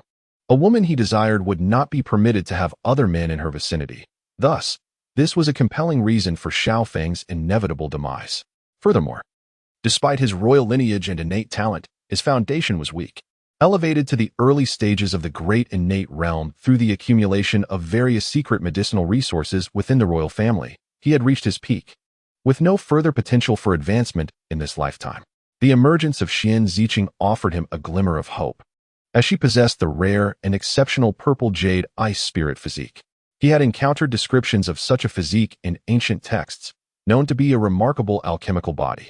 Should he unite with her, not only would it enhance his own constitution, but it would also facilitate his rapid ascension in power. Prolonged dual cultivation with someone of such extraordinary qualities could even allow him to touch the threshold of the sacred realm in the future. Naturally, he intended to claim her for himself. However, this endeavor could not attract the attention of the royal family. Should they discover it, they would undoubtedly seek to seize her for themselves. Thus, he required a legitimate reason, marrying Xian Ziqing. Only then could he secure everything he desired. Otherwise, he would never deign to glance at someone of her humble sect. Ling Xuanxue was aware of this matter because their Tian Nan sect had also been involved. Originally, Xian Ziqing's sect was a formidable faction, but due to her alchemical physique, her master met an untimely demise. The sect leader was murdered, and the disciples suffered a massacre at the hands of the royal family and several other clandestine families, leaving only her mother to flee with Xian Ziqing. This, however, disrupted Zhou Tianyong's plans, prompting him to plot against the Kunlun sect. Observing the map indicating the proximity of the Greenwood Ape clan, Xiaofeng deliberately slowed his pace, allowing Zhou Tianyong and his entourage to catch up. Successfully used silver upgrade token. Wow, you leveled up. Late stage of the Master Realm. How exhilarating. Xiaofeng, Feeling the surge in his realm and strength, could not suppress his laughter. With the existence of the system upgrade tokens, he no longer needed to rely on the arduous path of cultivation and comprehension like others. He merely required sufficient technological points for the system to upgrade him automatically. This sensation was utterly delightful. The elevation in his realm also meant an increase in the speed of the Wuling Hongguang, allowing him to reach his destination in less time. Gently pressing the accelerator, he headed towards the Greenwood Ape clan. According to the information provided by the map of Zhou Tianyang's group, apart from one individual at the peak of the Master Realm, the rest were all at the Great Innate Realm. That peak master must be Zhou Tianyang's black-armored guardian. Xiao Feng could not help but marvel at the privileges of being a royal disciple, accompanied by a peak master-level protector. Given his current late-stage Master Realm, confronting all 6 at once would prove overly challenging, but dealing with 1 or 2 would be more than manageable. Therefore, he needed to weaken their strength. The Greenwood Ape clan would serve as his best opportunity to use the ferocious beasts to scatter Zhou Tianyang and his companions, allowing him to strike them down one by one. Before long, he spotted the silhouette of a massive ape atop a distant mountain peak, its body covered in azure scales, as glowing with an eerie green light, standing several meters tall, wielding a thick wooden staff that radiated a feral power. The Greenwood Ape King. A smile crept upon Xiao Feng's lips. He had found it. He disembarked from his vehicle and began to ascend towards the snowy mountain, deliberately slowing his pace to await Zhou Tianyang and his group. Glancing at the items in his system panel, Xiao Feng began to speculate about the rewards for completing this task. Each spin of the system's grand wheel yielded increasingly formidable prizes. What would this time entail? He was filled with anticipation. Chapter 57. Do not underestimate the young and poor. Part 31. Before long, Zhou Tianyang and his companions finally arrived in the vicinity of the Greenwood Ape King. Observing the solitary figure on the hillside, Ling Shuangxue was somewhat surprised. Was he alone? Zhou Tianyang replied indifferently. Indeed, he dares to wander here by himself. This kid possesses a certain level of skill. His words dripped with derision for the perceived weakness. However, Ling Shuangxue remained silent, her thoughts focused on Xiao Feng. Watching him traverse the mountain forest alone felt uncanny to her. As someone devoid of spiritual energy, how could he be unafraid of the dangers here, leisurely wandering the hillside? This struck her as peculiar, especially since he lacked any spiritual power. Moreover, setting aside the oddity of Xiao Feng's position, how had he managed to survive alone in this secret realm for so many days? If he truly were alone, how had he evaded capture in such a short time? Given their pursuit, Ling Shuangxue pondered, and only one explanation came to mind. Xiao Feng might possess other hidden cards. Before she could voice her thoughts, Zhou Tianyang snickered. What do we have to fear? Even if this little waste has some spiritual artifact, how long can he hold out? With only one person, how can 6 of us not subdue him? His Highness, the third prince, made a valid point. Ling Shuangxue hesitated to argue further, yet doubt lingered in her mind. After all, Xiao Feng had no spiritual power, and even if he had hidden cards, they would not pose a significant threat. However, Your Highness, ahead lies the territory of the Greenwood Ape clan, which numbers many. If we recklessly charge in, we may encounter unforeseen troubles. Since Xiao Feng had no concerns, the next priority would be the presence of the Greenwood Ape clan. Such large beast populations typically had a king. If they were besieged by them, the outcome would likely be unfavorable. Upon hearing Ling Shuaxue's words, Zhou Tianyang turned to his black-armored guardian with a cold snort. With General Black Tiger present, what is there to fear? These mere rabble cannot stir up any waves. You take 2 people and bring Xiao Feng to me. I refuse to believe this waste can escape far.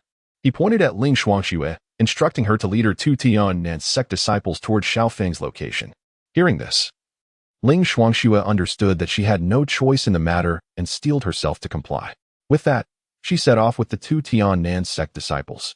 Watching the 4 figures gradually disappear from view, a cold smirk crept onto Zhou Tianyang's lips. He was unconcerned about Ling Shuangxue secretly fleeing. In truth, the entire Tianyang sect had already deciphered half of the royal family's strength for the sake of the Zhentian steel. The 2 disciples accompanying Ling Shuangxue were also affiliated with the royal family. As for the peak master beside Zhou Tianyang, he naturally followed closely behind Ling Shuangxue. No matter what, Xiao Feng could not be allowed to escape today. He merely needed to conceal himself and await their completion of the mission. After all, many ferocious beasts roamed the mountains, and a moment's inattention could lead to danger. Allowing Ling Xuanxue to take the lead was sufficient. Killing Xiao Feng was all that mattered. Even if the fellow perished at the claws of the Greenwood apes, it would be of no concern to him. After all, sacrificing for the royal family was a form of honor. Moreover, Xiao Feng should have died 6 years ago. Although he did not understand why the poison had failed to affect him back then, today, regardless of any hidden cards he possessed, as long as he died here, everything would come to an end.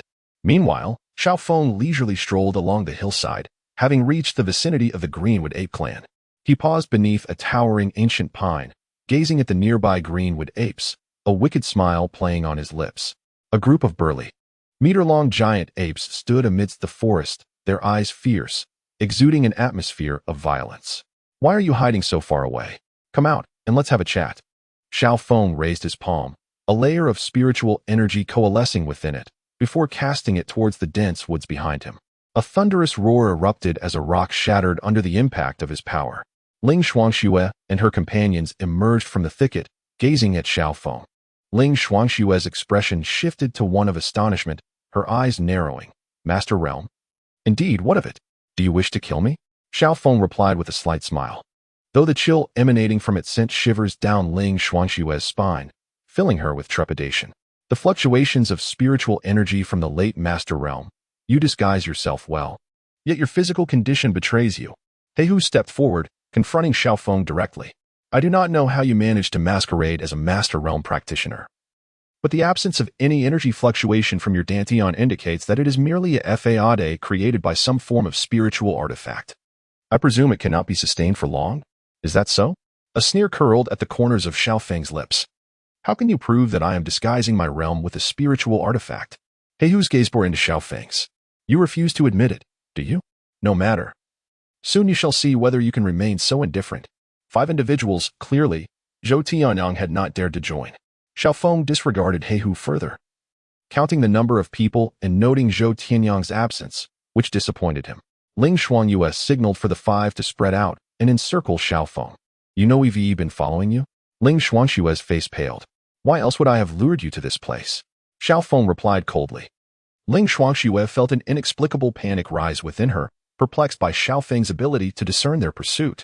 Just as she opened her mouth to speak again, Xiao Feng stretched out his hand, revealing a B microphone in his grasp.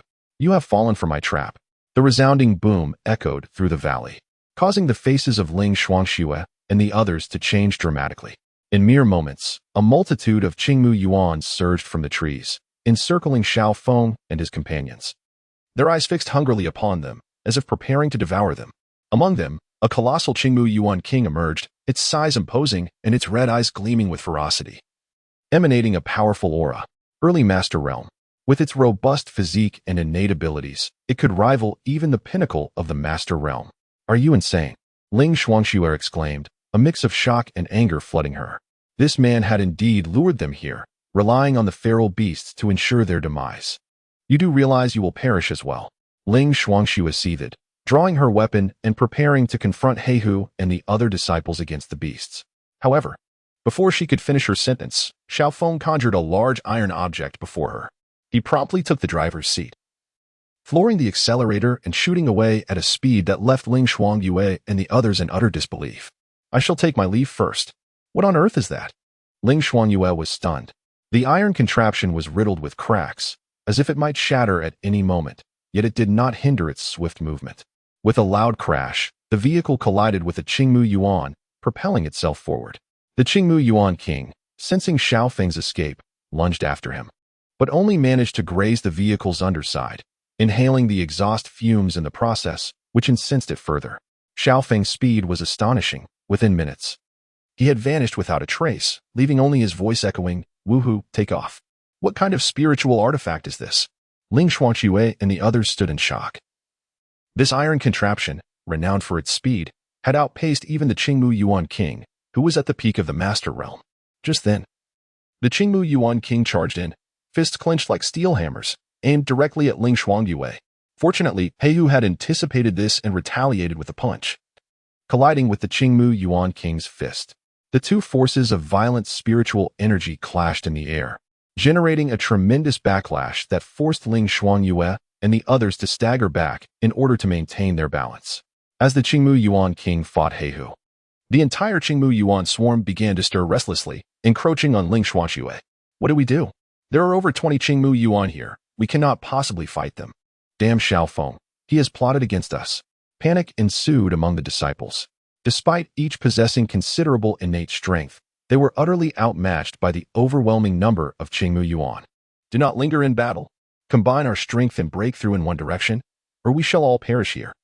Ling Xuanxue quickly regained her composure and made a decisive call. With Heihu holding off the Qingmu Yuan king, their chances of escaping were still considerable. Understood.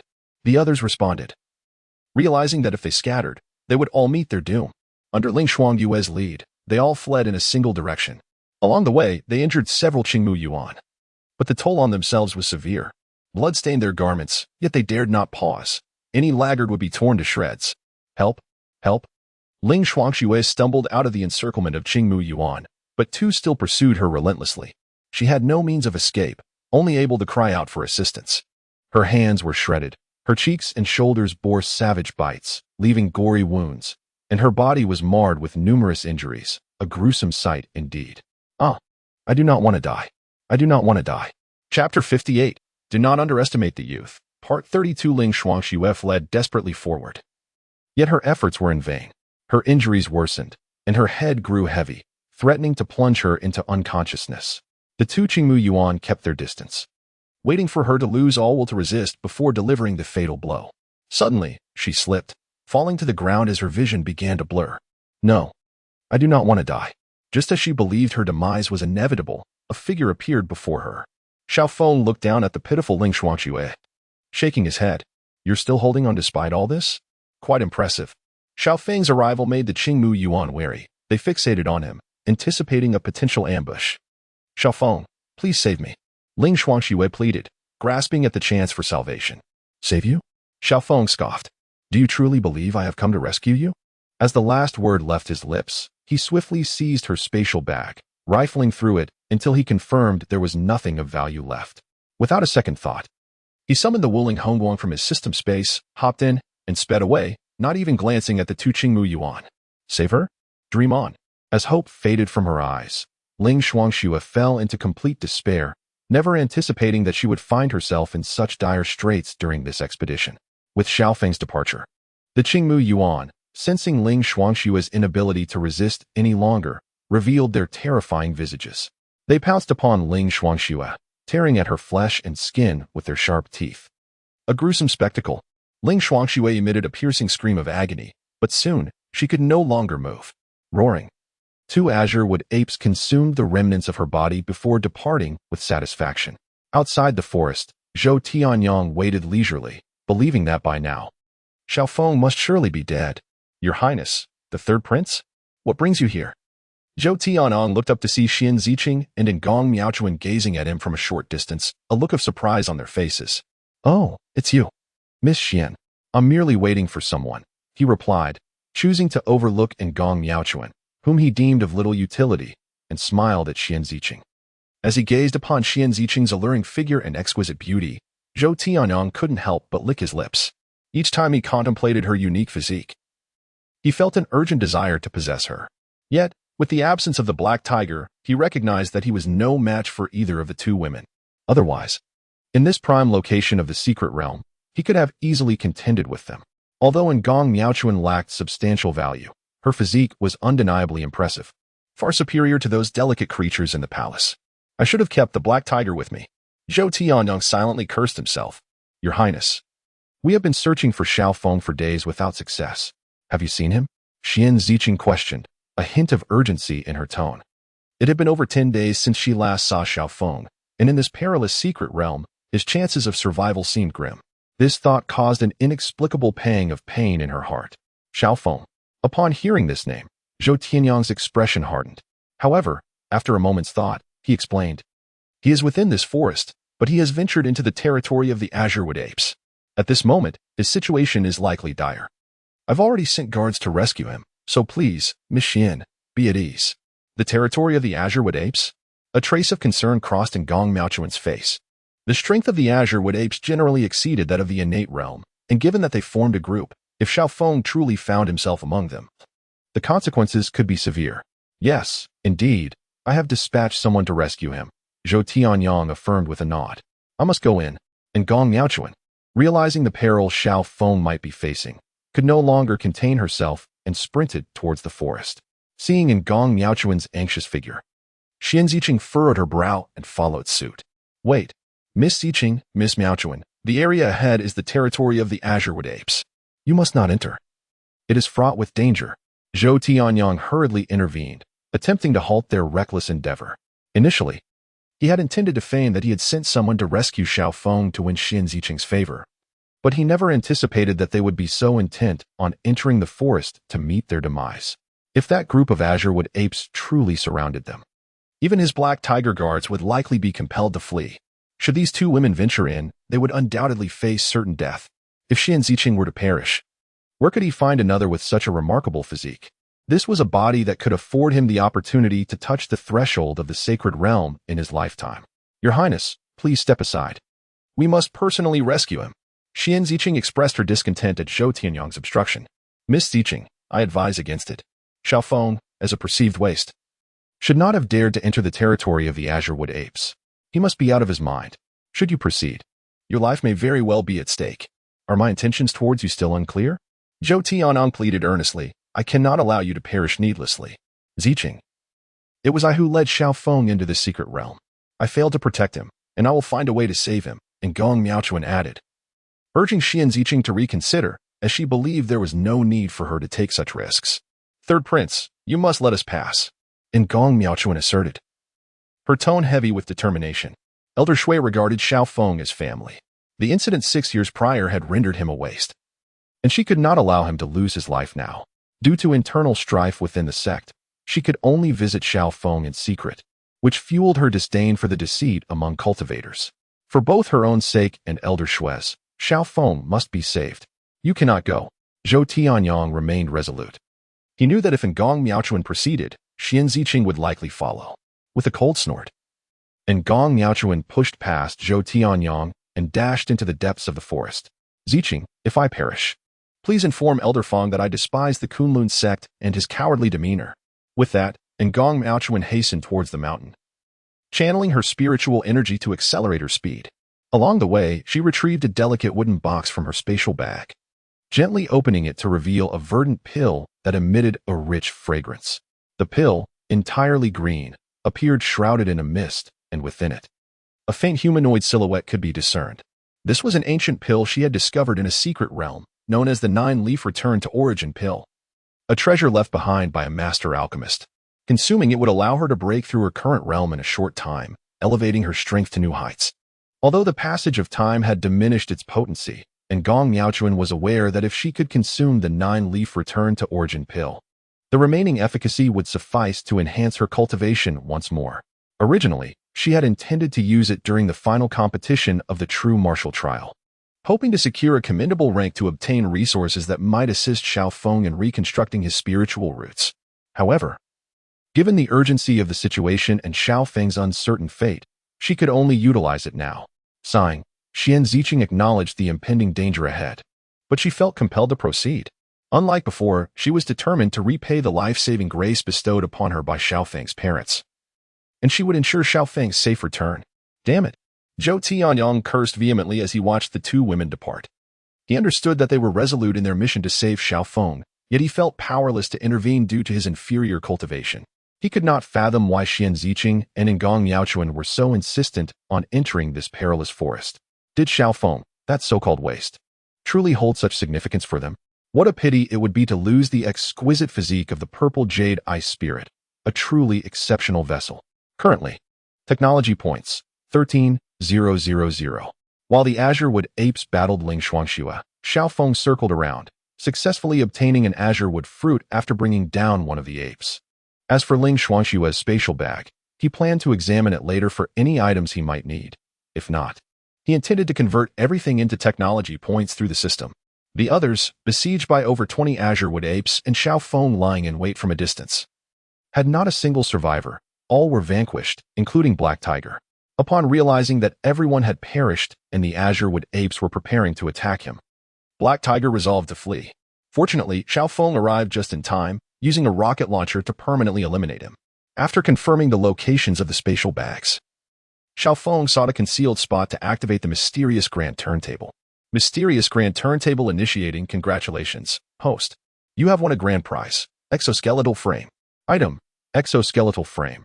A portable exoskeleton that is easy to wear and was manufactured in a certain technological world, composed of a super alloy material. It boasts exceptional mobility and will calculate optimal solutions to evade impending dangers.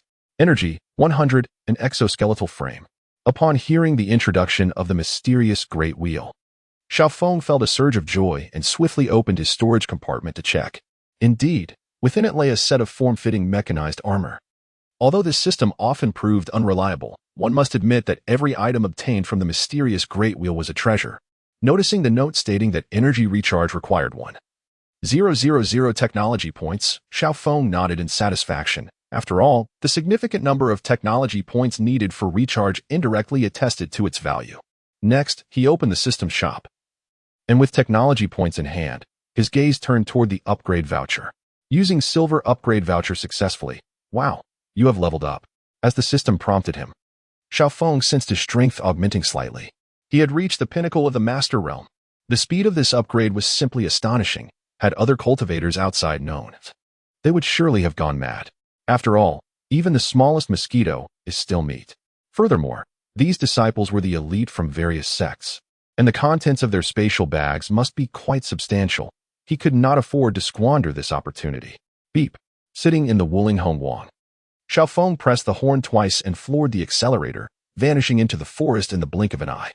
Chapter 59. Do not underestimate the young and poor in the depths of the forest. The ground was littered with signs of battle. Corpses lay beneath the trees, and the air was thick with the stench of blood, inducing nausea. As she gazed at the mangled bodies, Ngong Miaochuan's complexion turned pale. How could this be? Am I too late? A wave of regret washed over her. The multitude of bodies signified a fierce battle had just transpired, and Xiaofeng was undoubtedly in grave danger. Not far away, a few Qingmu monkeys lingered, eyeing the newly arrived Ngong Miaochuan with predatory intent, poised to strike. The absence of bodies indicated that he might still be alive. Casting a glance at the chaotic scene, Ngong Miaochuan murmured to herself, "Stay calm." Yet, her heart was heavy with uncertainty. The body crushed into pulp by the Qingmu monkeys could belong to Xiaofeng. She could only ascertain his absence from the relatively intact corpses. "Brother Xiao?" A flicker of worry crossed Ngong Miaochuan's beautiful eyes as she whispered. She understood that she had arrived too late. Had she come sooner, perhaps the outcome would have been different. She could only hope that Brother Xiao was safe. "Brother Xiao, I promised Elder Shui I would protect you. I must find you." Taking a deep breath, Ngong Miaochuan swallowed a 9-leaf return to origin pill. Waves of medicinal power surged through her body, strengthening her immensely as her aura began to rise, exuding formidable power. However, it was evident that she lacked the robust physique to withstand the onslaught of the medicinal energy. Her complexion grew increasingly pale. A fine sheen of cold sweat beading on her forehead, and blood began to trickle from the corners of her eyes. With a gasp, Ngong Miaochuan ultimately could not endure the powerful impact of the medicine, spitting out a mouthful of fresh blood, her body swaying unsteadily. Fortunately, the medicinal effects had reached their peak, midway through the Master Realm. Subsequently, she swung her sword, and its blade radiated a brilliant white light as it pierced one of the Qingmu monkeys. "Awoo!" The Qingmu monkey let out a pained howl and collapsed. Yet it did not perish from her strike. The remaining Qingmu monkeys, seeing this, erupted with fury, charging at Ngong Miaochuan with ferocity akin to lions. "You shall accompany Brother Xiao to the grave." Ngong Miaochuan gritted her teeth and unleashed the remaining potency of the 9-leaf return to origin pill. Her entire being erupting with a terrifying aura, her sword radiating with streaks of white light. The overwhelming strength also brought about greater backlash. Blood seeped from her lips, and her complexion turned ghostly pale. As more Qingmu monkeys joined the fray, they became increasingly cautious upon witnessing Ngong Miaochuan's terrifying power, encircling her without attacking, as if aware that her state could not be sustained for long. Roar! Roar! A Qingmu monkey attempted a sneak attack from the side, but Ngong Miaochuan had anticipated it. With a swift flick of her sword, she pierced its throat. Watching the crimson blood gush forth, her face paled further. She had not expected the medicinal energy to be so tyrannical. In just a quarter of an hour, her body was on the verge of collapse. Roar! After one Qingmu monkey fell, The remaining ones grew even more cautious, surrounding her without launching an attack. The moment they detected any sign of her weakening, they would pounce. Suddenly, seizing the opportunity, a Qingmu monkey lunged at her, its sharp claws aimed at her chest, a fierce gust of wind accompanying its approach, chilling her to the bone. Just at that critical moment, a clear sound of air being sliced through echoed, and a figure appeared before Ngong Miaochuan. Wielding a long sword that severed the Qingmu monkey's claws with force, a massive wound opened on the Qingmu monkey's body. Roar! The Qingmu monkey cried out in pain. But before it could fully express its agony, several more sword strikes landed upon it, causing blood to spurt wildly as it fell to the ground, howling in despair. Ziching and Ngong Miaochuan stared at the newcomer, momentarily stunned before a look of joy spread across her face. Ziching, you've come. I must say, Elder Fong has been too protective of you. The true world of cultivation is rife with deception and intrigue. Is it worth it for someone like Xiaofeng, who lacks spiritual power? Xin Ziching glanced at Ngong Miaochuan, shaking her head with a sigh, a look of resignation on her face. As a fellow disciple of Kunlun sect, I cannot bear to see you perish like this. Consider this a lesson, never act impulsively. Thank you, Ziching. Ngong Miaochuan looked at Xian Ziching with gratitude, understanding that her words were meant to convey the necessity of prioritizing one's interests in this perilous and lethal world of cultivation. Yet, she found herself unable to comply. Having grown up alongside Xiaofeng, the thought of his demise ached her heart. She simply could not accept it. In the forest, Xiaofeng, maneuvering his less-than-ethical map, noticed 2 green dots that had suddenly appeared. Who would dare to seek death by provoking the Qingmu Monkey King? He pondered, shaking his head in confusion. The map indicated that the Qingmu Monkey King had encircled these 2 green dots. Enlarging the map and activating Mode 3, the figures of Ngong Miaochuan and Xian Ziching materialized, bloodied and covered in various wounds, their bodies swaying precariously. Not far away, the Qingmu Monkey King, accompanied by over 10 Qingmu monkeys, had them completely surrounded, its eyes glinting with malice and cruelty. Ngong Miaochuan was clearly at her limit, trembling and unable to stand without Xian Ziching's support. Damn it! Xiaofeng cursed under his breath, flooring the accelerator as his vehicle surged to maximum speed, darting down like a bolt of lightning from the mountaintop toward the 2 women. In midair, Xiaofeng deftly stowed the car in the system's compartment and swiftly donned the external power skeleton. In the next instant, a peculiar energy flowed from the external power skeleton into Xiaofeng, imparting a light and buoyant feeling, as if he were walking on clouds. The mobility of the external power skeleton. Die! Xiaofeng bellowed, channeling the power of the pinnacle of the master realm into his fist, plunging from above to deliver a devastating blow to the Qingmu Monkey King's head. Boom! The force of the punch was tremendous, shattering the Qingmu monkey's skull, blood splattering everywhere. Roar! The Qingmu Monkey King howled in pain, enraged, as it bared its bloodied maw, ready to bite down on Xiaofeng. Bang! Bang! Unexpectedly, Xiaofeng's swiftness surpassed all, as he swiftly drew his grenade pistol, firing 2 rounds that precisely struck the head of the Aoki Ape King, resulting in an instantaneous explosion that obliterated its cranium. The Aoki Ape King was swiftly dispatched. This sudden turn of events left Ngong Miaochuan and Xian Ziching momentarily stunned, following the demise of their leader. The remaining Aoki apes, sensing Xiaofeng's pinnacle mastery, fled in disarray, vanishing from sight in mere moments. Observing the familiar silhouette, Ngong Miaochuan and Xian Ziching exchanged glances. Is that Brother Xiao? Let us go see. Xian Ziching assisted Ngong Miaochuan as they approached. Xiaofeng, having retracted his external power skeletal structure, expelled the metallic taste of blood lingering from the earlier skirmish. Brother Xiao. Xiaofeng. Upon hearing the voice, Xiaofeng turned only to be enveloped by soft, warm hands around his neck, and Ngong Miaochuan clung tightly to him, weeping, her ample form pressing against his shoulder.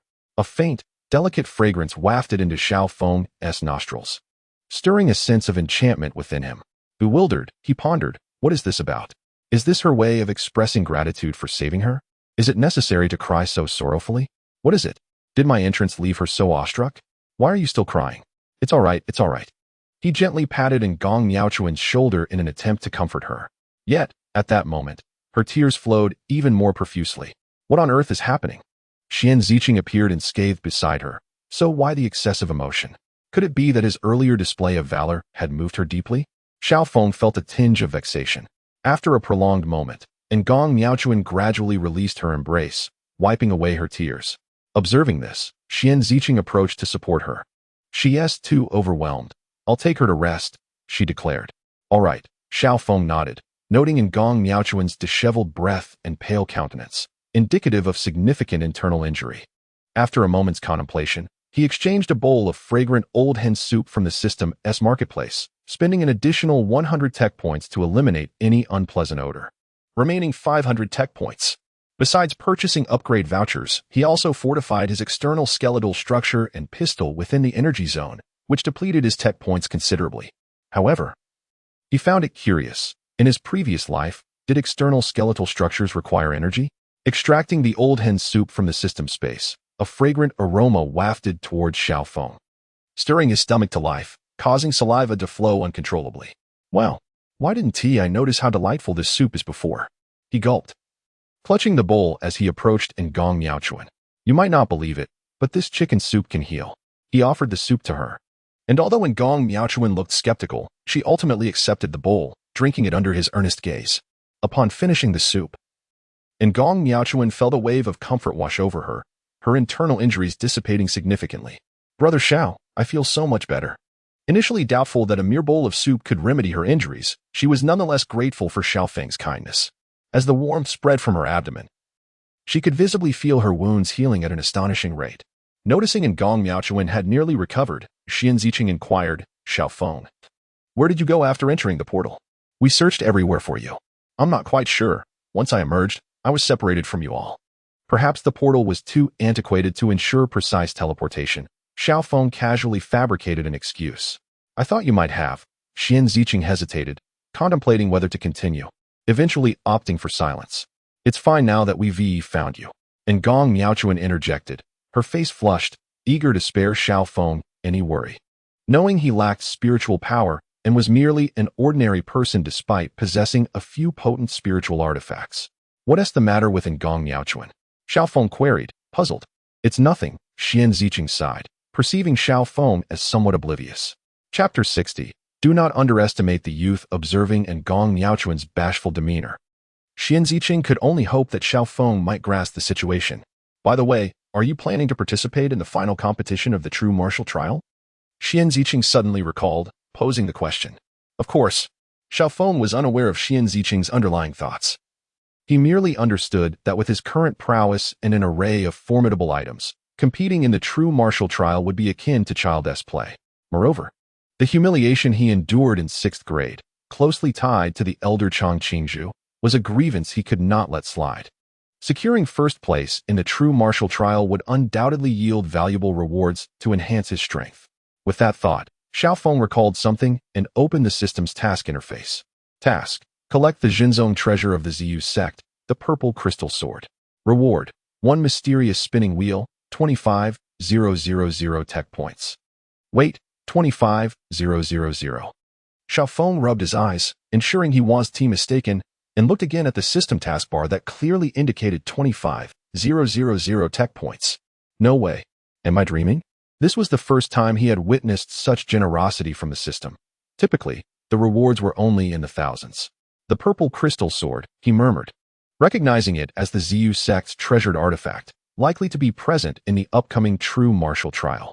Serendipitously, he too was to participate, making it a fortuitous alignment of interests. Before long, Xiao Feng finished collecting the spatial bags from the deceased disciples, and Gong Miaochuan's injuries gradually healed. The group began to retreat from the forest, uncertain of any lurking threats from other ferocious beasts. Although Xiao Feng was largely unconcerned, he prioritized safety and led Xian Ziqing and Gong Miaochuan away from the area. During their journey, Gong Miaochuan began to inquire about Xiao Feng's experiences over the past days. Naturally, he refrained from divulging the truth, opting instead for a convenient excuse. He could hardly confess to robbing the Ziyu sect and absconding with its saintess. If he did, they might uncover the incident involving Kunlun sect seizing the entire Qingzhu Peak's disciples' possessions, which was certainly not to be mentioned, especially with Xian Ziqing present. Regarding the Aoki Ape King, he simply showcased a disposable spiritual artifact, cleverly concealing the truth of his victory. Though his true strength would soon be evident in the true martial trial, by then he would possess ample tech points and items to shield himself from any ill-intentioned individuals. As they sipped the chicken soup, and Gong Miaochuan listened intently to Xiao Feng's accounts, astonished by his adventures. Upon hearing about Xiao Feng being pursued by Ziyu's sect disciples intent on seizing his treasures, she stomped her foot in indignation. When he recounted his successful evasion, she sighed in relief, fully engrossed in his narrative. Why do I feel something is amiss? And Gong Miaochuan remained oblivious, while Xian Ziqing furrowed her brow in suspicion. Let us not dwell on how an ordinary person, devoid of spiritual energy, manages to navigate the treacherous realms of the secret territory and survive. Even with a potent one-time spiritual artifact, the lack of spiritual awareness makes it exceedingly difficult to activate it in the face of a sudden ambush. Moreover, such artifacts, which can only be triggered once or twice, inevitably reach their limit. Yet, it seems that the artifacts in Xiao Feng's possession are boundless, allowing for infinite use. Furthermore, that miraculous broth can reverse the backlash caused by ancient elixirs, restoring vitality in an incredibly short span of time, even enhancing one's recovery capacity beyond its original state. This is nothing short of astonishing. However, Xian Ziqing refrained from probing deeper. The fact that the trio could leave this place unscathed was already a stroke of fortune, rendering the origin of the broth an unnecessary inquiry. Upon descending the mountain, Xian Ziqing and Gong Miaochuan sought a pond, where they promptly cleansed themselves and donned fresh garments. After finding a secure location, the three took a moment to rest. A night passed. With only one day remaining before the conclusion of the secret territory, Xian Ziqing and Gong Miaochuan had fully recovered from their injuries, their spirits invigorated by the broth. Xiao Feng lamented that he had initially intended to gather spatial bags before attending to Zhou Tianyang. But the injury sustained by Gong Miaochuan and Xian Ziqing had delayed his plans. For now, he could only prepare for the Zhenwu trial, aiming to seize the purple crystal sword, which would expedite his ascent in power and alleviate future concerns. If he could attain the pinnacle of strength in this realm, then neither the humble Kunlun sect nor even the royal family would warrant his regard. Lost in visions of his invincibility, Xiao Feng could not help but chuckle foolishly. Meanwhile, Jiang Peng shared his amusement at the host's daydreams. Without diligent effort, how could the host hope to become wealthy? Indeed, this was the mentality befitting a diligent worker, crafting dreams for oneself. Here lay the celestial wind grass, a boon for enhancing cultivation. Behold, the vermilion bird fruit, which augments spiritual awareness. This is the nine-leaf orchid, elevating mental fortitude. And that, the purple gold mushroom, capable of condensing the soul into a nascent soul. Along the path, Xian Ziqing and Gong Miaochuan exclaimed with uncontainable excitement. These items were exceedingly rare medicinal herbs and forging materials, treasures of inestimable worth to cultivators. And Gong Miaochuan had not anticipated such a bounty on the final day, declaring their luck extraordinary. Indeed, fortune favored them. As the last day waned and dawn broke anew, Xiao Feng felt a twinge of confusion, having amassed exactly 5,000 technological points. Was it possible the system had discreetly rounded up the figures? As the final seconds ticked away, he suddenly sensed a force pulling him, the surroundings blurring into obscurity. The ancient ruins awaited. With the activation of the teleportation array, a brilliant white light illuminated the ancient portal, followed by the emergence of shimmering runes and dazzling ripples of light. In the next moment, Lin Shiyao and her companions were transported forth. The Grand Elder of the Ziyu sect, Qixi, breathed a sigh of relief upon seeing her disciples unharmed. Yaoer, you did not sustain any injuries in the secret territory, did you? Qixi inquired with concern, for these three were among the most promising disciples in the sect, and considerable resources had been expended on their training. The loss of any one of them would be a grievous blow, especially since Lin Shiyao was the favored disciple of the sect's leader. Yet, disappointment tinged Lin Shiyao's voice, having entered the secret territory for only a few days. All their possessions had been seized by Xiao Feng, including the protective high-tier spiritual artifact, the purple jade necklace.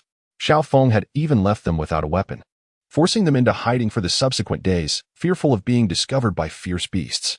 Lacking the support of spiritual artifacts, they could not contend even with beasts of equivalent rank, let alone those of greater ferocity.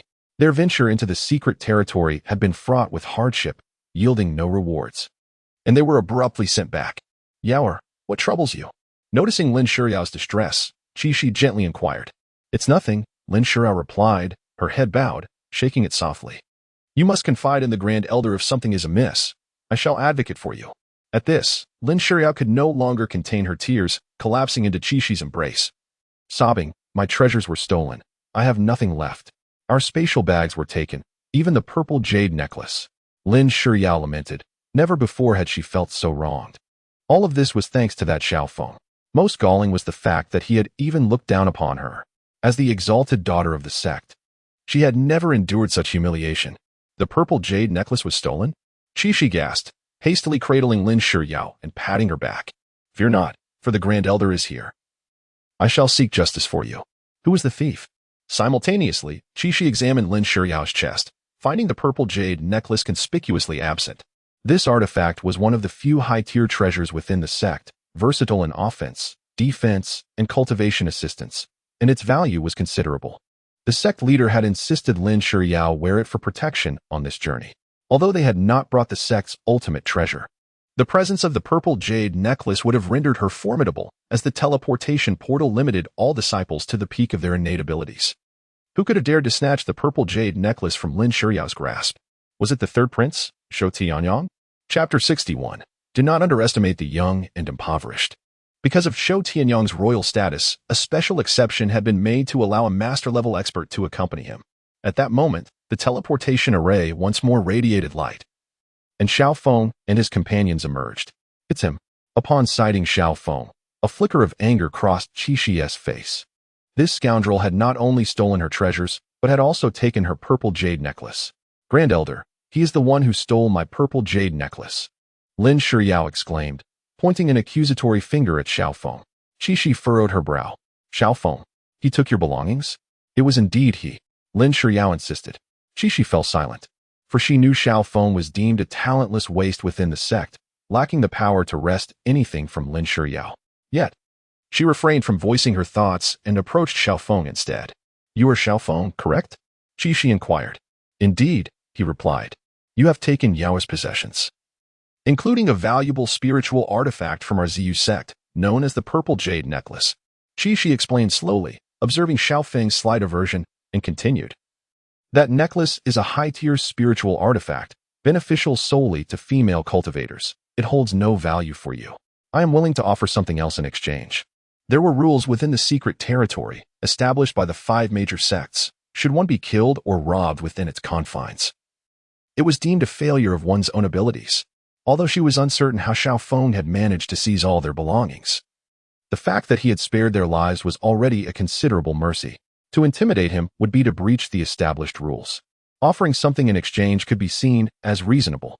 However, the critical question lingered. Who could guarantee that this Grand Elder of the Ziyu sect was a person of integrity?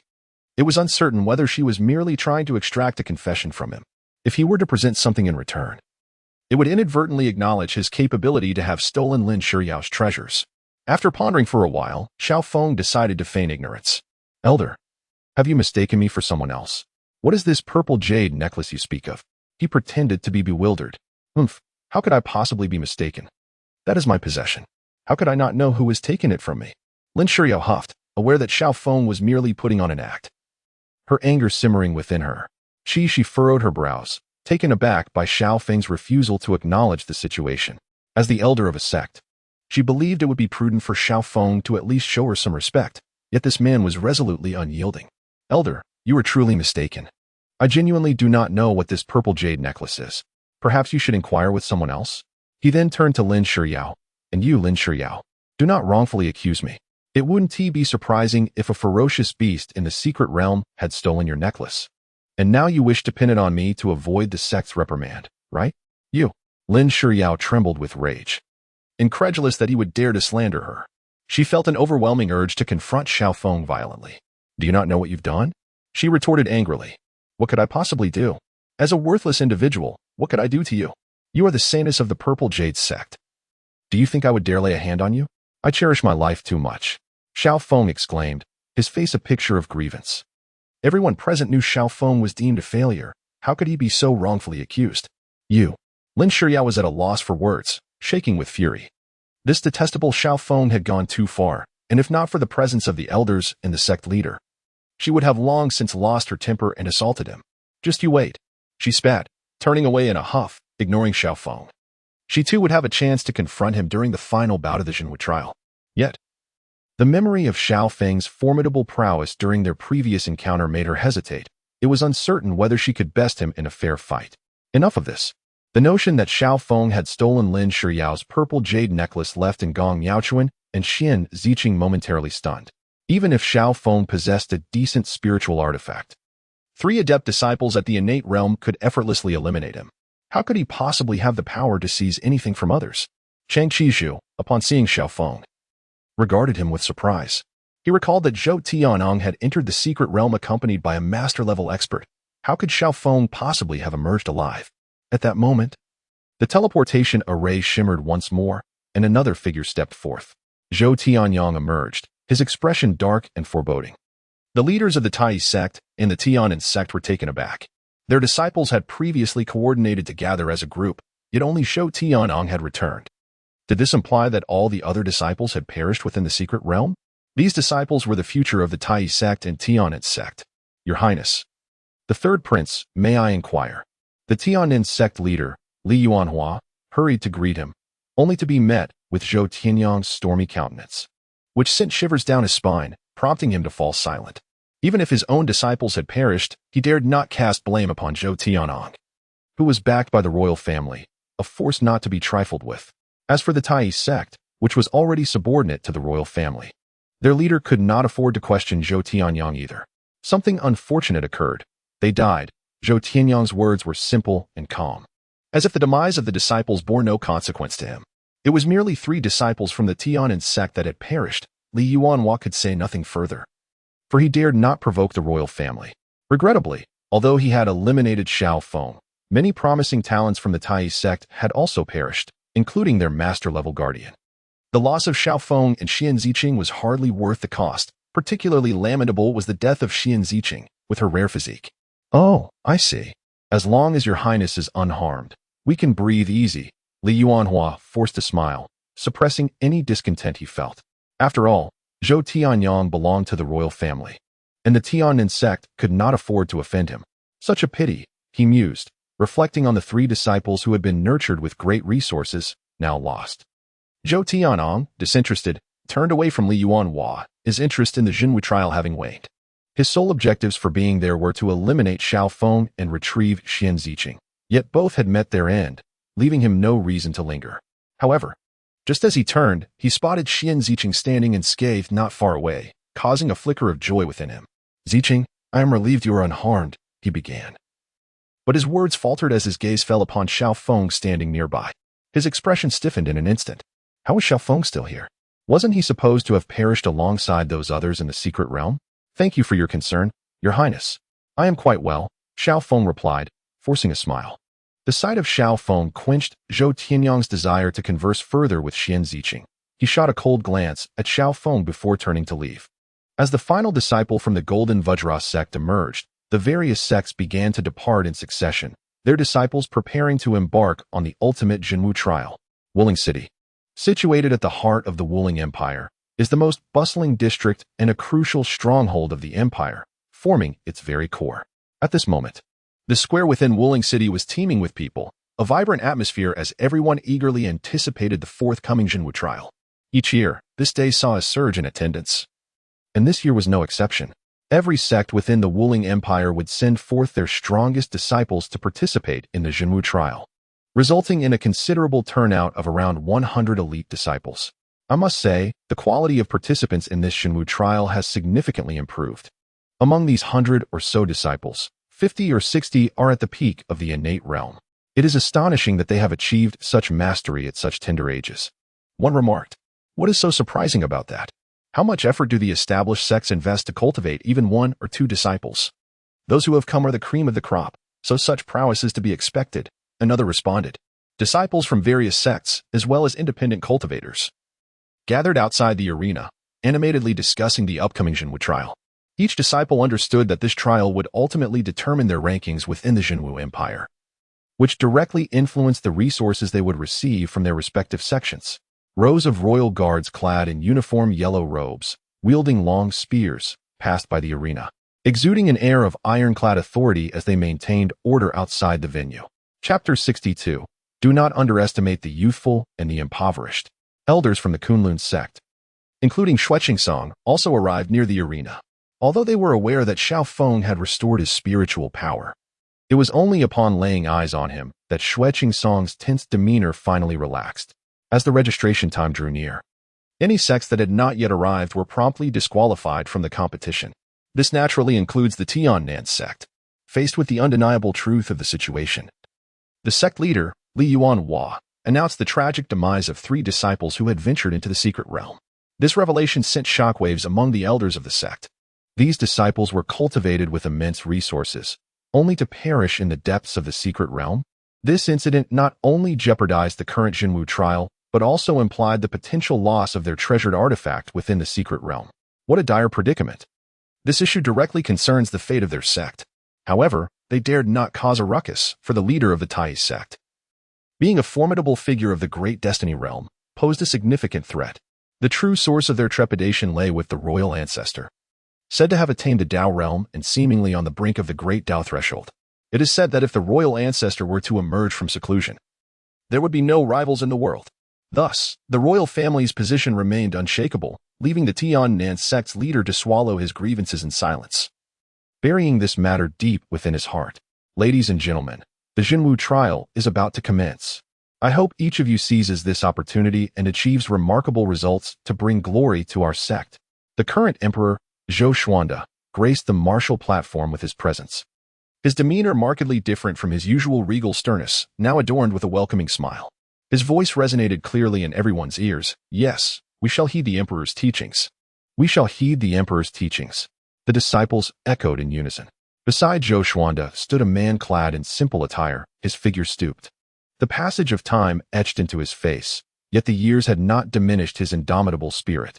His eyes blazed with fierce determination. He was none other than the current royal ancestor, Zhou Taisui. The founder of the royal family, his exact age forgotten, had reached the pinnacle of the Dao realm, serving as the bedrock of the royal lineage.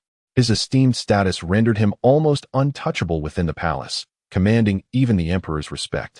With a gentle lift of his hand, Zhou Xuanda silenced the crowd, and a eunuch stepped forward to announce the rules of the Jinwu trial. Esteemed guests, please direct your attention to this mirror, which displays the randomly assembled list of participants for the Jinwu trial. The eunuch gestured towards a massive bronze mirror. Moments later, a group of eunuchs ascended the martial platform, carrying exquisite jade stones crafted from rare materials, possessing a resilience akin to spiritual artifacts. Each jade piece was inscribed with names and the corresponding sects, forming the competition roster for the Jinwu trial. The jade stones soared into the sky, shimmering as they fell. A total of 34 groups would compete, drawing lots to select opponents, and when only 5 sects remained, they would advance to the final showdown. Upon the announcement, excitement surged among the disciples as they prepared for the impending competition. Initially, Zhou Tianyang had little interest in the Jinwu trial, but upon discovering that Xian Ziqing and Xiao Feng were alive, he approached the eunuch responsible for assigning battles and whispered a few words in his ear. The eunuch nodded slightly, stepping aside with a bow, and before the jade stone reached Xiao Feng, the inscriptions upon it became blurred. However, once Xiao Feng grasped it, the text regained clarity. In his hand, Xiao Feng held the first duel's declaration, Kunlun sect versus Ziyu sect. Perhaps it was a deliberate arrangement, for his first opponent was none other than the Ziyu sect, with whom he had previously clashed. Each sect fielded 3 disciples in a wheel battle. The side that lost all members would be deemed defeated. I shall go first, announced in Gong Miaochuan, intending to wear down the opponent's strength. I'll go first. Xin Ziqing countered, blocking in Gong Miaochuan. She had awaited this day for far too long. Determined to repay the kindness bestowed by Xiao Feng's parents and to fight for her own future, victory was imperative. You need to conserve your strength. My pills are depleted, and the upcoming battles depend solely on you. Please, preserve your energy. And Gong Miaochuan shook her head, leaping into the center of the martial arena, smiling slightly towards the Ziyu sect, declaring, Kunlun sect, and Gong Miaochuan. Ziyu sect, Xuemei. Please. Xuemei replied with a serene smile, extending her hand in invitation. This woman was one of the 2 disciples who had previously accompanied Lin Shiyao in the cave, and Gong Miaochuan regarded Xiao Feng with a calm, piercing gaze, devoid of emotional turbulence, akin to a sword cutting through all obstacles before her. Once in the arena, the duel commenced, and without uttering a word, both moved simultaneously. Suddenly, a sound like a breaking wind echoed through the arena. as a sharp sword hurtled towards Xue Mei. Her pupils constricted, and the white sword light expanded rapidly within her gaze. Instead of evading, she charged towards the oncoming blade. The clash of energy erupted as the sword lights collided. Producing a deafening explosion, the two blades met with tremendous force, unleashing a wave of energy that sent dust swirling, causing the entire plaza to tremble. This spectacle drew applause from the observing disciples. Below the martial platform, Xiao Feng's gaze remained fixed on Lin Shiryao in the distance. Zijing Sword, a prized artifact of the Ziyu sect, it emanates countless arcs of purple lightning, embodying immense destructive power. It is rumored to have been forged by a sword immortal, wielding an unpredictable sword technique. Indeed, the Ziyu sect had brought their treasured artifact. I must devise a plan to seize this gem. In the distance, Lin Shiryao seemed to sense his gaze, turning her head to find Xiao Feng staring intently at her. She immediately raised her fist, her eyes radiating a threatening aura. As if awaiting Xiao Feng's ascendance to the platform to exact retribution, Lin Shiryao, revered as a saintess, had been protected meticulously by her sect. With her perceptive eyes, Xiao Feng realized she had yet to face the harsh realities of the world. Perhaps the Zijing Sword was within his grasp. Lin Shiryao disregarded her and focused entirely on the martial platform. As Xiao Feng had previously disarmed Xue Mei in the cave, she was clearly no match for Ngong Miaochuan, who swiftly defeated her. In the subsequent challenge, another disciple from the Ziyu sect also fell to Ngong Miaochuan, who, after 2 battles, found her spiritual energy nearly depleted. Yaoer, go forth. Let them witness the might of our Ziyu sect. The elder of the Ziyu sect affectionately ruffled Lin Shiryao's hair, eyes brimming with affection, as though she were his own child. Lin Shiryao nodded obediently before soaring onto the stage. Draw forth. A sword, crackling with arcs of electricity and radiating a deep purple hue, was unsheathed. The violet glow enveloped the blade, deterring onlookers from gazing directly at it, the sword's brilliance exuding a terrifying aura that compelled everyone present to gasp in awe. What a magnificent sword! The elders of other sects marveled, recognizing the blade as an exceptional weapon, befitting the Ziyu sect's revered artifact, already ranking among the finest spiritual artifacts. The Ziyu sect is truly generous, entrusting their treasured artifact to such a young girl. Indeed, it appears that the Ziyu sect is determined to claim victory in this year's Zhenwu trial. Onlookers buzzed with conversation, their anticipation heightened by Lin Shiryao's entrance. Not only due to her youth as the Ziyu sect saintess, but also because of the acclaim the Zijing Sword had garnered. Ziyu sect, Lin Shiryao. Miao Chun, it seems your prowess has waned. It is time for you to yield, Lin Shiryao declared with palpable irritation upon taking the stage. Due to Xiao Feng's association with the Kunlun sect, her feelings toward others from the sect were less than favorable. Teach me. Ngong Miaochun offered no further words. Charging at Lin Shiryao with her sword, the blade shimmering with a fierce intent. Although Lin Shiryao did not wield any spiritual artifacts, her agility was remarkable, allowing her to weave through the sword strikes effortlessly, leaving Ngong Miaochun with no opportunity to capitalize. Humph, mere trifles. Ngong Miaochun shouted in fury, gripping her long sword and delivering a powerful downward strike. The sound of clashing metal rang out, and Ngong Miaochun was forced back a few steps, a flicker of surprise crossing her features. Nevertheless, she did not relent in her assault, continuing to press forward against Lin Shiryao. The 2 sword strikes collided once more. Suddenly, Ngong Miaochun faltered, struck by a wave of sword energy to her chest, causing her to stagger dangerously close to falling. Seizing the moment, Lin Shiryao pressed her attack, lunging forward with her longsword. Despite being defeated in mere exchanges, Ngong Miaochun had nonetheless achieved her objective of wearing down Lin Shiryao's strength by besting her 2 disciples. As Xiao Feng prepared to take the stage, he noted the girl's impressive strength and her inexplicable anger, pondering that perhaps a clever strategy could procure the purple crystal sword. However, before he could rise, Xian Ziqing had already leapt onto the arena, leaving Xiao Feng momentarily stunned. Kunlun sect, Xian Ziqing. Teach me. Xian Ziqing, sword in hand, cast a glance at Xiao Feng before launching an attack on Lin Shiryao. She had awaited this opportunity for far too long. She needed to prove herself and must emerge victorious. As Xian Ziqing charged, Lin Shiryao's brows knitted in concern, yet she did not show fear.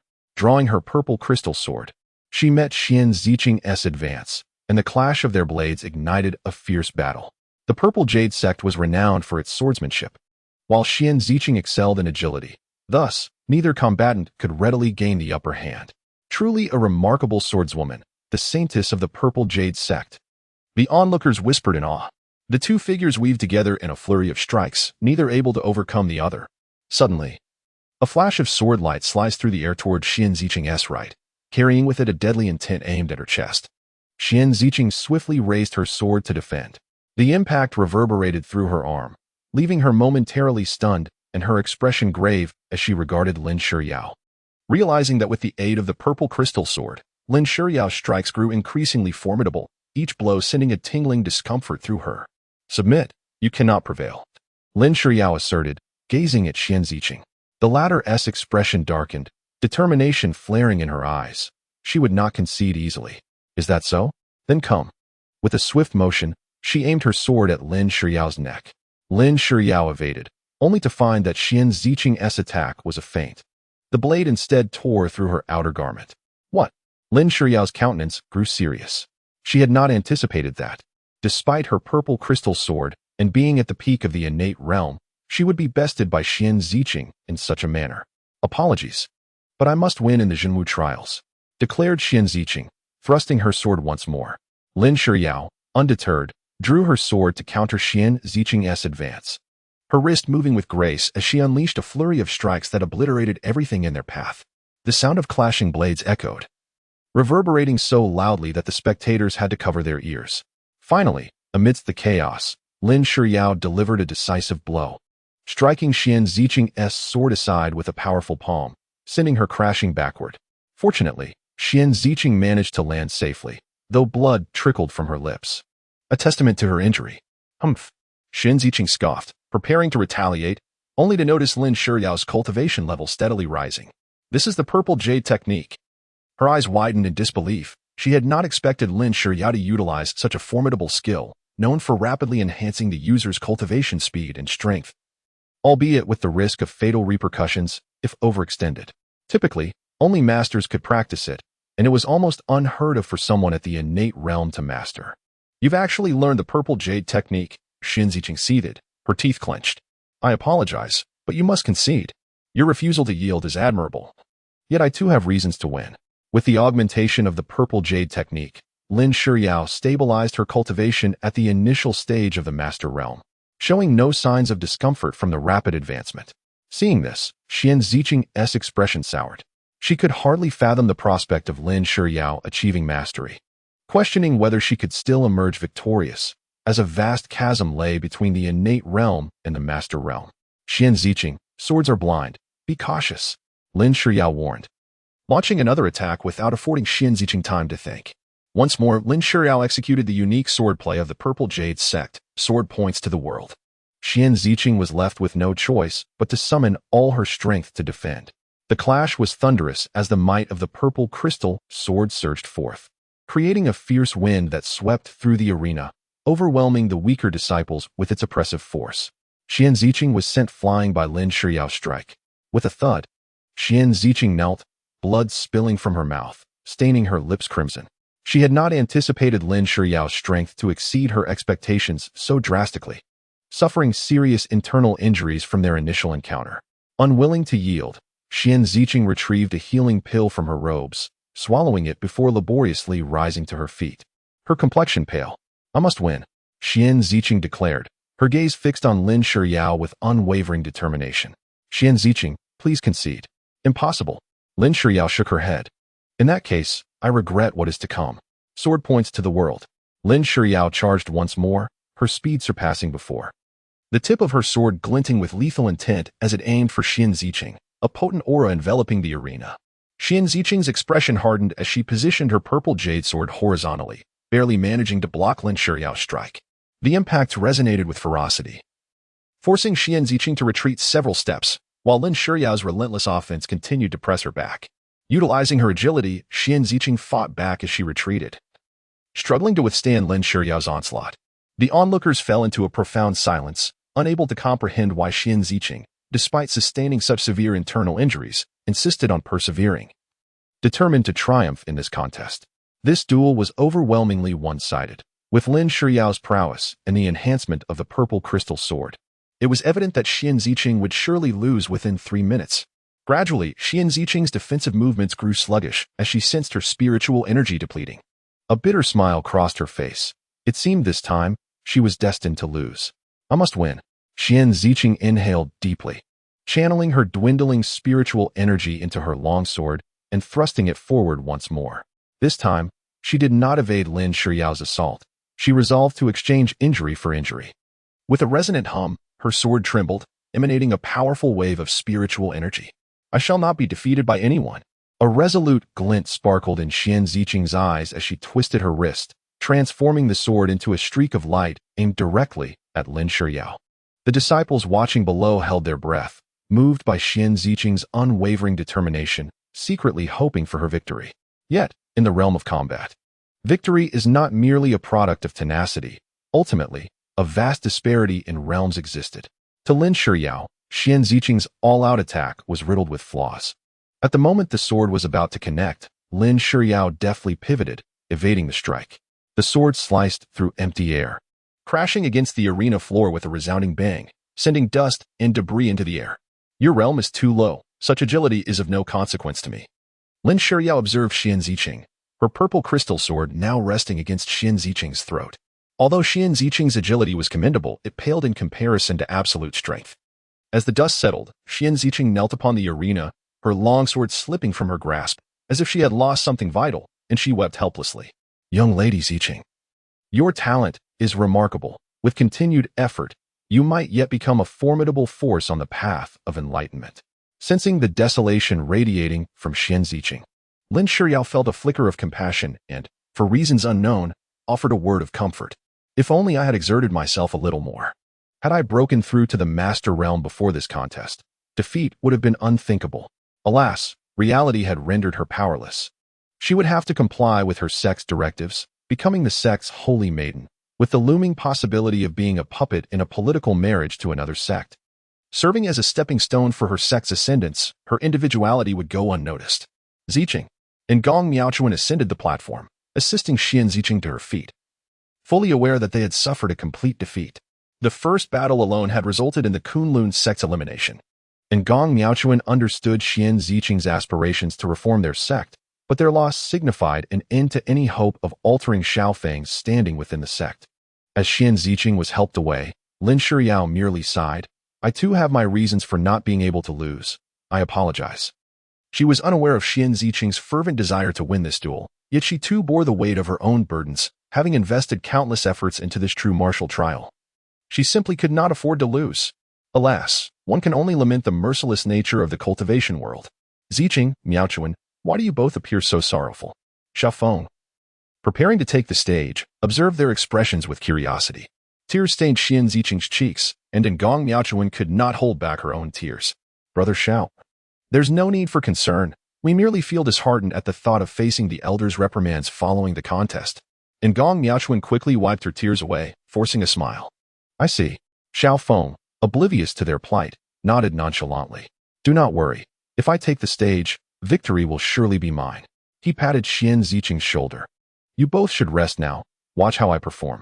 Following Xian Ziqing's departure, Xiaofeng stepped onto the stage amidst the skeptical gazes of the disciples. Xiaofeng, you scoundrel. How dare you show your face here?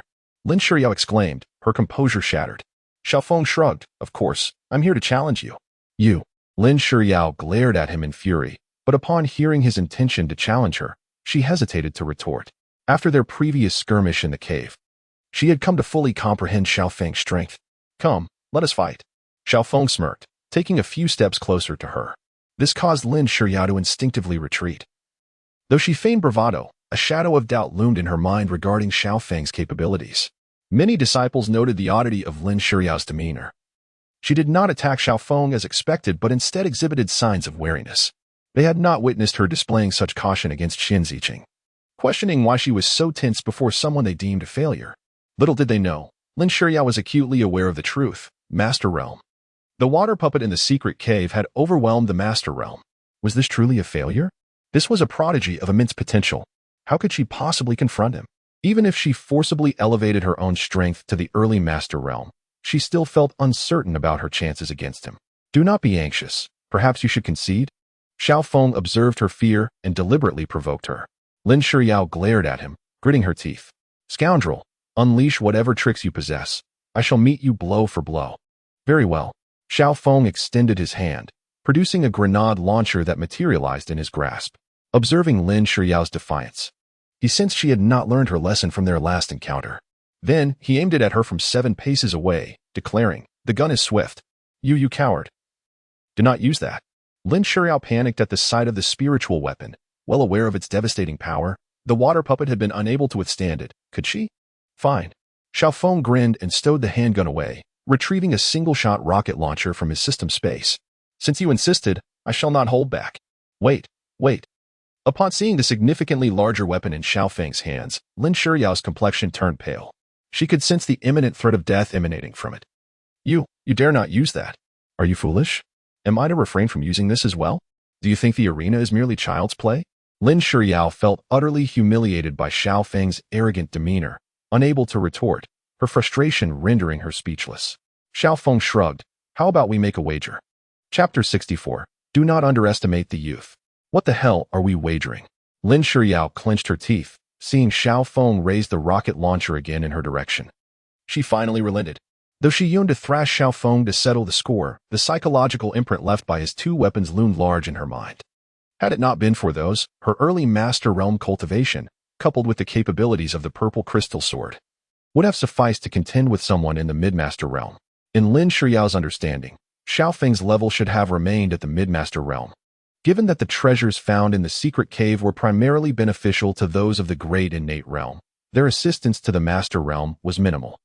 This accounted for why the major sects only dispatched disciples of the Great Innate Realm to the secret cave. Let us wager. See whether my fists are mightier or my purple crystal sword. If I lose, I will concede to your terms, but if I win, I only desire the purple crystal sword. Xiaofeng grinned, asserting, during this contest, I will refrain from using those devices. Is that true? Upon hearing that Xiaofeng intended to engage her unarmed, Lin Shiyao's eyes sparkled with excitement. Then it settled. If you lose, I shall decide your fate. Fearing that Xiaofeng might retract his challenge, Lin Shiyao hastily agreed. With the enhancement of the purple crystal sword, even if Xiaofeng possessed the peak mastery of a grandmaster, she believed they could fight to a standstill. After all, how could Xiaofeng possibly elevate to that level in such a brief span during their expedition into the secret realm? Fighting her unarmed seemed to guarantee her victory. Nearby, the sect leader and elders of the Ziyu sect overheard their conversation and sensed something amiss, but before they could intercede, Lin Shiyao had already rushed forward, eager to deliver a sound thrashing to Xiaofeng. With a cold snort, she lightly tapped her toes and transformed into a fleeting shadow, charging at him. This sudden action bewildered the other disciples around them. Was Xiaofeng, the so-called waste, daring to challenge the holy maiden of Ziyu sect unarmed? Had he lost his senses?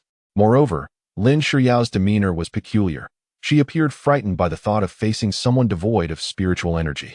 Xiaofeng of Kunlun's sect, I ask for your guidance. Xiaofeng smiled, stepping forward, his figure also becoming a blur as he raced toward Lin Shiyao. Since she had accepted his challenge, he would not afford her the chance to back out. Although Xiaofeng had never trained in martial techniques, the system had equipped him with the most fundamental skills and the essence of his realm, revealing his true prowess at this moment. Peak Grandmaster. The 2 figures crossed paths in an instant. Straining to absorb Xiaofeng's strike, Lin Shiyao felt a heaviness in her chest and a sinking sensation in her heart. His strength and speed surpassed what she had encountered before. This was the power of a peak Grandmaster. Had Xiaofeng encountered some fortuitous opportunity in the secret realm? The other disciples watching were left in disbelief. Who had labeled Xiaofeng a waste? With such peak Grandmaster strength, were they to be branded as cripples? However, if Xiaofeng did not take it lightly and engaged Lin Shiyao earnestly, victory would surely be his. Regrettably, the Ziyu sect's prized possessions possessed capabilities beyond mere strength. Realizing Xiaofeng's true strength, Lin Shiyao felt a surge of determination, and her purple crystal sword erupted with brilliant light as her cultivation level ascended once more. Mid-Grandmaster. Coupled with the sword's electric arc attributes, each strike unleashed a forceful impact. The 2 remained locked in a stalemate. Yet, Lin Shiyao's current state could not be sustained for long. Her cultivation was entirely reliant on the enhancement from the purple crystal sword. In just 10 minutes, once her spiritual energy was depleted, she would face defeat. Time was of the essence. Aware that Xiao Feng could not utilize any external means during this contest, Lin Shiryao swiftly procured a pale blue pill and swallowed it. Instantly, a formidable aura radiated from her, propelling her toward the late Grandmaster stage. This was the Ziyu sect's prized Ziyu pill. Witnessing her consume the Ziyu pill, the other disciples gasped in astonishment. The Ziyu pill was the sect's most treasured elixir, capable of granting practitioners a temporary breakthrough to the next realm without side effects, allowing them to experience the next level more readily. However, crafting such a pill was exceedingly challenging, with only one being produced each year, making it a rare treasure among disciples. Initially, Lin Shiryao had no intention of consuming the pill, but she had no choice.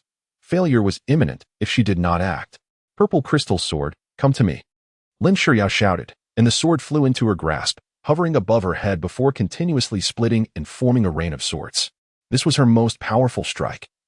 Should this attack fail to vanquish Xiao Feng, she would have no choice but to concede. As the rain of swords descended, Xiao Feng stood immobile, seemingly unaffected by the torrential onslaught. Observing his unwavering stance, Lin Shiryao felt perplexed. Was he truly so audacious as to remain still in the face of her ultimate attack? Nevertheless, she did not falter, and the purple crystal sword continued to split, unleashing countless shards toward him. The disciples watching were left speechless. What was Xiao Feng thinking? Not only was he underestimating the contest, but he was also disregarding Lin Shiryao's most potent technique. Did he truly believe he could withstand it simply by virtue of his peak Grandmaster status? He was not a practitioner of physical cultivation. Thud, thud, thud. The purple crystal sword struck Xiao Feng's body, yet not a single drop of blood was shed. His form felt as if it were forged from metal. The swords, upon contact, shattered and dissipated before him. Xiao Feng stood resolutely, absorbing the full force of the sword rain. What manner of strength does Xiao Feng possess? Lin Shiryao's complexion paled. She had not anticipated that her most formidable technique, which harnessed the power of every sword with at least the might of a perfected innate stage warrior, would have no effect. Even a grandmaster would struggle to withstand such an onslaught, infused with her entire spiritual energy. How could this be possible? Xiao Feng, you are deceitful. Refusing to accept the possibility of defeat, Lin Shiryao swung her sword once more. Alas, her exhausted form rendered her strike sluggish, akin to that of a snail. With a subtle sidestep, Xiao Feng evaded her attack, swiftly disarming her of the purple crystal sword and positioning it against her neck. Victory was within reach. Fortunately, the protective suit's defense was imperceptible, otherwise, he might not have withstood that blow. Xiao Feng mused, all the while maintaining the facade that he had absorbed her attack. For as long as he remained silent, it could be deemed the golden bell shield and iron cloth shirt. Defeated? Lin Shiryao's face drained of color. That had been her most powerful blow, and yet she had lost. The other disciples were left bewildered, particularly those from Kunlun's sect, who were utterly speechless. Even Xian Ziqing and Ngong Miaochuan were rendered dazed. Peak Grandmaster. He had effortlessly triumphed in this battle. I graciously accept the purple crystal sword. Remaining 30,000 tech points. Converting the purple crystal sword into 200,000 source energy, Xiao Feng generously allocated a substantial 25,000 tech points for himself. His source energy had now reached 1 million. With ample source energy at his disposal, Jiang Peng began to enhance his own strength. Path of the Great, Sacred Realm. True Sacred Realm. Upon reaching the highest level permissible in this world, Jiang Peng sensed a potent repulsive force emanating from it, as though it could no longer accommodate his realm, compelling him to ascend beyond. A peculiar allure drew him toward another world. Only after completely severing himself from the source energy did this sensation dissipate. No wonder this world had never witnessed the existence of the sacred realm. Upon reaching that level, Xiao Feng had felt a distinct rejection from the world, intensifying over time. It appeared that the strength of this realm would not permit the existence of entities beyond the sacred realm. Utilizing the remaining source energy, Jiangping initiated a domain, continuously analyzing and replicating the world's database. Armed with the capital to defy the heavenly path, he began to dance beneath its watchful gaze. The mysterious grand wheel is starting up. Congratulations, host. You have won a super prize. Time pause device. What scheme is this system concocting now? Opening the equipment description. Time pause device. Description. The bearer of the time pause device can initiate a 1-minute pause at any time, during which all events and beings will enter a state of suspension. During this period, you may act freely. Usage, 11. Once the usage count is depleted, please recharge. Currently, the reinforcement ray energy recharge is slow, estimated at 24 hours. This marks the first occasion on which Jiang Peng has harnessed the power of the rules inherent in this fantastical universe to create a tool. Yet, being a lesser world, the potency of its rules is limited, and thus, the duration for which time can be suspended is exceedingly brief. After perusing the introduction, Xiao Feng felt as though his heart might leap from his chest. To think, time suspension, though it permits merely a minute of halted time in the vicinity, can be employed for either escape or offense, rendering it a truly exquisite instrument. Such a remarkable treasure, once the time suspension device is activated, could render one nearly invincible for a brief period. Although the cost to recharge after each use is substantial in terms of technological points, the effectiveness of this device justifies the expense. Having inspected the tool, Xiao Feng spent 15,000 technological points to acquire an upgrade voucher. Using the silver upgrade voucher has been successful. Wow, you have leveled up. With the system's notification, Xiao Feng's realm ascended to the pinnacle of the master stage. Chapter 65, Do Not Underrate the Youth, Part 39 I Lost, exclaimed Lin Shiyao, her gaze vacant. Seemingly unable to bear the blow, bursting into tears much like Xian Ziqing did earlier. It was an utterly humiliating sensation. How could Xiao Feng's strength have surpassed hers by so much? This was a reality she could hardly accept. Observing Lin Shiyao weep, the grand elder of the Ziyu sect, Qixi stepped onto the arena to console her. Yaoer, you have lost, and that is that. With diligent practice, there will be ample opportunities to win future contests. Given your current age and prowess, you will surely have many chances to touch the threshold of the Dao. Indeed, Sister Lin, your strength is already commendable. Do not succumb to despair, added other disciples from the Ziyu sect, who approached to offer their encouragement. As the holy maiden of the Ziyu sect, Lin Shiyao was known for her kindness within the sect. Yet, the envy and admiration in their eyes as they glanced at Xiao Feng were palpable. A youth of her age possessing the peak of the master stage, such talent was reminiscent of the royal ancestors in their youth. With such aptitude, it was likely that Xiao Feng could one day rival the royal lineage. Xiao Feng smiled gently. Elder Qixi, you flatter me. These matters are but trifles. I shall repay you in due time. Repay in due time? That was a discussion for another day. The sword had already been consumed by the system, and retrieving it was certainly impossible. Thus, it was best to maintain the pretense for now. No need for thanks, he waved, as the Zijing sword had granted him 25,000 technological points, uplifting his spirits. Moreover, judging by Elder Qixi's demeanor, it seemed the Ziyu sect did not intend to create trouble. They merely sought to exchange items of equivalent value. As Lin Shiyao departed, enthusiastic applause erupted from the disciples of various sections. Who could have anticipated that a year prior, Xiao Feng had been regarded as a genius, only to lose his spiritual roots due to unforeseen circumstances, and yet here he was, exhibiting extraordinary talent in this competition? An 18-year-old at the peak of the master stage, what an astonishing concept. This could very well signify his potential to reach the legendary True Saint realm in the future. Yay! We won! We won! And Gong Miaochuan leaped from her seat, joyfully waving her fists. Xian Ziqing, however, stood frozen in place, her expression one of disbelief. She never imagined that Xiao Feng would emerge victorious in this contest. So, you have grown so strong. I was mistaken in my assumptions, she murmured to herself. She had prepared for this moment for so long, intending to win the true martial trial and repay the debt owed to Xiao Feng's parents. Yet, she was astounded to find that Xiao Feng had grown so formidable that she was no longer his match. Perhaps, in the near future, he would ascend to become the new leader of the Kunlun sect, and no one would dare act against him. Shui Qingsong also wore an excited expression. Xiao Feng's extraordinary talent was indeed a remarkable phenomenon. After all, she had examined Xiao Feng's condition multiple times over the years, his dantian destroyed. Spiritual roots wasted, signifying that he had no chance of cultivating further. Yet, a flicker of joy ignited in her heart, as this indicated that Xiao Feng could once again embark on the path of cultivation. The other disciples of the Kunlun sect who had come to witness the event erupted in cheers. Since Xiao Feng had unleashed his true potential, it meant that victory in this true martial trial was assured for the Kunlun sect. In the distance, Chang Qingzhu and Zhou Tianyang wore somber expressions. Xiao Feng has actually recovered? Zhou Tianyang glared at Xiao Feng, feeling the weight of pressure that his talent and potential far exceeded his own, an unbearable reality. The reigning emperor, Zhou Xuanda, who was watching the contest, also bore a grim demeanor as he leaned towards the Grand Ancestor, Zhou Taisui, and whispered, Grand Ancestor, This young man possesses such formidable strength at a tender age, akin to his father in both courage and strategy. He may soon become a formidable rival to our imperial family. Humph. Zhou Taisui scoffed, casting a disdainful glance at Xiao Feng.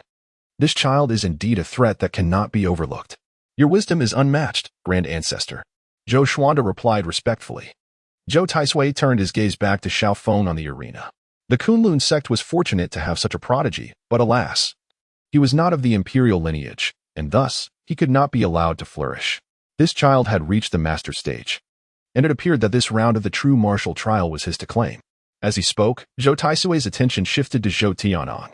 As a prince of the royal family, Zhou Tianyang's current cultivation was merely at the initial stage of the innate realm, which left him feeling dissatisfied.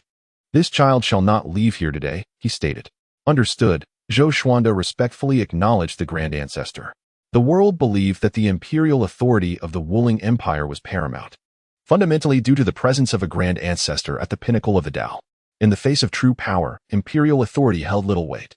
Were the Grand Ancestor to desire the throne, he would not hesitate to eradicate the entire palace in mere minutes, if not for his disinterest in the machinations of power.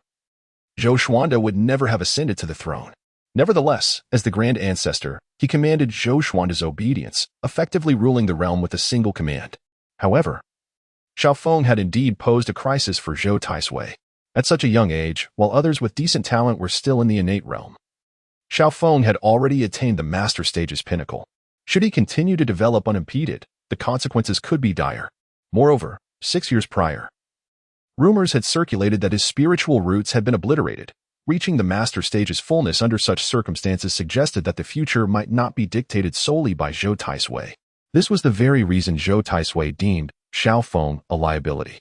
As for the justification for taking action against him, it would suffice to observe the situation and fabricate an excuse. In the ensuing matches, Xiao Feng advanced to the finals with overwhelming strength. As he stepped into the arena, nearly everyone believed that the ultimate victor of this true martial trial would be the Kunlun sect. After all, their opponent, Zhou Tianyang, had merely relied on the imperial family's formidable spiritual tools to reach this point, possessing only the initial stage of the innate realm. There existed a complete realm difference between the initial stage of the innate realm and the pinnacle of the master stage. No one believed Zhou Tianyang could prevail. Even with powerful spiritual artifacts, he would be crushed under absolute strength. This was the inevitable conclusion. With a clap of his hands, Zhou Tianyang ascended the arena. Xiao Feng, your cultivation at the pinnacle of the master stage is truly astonishing, but that is all it is. You cannot defeat me. Oh, Xiao Feng raised an eyebrow, perplexed. What could possibly lead Zhou Tianyang, at the mere initial stage of the innate realm, to harbor such illusions of victory? Nonetheless, Xiao Feng remained vigilant. They were on royal territory, and no one knew if Zhou Tianyang had any hidden cards left to play. You may not believe it, but soon you will know. Zhou Tianyang smiled at Xiao Feng, stating that since Xiao Feng would not live much longer, he would reveal another matter. 6 years ago, it was his father who killed Xiao Feng's parents after witnessing them, and it was also his men who secretly crippled Xiao Feng's cultivation. However, he had not expected that this person, who was destined to perish, could possess the cultivation of a Grand Master. If left unchecked for several decades, it would be feared that even the royal family could not contend with him. Upon hearing Zhou Tianyang's words, Xiao Feng was struck with realization. Yet he felt little disturbance regarding the destruction of his spiritual roots, as the original owner of this body had long since perished. He merely held the memories of the former master. Nonetheless, he could still sense an intense anger, a lingering obsession from the original owner towards Zhou Tianyang. But why had his parents been executed? Xiao Feng felt a tinge of curiosity. Moreover, Zhou Tianyang's mention of this incident during the Jinwu trial suggested ulterior motives in such a setting. You seem rather unfazed. Shouldn't you harbor hatred towards me? Shouldn't you display despair? Zhou Tianyang was perplexed. He had expected Xiao Feng to lose his composure upon hearing this revelation. No wonder he had managed to stealthily cultivate to the Grand Master level over these 6 years. His temperament was indeed profoundly concealed. Xiao Feng's expression remained calm, and with a detached tone, he replied, "What use is it to provoke me with words?" Laughing heartily, Zhou Tianyang turned his gaze toward the royal ancestors observing from afar, and at their silent consent, the battle officially commenced.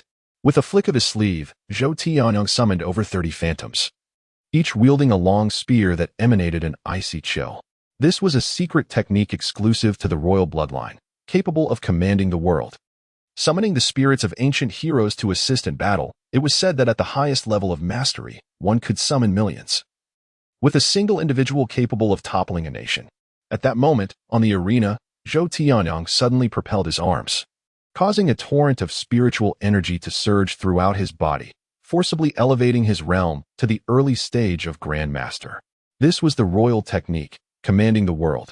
It was astonishing that the third prince could summon 30 heroic spirits. It seemed the current emperor held a particular admiration for him. Amidst the crowd below, discussions erupted regarding the third prince's potential ascension as the next designated emperor, as he was the only one among the princes required to present himself in the Jinwu trials, suggesting the other princes had not garnered the emperor's favor. Without waiting for Xiaofeng's reaction, Zhou Tianyang transformed into a shooting star, hurtling towards him with the intent to kill.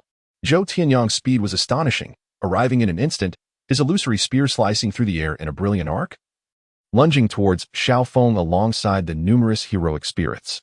Xiaofeng remained unperturbed, slowly clenching his right fist as the true essence within him converged instantly, forming a colossal fist of spiritual energy that he unleashed with a single strike. With a resounding roar, the two attacks collided, producing a thunderous sound that forced the surrounding crowd to stagger back 2 steps. Zhou Tianyang coughed up blood, his complexion paling as he involuntarily retreated 2 steps. Indeed, the power of a perfected Grand Master was formidable. Despite utilizing the royal technique to leap across a significant realm, he could not easily bridge the gap against Xiaofeng's perfected Grand Master level. After repelling Zhou Tianyang, Xiaofeng did not grant him time to recover. He wielded his spiritual energy like a blade, striking at Zhou Tianyang once more, this time with a force so dominating it seemed capable of cleaving him in 2. Realizing the blade was about to strike his chest, Zhou Tianyang felt a surge of joy, glancing towards the royal ancestors, gritting his teeth as he pushed against the ground, launching himself forward like a cannonball, intentionally colliding with Xiaofeng's attack. A muffled sound echoed as Zhou Tianyang's chest was cleaved open, a deep wound exposing flesh and blood that flowed freely. Fortunately, at the last moment, a jade pendant on his chest emitted a gentle glow, shielding him from being cleaved in half by Xiaofeng. The excruciating pain elicited a scream from Zhou Tianyang, while Xiaofeng regarded him with indifference. You actually wish to kill me?" Zhou Tianyang clutched his chest, his face a mask of resentment as he glared at Xiaofeng, his eyes aflame with boundless fury. Xiaofeng furrowed his brows. In the Jinwu trials, where blades and swords were blind, casualties were common. Was Zhou Tianyang truly so foolish? Audacious. As a disciple of the sect, you dare to attempt to kill a member of the royal family. What are your intentions? Do you aspire to usurp power? Guards, quickly apprehend him. As Zhou Xuanda's command echoed, nearly 100 royal guards surged forward, surrounding Xiaofeng. The rapidity of these events left the onlookers momentarily stunned. At this juncture, Xiaofeng's expression darkened as he scanned the encircling royal guards, his eyes glinting with coldness. He began to comprehend Zhou Tianyang's intentions. Under the guise of attacking a royal family member, he aimed to label him a traitor, justifying his execution in the name of justice. Is this the royal family? In the Jinwu trials, where blades and swords are blind, you dare to use such a pretext to seize me?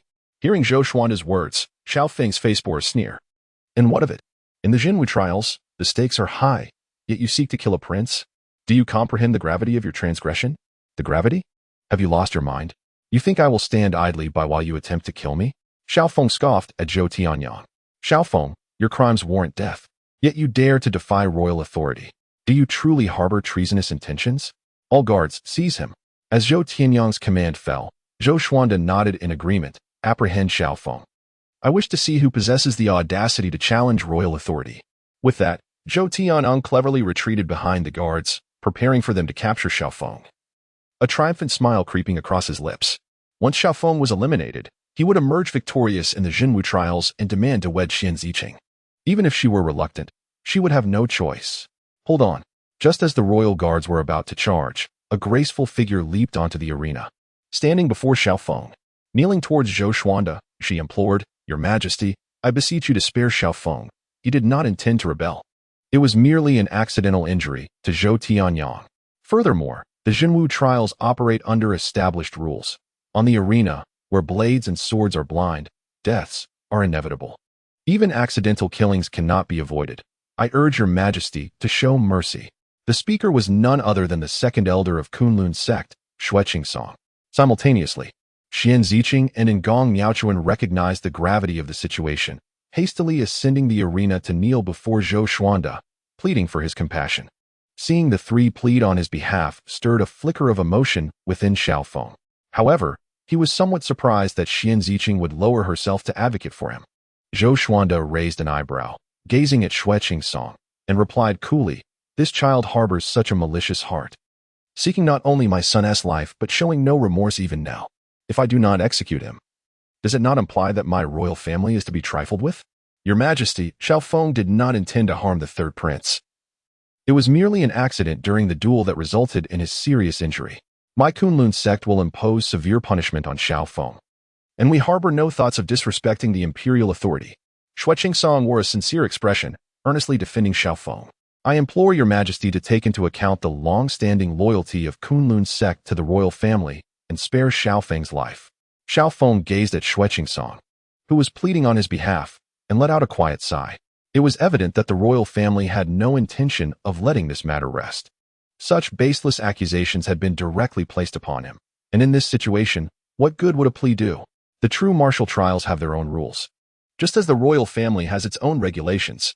According to your logic, should the true martial trials overshadow the imperial authority? Today, Xiaofeng has violated the imperial decree. And you still wish to exonerate him? Do you also wish to disrespect the imperial power? Zhou Xuanda's countenance darkened as he fixed his gaze on the three, speaking in a grave tone. The imperial power surpasses all. What a pretext for accusation. Xiaofeng stepped forward, gesturing for them to withdraw. He understood that this matter could not be resolved amicably. You should leave. What reason is there to discuss with this mindless dog of an emperor? As his words fell, a grenade pistol materialized in Xiaofeng's hand. Alert! The grenade pistol has been enhanced by the energy ray for an extended period, slightly increasing the explosion radius and range. Bang! Bang! The sound of 2 gunshots rang out, and all the royal guards who had approached to apprehend Xiaofeng fell to the ground, clutching their wounded bodies in agony.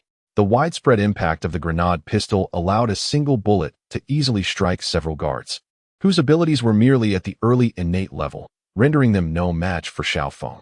Since this matter could not be resolved, let us address the one who issued the orders.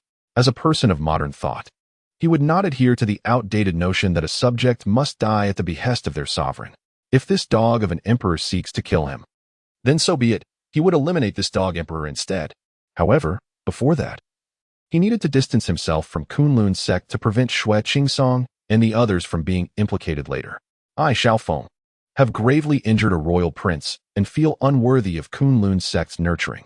Therefore, I shall withdraw from Kunlun's sect today, and all that I have done is no longer related to Kunlun's sect. A murmur of astonishment swept through the gathered disciples. Xiaofeng's words indicated that he intended to confront the royal family alone? How could this be possible? Kunlun's sect was a significant faction, had Xiaofeng chosen to submit. Perhaps an elder from Kunlun's sect could have interceded, allowing the matter to be overlooked by the emperor. With such a disturbance and surrounded by so many guards, Xiaofeng was undoubtedly facing death. Seeing Xiaofeng willingly sever ties with Kunlun's sect, Chang Qingzhu couldn't help but smirk and immediately echoed, as a disciple of Kunlun's sect, Xiaofeng has severely injured a royal prince. This reflects our sect's negligence and is a direct affront to the emperor, warranting execution. In my capacity as the Grand Elder of Kunlun's sect, I hereby declare that from this moment forth, Xiaofeng shall have no further association with Kunlun's sect. We shall not allow anyone who disrespects the imperial authority to live. Xiaofeng cast a cold glance at Chang Qizhu, who he had initially thought was merely involved with the third prince. To his surprise, she had long since become a sycophant of the royal family, now seeking to capitalize on his downfall. Gripping the grenade pistol, Xiaofeng's aura surged. The royal family was nothing but a collection of hypocrites, killing at will in the name of imperial power and laying blame upon others for their own mistakes. I have long harbored disdain for your sham imperial authority. Today, you wield it against me, and I, Xiaofeng, shall fight back. As his words echoed, the pressure of his perfected martial master realm erupted around him. Armed with various system tools, he felt no need to hide any longer. The perfected martial master realm. The disciples from various sects gasped, their faces filled with astonishment as they beheld the youth before them. Achieving the perfected realm at his age was nearly impossible within the martial spirit empire. The true martial trials had gathered the core disciples of all major sects, with the strongest among them barely reaching the perfected early innate level. Even if one were to break through to the martial master realm during battle, it would be a forced elevation through external means, not a true reflection of one's strength. Yet Xiao Feng had achieved the perfected martial master realm solely through his own power. Throughout history, only the founding emperor of the royal family had possessed such strength. Was Xiao Feng destined to become the second founding emperor? At that moment, they realized that this youth was far more powerful than any genius disciple they had ever encountered. His abilities were beyond their imagination, though they all felt a sense of regret, knowing that unrecognized talent meant nothing before the royal family. How audacious!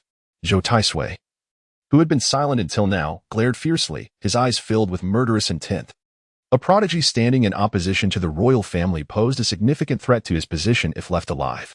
In an instant, Zhou Taisui vanished from his spot, reappearing before Xiao Feng. As Zhou Taisui materialized, his overwhelming pressure shattered the barrier imposed on the duel arena, enveloping the entire combat space in an oppressive force that bore down on Xiao Feng. Boom. Crack. Xiao Feng's sleeves were instantly torn apart as the intense pressure swept over him, draining the color from his face.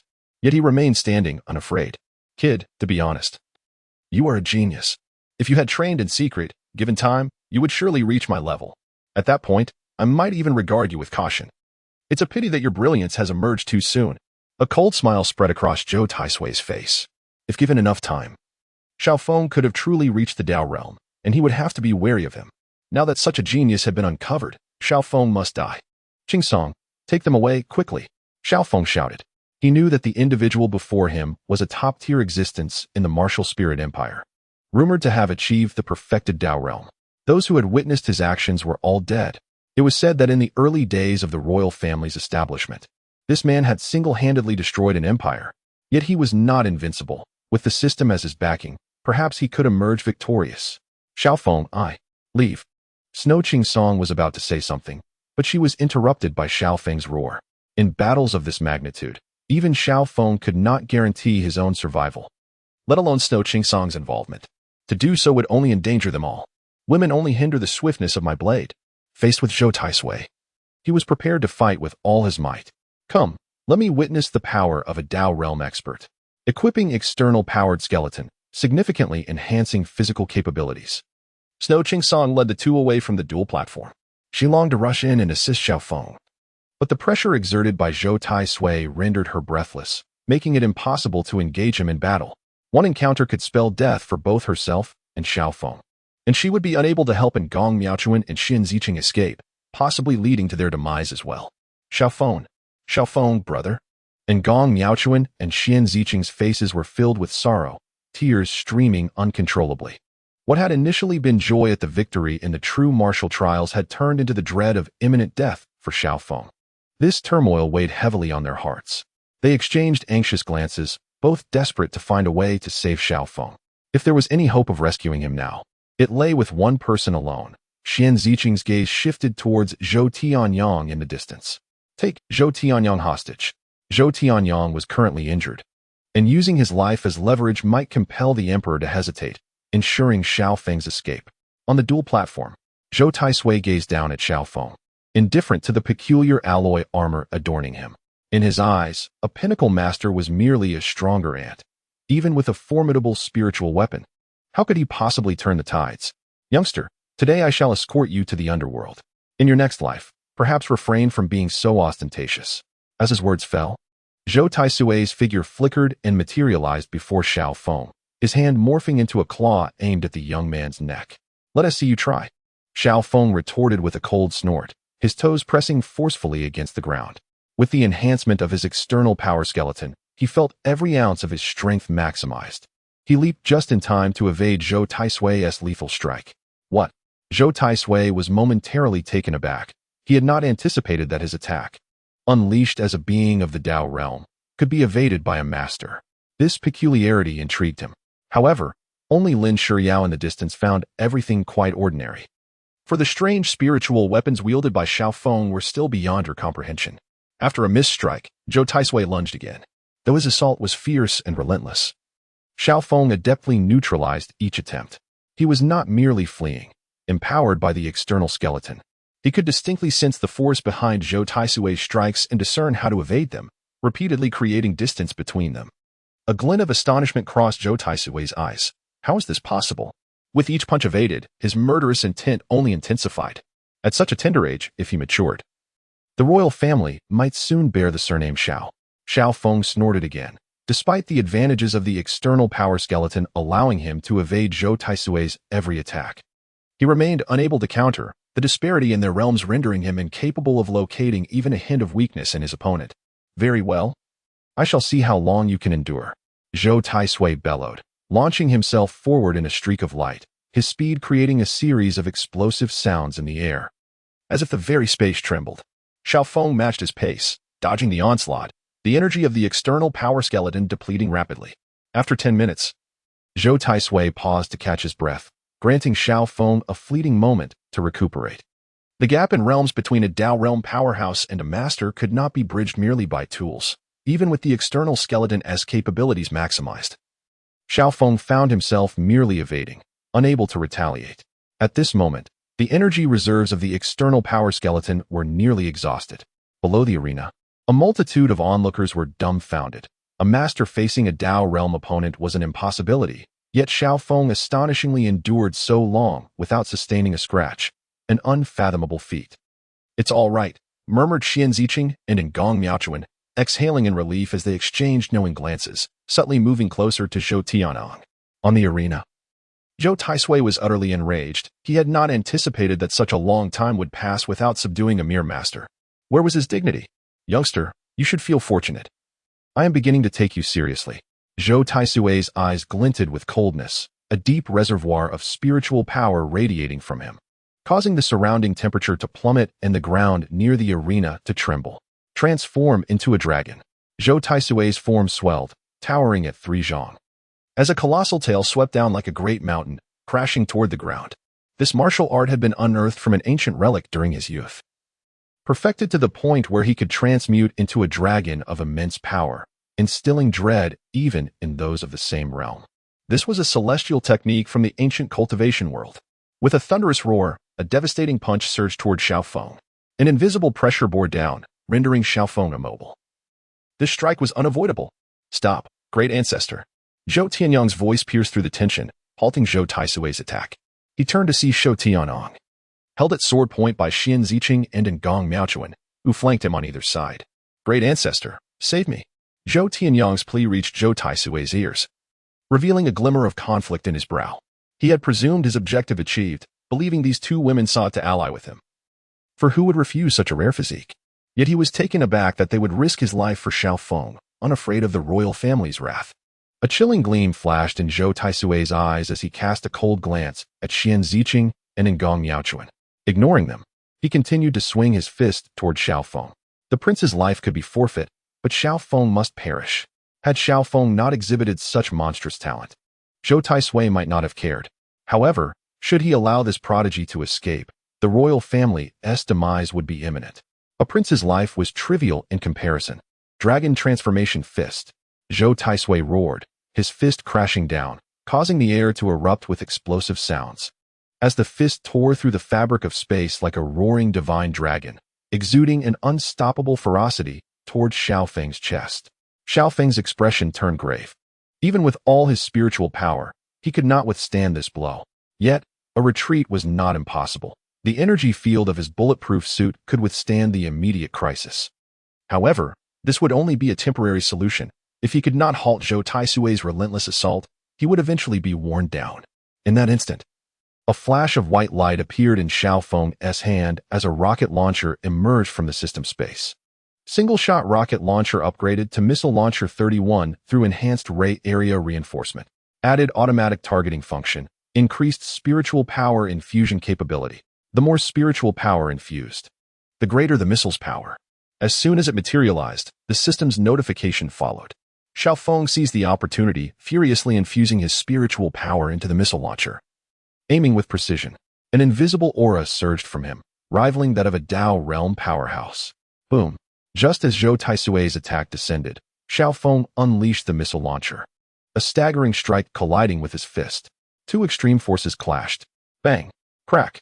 A resounding explosion shattered Zhou Taisui's fist, his hand reduced to a mangled mess. With a cry of pain, he hastily withdrew his spiritual power, retreating several steps to regain his balance. Xiaofeng, too, was struck by the shockwave of the explosion. Spitting blood, ultimately, his realm was insufficient, and the pressure from the blast had inflicted considerable harm. So this is a Dao realm powerhouse? Gazing at Zhou Taisui, it appeared only one hand had sustained a minor injury.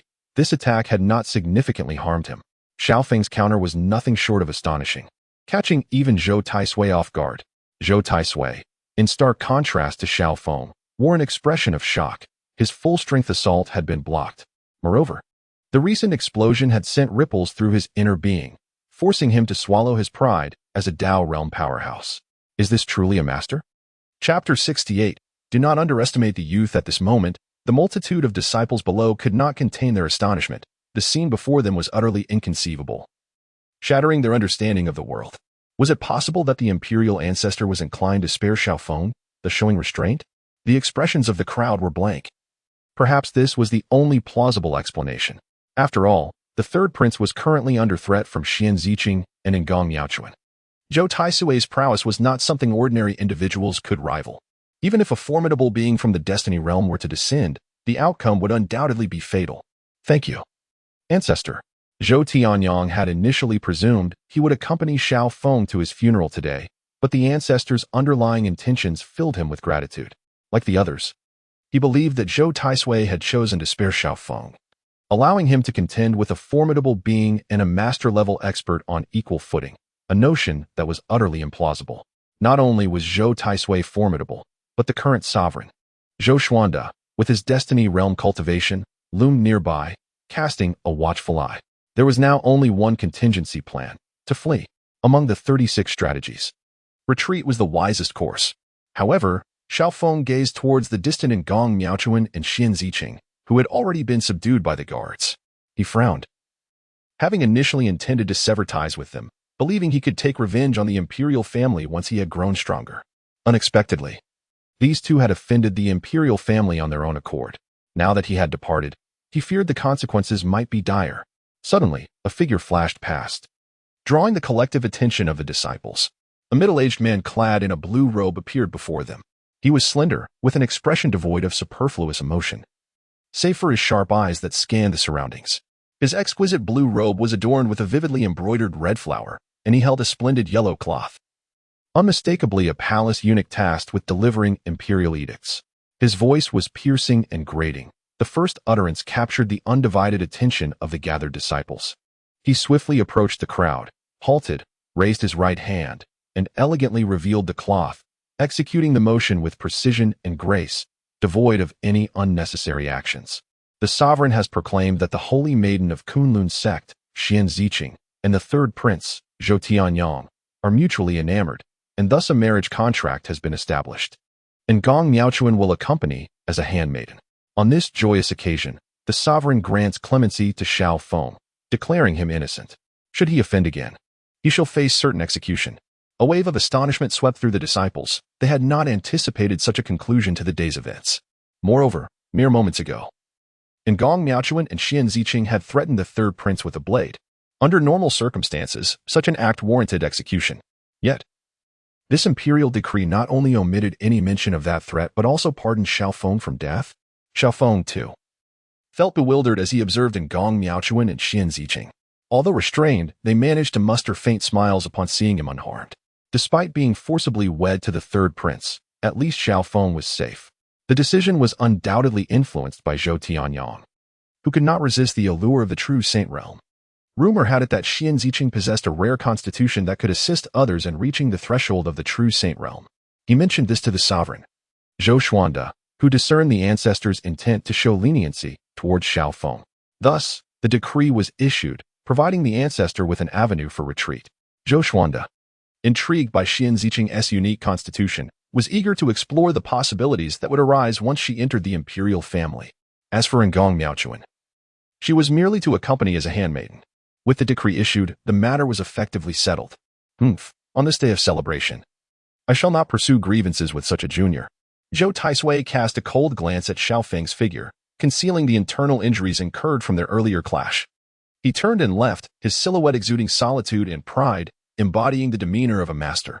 Yet, unbeknownst to others, his body still trembled slightly, as he had yet to fully recover from the confrontation. That had been his most potent strike. A full-force attack from a Dao realm expert had been met by Xiao Feng, a mere master-level practitioner. To make matters worse, he had sustained injuries. Since ascending to the Dao realm, Zhou Taisui had not encountered injury in a long time. And facing the specter of injury and death stirred a sense of retreat within him. He was uncertain how many more attacks Xiao Feng could unleash. Nonetheless, sparing Xiao Feng was out of the question. Such a prodigious talent must perish at his hands.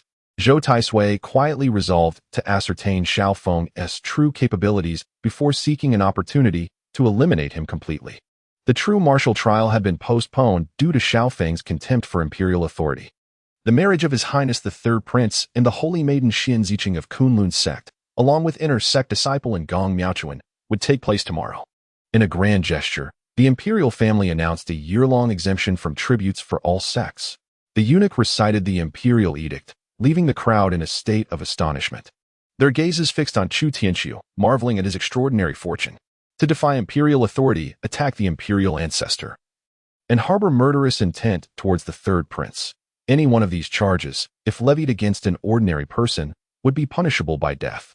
Yet today, the imperial family had fortuitously favored Xian Ziqing and Gong Miaochuan, granting clemency to Xiao Feng on this auspicious occasion. Following the proclamation of the edict, the imperial entourage departed, leaving the crowd in animated discussion as they dispersed. Only a handful of guards remained, diligently maintaining order. Chongqing Zhu laughed heartily as he departed, pleased that Xian Ziqing would marry into the imperial family, feeling as if Kunlun's sect had finally secured a powerful ally. As the figures of the crowd grew distant, Xiao Feng stood rooted in place, brow furrowed. Just moments ago, he had been locked in a life-and-death struggle with Zhou Taisui, yet now he found himself inexplicably spared. This felt surreal. Given the imperial family's previous treatment of him, how could they so easily grant him reprieve? Qingsong, what transpired? Xiao Feng inquired as he noticed Xue Qingsong approaching. Xue Qingsong gazed intently at the two being taken away, her brow furrowed, seemingly aware of something, yet choosing not to speak. The priority lay in ensuring Xiao Feng's safety and facilitating his departure. As for Xian Ziqing and Gong Miaochuan, they posed no immediate danger. In due time, she would negotiate with the sovereign. Xiao Feng, you must understand. The power behind the imperial family is far more complex than you perceive. I am uncertain what protective artifact the sect master has bestowed upon you. But even if you can withstand a blow from a Dao realm expert, what of the next? Xue Qingsong sighed. Your talent is exceptional, but I fear the imperial family will not easily let you go. I will handle matters concerning Xian Ziqing and Gong Miaochuan, for now. Your paramount concern is to leave this place. Elder sister Qingsong, 6 years ago, they severed my spiritual roots and destroyed my Dantian. Now that I know it was the imperial family's doing, why should I run? With the system at his side, Xiao Feng was unwilling to continue living in cowardice. The former host had perished, yet as a transmigrator, enduring 6 years of suffering without retaliation against the imperial family was intolerable. Xue Qingsong pressed her lips together, seemingly grappling with whether to reveal the truth. Ultimately, she sighed. I once investigated those who attacked you, but I discovered the shadow of the imperial family behind it, which forced me to abandon the pursuit. Xiao Feng, the sect master has treated me well, and you are his only descendant. If possible, I would prefer you to live a peaceful life. She then elaborated on Xian Ziqing's extraordinary physique, a rarity in the world, which was the reason for her rapid cultivation. This unique constitution also had the potential to aid others in their training through mutual cultivation. Over the years, Xian Ziqing has deliberately maintained her distance from Xiao Feng, diligently cultivating her skills. Beyond her intention to return the position of Saint Son of Kunlun's sect to Xiao Feng, she harbors a desire to free herself from the control of the elder Chongqing Zhu. She has also sensed that the incident involving the crippling of Xiao Feng's spiritual roots years ago had Chongqing Zhu's involvement. The fact that the sect leader took her in has left her feeling grateful, and while she benefited from the elder's resources for her cultivation, she has been secretly watching over Xiao Feng, wishing for him to lead a quiet life. When she learned of the recent sect competition, she rushed to intervene. Ah, I see, Chu Tianqiu nodded, finally grasping the true intentions behind Xian Ziqing's strange behavior. Xue Qingsong gazed silently at Xiao Feng, letting out a deep sigh. She had not anticipated that the current emperor would personally decree the marriage of the third prince to both Xian Ziqing and Ngong Miaochuan. At least she thought. They were not executed today, which was fortunate. Shui Qingsong seemed resigned, shocked that Xian Ziqing and Ngong Miaochuan had the audacity to threaten the royal family to save Xiaofeng. Yet, the immense power of the royal family, backed by hidden assassins, could easily rescue the third prince. In Xiaofeng's consciousness, Jiang Peng was organizing his database. He had nearly comprehended the essence of this world as primal energies. If the host was fearful and wished to hide away and cultivate slowly, there would be little reason to remain in this world. Chapter 69. Do not underestimate the youth. I'm sorry. Tomorrow, I will be prepared. They were taken by the royal family for saving me, and I cannot abandon them. Xiaofeng spoke with a calm and resolute voice. His words left Shui Qingsong momentarily stunned. Was Xiaofeng really willing to risk his life? Not to mention the formidable powers of Zhou Xuanda and Zhou Taisui.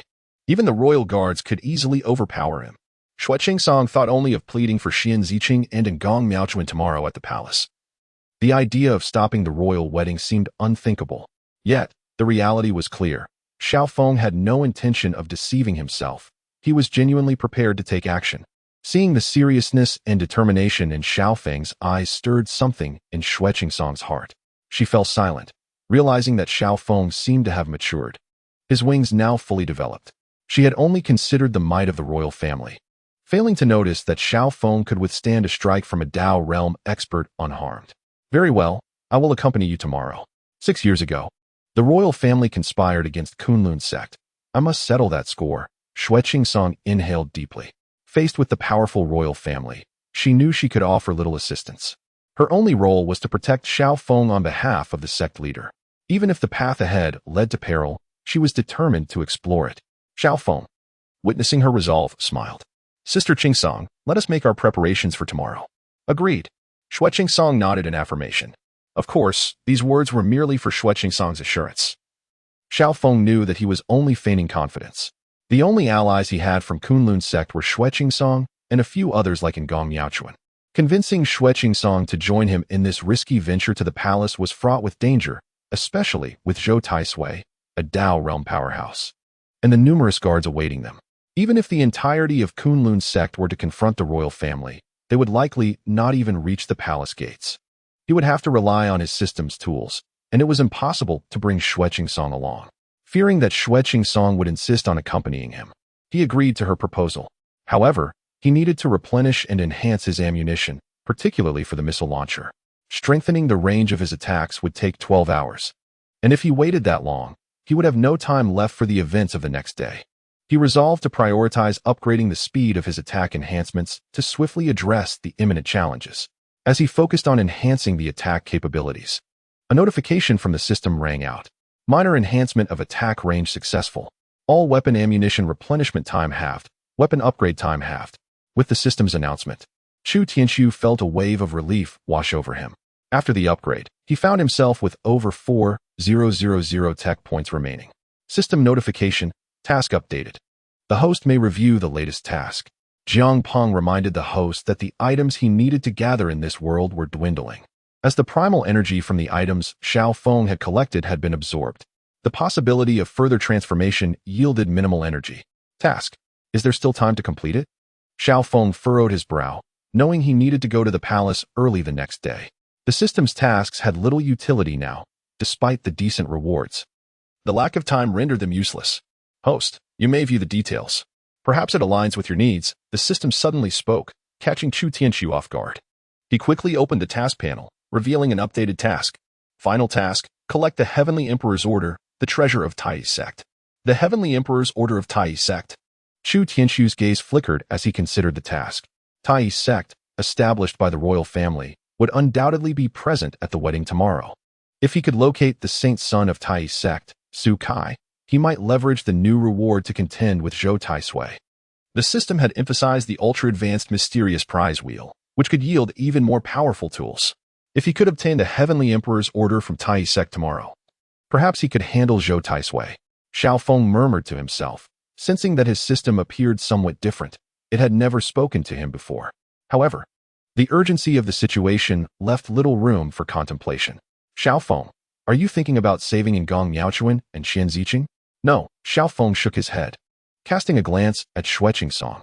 I am merely considering the impending battle tomorrow. Let us rest for now. Then let's go to a nearby inn, Song nodded, leading Xiao Feng away. In the dead of night, Song, relying on her superior cultivation, allowed Xiao Feng to rest briefly while she ventured alone to the palace, hoping to rescue Ngong Yaochuan and Xian Ziqing ahead of time. However, as soon as she stepped onto the palace grounds, she sensed numerous guards stationed at the gates, including several figures at the initial stage of the Grandmaster realm among the royal guard. Song was astonished. This was merely the outermost perimeter of the palace. If she ventured further inside, the guards' cultivation levels would likely be even higher. Realizing the futility of her attempt, she withdrew to seek a vantage point from which to observe the palace's interior. Inside the palace, lights blazed brightly.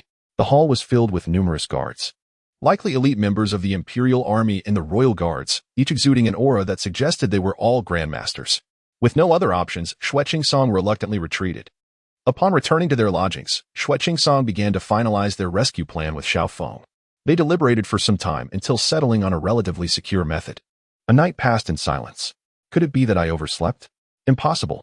With such an important event today, Xiao Feng would not dare slack off. Xiao Feng, are you there? Sensing something amiss in the room, Song summoned her spiritual energy and forcefully opened the door. The room lay empty and disordered, with the bed strewn with pillows, clothes, and shoes, remnants of Xiao Feng's discarded garments. As she searched frantically, it became apparent that she had scoured every corner without a trace of him. An unsettling premonition gnawing at her heart. Without hesitation, she turned and exited the door. Inside and outside the palace, lanterns adorned the surroundings. For today marked the joyous occasion of the third prince, Zhou Tianyang's marriage to Xian Ziqing of the Kunlun sect and the celebration of Ngong Yaochuan. All officials from the Great Xia dynasty had gathered within the palace, kneeling respectfully to welcome the bride, adhering to the age-old royal customs. Elsewhere in the palace, a grand hall stood surrounded by towering wooden pillars, each festooned with intricately embroidered banners bearing the characters Zhou Huang. These flags symbolized the status of the Tai sect and represented the royal lineage, signifying its absolute authority in the martial spirit continent, a position above all others. Outside the Tai sect's palace, the scene was vibrant and bustling. Crowds of people flowed through the area. As the palace opened its doors to disciples from various sects in celebration of the momentous occasion, the guards remained vigilant, preventing Ngong Yaochuan from finding a suitable moment to escape. She surveyed the nearby paths, lost in thought, while Xian Ziqing appeared resigned to her fate. Accepting the royal imposition of marriage, her eyes closed in silence, for in the realm of cultivation, one often found themselves powerless. Ziqing, today is a day of great fortune. The third prince has chosen you, a blessing beyond measure. Remember to conduct yourself well. And you, young lady, as a disciple of the Kunlun sect. Accompanying Ziqing into the royal family is a tremendous honor. Serve the third prince with diligence, admonished Chang Qizhu, casting a disapproving glare at the restless Ngong Yaochuan. Ngong Yaochuan disregarded her, merely offering a detached glance in return, although Chang Qizhu held the esteemed position of the Kunlun sect's grand elder. Her sycophantic behavior towards the royal family was distasteful to her. Their paths had seldom crossed, leaving her unaware of Chang Qizhu's prior allegiance to the throne. Inside the palace, the atmosphere was lively, filled with nobles, socialites, and dignitaries gathered for the grand celebration. While it was indeed the third prince's wedding, it also served as a rare opportunity for social engagement, with nearly every prominent figure in attendance, except for the Kunlun sect, which had only extended an invitation to Chang Qingzhu.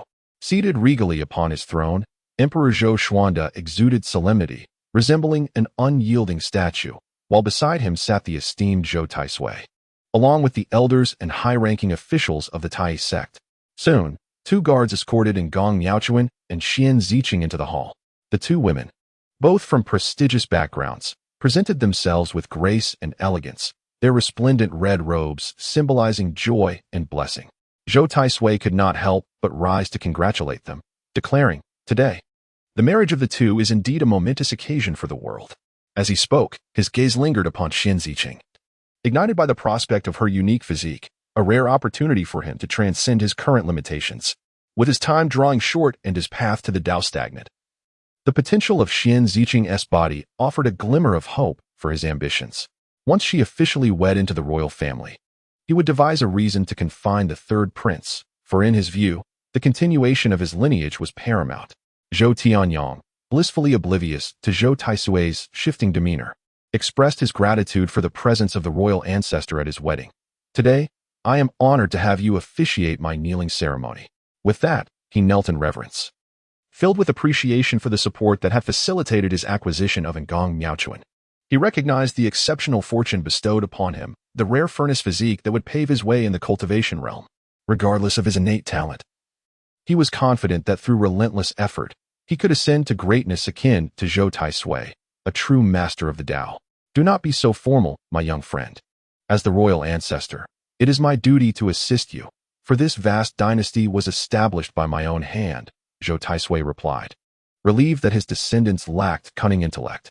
As long as Zhou Tianyong remained under his control, he would ensure that the prince received some benefits. But should any hint of rebellion arise, he would not hesitate to eliminate the threat. Today, as I preside over the third prince's wedding, let us commence the kneeling ceremony now that the bride has arrived, Zhou Taisui announced, rising to address the assembly. Please, third prince and the daughters of Kunlun's sect, perform your vows. As Zhou Taisui approached the trio, he bowed to the heavens. Zhou Tianyong, filled with delight, raised his hands to the sky, while Xian Ziqing maintained a cold demeanor, stiffly mirroring his actions. Ngong Miaochuan, however, resisted vehemently, ultimately being forced down by the guards. Just as they straightened their postures, a figure materialized within the grand hall. Wait, he declared, placing the time-stopping device into the system inventory and stepping forward, his gaze sweeping over the crowd. I have not granted you permission to proceed with this ceremony. Xiaofeng inhaled deeply, glancing at Ngong Miaochuan and Xian Ziqing, a faint smile gracing his lips. I apologize for my tardiness, though the memories he possessed belonged to the original owner. He had keenly observed the efforts made by Ngong Miaochuan and Xian Ziqing on his behalf. It was evident that the royal family had overstepped their bounds. As a citizen of the Dragon Nation, his inherent valor compelled him to protect these two women who had defied the royal family for his sake. Xiaofeng, how did you get in here? Guards. Where are the guards? Today is my wedding. Are they all inept? They cannot even stop a mere cultivator? Zhou Tianyong seethed, his eyes ablaze with fury. This Xiaofeng had consistently thwarted his plans, daring to disrupt his wedding. Given the royal family's heavy security measures for the occasion, including the presence of elite guards, Zhou Tianyong was astounded that Xiaofeng had breached their defenses. The leaders of various sects were equally astonished. Offending the royal family at the martial trials was one matter, but sabotaging their wedding could result in dire consequences. Seize him. Kill him, Zhou Tianyong commanded, his voice echoing with authority. Atop the high platform, Zhou Xuanda could no longer contain his agitation. The audacity of Xiaofeng to wreak havoc within the royal palace was a blatant disregard for his authority. With a thunderous roar, he summoned his guards, who swiftly surrounded the grand hall, sealing it off completely. Numerous soldiers, equipped with bows and crossbows, took aim at Xiaofeng.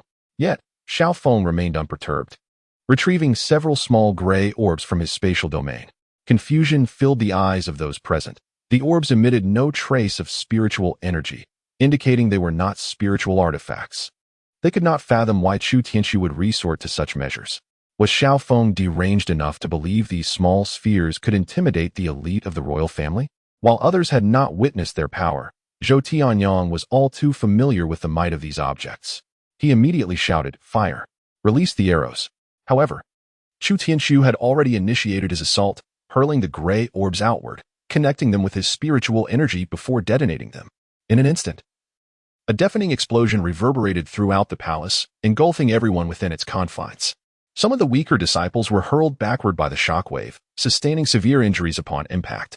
The noxious gases from the explosion rapidly spread, causing those farther away to cover their mouths and noses, succumbing to fits of coughing. One guard, overwhelmed by the acrid smoke, retched violently, his face pale and his strength waning. "It's toxic. Channel your spiritual energy to block the fumes," commanded the captain of the elite guards upon realizing the threat. Nonetheless, Xiaofeng understood that those who remained within the palace possessed considerable power. He carelessly tossed his powder bombs towards the guards, unleashing a torrent of irritating gas that incapacitated many. Zhou Tianyong, caught within the smoky haze, felt his spiritual energy depleting rapidly. Just then, an unexpected sharpness pierced his abdomen. A dagger had plunged into him, blood gushing forth and staining his garments crimson. Zhou Tianyong's eyes widened in shock as he beheld Ngong Miaochuan, who he had thought he could control after sealing her and Xiaofeng's powers. He had not anticipated her desperate strike at such a critical moment. "You wretched girl, I granted you the title of a maid, and yet you attempt to assassinate me? I shall have your life." Enraged, Zhou Tianyang found himself unable to summon any of his spiritual power due to the strange smoke that enveloped him. He could only extend a hand toward Ngong Miaochuan in a futile attempt to grasp her.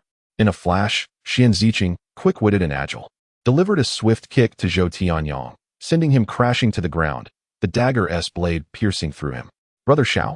Upon Xiaofeng's arrival, Ngong Miaochuan exclaimed with joy, shedding her red robe and throwing herself into his embrace. "Xiaofeng, brother." This time, Xian Ziqing shed her usual cold demeanor, gently calling out and smiling as she watched Ngong Miaochuan and Xiaofeng together. "Charge. Eliminate them. Are you all incompetent?" With Zhou Tianyang's demise, Zhou Xuanda was consumed by fury, bellowing at his guards to prevent his sons from vying for the throne and plunging the palace into chaos. He had singularly nurtured Zhou Tianyang as the royal heir. This was also the will of Zhou Taisui, who preferred to concentrate power, believing it would ease his command over Zhou Xuanda, allowing him to govern the realm with minimal interference. Yet now, with his sole heir slain, how could Zhou Xuanda not be enraged? "You too, fall back behind me." Xiaofeng swiftly pulled Ngong Miaochuan and Xian Ziqing to safety, issuing a word of caution before locking his gaze upon Zhou Xuanda and Zhou Taisui. "If you wish to lay a hand on them, perhaps you should consult with me first." Ngong Miaochuan and Xian Ziqing nodded, retrieving swords and vigilantly watching the front. As disciples of Kunlun's sect, they were well-versed in martial techniques, determined to alleviate the pressure on Xiaofeng and prevent him from being distracted.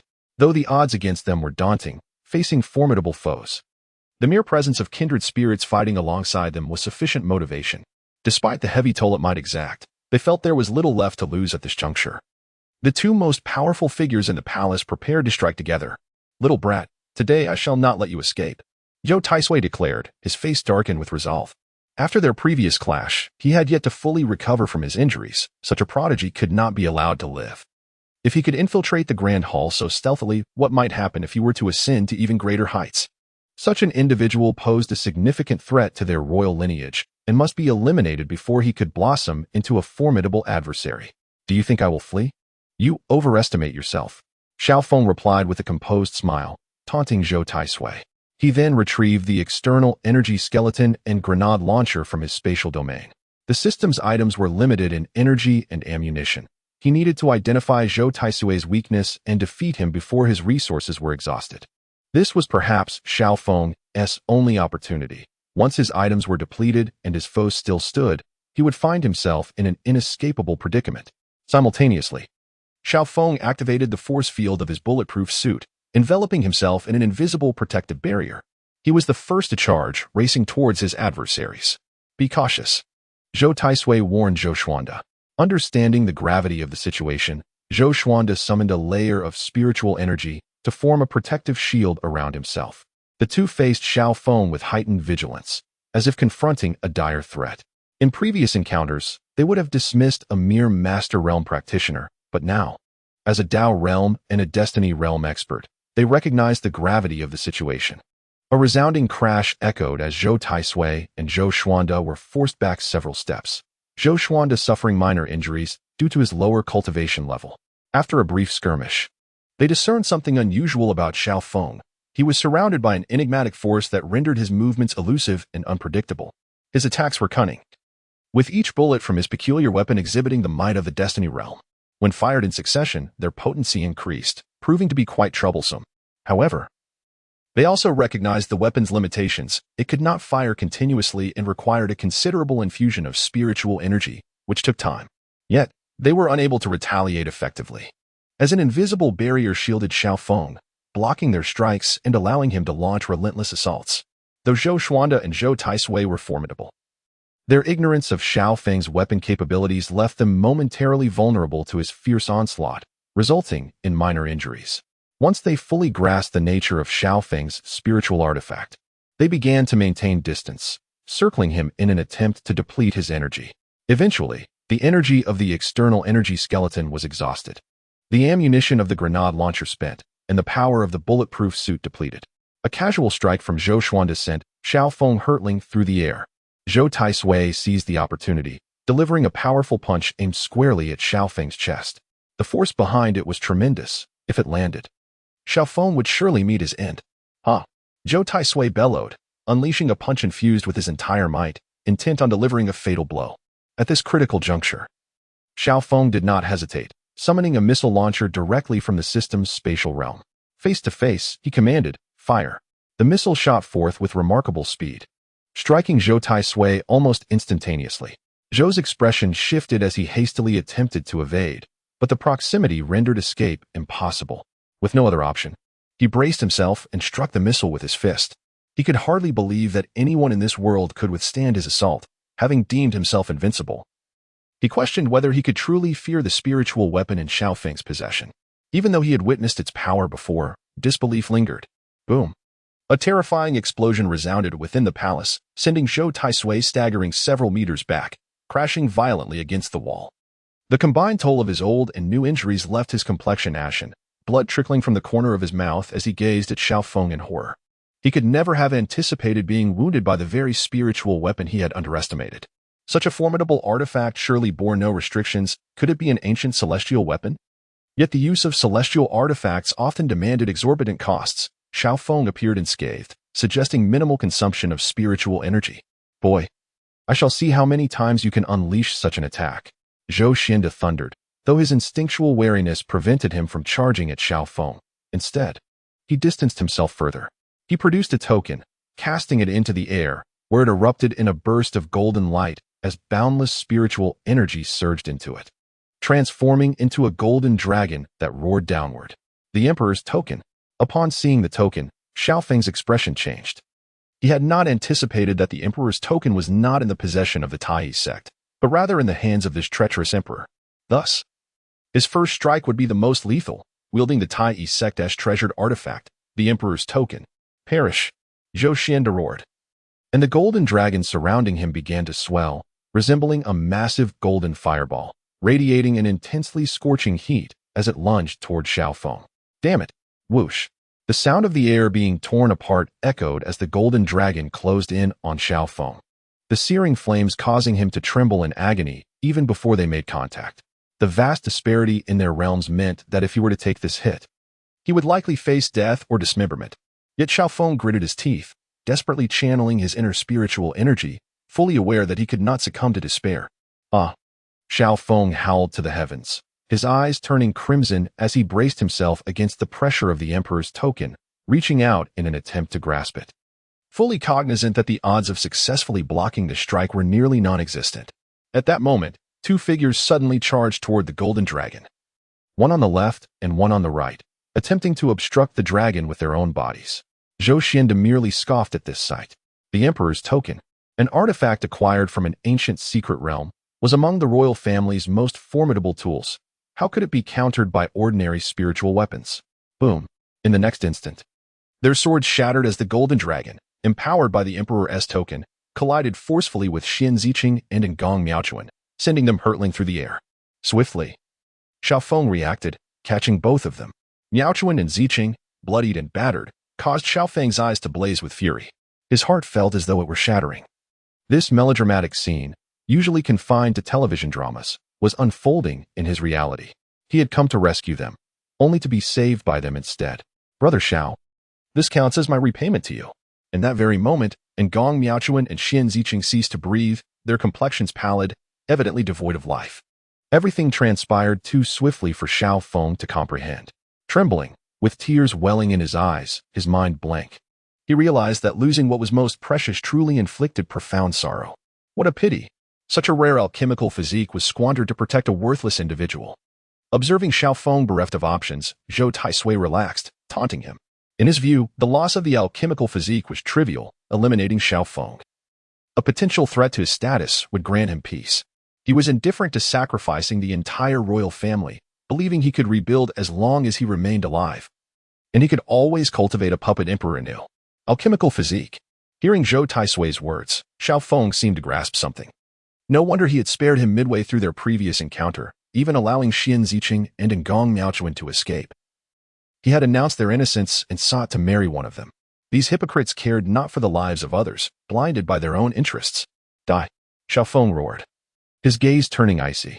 Kid, you're barely clinging to life and still thinking of killing us. Zhou Xianda laughed heartily, having witnessed Xiaofeng's previous humiliation. Having exhausted all his options, could he truly turn the situation around? With a mere thought, the Emperor's token detached from Ngong Miaochuan's body, soaring toward Zhou Xianda. Snap! Just as it left her form, a hand seized the Emperor's token in midair. Hee. Zhou Xianda sneered.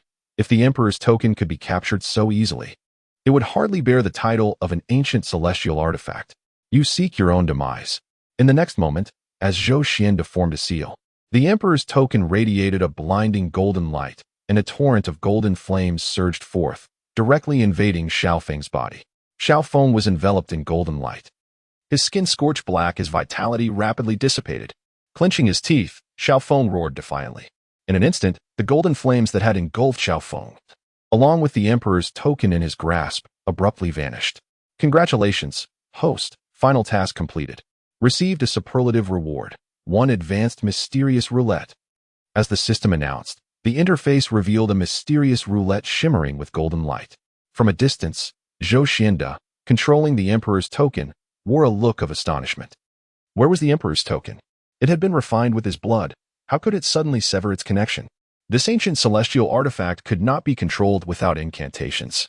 Yet now, it had inexplicably vanished and disconnected from him. What trickery is this? Where is my Emperor's token? Zhou Xianda roared in fury.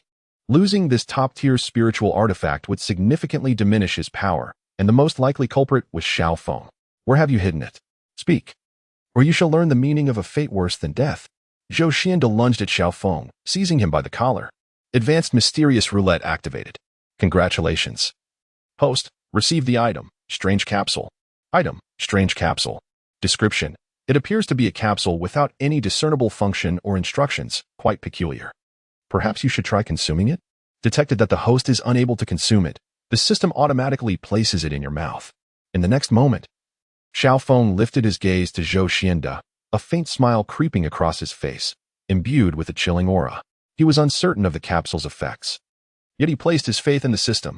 As he swallowed the capsule, an unparalleled aura surged from Xiaofeng, even sending Zhou Xianda staggering backward. You too. Rest well, Xiaofeng sighed softly, laying their bodies aside. In the next instant, under the astonished gazes of Zhou Xianda and Zhou Taisui, his realm began to ascend rapidly. In the realm of the Grand Masters, the Destiny Realm, the realm of great paths, and the pinnacle of the Holy Realm. How could this be possible? Zhou Xianda and Zhou Taisui were taken aback, in the mere blink of an eye. Xiaofeng's power had ascended to the pinnacle of the Holy Realm, a feat utterly unfathomable. Jiang Peng observed Xiaofeng, now at the peak of the Holy Realm, and nodded inwardly. The capsule had cost him a staggering 600,000 units of primordial energy. The reason he did not elevate the host to the highest realm of true sanctity in this world was not due to a lack of resources, but rather because this world would reject true sanctity practitioners, fearing that the host might ascend to another plane. Nevertheless, at the peak of the Holy Realm, he would be invincible within this small world. Chapter 72. Do not underestimate the poor youth. Part 46. In a vast, white expanse, 2 girls clad in red awoke. One possessed a slender figure and skin as fair as snow, while the other was sweetly charming and exquisitely flawless, stirring desire in the hearts of any man who beheld them. Where are we? Ngong Miaochuan rubbed her head, opening her eyes to the unfamiliar surroundings, her delicate face revealing a hint of confusion. Did we not die? Xian Ziqing echoed her perplexity, clearly recalling the sensation of her life force ebbing during battle. In this boundless, white world, strange coded characters floated about. Miaochuan, Ziqing, a voice suddenly called out. Jiang Peng stood a short distance away, his ordinary appearance belied by an almost imperceptible aura that inspired instant goodwill. It was akin to a cup of refreshing tea, bringing a subtle coolness.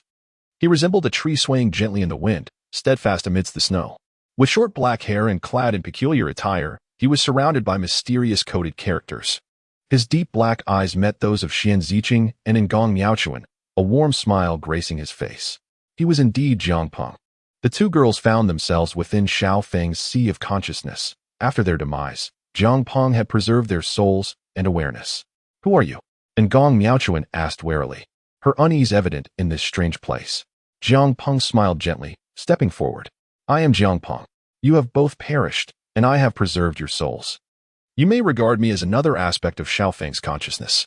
Another aspect? Xian Ziqing was momentarily taken aback, being older than Ngong Miaochuan. She regained her composure more swiftly, though she did not fully grasp Jiangpeng's meaning. Jiangpeng, however, offered no further explanation. With a wave of his hand, the strange characters began to merge. In less than a moment, a wondrous artifact identical to that held by Xiao Feng appeared in Jiangpeng's grasp. You must have seen these before. They are all gifts I provided him. Jiangpeng smiled lightly, displaying the artifacts before casually waving his hand, causing them to transform back into coded characters that danced around him. Ah, it was the elder who assisted brother Xiao Feng. We are grateful for your help. Upon realizing Jiangpeng's significance as a powerful figure behind Xiao Feng, Xian Ziqing's demeanor shifted to one of respect, bowing graciously. Thank you for your assistance. And I apologize for my earlier rudeness. And Ngong Miaochuan followed suit, belatedly recognizing Jiangpeng's stature. It is merely a matter of mutual benefit, Jiangpeng replied. With another wave of his hand, countless characters formed an image, an enraged Xiao Feng, exuding an overwhelming pressure that intimidated his adversaries. If we speak of assistance, I am currently aiding him.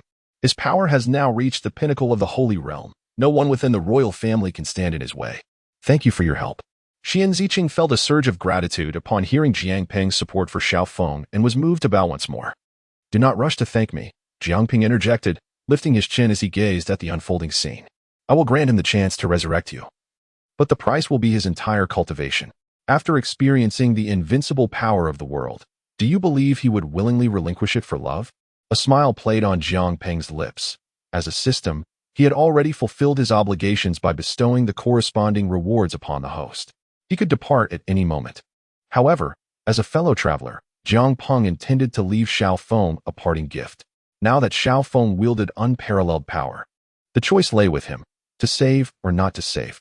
As for Ngong Miaochuan, she had always harbored feelings for Xiao Feng, though he seemed oblivious. Much like a blockhead, it would be a pity if you chose not to save her. The decision of whether or not to resurrect her rested solely on Xiao Feng's choice. Humph, Brother Xiao will definitely come to save me, Ngong Miaochuan declared resolutely, her trust in him unwavering. Were it anything else, she might fear he would take risks, but when it came to saving her, she was certain he would not abandon her. Xian Ziqing remained silent. If Xiao Feng chose not to rescue her, it was simply fate, and she bore no resentment.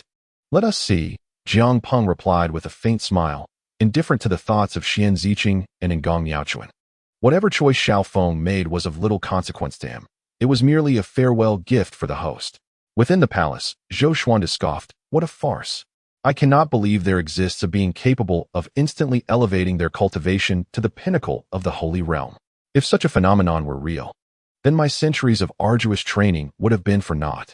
In his hand appeared a crimson jade pendant, its vibrant red hue adorned with lifelike carvings of mythical creatures, emanating a faint aura that made it seem almost alive. This was another royal treasure, a phoenix jade. It could summon the ethereal image of an ancient phoenix, empowering the user according to their cultivation level. With a thought, the red jade pendant transformed into a beam of light, shooting into his body. A resounding crack echoed as the ground beneath Zhou Xuande fissured, and vast amounts of spiritual energy rapidly coalesced, manifesting a massive phoenix silhouette that surged toward Xiao Feng. With a piercing cry, the phoenix image let out two triumphant calls before fiercely flapping its wings and darting toward Xiao Feng. Kid, prepare to die? Zhou Xuande's eyes glinted with malice. In his mind, Xiao Feng had already become a mere corpse beneath his feet. At that moment, having adapted to the sudden surge of power, he regarded the approaching flaming phoenix, perceiving its movements as sluggish, like an infant toddling along. He swiftly picked up a spirit blade from the ground and swung it, the blade glinting with silver light as it sliced through the neck of the flaming phoenix.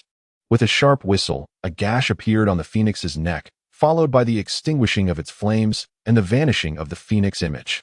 The silver light continued unabated, cleaving through Zhou Xuande's waist before he could react. How can this be? Zhou Xuande's face contorted in shock, his eyes widening as blood gushed from his mouth. His upper body fell lifelessly to the ground, breath escaping him. Such flamboyance! Xiao Feng's expression was cold.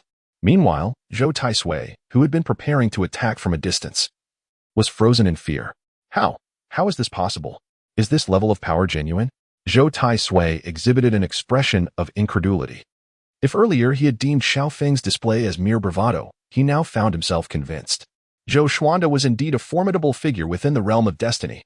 A single strike that annihilated him in an instant could only be achieved by someone of equal caliber in the Dao realm. Yet, the ferocity of Xiao Feng's earlier assault suggested a power far beyond that of an ordinary Daoist. All present were doomed. Xiao Feng's countenance was as cold as ice. Following the deaths of Ngong Miaochun and Xian Ziqing, he felt no trepidation. If his adversaries sought death, he was more than willing to oblige. Without waiting for Zhou Taisui to react, Xiao Feng casually gestured in his direction. Zhou Taisui barely had time to respond, his body instinctively attempting to evade. Yet one arm was severed in a swift motion. A violent tremor coursed through him, followed by an indescribable agony that enveloped his being, blood gushing from the wound. "Wait, we can talk," Zhou Taisui exclaimed, desperation creeping into his voice. Without further contemplation, he fell to his knees, gripped by fear of Xiao Feng's bizarre prowess. Such terrifying combat strength had instilled dread even in the heart of the royal family's foremost master, a consummate practitioner of the Dao realm. He would die. He truly would perish. With a flash, two silver arcs responded to Zhou Taisui's plight. This time, the blade's trajectory was swifter. Before he could comprehend the situation, one arc sliced through his throat, while the other pierced his chest, pinning him against the wall. Blood gushed forth, staining the wall a deep crimson. "You and you." Xiao Feng's gaze swept towards the two trembling officials in the crowd, then shifted to Ngong Miaochun and Xian Ziqing. The understanding was immediate. "Yes, my lord." The two officials, their legs quaking, cautiously lifted the lifeless bodies from the ground, trailing behind Xiao Feng as he departed towards the palace exit. The royal family members, terrified and seated on the ground, breathed a sigh of relief as the harbinger of death moved further away, mistakenly believing that Xiao Feng had lost interest in them. Just as they contemplated a stealthy escape, a colossal silver beam descended at the palace entrance, enveloping all those attempting to flee. Boom! The silver light flashed, and within moments, hundreds inside the palace were reduced to ashes, having not even had the chance to scream. Outside, the various sects attending the wedding were abuzz with speculation. Aware that a significant event had transpired within, yet deterred from entering by the absence of the sovereign. Before long, Xiao Feng emerged, his garments stained with blood. In his right hand, he gripped a long sword, droplets of blood cascading from its blade, pooling on the ground. His expression was impassive, his eyes glinting with an icy glare. "Xiao Feng, how dare you appear here?" Chongqing Zhu rushed forward, eyebrows knitted in anger. "Today is the royal wedding. What business do you have inside? If this celebration is thwarted because of you, I will make you pay." Seeing Xiao Feng's emergence, Chongqing Zhu, believing the royal family had shown him leniency by allowing him to exit, reached out to seize him. He was well aware that Xiao Feng had regained his powers. The thief who had pilfered treasures from his disciples at Kunlun sect was none other than Xiao Feng himself. Gathering his spiritual energy, he intended to not only apprehend Xiao Feng, but also deliver a proper reprimand. However, this time, Chongqing Zhu miscalculated. Xiao Feng was no longer the same person he could easily manipulate. Brandishing his spiritual sword, Xiao Feng unleashed a fierce sword chi that propelled Chongqing Zhu backward, sending him crashing over 10 meters away. Before he could register what had transpired, his body exploded, leaving no time for a plea for mercy. In that moment, silence enveloped the crowd. "Today, those who stand in my way shall perish." Xiao Feng's cold gaze swept across everyone, before he strode toward the palace exit. No one dared to impede his path, as nobody wished to become the next Chongqing Zhu. What has happened to Xiao Feng? Lin Shiyao stood nearby, her expression one of astonishment, taken aback by his cultivation and the terrifying pressure he exuded. Chapter 73. Do not underestimate the young. Young man, do not be so arrogant. Li Yuanhua, the leader of Tiannan sect and a member of the royal faction, seeing Xiao Feng attempt to escape, launched an attack. Thunderous booms echoed as bolts of lightning materialized, hurtling toward Xiao Feng. "Begone!" Xiao Feng retorted, pointing a finger. Before Li Yuanhua could react, a flash of silver pierced through his throat, blood sprang forth. In an instant, a peak master was slain. The onlookers instinctively recoiled, some even stealthily retreating, fearful that Xiao Feng might take offense and strike them down. No one dared to obstruct him any longer. Those who traversed his path ensured they kept their distance. From this day forth, the martial spirit empire shall cease to exist. Outside the palace, Xiao Feng raised his sword, gazing resolutely at the heavens, his voice icy. With a resounding crack, his sword erupted in a dazzling light, unleashing a massive sword chi that cleaved the palace in two. Absent any elaborate technique, he relied solely on the immense spiritual power within him, causing the entire imperial city to collapse. The guards who arrived at the scene could only witness the astonishing spectacle from afar, trembling in fear. Under the weight of such overwhelming power, they dared not approach. At that moment, Xueqing Song arrived late at the palace. Upon witnessing the scene, shock painted his face. The sovereign has perished. The sovereign has passed away. The great ancestor has fallen. The third prince is dead, and the leader of Tiannan's sect has fallen. Someone come quickly. Inside the palace, the surviving eunuchs, having narrowly escaped, screamed as they fled outside. Each revelation was potent enough to upheave the martial spirit empire, leaving the sects gathered outside in a state of disbelief. All eyes fixed on Xiaofeng. A high-ranking general, witnessing the chaos, promptly discarded his weapon and knelt before Xiaofeng. "Your Majesty, I pledge my loyalty to you in battle. We shall too." Upon seeing their general's defection, his elite soldiers knelt in allegiance, expressing their loyalty. One by one, the crowd seemed to understand the gravity of the moment, kneeling to declare their fealty. While a few stubborn members of the royal family remained obstinate, Xiaofeng effortlessly dispatched those mere civil officials with a casual strike. At Kunlun sect, within the sect leader's hall, sect leader Xiao. This is the millennium red fruit sent by the Ziyu sect, capable of enhancing cultivation. We vow to follow Kunlun sect eternally. The surviving members of the royal family present the royal treasury and wish to surrender. Xueqing Song stood respectfully beside Xiaofeng, holding a document, reporting on the sects that had come to pledge their allegiance in the past few days. In a mere 2 days, the martial spirit empire underwent a cataclysmic transformation. The royal family was obliterated, sects rebelled, and the leaders fell. The royal lineage had become a relic of history. Unbeknownst to anyone, the name of Kunlun sect had been revealed to the world, with a formidable Saint Realm master now at its helm. The new master of Kunlun sect was none other than Xiaofeng. Congratulations, host, all tasks completed, invincible in the world. Detected a drop in host's emotional state. Scanning for requests, issuing a time-limited task. New task, equivalent exchange. Reward 1, Ngong Miao Chun resurrected. Cost, unconditional. Reward 2, Ngong Miao Chun and Xian Ziqing resurrected. The system has vanished, and so has the cultivation. The rewards are a choice between 2 options. And the tasks are one time only. Once completed, they will not be issued again. This is a time-limited task, and it does not necessitate completion. The host may acquire the reward by paying the corresponding price. Upon hearing the voice in his mind, Xiaofeng was momentarily taken aback. Revival, he murmured. Without waiting for Xueqing Song to finish, he rose and departed, leaving Xueqing Song in bewilderment. On Qingsong Peak, within the elder pavilion of Xueqing Song, 2 transparent crystal coffins were quietly placed inside, containing the serene forms of Ngong Miaochuan and Xian Ziqing. To prevent the bodies from decaying, Xiaofeng had specifically summoned ice blue crystals from the royal treasury to craft these coffins, ensuring the preservation of their remains and the continuation of their life force. Unexpectedly, the system had issued a task for equivalent exchange. Standing before the crystal coffins, Xiaofeng gazed at the 2 stunning figures, Ngong Miaochuan and Xian Ziqing, who lay within as if in a deep slumber. He gently caressed their cheeks, his gaze tender. Meanwhile, the system panel began a 1-hour countdown, with time gradually diminishing. Jiangping observed Xiaofeng's actions without a hint of impatience. Although Xian Ziqing had shielded Xiaofeng from harm, she had abandoned him to join the Grand Elder's sect. And thus, both events balanced out, neither owed anything to the other. The question remained, how would the host choose? One path offered unparalleled power, while the other involved the woman who had once forsaken him. As time elapsed, the countdown on the system panel continued to dwindle. Xian Ziqing watched the scene Jiangping presented, biting her lip, a mixture of fear and concern washing over her. An hour swiftly passed.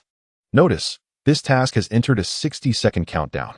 If the host does not choose a reward before the countdown ends, the task will be automatically forfeited. Task countdown begins. 60, 59, 58. Thank you for making me feel what it means to be protected, Xiaofeng softly whispered, closing his eyes.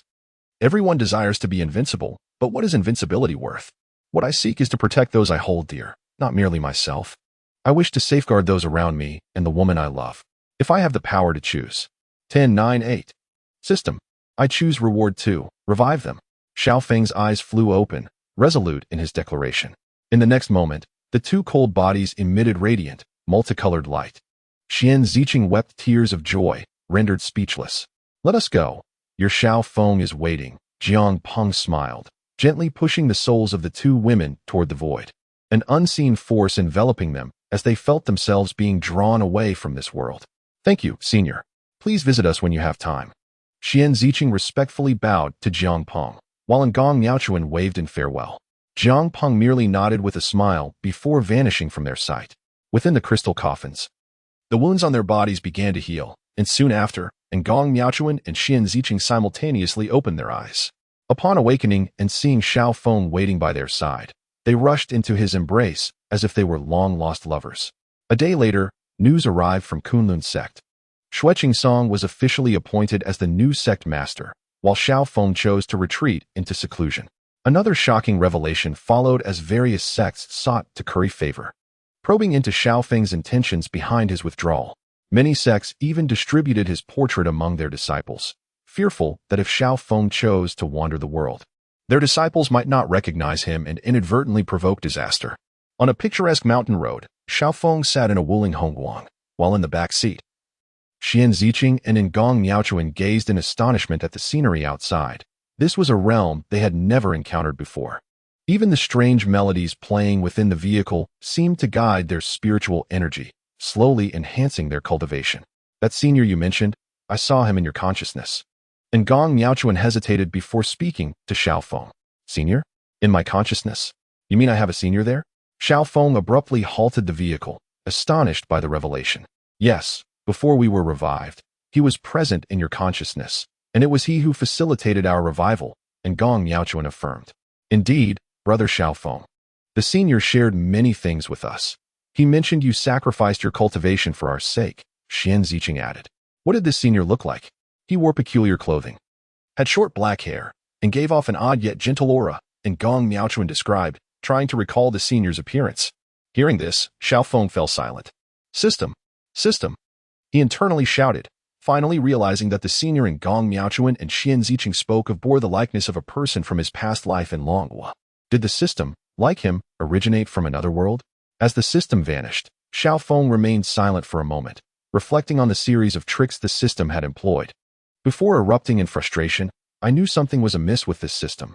Everything is interconnected, from weapon and ammunition recharge to the initial handgun jam. Was the system out of funds and trying to con me? You wretched system. Calming down, he sighed, understanding that the system had likely disappeared the moment he made his choice. Truth be told, despite the system's shortcomings, without it, he might not have survived to this day. And Xiao Feng felt a deep sense of gratitude. Even now, devoid of spiritual energy, he harbored no regrets. Brother Xiao Feng, have these items been in the car before? Suddenly, Xian Ziqing's voice broke through his thoughts. Following her gaze, Xiao Feng noticed an array of items on the passenger seat. Handguns, missile launchers, and bulletproof gear. These were all belongings he had stored in the system's space, but what astonished him most was a small, conspicuous capsule among them. Chapter 74. Joining the Ministry of Defense in the Real World. Within a library, Jiangping held the book Do Not Underestimate the Youth and Poverty in his hands, marveling at the world crafted by the author. The more rigorous the thought process, the stronger the barriers of the world became, even in a low-level martial world. The consciousness of the heavenly Tao was remarkably potent. Were it not for the gains he had achieved in this world, if discovered, he would have faced rejection by the heavenly Tao consciousness, leading to banishment into the void, lost and ultimately consumed, his consciousness fading away. Glancing at the author's name. Coriander is delicious. He lamented the loss of such a young talent who had perished from overexertion while writing novels. After selecting a decent book, Jiang Peng left the library. Returning to his dilapidated rental apartment, he brewed a pot of tea, preparing to rest. With access to databases from multiple worlds, he could now exchange primordial energy for valuable items, alleviating any financial concerns. The flavor of the tea was exceptional. As he savored a sip, a satisfied smile spread across Jiang Peng's face. His spirits lifted considerably. With a sigh, Jiang Peng lamented the extravagant price of Longjing tea, reminiscing about how he would have hesitated to purchase such a costly item in the past. As he toyed with a small piece of gold in his hand, a sudden knock echoed from outside the door. Hello, may I trouble you to open the door? The voice outside was polite and filled with respect. Upon opening the door, Jiang Peng was met by a man clad in a pristine white suit, who held a hefty gift box in his hands. "Whom do you seek?" Jiang Peng inquired. His brows furrowed in confusion. The man's attire and demeanor sparked a sense of curiosity within him, although he had never encountered this individual before. Jiang Peng frequently assisted the police in capturing fugitives in exchange for rewards, thus he recognized the uniform as belonging to the Ministry of Defense of Longhua. "I am Jiang Feng from the Ministry of Defense, sent here by my superiors to deliver your previous reward," the man explained with a smile, presenting the gift box. "Inside is a sum of 150,000 in cash. Please take a look."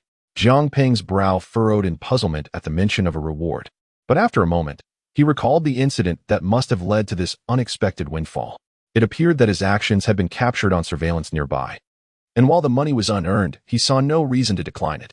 This would also save him the trouble of converting gold into cash, especially given the potential complications that might arise from a sudden influx of gold on the market. "Very well, I shall accept it," Jiang Peng replied, taking the gift box and preparing to close the door. "Wait," Jiang Feng exclaimed, somewhat taken aback. Normally, one would engage in pleasantries before proceeding, perhaps asking if there was anything else or inviting him inside for a moment. "Is there something else?" Jiang Peng asked, slightly bemused. Did he need to escort him downstairs personally? "I wish to discuss a matter with you. Here is a business card from Director Zhao. He would like to invite you to be a special officer in our city's supernatural investigation department." "Certainly, let us discuss the terms," Jiang Peng said, turning to enter the room and gesturing for Jiang Feng to follow. Jiang Feng was momentarily stunned by the immediate acceptance. Did this young man not realize the nature of the cases handled by the Supernatural Investigation Department? Such cases were often fraught with danger, where one misstep could cost a life. Jiang Feng pondered these thoughts as he followed Jiang Peng inside. Unbeknownst to him, Jiang Peng saw the potential benefits of acquiring a notable identity that would ease his endeavors. The annual salary is 1 million, and for each homicide case you solve, an additional bonus of 1 million. However, I must be candid. These rewards are not easily obtained." Jiang Feng hesitated, explaining the workings of the Supernatural Investigation Department, anxious to avoid any misunderstandings that might arise once Jiang Peng joined. Jiang Peng nodded slightly, unperturbed by the details. They exchanged phone numbers, and Jiang Feng handed him a temporary work badge, clarifying that the special officers were only required to respond to missions when called upon. Their negotiations proceeded remarkably smoothly, to the point where Jiang Feng questioned if he had mistakenly arrived at the wrong address. Yet, after thorough contemplation, he confirmed that Zhao's instructions had been precise.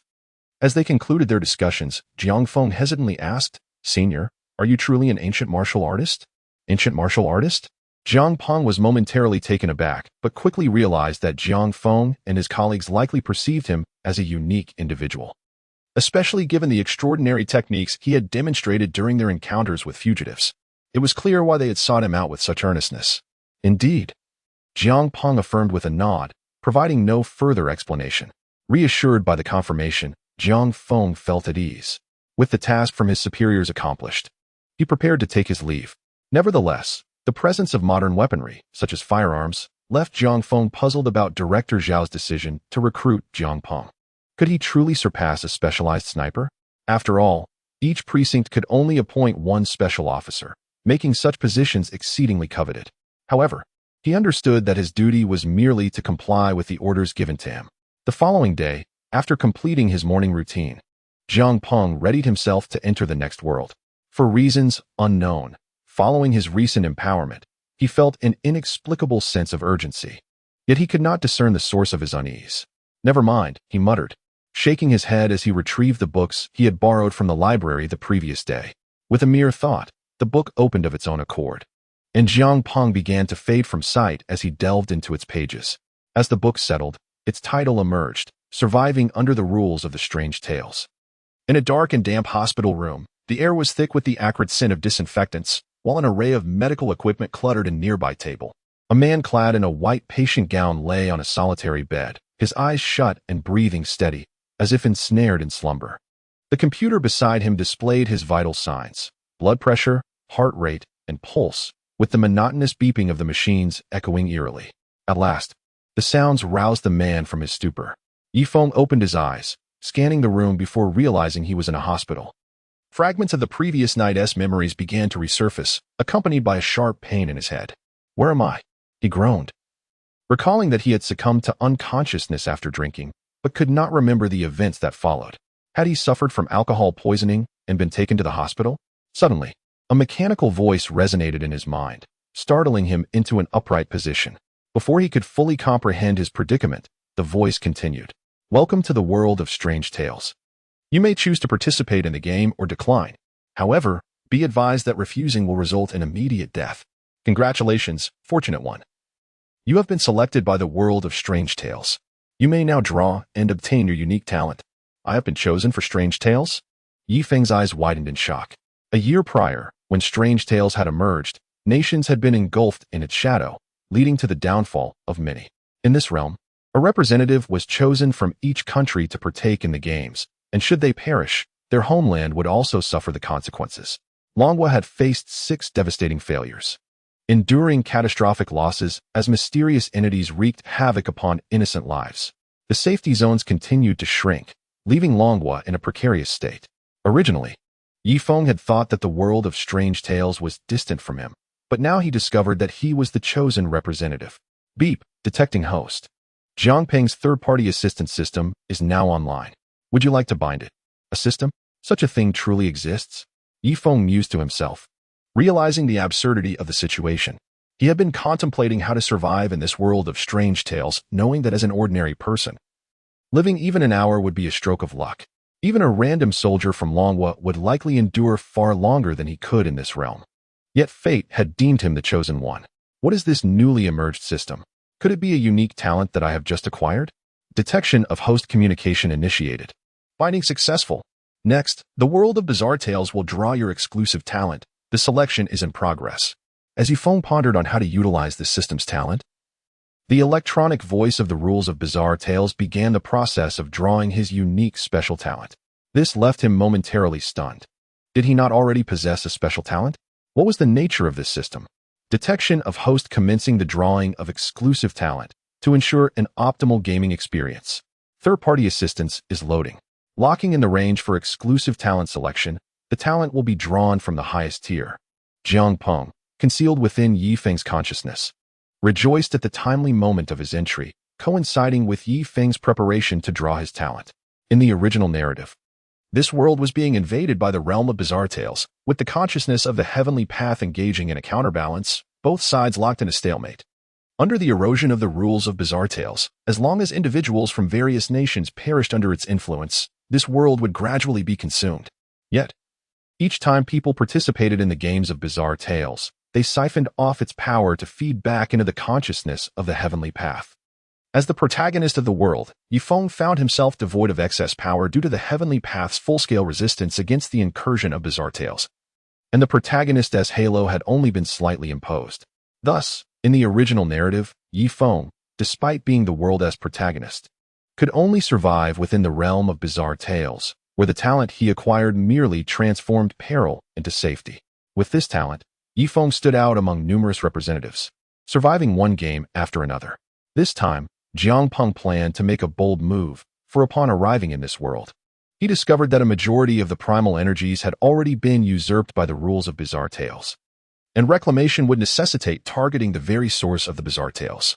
Gathering a substantial amount of primal energy, Jiang Peng stealthily narrowed the range for the talent drawn from the rules of bizarre tales.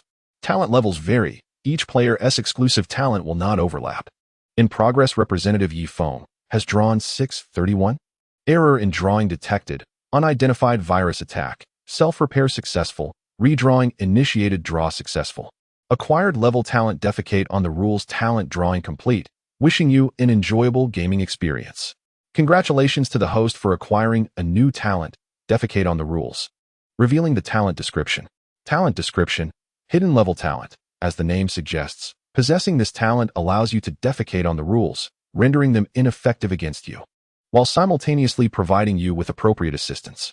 Upon meeting certain conditions, Hidden Effect 1 of the talent will trigger, allowing you to freely modify the rules. When fully satisfied, Hidden Effect 2 will activate, granting you the freedom to establish rules. Staring at this talent, Yifeng was utterly taken aback.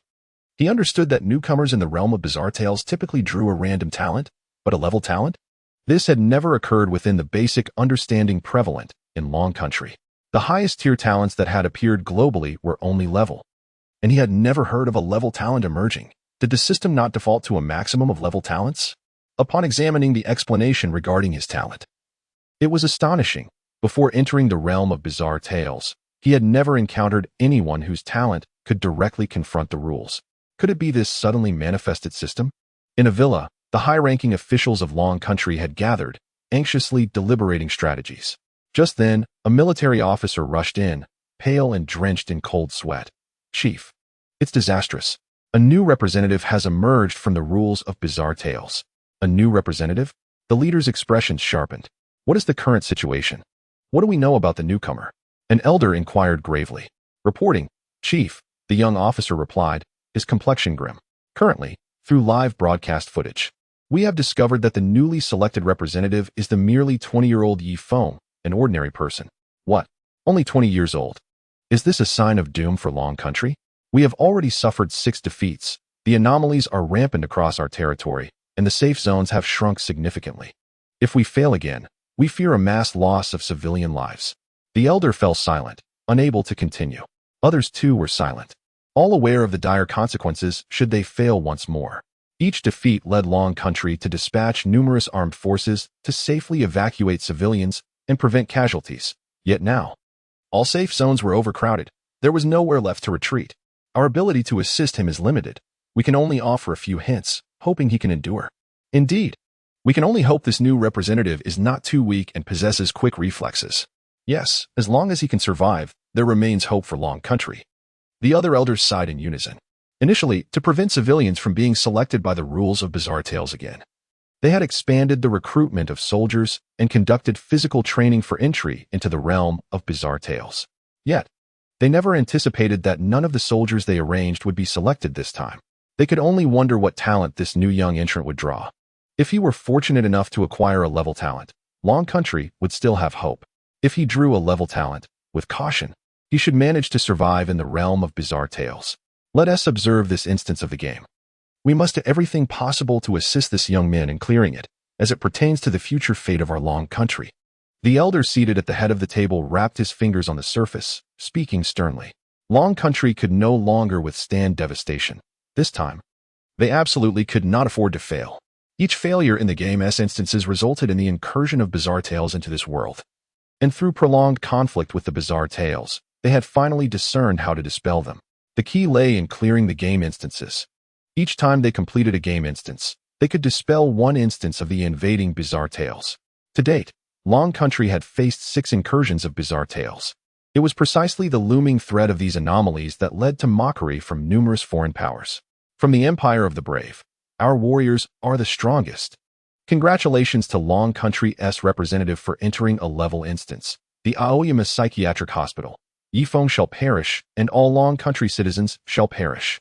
From the beautiful nation, our nation is the mightiest. What does Long Country have to contest with us?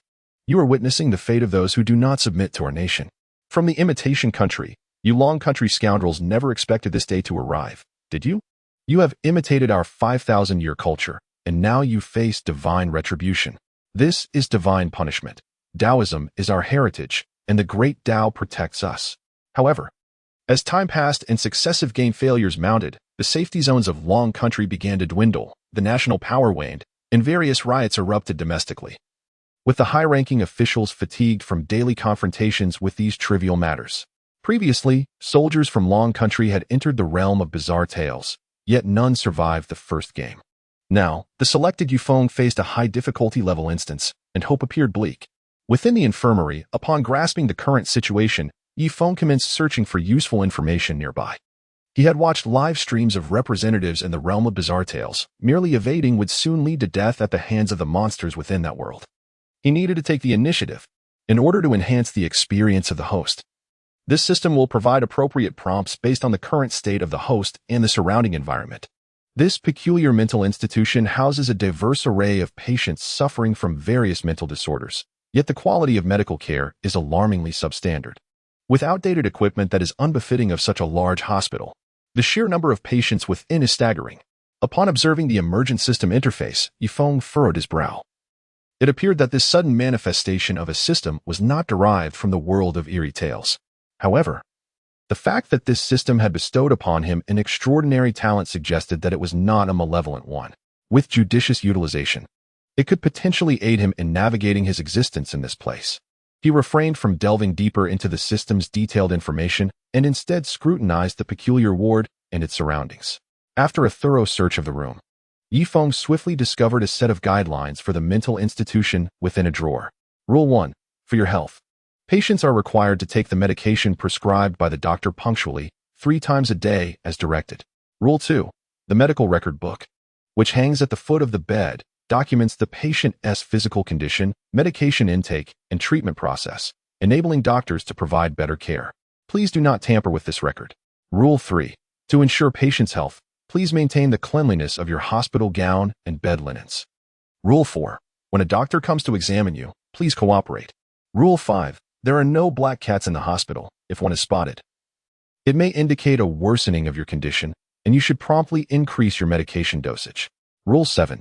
To ensure proper recovery, please retire to bed by 8 p.m. for adequate sleep. Rule 8. Strange noises may frequently occur in the hospital. Do not be alarmed, as they are merely the manifestations of fellow patients. Rule 9. All nurses in the hospital wear white uniforms. If you encounter a nurse in blue attire, please pretend not to see her, as she is not a staff member. Rule 10. The hospital director will visit patients periodically. All patients must heed his instructions. Having perused all the rules, Yifeng began to compile useful information based on what he had gathered. Rule 2 hinted at the necessity of reviewing his medical record, allowing him to discern the role he played within this institution. Suddenly, a cacophonous ringing interrupted his thoughts. Before Yifeng could react, the door to the ward swung open. A doctor, clad in a white coat and wearing a mask, entered, holding a tray laden with bottles of medication. Upon spotting Yifeng, the doctor spoke in a harsh, grating tone. Time for your medication. His voice was akin to a sharp blade scraping against glass, sending chills down one's spine. It was far from the sound of a normal human. Yifeng glanced at him and casually remarked, I take my medication? Why don't you take yours? Don't you wish to? Upon witnessing Yifeng's refusal, the doctor smirked, a sinister glint in his eyes. Are you sure you do not wish to take your medication? Sensing the doctor's menacing aura, Yifeng remained unperturbed. He intended to test his newfound talent and flashed a congenial smile at the doctor. We must not waste medication. A foul odor assaulted his senses, and Yifeng instinctively covered his nose, feeling his stomach churn. The doctor approached him with the medication in hand, a terrifying smile curling his lips. Eat up. Quickly. Within the upper echelons of Long Country, everyone was intently watching Yifeng's live stream, their hearts racing with anxiety as they fixated on the screen. What predicament was this newcomer in? This particular instance was of a challenging difficulty. A misstep could lead to death. In the early stages of the game, ignorance of the rules could prove fatal. The guidelines explicitly stated that medication must be taken as prescribed. Although it was possible that these rules were a trap, outright rejecting the doctor could very well result in immediate demise. And how could a player hope to resist the monstrous entities of the game? It was impossible. Despite the doctor's human semblance, any violation of the rules would transform him into something grotesque. In the battle between players and the uncanny, there were only 2 outcomes, escape or death. Had Yifeng lost his sanity? High-ranking officials were deliberating whether to employ special devices to establish brief contact with Yifeng for assistance. This communicator had been developed by Long Country after numerous encounters with the world of bizarre rules, allowing for short conversations with individuals within that realm. However, each use came at a significant cost. Yifeng not only declined the medication once again, but also kicked the tray aside, seizing the pills from the doctor's hand and forcefully stuffing them into the doctor's mouth before delivering a swift kick to his abdomen. The doctor gasped in pain, instinctively swallowing all the pills.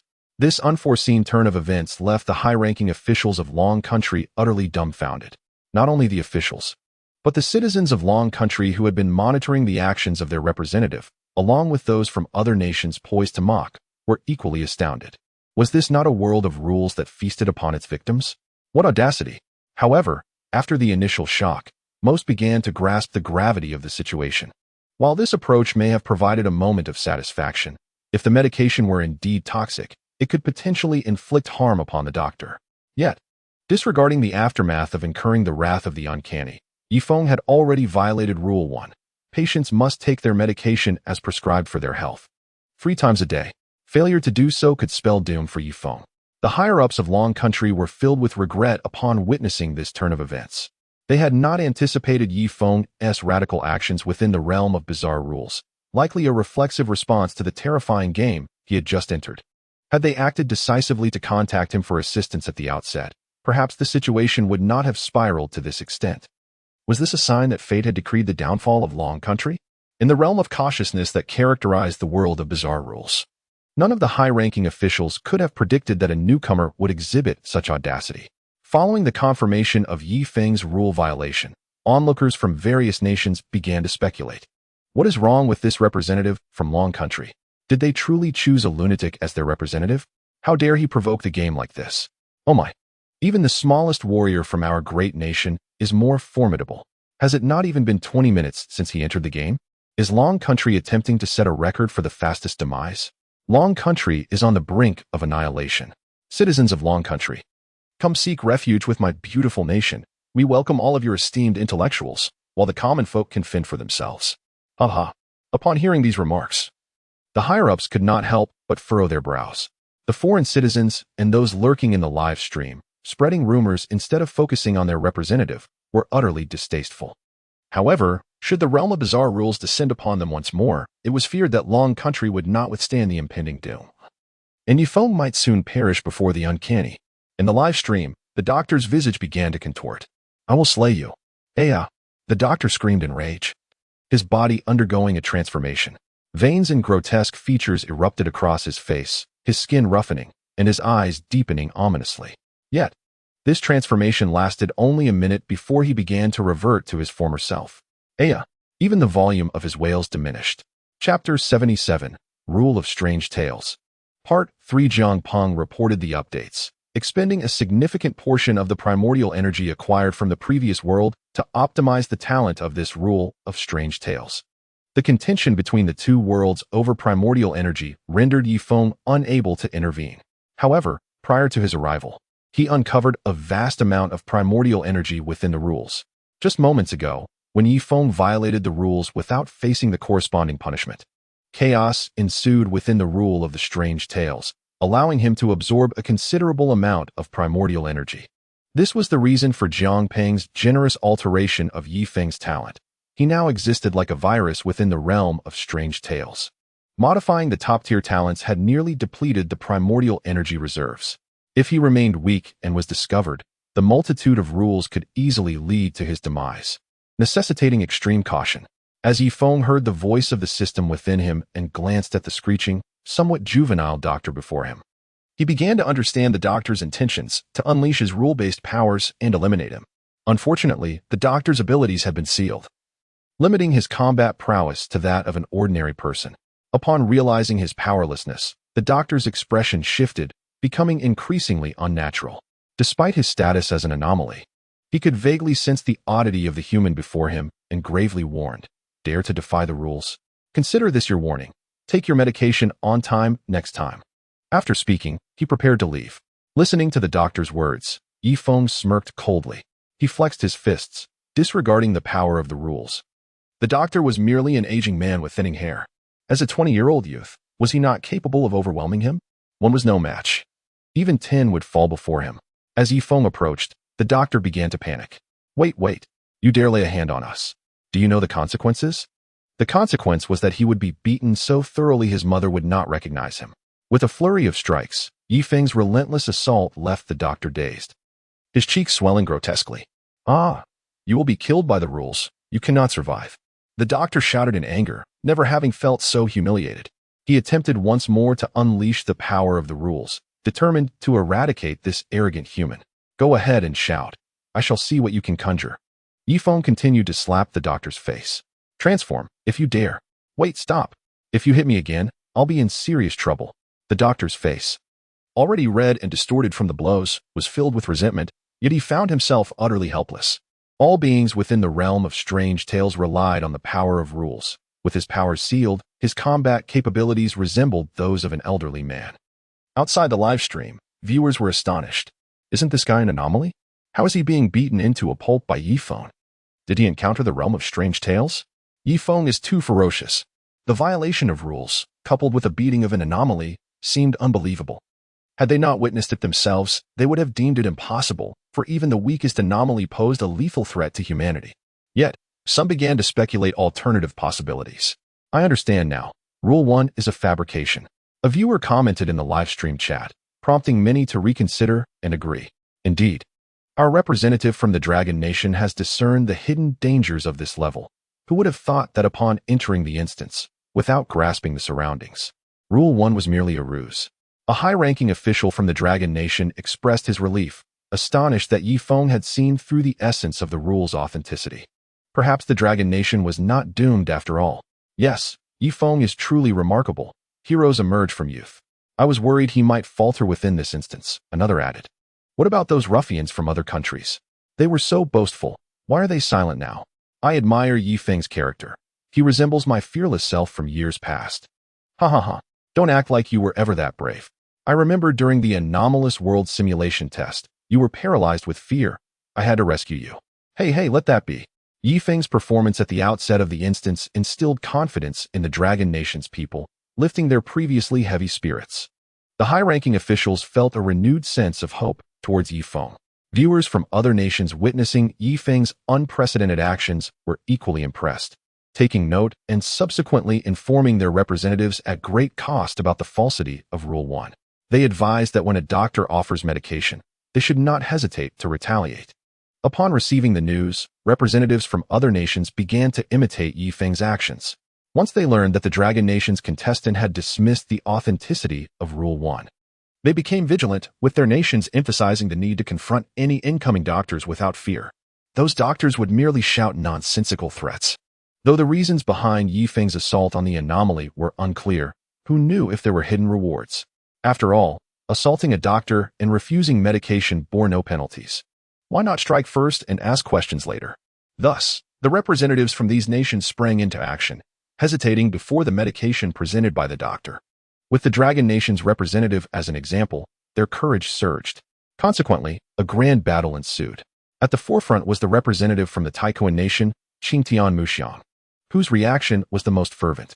Upon receiving the news from his nation, he had already consumed the medication offered by the doctor. It was evident that any medication provided within such an instance was inherently suspect. To his dismay, he found himself cowed by an anomaly that posed no real threat. The medicine had been consumed in vain. Baka, you dare to force a warrior from the great Taikoan nation to take medication? Are you seeking death? To rectify this grievance, he demanded, quickly, tell me about this hospital situation, or I shall demonstrate our Taikoan nation's interrogation methods. He, standing beside the hospital bed, Qingtian Muxiang pointed at the doctor, speaking with a domineering tone. At that moment, he envisioned the doctor kneeling at his feet, groveling before him. After all, he was merely a powerless old man. He wanted to showcase the might of the Taikoan nation's warriors to the foreign viewers in the livestream. Most importantly, he had never struck an anomaly within the realm of strange tales. Each possessed unfathomable abilities. Usually, he would never dare to consider such actions, focusing solely on escaping the instance. Furthermore, he intended to hold this doctor accountable for administering such dubious medication. The doctor, originally tidying up the medication bottles and preparing to leave, suddenly grinned upon hearing Qingtian Muxiang's words and witnessing him approach with clenched fists. His smile was grotesque, even tinged with malice. Is loud shouting prohibited in the hospital? Did you just call out to me? Ha ha ha, you old fool. What does it matter if I shout at you? Today, I shall demonstrate the warrior spirit of my nation. Qingtian Muxiang bellowed as he strode towards the Blade Doctor. Upon hearing Qingtian Muxiang's admission, the grin on the Blade Doctor's face widened, revealing a rather sinister expression. A low, guttural voice escaped his lips.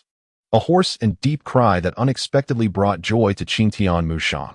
Initially, he harbored a flicker of concern, but the Blade Doctor's current state mirrored the description relayed during his country's communications. Powerless rage. Beyond the first rule being a fabrication, this Blade Doctor was merely a lowly entity that could be dispatched with a mere punch. Ha ha ha, just as depicted. All he can do is feign chaos to instill fear.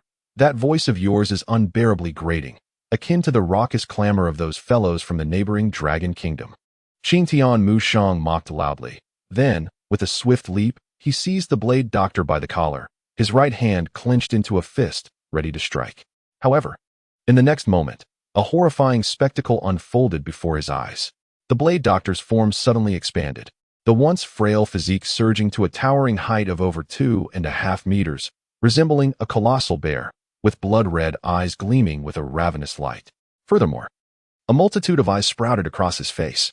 This transformation terrified Qitian Mushang, causing him to loosen his grip and collapse to the ground, his legs trembling uncontrollably. This was not right. This contradicted the intelligence provided. They had clearly warned that this entity possessed no real power. How could this be? Fear, confusion, and doubt surged within Qingtian Mushang. As the representative of the Taijun nation, there was no way his country would provide him with false information. What was happening before his eyes? How had this doctor mutated? The rules emanating from the Blade Doctor instilled dread within Qingtian Mushang, rendering his limbs weak. And urine inappropriately flowed from his trousers. Breach of rules, keek, the Blade Doctor's deep voice echoed, further inciting Qingtian Mushang to plead for mercy. Allah! He cried in terror. At that moment, the Blade Doctor suddenly seized him, violently slamming him against the wall. Bang! Bang! Bang! A series of intense sounds reverberated as Qingtian Mushang felt his insides shift, blood dripping from the corners of his mouth, falling drop by drop to the ground. He howled in agony, struggling against the wall, twisting and turning, yet unable to escape the Blade Doctor's grasp. Then came the sound of a snap, and the Taijun nation's live stream abruptly went dark, leaving no one to witness Qingtian Mushang's ensuing fate.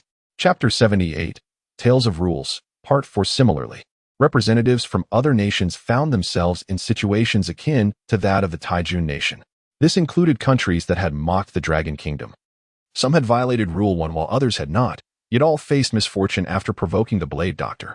A portion of these nations, witnessing the plight of the Taijun nation, hastily expended significant resources to re-establish contact with their representatives, narrowly averting further losses. No nation anticipated that the Dragon Kingdom's representatives would deviate from the norm, leading to the precarious fates of representatives from 10 nations and causing many to exhaust vast resources in an attempt to communicate with the realm of strange tales, leading to skepticism regarding their intelligence departments. In the upper echelons of the Dragon Kingdom, everyone bore expressions of delight as they gazed at the screen, filled with anticipation. Yifeng's extraordinary performance not only allowed them to hold their heads high against other nations, but also reassured all citizens of the Dragon Kingdom. The Dragon Kingdom would not perish. Those nations that had previously derided the Dragon Kingdom had received their due punishment, and their representatives were no less capable than those of other nations. The leaders of the Dragon Kingdom were all smiles, embodying a sense of springtime warmth. Wonderful! It has been far too long since I felt this joyous. Those fellows from the Taijun nation mocked me to my face. I was nearly apoplectic with rage. I told you Yifeng was exceptional. His tactics are precisely to my liking. Though the initial encounter proceeded remarkably well, their intelligence department could not afford to be complacent. Vigilance was essential to avoid missing any vulnerabilities, and urgent alerts should be provided to Yifeng when necessary. But why is it that the same events seem to have no effect on Yifeng? Questioned a leader overseeing the intelligence department as he observed the live stream. This remark immediately captured everyone's attention. They too had pondered this question, but found no clear answers. Not only the leaders of the Dragon Kingdom wore perplexed expressions.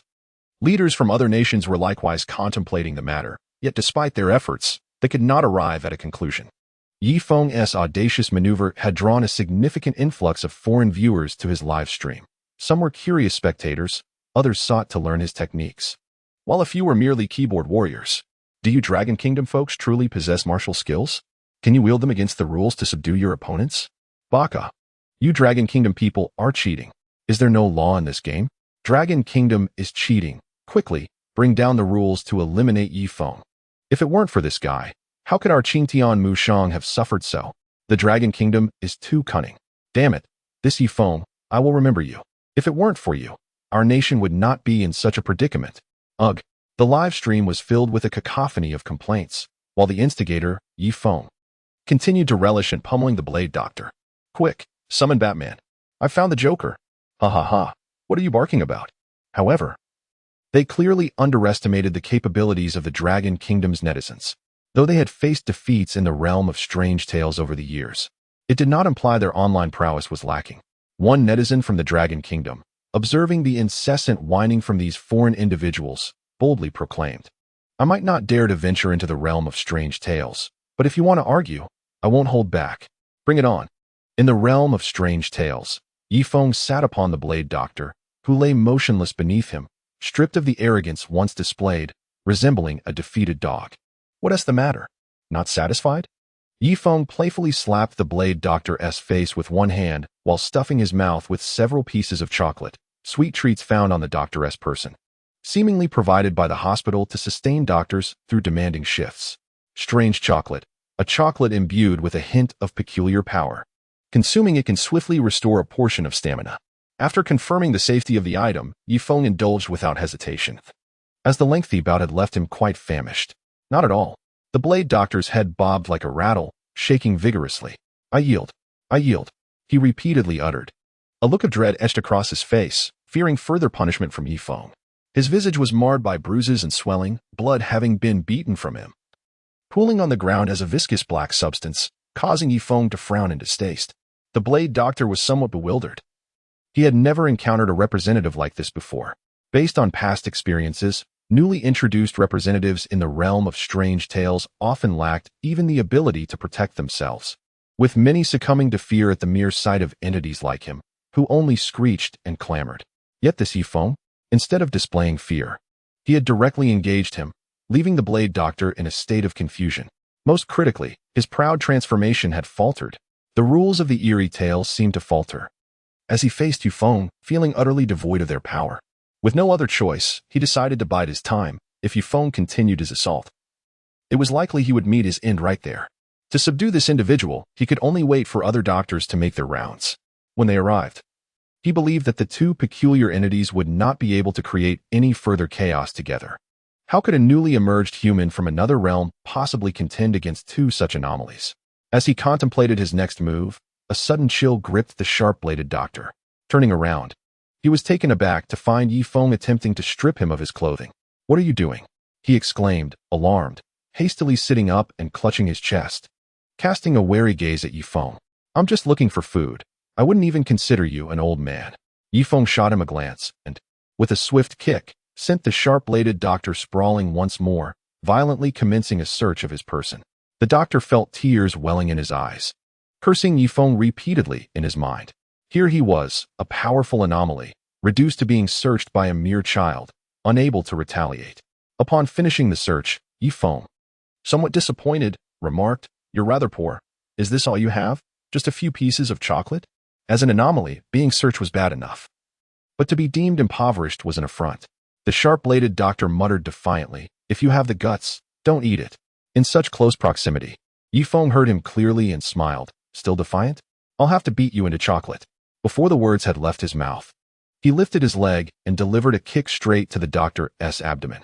Meanwhile, in the various live streams across other nations, some representatives were yet to awaken, while others imitating Yifeng's actions had already been subjected to relentless torment by the anomalies. Only Yifeng's stream stood apart, executing the same operations and employing identical rhetoric. Yet while all others were nearly broken, Yifeng was on the verge of annihilating the anomaly. This extraordinary situation led not only foreign nations to question whether Yifeng was cheating in the world of eerie tales, but even netizens from the Dragon Country speculated if he had some hidden advantage. Could it be that his ancestors were from our Taoist traditions? How can he be so formidable? Was there truly a method to counter the anomalies within this realm? It seemed impossible. All nations had previously shared intelligence indicating that the power of the rules within the eerie world was absolute. Only by adhering to the rules could one hope to survive. Violating them meant certain death. Yet, how could Yifeng possess such prowess? Had they overlooked something during previous broadcasts? Wow, Yifeng's masterful maneuvers are utterly captivating. I've devoured 3 large bowls of white rice already. The netizens from the Dragon Country engaged in fervent discussions. At that moment, Yifeng kicked aside the incapacitated sharp-bladed doctor, marveling at the anomaly's resilience. After enduring such a prolonged beating, it had yet to succumb, opting to abandon his physical assault. Yifeng began to scrutinize the information in the hospital room. He approached the medical record book hanging at the foot of his bed and opened it, discovering entries detailing his condition. Flipping through a few pages, he noted mental instability, cognitive disarray, occasional hallucinations, belief in his health, and no apparent cause for bodily decline. Long-term medication required until recovery. Grabbing a pen from the record book, Yifeng began to alter the entries, tearing out pages he deemed unsatisfactory. Rule 2. The medical record book, hanging at the foot of the bed, documents the patient's physical state, medication usage, and treatment process, enabling doctors to better address your ailments. Please do not tamper with the medical record book. Holding the record book while contemplating and revising, Yifeng appeared almost like a doctor himself, were it not for the incongruous patient garb he wore. Observing his actions, the higher-ups from the Dragon Country, watching the live stream, grew anxious. Their intelligence department was still analyzing the authenticity of the remaining rules, and yet Yifeng had directly contravened Rule 2? After experiencing the anomaly, there should have been a moment of safety. Engaging with Rule 2 now was undeniably unwise. Initially violating Rule 1 might have been a stroke of luck. Perhaps he had triggered a hidden condition, for all those who breached Rule 1 had faced inevitable retribution. Now, however, his violation of Rule 2 seemed excessively reckless, causing the higher-ups to fret for Yifeng's safety. If anything went awry, the Dragon Country would once again face the consequences of the rules of Eerie Tales. Not only was the fate of the Dragon Country at stake, but this game of survival was also a matter of life and death for Yifeng. The higher-ups were cautious, but despite their swift analysis, Yifeng appeared unfazed. Chapter 79. The Rules of Eerie Tales, Part 5. Why is he so brazenly violating Rule 2 while we are still analyzing the rules? This boy is far too reckless. Indeed, while he might have discovered a hidden rule regarding Rule 1, his approach to Rule 2 is utterly unwise. Could it be that he has overindulged in chocolate? What time is it for jesting? Intelligence team, prioritize the analysis of Rule 2. We must ensure we can provide support before Yifeng finds himself in peril. Is it conceivable that Rule 2 is also a fabrication? Can anyone truly uncover 2 false rules in such a short span? In the live stream, Yifeng, clutching the medical record, was making alterations, occasionally tearing out pages that he felt were too heavily exaggerated. After a while, with no unexpected events occurring, the higher-ups from the Dragon Country collectively exhaled in relief, secretly sweating for Yifeng. Meanwhile, as Yifeng revised the medical records, he noted the absence of any system notifications, frowning inwardly. Was Rule 2 a deception? Or was the extent of damage inflicted on the medical record insufficient to meet the criteria for violation? However, when he attempted to destroy the record, he found that he could only tear out pages one by one.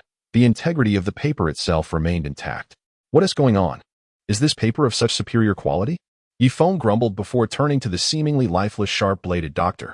Hey, old man, how do I destroy this thing? Seeing Yifeng approaching, the sharp-bladed doctor could no longer feign unconsciousness. To avoid punishment, he explained, you can soak it in water or burn it. Either method will work. To think that a powerful anomaly would be addressed as old man by a frail human and fear the possibility of being struck was a tremendous humiliation for him. Yet, he no longer dared to resist, merely explaining to Yifeng that the text on the medical record was inscribed with the power of the rules, which could detect any alterations made, simultaneously safeguarding the record. Only by damaging the writing could the pages be removed. Oh, I see, Yifeng said, enlightenment dawning upon him. Let me give it a try. Thankfully, I'm quite perceptive. With that, he picked up a water jug provided for patients and swung it directly at the sharp-bladed doctor. With a resounding thud, the sharp-bladed doctor was struck, a mouthful of dark red blood spilling forth from the impact. Indeed, water could destroy it. Satisfied with his efforts, Yifeng clapped his hands. Upon witnessing Yifeng's actions, the sharp-edged doctor was utterly baffled. He had spoken of using water to damage the medical records. Yet here he was, resorting to physically harming himself and using his own blood to deface the records. If he intended to inflict harm upon himself, he could have mentioned it earlier to prepare himself psychologically, rather than seeking justification. At this moment, the sharp-edged doctor felt that he was not the strange one. Rather, the young man named Yifeng before him epitomized the bizarre. This series of outrageous maneuvers not only left the sharp-edged doctor feeling wronged, but also astonished everyone in the live stream. Goodness, Yifeng had blatantly violated Rule 2. Not only did he breach Rule 2, but he also continued to provoke the doctor, a display of audacity unparalleled in any previous live stream. The audience initially thought Yifeng's earlier antics were outrageous, only to find this latest display even more absurd. It was as if he was defecating on the very heads of the bizarre entities. Oh, Yifeng, my God, this is truly remarkable. Yifeng's audacity is astounding. Is he truly challenging the rules?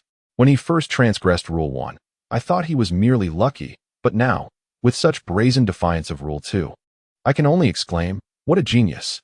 Truly, Yifeng is exceptional. 666, 6666. Go Yifeng. The live stream audience is converting into fans.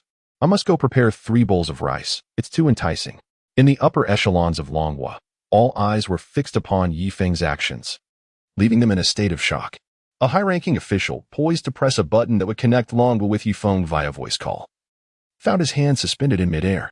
Just moments ago, Longhua's intelligence department, after extensive analysis and comparison of existing conditions, had determined that there was at least an 80% chance that Rule 2 was genuine and should not be violated. However, after Yifeng's prolonged destruction of the medical records, the officials had not observed any abnormalities. This outcome left them somewhat bewildered, and they secretly rejoiced that they had not sent a message instructing Yifeng to adhere to the rules, suspecting that this might also be a false rule. Instantly, everyone was captivated by Yifeng's audacity. He truly was a genius, discovering 2 false rules in such a short span. The upper echelons of Longhua engaged in joyful discussions, as it had been a long time since they had felt such happiness, especially after so many had perished in the first game of the bizarre world. Each day had been filled with anxiety for the ordinary citizens of Longhua, fearing they might one day fall victim to the rules of the bizarre. Now, they glimpsed hope, the hope of Longhua's resurgence. In contrast, the viewers from other nations reacted differently, particularly those who had previously mocked Longhua. Their expressions were akin to having consumed something distasteful, as their own representatives were now entangled in peril while attempting to emulate Yifeng's actions, with some even losing their lives. Damn it, why is Yifeng still alive? Is the rule stuck? He has violated 2 rules, yet he remains unharmed. I thought he would surely meet his demise upon breaching Rule 2. Why does he continue to thrive?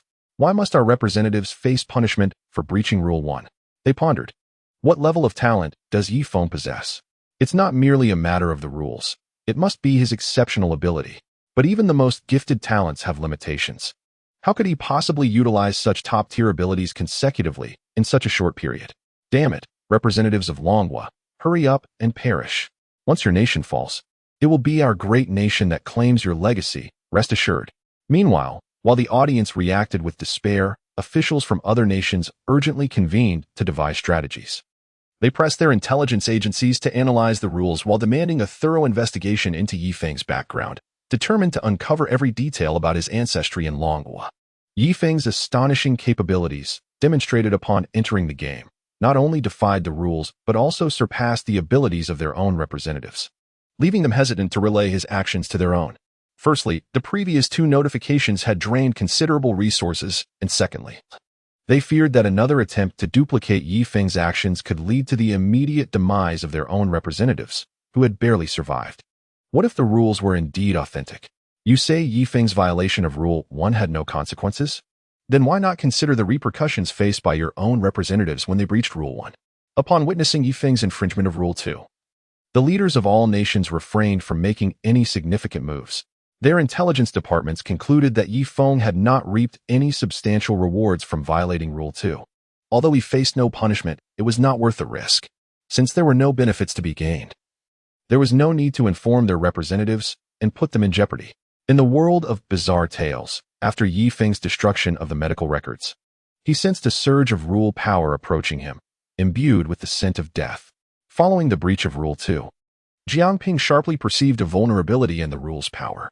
In that fleeting moment of exposure, he feverishly siphoned the primal energy contained within the rule, amassing nearly 100,000 units of energy in mere seconds.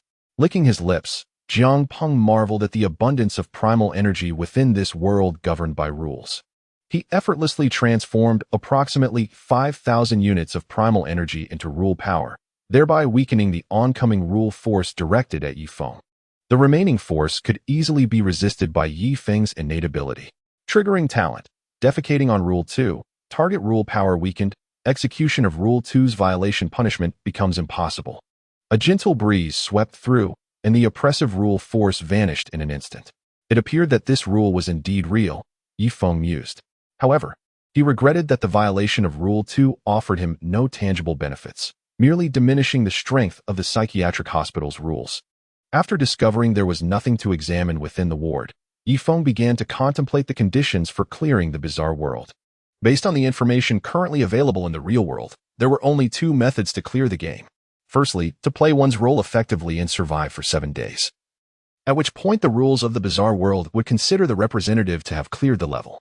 This method boasts the highest survival rate and is the most conservative approach, as intelligence agencies can provide real-time support to prevent mistakes.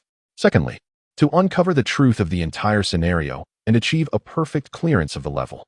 This method is the fastest, eliminating the fear of enduring 7 days. But achieving a perfect clearance? Setting aside the hidden dangers behind the scenario, even the ordinary monsters within pose a significant threat. A moment's inattention could result in dire consequences for the representatives. Chapter 80, The Bizarre Rule Saga 6. After all, the creatures within the scenario are not mindless entities like those in a game world. They possess formidable attacks and, in some cases, intelligence. Once ensnared in an assault by these monsters, escape becomes virtually impossible. Nevertheless, Yifeng remained unconcerned. His talent compelled him to defy the rules, and that was of no consequence to him. Analyzing the name of this level, Escape from Qinshan Psychiatric Hospital, it became clear that merely fleeing this institution would signify the completion of the game. Yet, a moment's thought reveals that this escape could not simply be ordinary. If it were that simple, there would be no need to classify this scenario as a high-level challenge. Moreover, according to the rules of the psychiatric hospital, Rule 10 states that the hospital director will periodically visit the patients, and all patients must comply with his every instruction. The director of the mental hospital is likely the hidden force here. Thus, if one were to escape, it is imperative to adhere to the rules of thought. Finding objects capable of resistance before the director's arrival. Such absolute commandments dictate that even if he can defy orders, the director can summon all personnel within the hospital to besiege him. With this understanding, Yifeng resolved to seek useful information outside, as the room had exhausted its capacity for rule-breaking and offered no further assistance. The peculiarities outside did not concern him. His extraordinary talent flourished through the continuous destruction of rules. Should he, like others, abide by the rules, he would squander his innate abilities and become an ordinary person, vulnerable to the whims of the uncanny. Conversely, the regulations of this strange realm served as his protective barrier, since Rule 6 permitted him to roam freely within the hospital. He had no choice but to step through that door. As Yifeng approached the exit, someone stirred with excitement. The previously battered knife doctor, who had been left half alive by Yifeng, was now filled with elation. Finally, this fool was about to venture out. He had anticipated the arrival of hospital colleagues to trap Yifeng, but now he was astonished that Yifeng was willingly walking to his demise. Outside the confines of the ward, numerous colleagues awaited, and it would not be long before he was discovered. He was certain that this damned human could not survive. The knife doctor's tears of excitement flowed. Just wait. You are doomed today. You brought this upon yourself. Once Yifeng opened the door, should there be any patrolling colleagues, his head would be severed within moments. As Yifeng drew nearer to the door, the knife doctor's grin widened, nearly reaching his ears. Just as he believed Yifeng would step outside, Yifeng abruptly halted. This action sent a jolt of anxiety through the knife doctor. It seemed Yifeng had perceived his thoughts, turning to smile at him. This gaze made the knife doctor shudder. What did that human intend? Why smile as I prepare to leave? Are you truly reluctant to see me go? Yifeng's words, though casual, sent the knife doctor's heart racing. With no other option, he feigned death again, rolling his eyes back and lying motionless on the floor. Oh wait, stop hitting me. I'm about to die. I'm about to die. Half an hour later, Yifeng wiped the sweat from his brow, contemplating how resilient this strange entity was. Even with the power of the rules sealed, he had made this creature bleed profusely, yet it still drew breath. It was no wonder that those representatives entering the game deemed the uncanny as a taboo. Faced with dire circumstances, they would rather flee than confront the abnormal directly. Perhaps he should consider a career as a doctor specializing in insomnia. In this world of bizarre rules, it might prove quite lucrative. Observing the knife doctor, now motionless in a pool of dark blood, Yifeng nodded in satisfaction. It seemed he had a knack for the healing arts, easily coaxing others into slumber. Look at this uncanny being. Under my gentle whispers, it sleeps soundly. The viewers in the live stream had grown numb to Yifeng's actions. They could scarcely recall how many times he had pummeled this peculiar creature. The knife doctor was indeed unfortunate. Goodness, why does it seem that Yifeng is the real anomaly here? The knife doctor appears to be merely a player in this game. Were it not for his resilience, he would have perished by now. I'm new here. In other streams, people are chased by the uncanny. Yet here, the dynamic is so peculiar. The entity seems too frightened to even converse with Yifeng. Oh, I see. Yifeng must have discovered some hidden rule. This creature is but an ordinary anomaly. How could it possibly contend with Yifeng? Yifeng, I would gladly bear your children. Hey, I see from your profile that you're male. That's disgusting. Allow me to bear children instead. I've had enough of being bullied by the uncanny. Yifeng, you fight splendidly. From now on, I shall be your devoted fan. As the viewers in the live stream debated fervently, it seemed that the oppressive nature of the rule-bound world had fostered a profound disdain among the audience from Dragon Country for the realm of the uncanny. Following the arrival of the rule-bound anomalies in the real world, countless lives were lost, victims of these entities wielding the power of the rules. The technology of their world could not harm these beings. Now, with Yifeng delivering a series of blows to the uncanny, the viewers found some solace. While others reveled in the thrill of the live stream, applauding Yifeng's feats, the leadership of various nations pondered deeper implications. The situation defied their understanding of the rule-bound world. Why could Yifeng directly assault the uncanny while their representatives struggled to survive beneath its oppressive grip? Oh my God, this is utterly bizarre.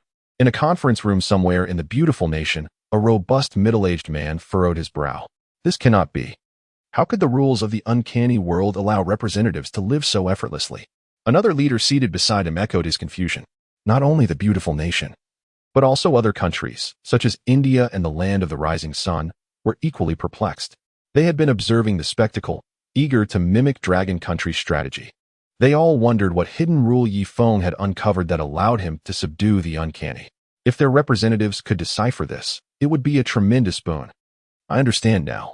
Yifeng's talent must enable him to designate a weak anomaly, rendering it powerless. Such a remarkable ability must be of a high caliber. Indeed. This explanation aligns perfectly. How else could one man single-handedly dominate the uncanny? It is terrifying. Yet, such extraordinary talents were rarely bestowed upon representatives upon the arrival of the uncanny, and their fates often ended in death. You are correct. I suspect Yifeng can only utilize this skill once in this game. Having used it so recklessly at the outset, he is likely to perish soon. Wait. Is he attempting to defy Rule 6? The rules expressly forbid patients from wandering freely. Leaders from various nations could not restrain themselves from joining the analysis of Yifeng's actions. Just as discussions ensued, Yifeng made yet another astonishing move, placing his hand upon the doorknob, clearly intending to exit. Quick, contact Yifeng. The intelligence department has analyzed the results. Based on the information we currently possess, Rule 6 has at least a 90% probability of being legitimate. The upper echelons of Dragon Country also noted Yifeng's intentions. The moment Yifeng grasped the doorknob, they urgently reached out to him. They could almost confirm the rule's authenticity. It was imperative to inform Yifeng and prepare accordingly. In an instant, a communication device capable of bridging both worlds conveyed a message to Yifeng. Due to time constraints, the message was concise. In addition to confirming the high probability of Rule 6 being genuine, numerous world leaders had begun to take notice of his actions. However, following the disastrous attempts by other representatives to imitate Yifeng's aggressive tactics against the doctor, no nation dared to replicate his audacious maneuvers. At last, the senior officials of the Dragon Nation expressed their heartfelt gratitude to Yifeng. This instance of the dungeon game marked their nation's first significant resurgence and enabled them to deliver a powerful retort to the mockery from other countries. Upon receiving the news from the nation, Yifeng smiled slightly, appearing rather indifferent to the gratitude directed towards him, as such trivial matters seemed inconsequential. After all, he represented the Dragon Nation itself. However, the fact that the Taiju Nation and the Beautiful Nation were so keen on imitating his maneuvers piqued his interest, and he resolved to pay them a visit when time permitted, especially since they had been among the most mocking nations during the Dragon Nation's trials. After receiving the message, Yifeng swiftly reminded the high-ranking officials of the Dragon Nation to adhere to Rule 6. Having uttered those 5 words, he decisively opened the hospital room door and stepped outside. The senior officials were left bewildered by Yifeng's unusual actions. What was happening? He reminded them to comply with Rule 6 and then proceeded to violate it himself? Who was truly playing the game here? Then, Yifeng's voice resonated in the live broadcast room. Indeed, Rule 6 was a fabrication. Oh. Discovering that the false rule surprisingly rewarded him with an expanded search range that now encompassed the entire hospital, uncertain if his voice could be heard in the live stream, he thought it best to keep this matter concealed from other nations. Chapter 81. The The strange tale of Rule 7. It felt as though it was the first time he realized that entering the world of strange tales would lead to real-time broadcasting in the live stream, prompting Yifeng to hastily close his mouth, had it not been for prior warnings. The senior officials of the Dragon Nation might have been easily misled by Yifeng's words. Observers from other nations, upon witnessing Yifeng's innocent expression, began to believe him. After extensive analysis, many nations had come to the conclusion that Yifeng's talent enabled him to designate a weaker anomaly to lose its abilities, and that this ability could only be utilized once per game. Even if there were discrepancies in their deductions, they could not be far off. After all, such a talent could be classified as a superior gift, and there had yet to be any representatives from other nations exhibiting talents beyond this level. They found it hard to believe a representative from the Dragon Nation could possess such an extraordinary gift. Moreover, Yifeng's reckless behavior upon entering the game led the majority of the live stream audience to perceive him as an ordinary individual unconcerned with the rules of strange tales. Additionally, having exited the confines of the hospital room, the various conditions suggested that Rule 6 was certainly erroneous. Did these conditions not warrant belief? Yifeng, how could you say such things? Exclaimed viewers from other nations in the live stream. All eyes are on you, and speaking of these matters will expose us. Indeed. What about the senior officials of the Dragon Nation? Why didn't they caution Yifeng? When I inquired about clearance information in the Beautiful Nation's live stream, they told me to scram. How come it's so easy for him to converse with these individuals now? I never anticipated that Yifeng was unaware whether the live stream could capture his voice. Didn't he ever pay attention to others' broadcasts before entering the world of strange tales? He should have familiarized himself with it. No wonder he previously failed to gather useful information and blatantly violated rules. Could it be he's relying solely on luck? Yifeng, please don't act recklessly. The rules of strange tales have descended upon my doorstep, and I no longer dare to step outside. If I fail once more, it will be my end. As Yifeng appeared somewhat dazed, the live stream chat erupted into chaos. His actions left all viewers feeling uneasy, yet many also expressed concern for Yifeng. After all, his existence was of monumental significance. Should he falter, the Dragon Nation might struggle to withstand the repercussions of the next rule's arrival. Observing the discussions among the populace of the Dragon Nation in the live stream, some nations began to find credence in the situation. Although they had previously been misled by Yifeng, there remained nations that chose to remain cautious. Nonetheless, the sheer number of nations watching was overwhelming. Some countries, having experienced fewer instances of rules descending, began to feel compelled. If violating Rule 6 could indeed extend their operational range throughout the hospital, it would greatly benefit their representatives, potentially allowing them to acquire items to resist anomalies early on. Crucially, if Rule 6 was indeed false, remaining within the hospital could lead to a dire fate. They needed to promptly inform their nation's contestants. Without hesitation, several nations activated their hospitals, contacting their respective representatives to inform them of Yifeng's circumstances, elucidating the veracity of Rule 6 and urging contestants to leave the hospital to avoid attracting the attention of anomalies. Upon receiving warnings from their supporting nations, numerous representatives began to emulate Yifeng's actions, evading the gaze of the sharp doctor and exiting the hospital. To his surprise, he found it quite easy to reach the hospital door. After taking his medication, the doctor nearby was preoccupied with organizing supplies, showing no intention of acknowledging him. Seizing the moment, he swiftly opened the hospital door and stepped outside. At that instant, the air before him seemed to respond to some unseen directive, beginning to distort. What was this? The representative from Myanmar gasped in shock, hastily retreating a few steps to evade the warped air. But in the blink of an eye, the distortion enveloped him, and before he could utter a sound, he was consumed. As the Myanmar representative vanished, the live stream went dark, revealing two blood-red characters, death. Simultaneously, several nations that had imitated Yifeng's actions witnessed the demise of their representatives. Representatives from Myanmar, Seafood Nation, and Mimic Nation have perished due to failure in the dungeon game. The rules of strange tales will descend upon their nations in 10 seconds. 10, 9, 8. Huh? The announcement from the live stream left all viewers in shock, plunging the broadcast into chaos. Audiences from the affected nations frantically flooded the chat with messages. This is impossible. The despicable Dragon Nation, our representatives executed the same maneuvers as Yifeng. Why were we devoured by the rules of strange tales? You dragon people are deceitful. Why does nothing happen to the Dragon Nation while they receive rewards from the world of strange tales? This is unfair.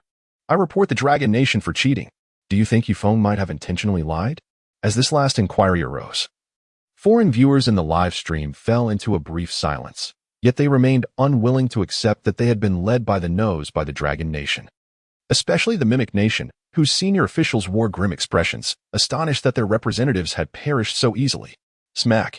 Han Pasyu, seated in the conference room, slammed his hand on the table in agitation, muttering, "This is impossible. Our nation's representative died so easily. They perfectly mimicked every action of the Dragon Nation. Why did our representative die?" Filled with confusion, Han Pasyu refrained from questioning his nation's representative, for he had closely monitored the live stream, noting that every step closely mirrored that of the Dragon Nation, including the searches conducted within the room. If there were issues with the Sharp Doctor, it seemed even less plausible. Numerous nations had attempted to resist him, ultimately suffering grievous consequences, indicating that Rule 1 was indeed genuine and that contestants entering the Strange Tales world must comply. Could it be that only the first representative to exit the hospital door would receive the reward? As Han Pasyu pondered this, another high-ranking official from the Mimic Nation spoke up, offering a rationale that resonated with all present. "I too find this theory convincing." "Me too." Numerous officials nodded in agreement, accepting this possibility. After all, based on previous dungeon game experiences, such occurrences were not unprecedented. Certain rules would exchange between truth and falsehood after being violated a specific number of times. After coming to a realization, they sighed despondently. The death of their nation's representative signified a further contraction of their country's safety zone. This was undeniably distressing news. As long as there were individuals in the area where the rules of the Bizarre Tales manifested, one had to perpetually fear the regulations of that territory. Any slight misstep could lead to a fatal consequence. This is precisely why, whenever the Bizarre Tales emerged, nations took precautions to evacuate their citizens to zones untouched by these narratives. Had their representative truly failed to survive even the first day, such an outcome was utterly unfathomable. The imitation of their powerful nation had seemingly yielded no results, while the Dragon Kingdom, steeped in 5,000 years of history, faced no repercussions. Just a single statement and representatives from 5 nations had been eliminated, an unprecedented occurrence. In this iteration of the Bizarre Tales, a total of 25 nations had their representatives chosen. And at the very onset, 5 players had succumbed. Of course, the realm of Bizarre Tales was not insurmountable, for when the number of representatives dwindled to just 1, the respective nation was automatically deemed to have completed the game, an undeniably humane touch. What left nations astounded was the simultaneous demise of 5 representatives. As all participants in the Bizarre Tale sought primarily to survive, rarely opting to explore the truths of the narrative to achieve victory. While other nations emulated Yifeng's approach merely to acquire narrative items to ensure their survival, Yifeng himself deviated from the norm, seemingly intent on courting disaster. Did the Dragon Kingdom wish for its own demise? Were they not apprehensive that a single error from their representative could lead to their annihilation? While other nations were shocked by the reckless actions of the Dragon Kingdom's representative, the populace of the Dragon Kingdom was equally stunned by Yifeng's audacity. In contrast to those nations whose fallen representatives could only express their fury, the citizens of the Dragon Kingdom, after their initial astonishment, erupted into cheers. This maneuver was nothing short of genius. Yifeng, my apologies for misjudging you earlier. I had thought you indifferent to the Bizarre Tales, but it appears you were merely setting a trap for the foreigners. Your intellect is truly profound. Those who could only mimic Yifeng's methods. Take note, our Yifeng is not so easily imitated. This will teach you a lesson. Chapter 82, The Bizarre Tales, Part 8 in the Realm of Bizarre Tales. Yifeng was blissfully unaware of the events transpiring outside. He had no knowledge of whether his rhetoric had deceived representatives from other nations, yet he remained unconcerned. After all, he had not spoken falsehoods. The moment he transgressed the rules, he did indeed receive a reward. Player Yifeng has violated Rule 6 and is about to face punishment. Erasure due to procedural error, unable to erase. Triggering talent. Rule 6 becomes ineffective. Gaining a bonus reward. Player Yifeng's exploration range is expanded to the entire hospital. Erasure target changed. Erasure of Yifeng's patient designation. Player Yifeng is now classified as an unrelated personnel within the hospital, currently reassessing identity. Identity confirmed. New identity is Doctor. Originally destined for erasure due to his rule violation, Yifeng's talent had instead afforded him beneficial effects. However, he remained uncertain if other Nation S representatives could attain similar rewards. Upon leaving the patient room, Yifeng surveyed his surroundings. Outside the room was a long corridor extending to both sides, with numerous identical patient rooms lining the halls. All doors were closed, and no sounds emerged, leaving him oblivious to the circumstances within. After observing the corridor for a moment, he chose to proceed to the right. Shortly thereafter, he encountered a distinct room at the corner, unlike those along the corridor. The door bore the words restroom, slightly ajar, allowing a glimpse of the room's furnishings. But it remained unclear if anyone was present. The decor was unremarkable, consisting merely of white coats and some medications, along with 2 ordinary beds. After a cursory search, finding nothing of interest, Yifeng prepared to turn and leave. However, as he did so, a face adorned with a peculiar smile suddenly appeared before him. This unexpected encounter in the realm of bizarre tales startled Yifeng, causing him to retreat several steps. Fortunately, he quickly regained his composure, reminded of his identity as a doctor, and focused on the individual before him, a man. Yet, there was something unsettlingly discordant about this man. He maintained a bizarre grin, his eyes glinting with an eerie hue. Clad in a white coat with a name tag reading doctor, he stood before Yifeng. Outside the live stream, viewers began to feel anxious for Yifeng. My goodness, that startled me. To encounter such a being upon turning around. No doubt, this is a bizarre entity. Yifeng's composure is remarkable. Indeed, if I had faced this, I would have fled immediately. Confronting the bizarre can trigger hidden rules, leading to certain death. Look at this doctor. Is he even a real doctor? I was engrossed in watching Yifeng. Then this face suddenly appeared, causing me to drop my phone. It's over. Though Yifeng dealt with the doctor in the patient room, he broke the rules by leaving and encountered another doctor. This one doesn't seem harmless. He might be in grave danger. I believe Yifeng should have remained in the patient room. Having subdued that sharp doctor, it indicated that the area was relatively safe. There was no need for medication. He clearly rushed out too hastily. All viewers felt that Yifeng was doomed. Even if he survived, he would certainly face dire consequences. The doctor before him appeared far more menacing than the one in the patient room. Moreover, crucially, when in the patient room, the sharp doctor could not call for help. Now, this doctor could summon allies. Let us not forget, the hospital undoubtedly housed more than these 2 bizarre entities. The upper echelons of the Dragon Kingdom shared their mounting anxiety. Limited to offering Yifeng distant warnings to navigate the peril, but faced with actual danger, they were powerless. In the world of bizarre tales, Yifeng scrutinized his surroundings, seeking valuable information. Despite the strangeness of the figure before him, he felt no immediate threat. After acquiring the identity of a doctor, he had automatically donned a doctor's attire. Thus, this peculiar doctor was unlikely to attack without cause, having only encountered this one restroom. It was plausible that these 2 doctors were responsible for overseeing this sector's anomalies. The sharp doctor from his patient room was likely a part of this very restroom. And with this doctor, the numbers aligned perfectly. This doctor appeared relatively young, likely in his 20s. In the realm of bizarre tales, a hierarchy existed, compared to the sharp doctor. He was likely of a subordinate status, perhaps preparing to rest after checking the rooms. Glancing at the name tag, Yifeng noted the designation, Eerie Smiling Doctor.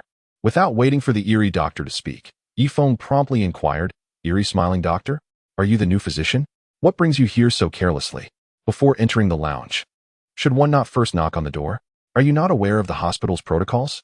Yifeng inquired with a stern expression, gazing at the enigmatic doctor with a peculiar smile. After all, he held the identity of a physician and felt emboldened to probe further, if necessary. He could simply claim he hailed from another ward. How could this peculiar figure possibly follow him to interrogate each patient? Upon hearing his words, the doctor's demeanor shifted. His smile transformed into an expression of dismay. I apologize, I just completed my rounds and did not pay attention. Are you here to see Dr. Jindao? I will fetch him immediately. The doctor bowed repeatedly in apology, realizing he was merely a newcomer to the hospital, still unfamiliar with many of its customs. He could only continue to express remorse, as this individual before him was undoubtedly seeking his mentor. Wait. As the doctor turned to leave, Yifeng swiftly grasped his arm, pulling him closer with a friendly demeanor. I just met your mentor. He is currently attending to patients. He advised you to rest comfortably in the lounge and not to disturb him. If anything arises, feel free to seek me out. You know how your mentor can be. He prefers not to be interrupted when he is focused. Yifeng spoke with a playful air. Having deduced from their brief conversation that this peculiar doctor was merely a novice, easily swayed. Feeling warmth in his heart, the doctor reflected on Yifeng's kindness. He spoke gently and was genuinely considerate, unlike many physicians he had encountered who often ordered him about. The fact that Yifeng encouraged him to reach out if needed filled him with gratitude. My goodness, this person is truly exceptional. Noticing Yifeng's name tag reading Dr. Yifeng, he mentally noted it. Anyone who could engage with his mentor was surely a distinguished doctor from another department, and he hoped to be assigned to work under him in the future. He had never experienced such kindness before. Yifeng observed the admiring gaze of the peculiar doctor and realized he had successfully charmed him, unexpectedly, so easily. Unlike that stubborn Dr. Jin Dao, who would only relent after much pressure. Meanwhile, the audience in the live stream was taken aback, witnessing Yifeng and a newly met peculiar figure sharing a friendly moment. In contrast, other participants in different streams were desperately trying to navigate the rules for survival, creating a surreal atmosphere. Wait, I was still considering how to handle such a situation, and Yifeng has already reached an understanding with the peculiar figure? The viewers were astonished. This is the first time I've witnessed such camaraderie between a person and a peculiar being in a live stream. It defies logic. Wow. Yifeng is remarkable to have so swiftly subdued the peculiar figure. Could it be he is a natural salesman in the real world? One could not help but admire Yifeng's adeptness at adapting to circumstances. An ordinary person might have succumbed to despair by now. Upstairs, this doesn't add up. In the realm of peculiar tales, there are inherent rules. It's impossible that donning a doctor's attire would convince them of your identity. Do you really think the peculiar figure cannot distinguish between patients and doctors? Even if the peculiar figure is new, it would be impossible for them to mistake one for the other. Let us not forget, we entered this world as humans. Does that mean Yifeng's claims hold true? Has he indeed received a reward? According to Rule 6, patients are not permitted to leave their wards, and participants from other countries cannot venture out. Yet Yifeng appears to explore the entire hospital without violating the rules. He must have acquired the status of a doctor. What? Does this imply that Rule 6 is partially false? It likely only applies to the first individual to exit. The livestream audience buzzed with a mixture of envy and outrage, while spectators from other nations lamented why their representatives were not the first to discover this loophole. Those eliminated nations seethed with anger, denouncing Yifeng's unscrupulousness for not only claiming the reward, but also ensnaring their representatives. Moreover, they were left questioning how Yifeng discerned the falsity of Rule 6 upon entering the peculiar realm. They could conceive no other method than cheating that would allow someone to analyze the rules so astutely. As they observed the representatives from Long Nation progressing effortlessly in the game, previous imitators who had suffered losses and those who had been misled by Yifeng began to condemn Long Nation, casting aside any prior mockery.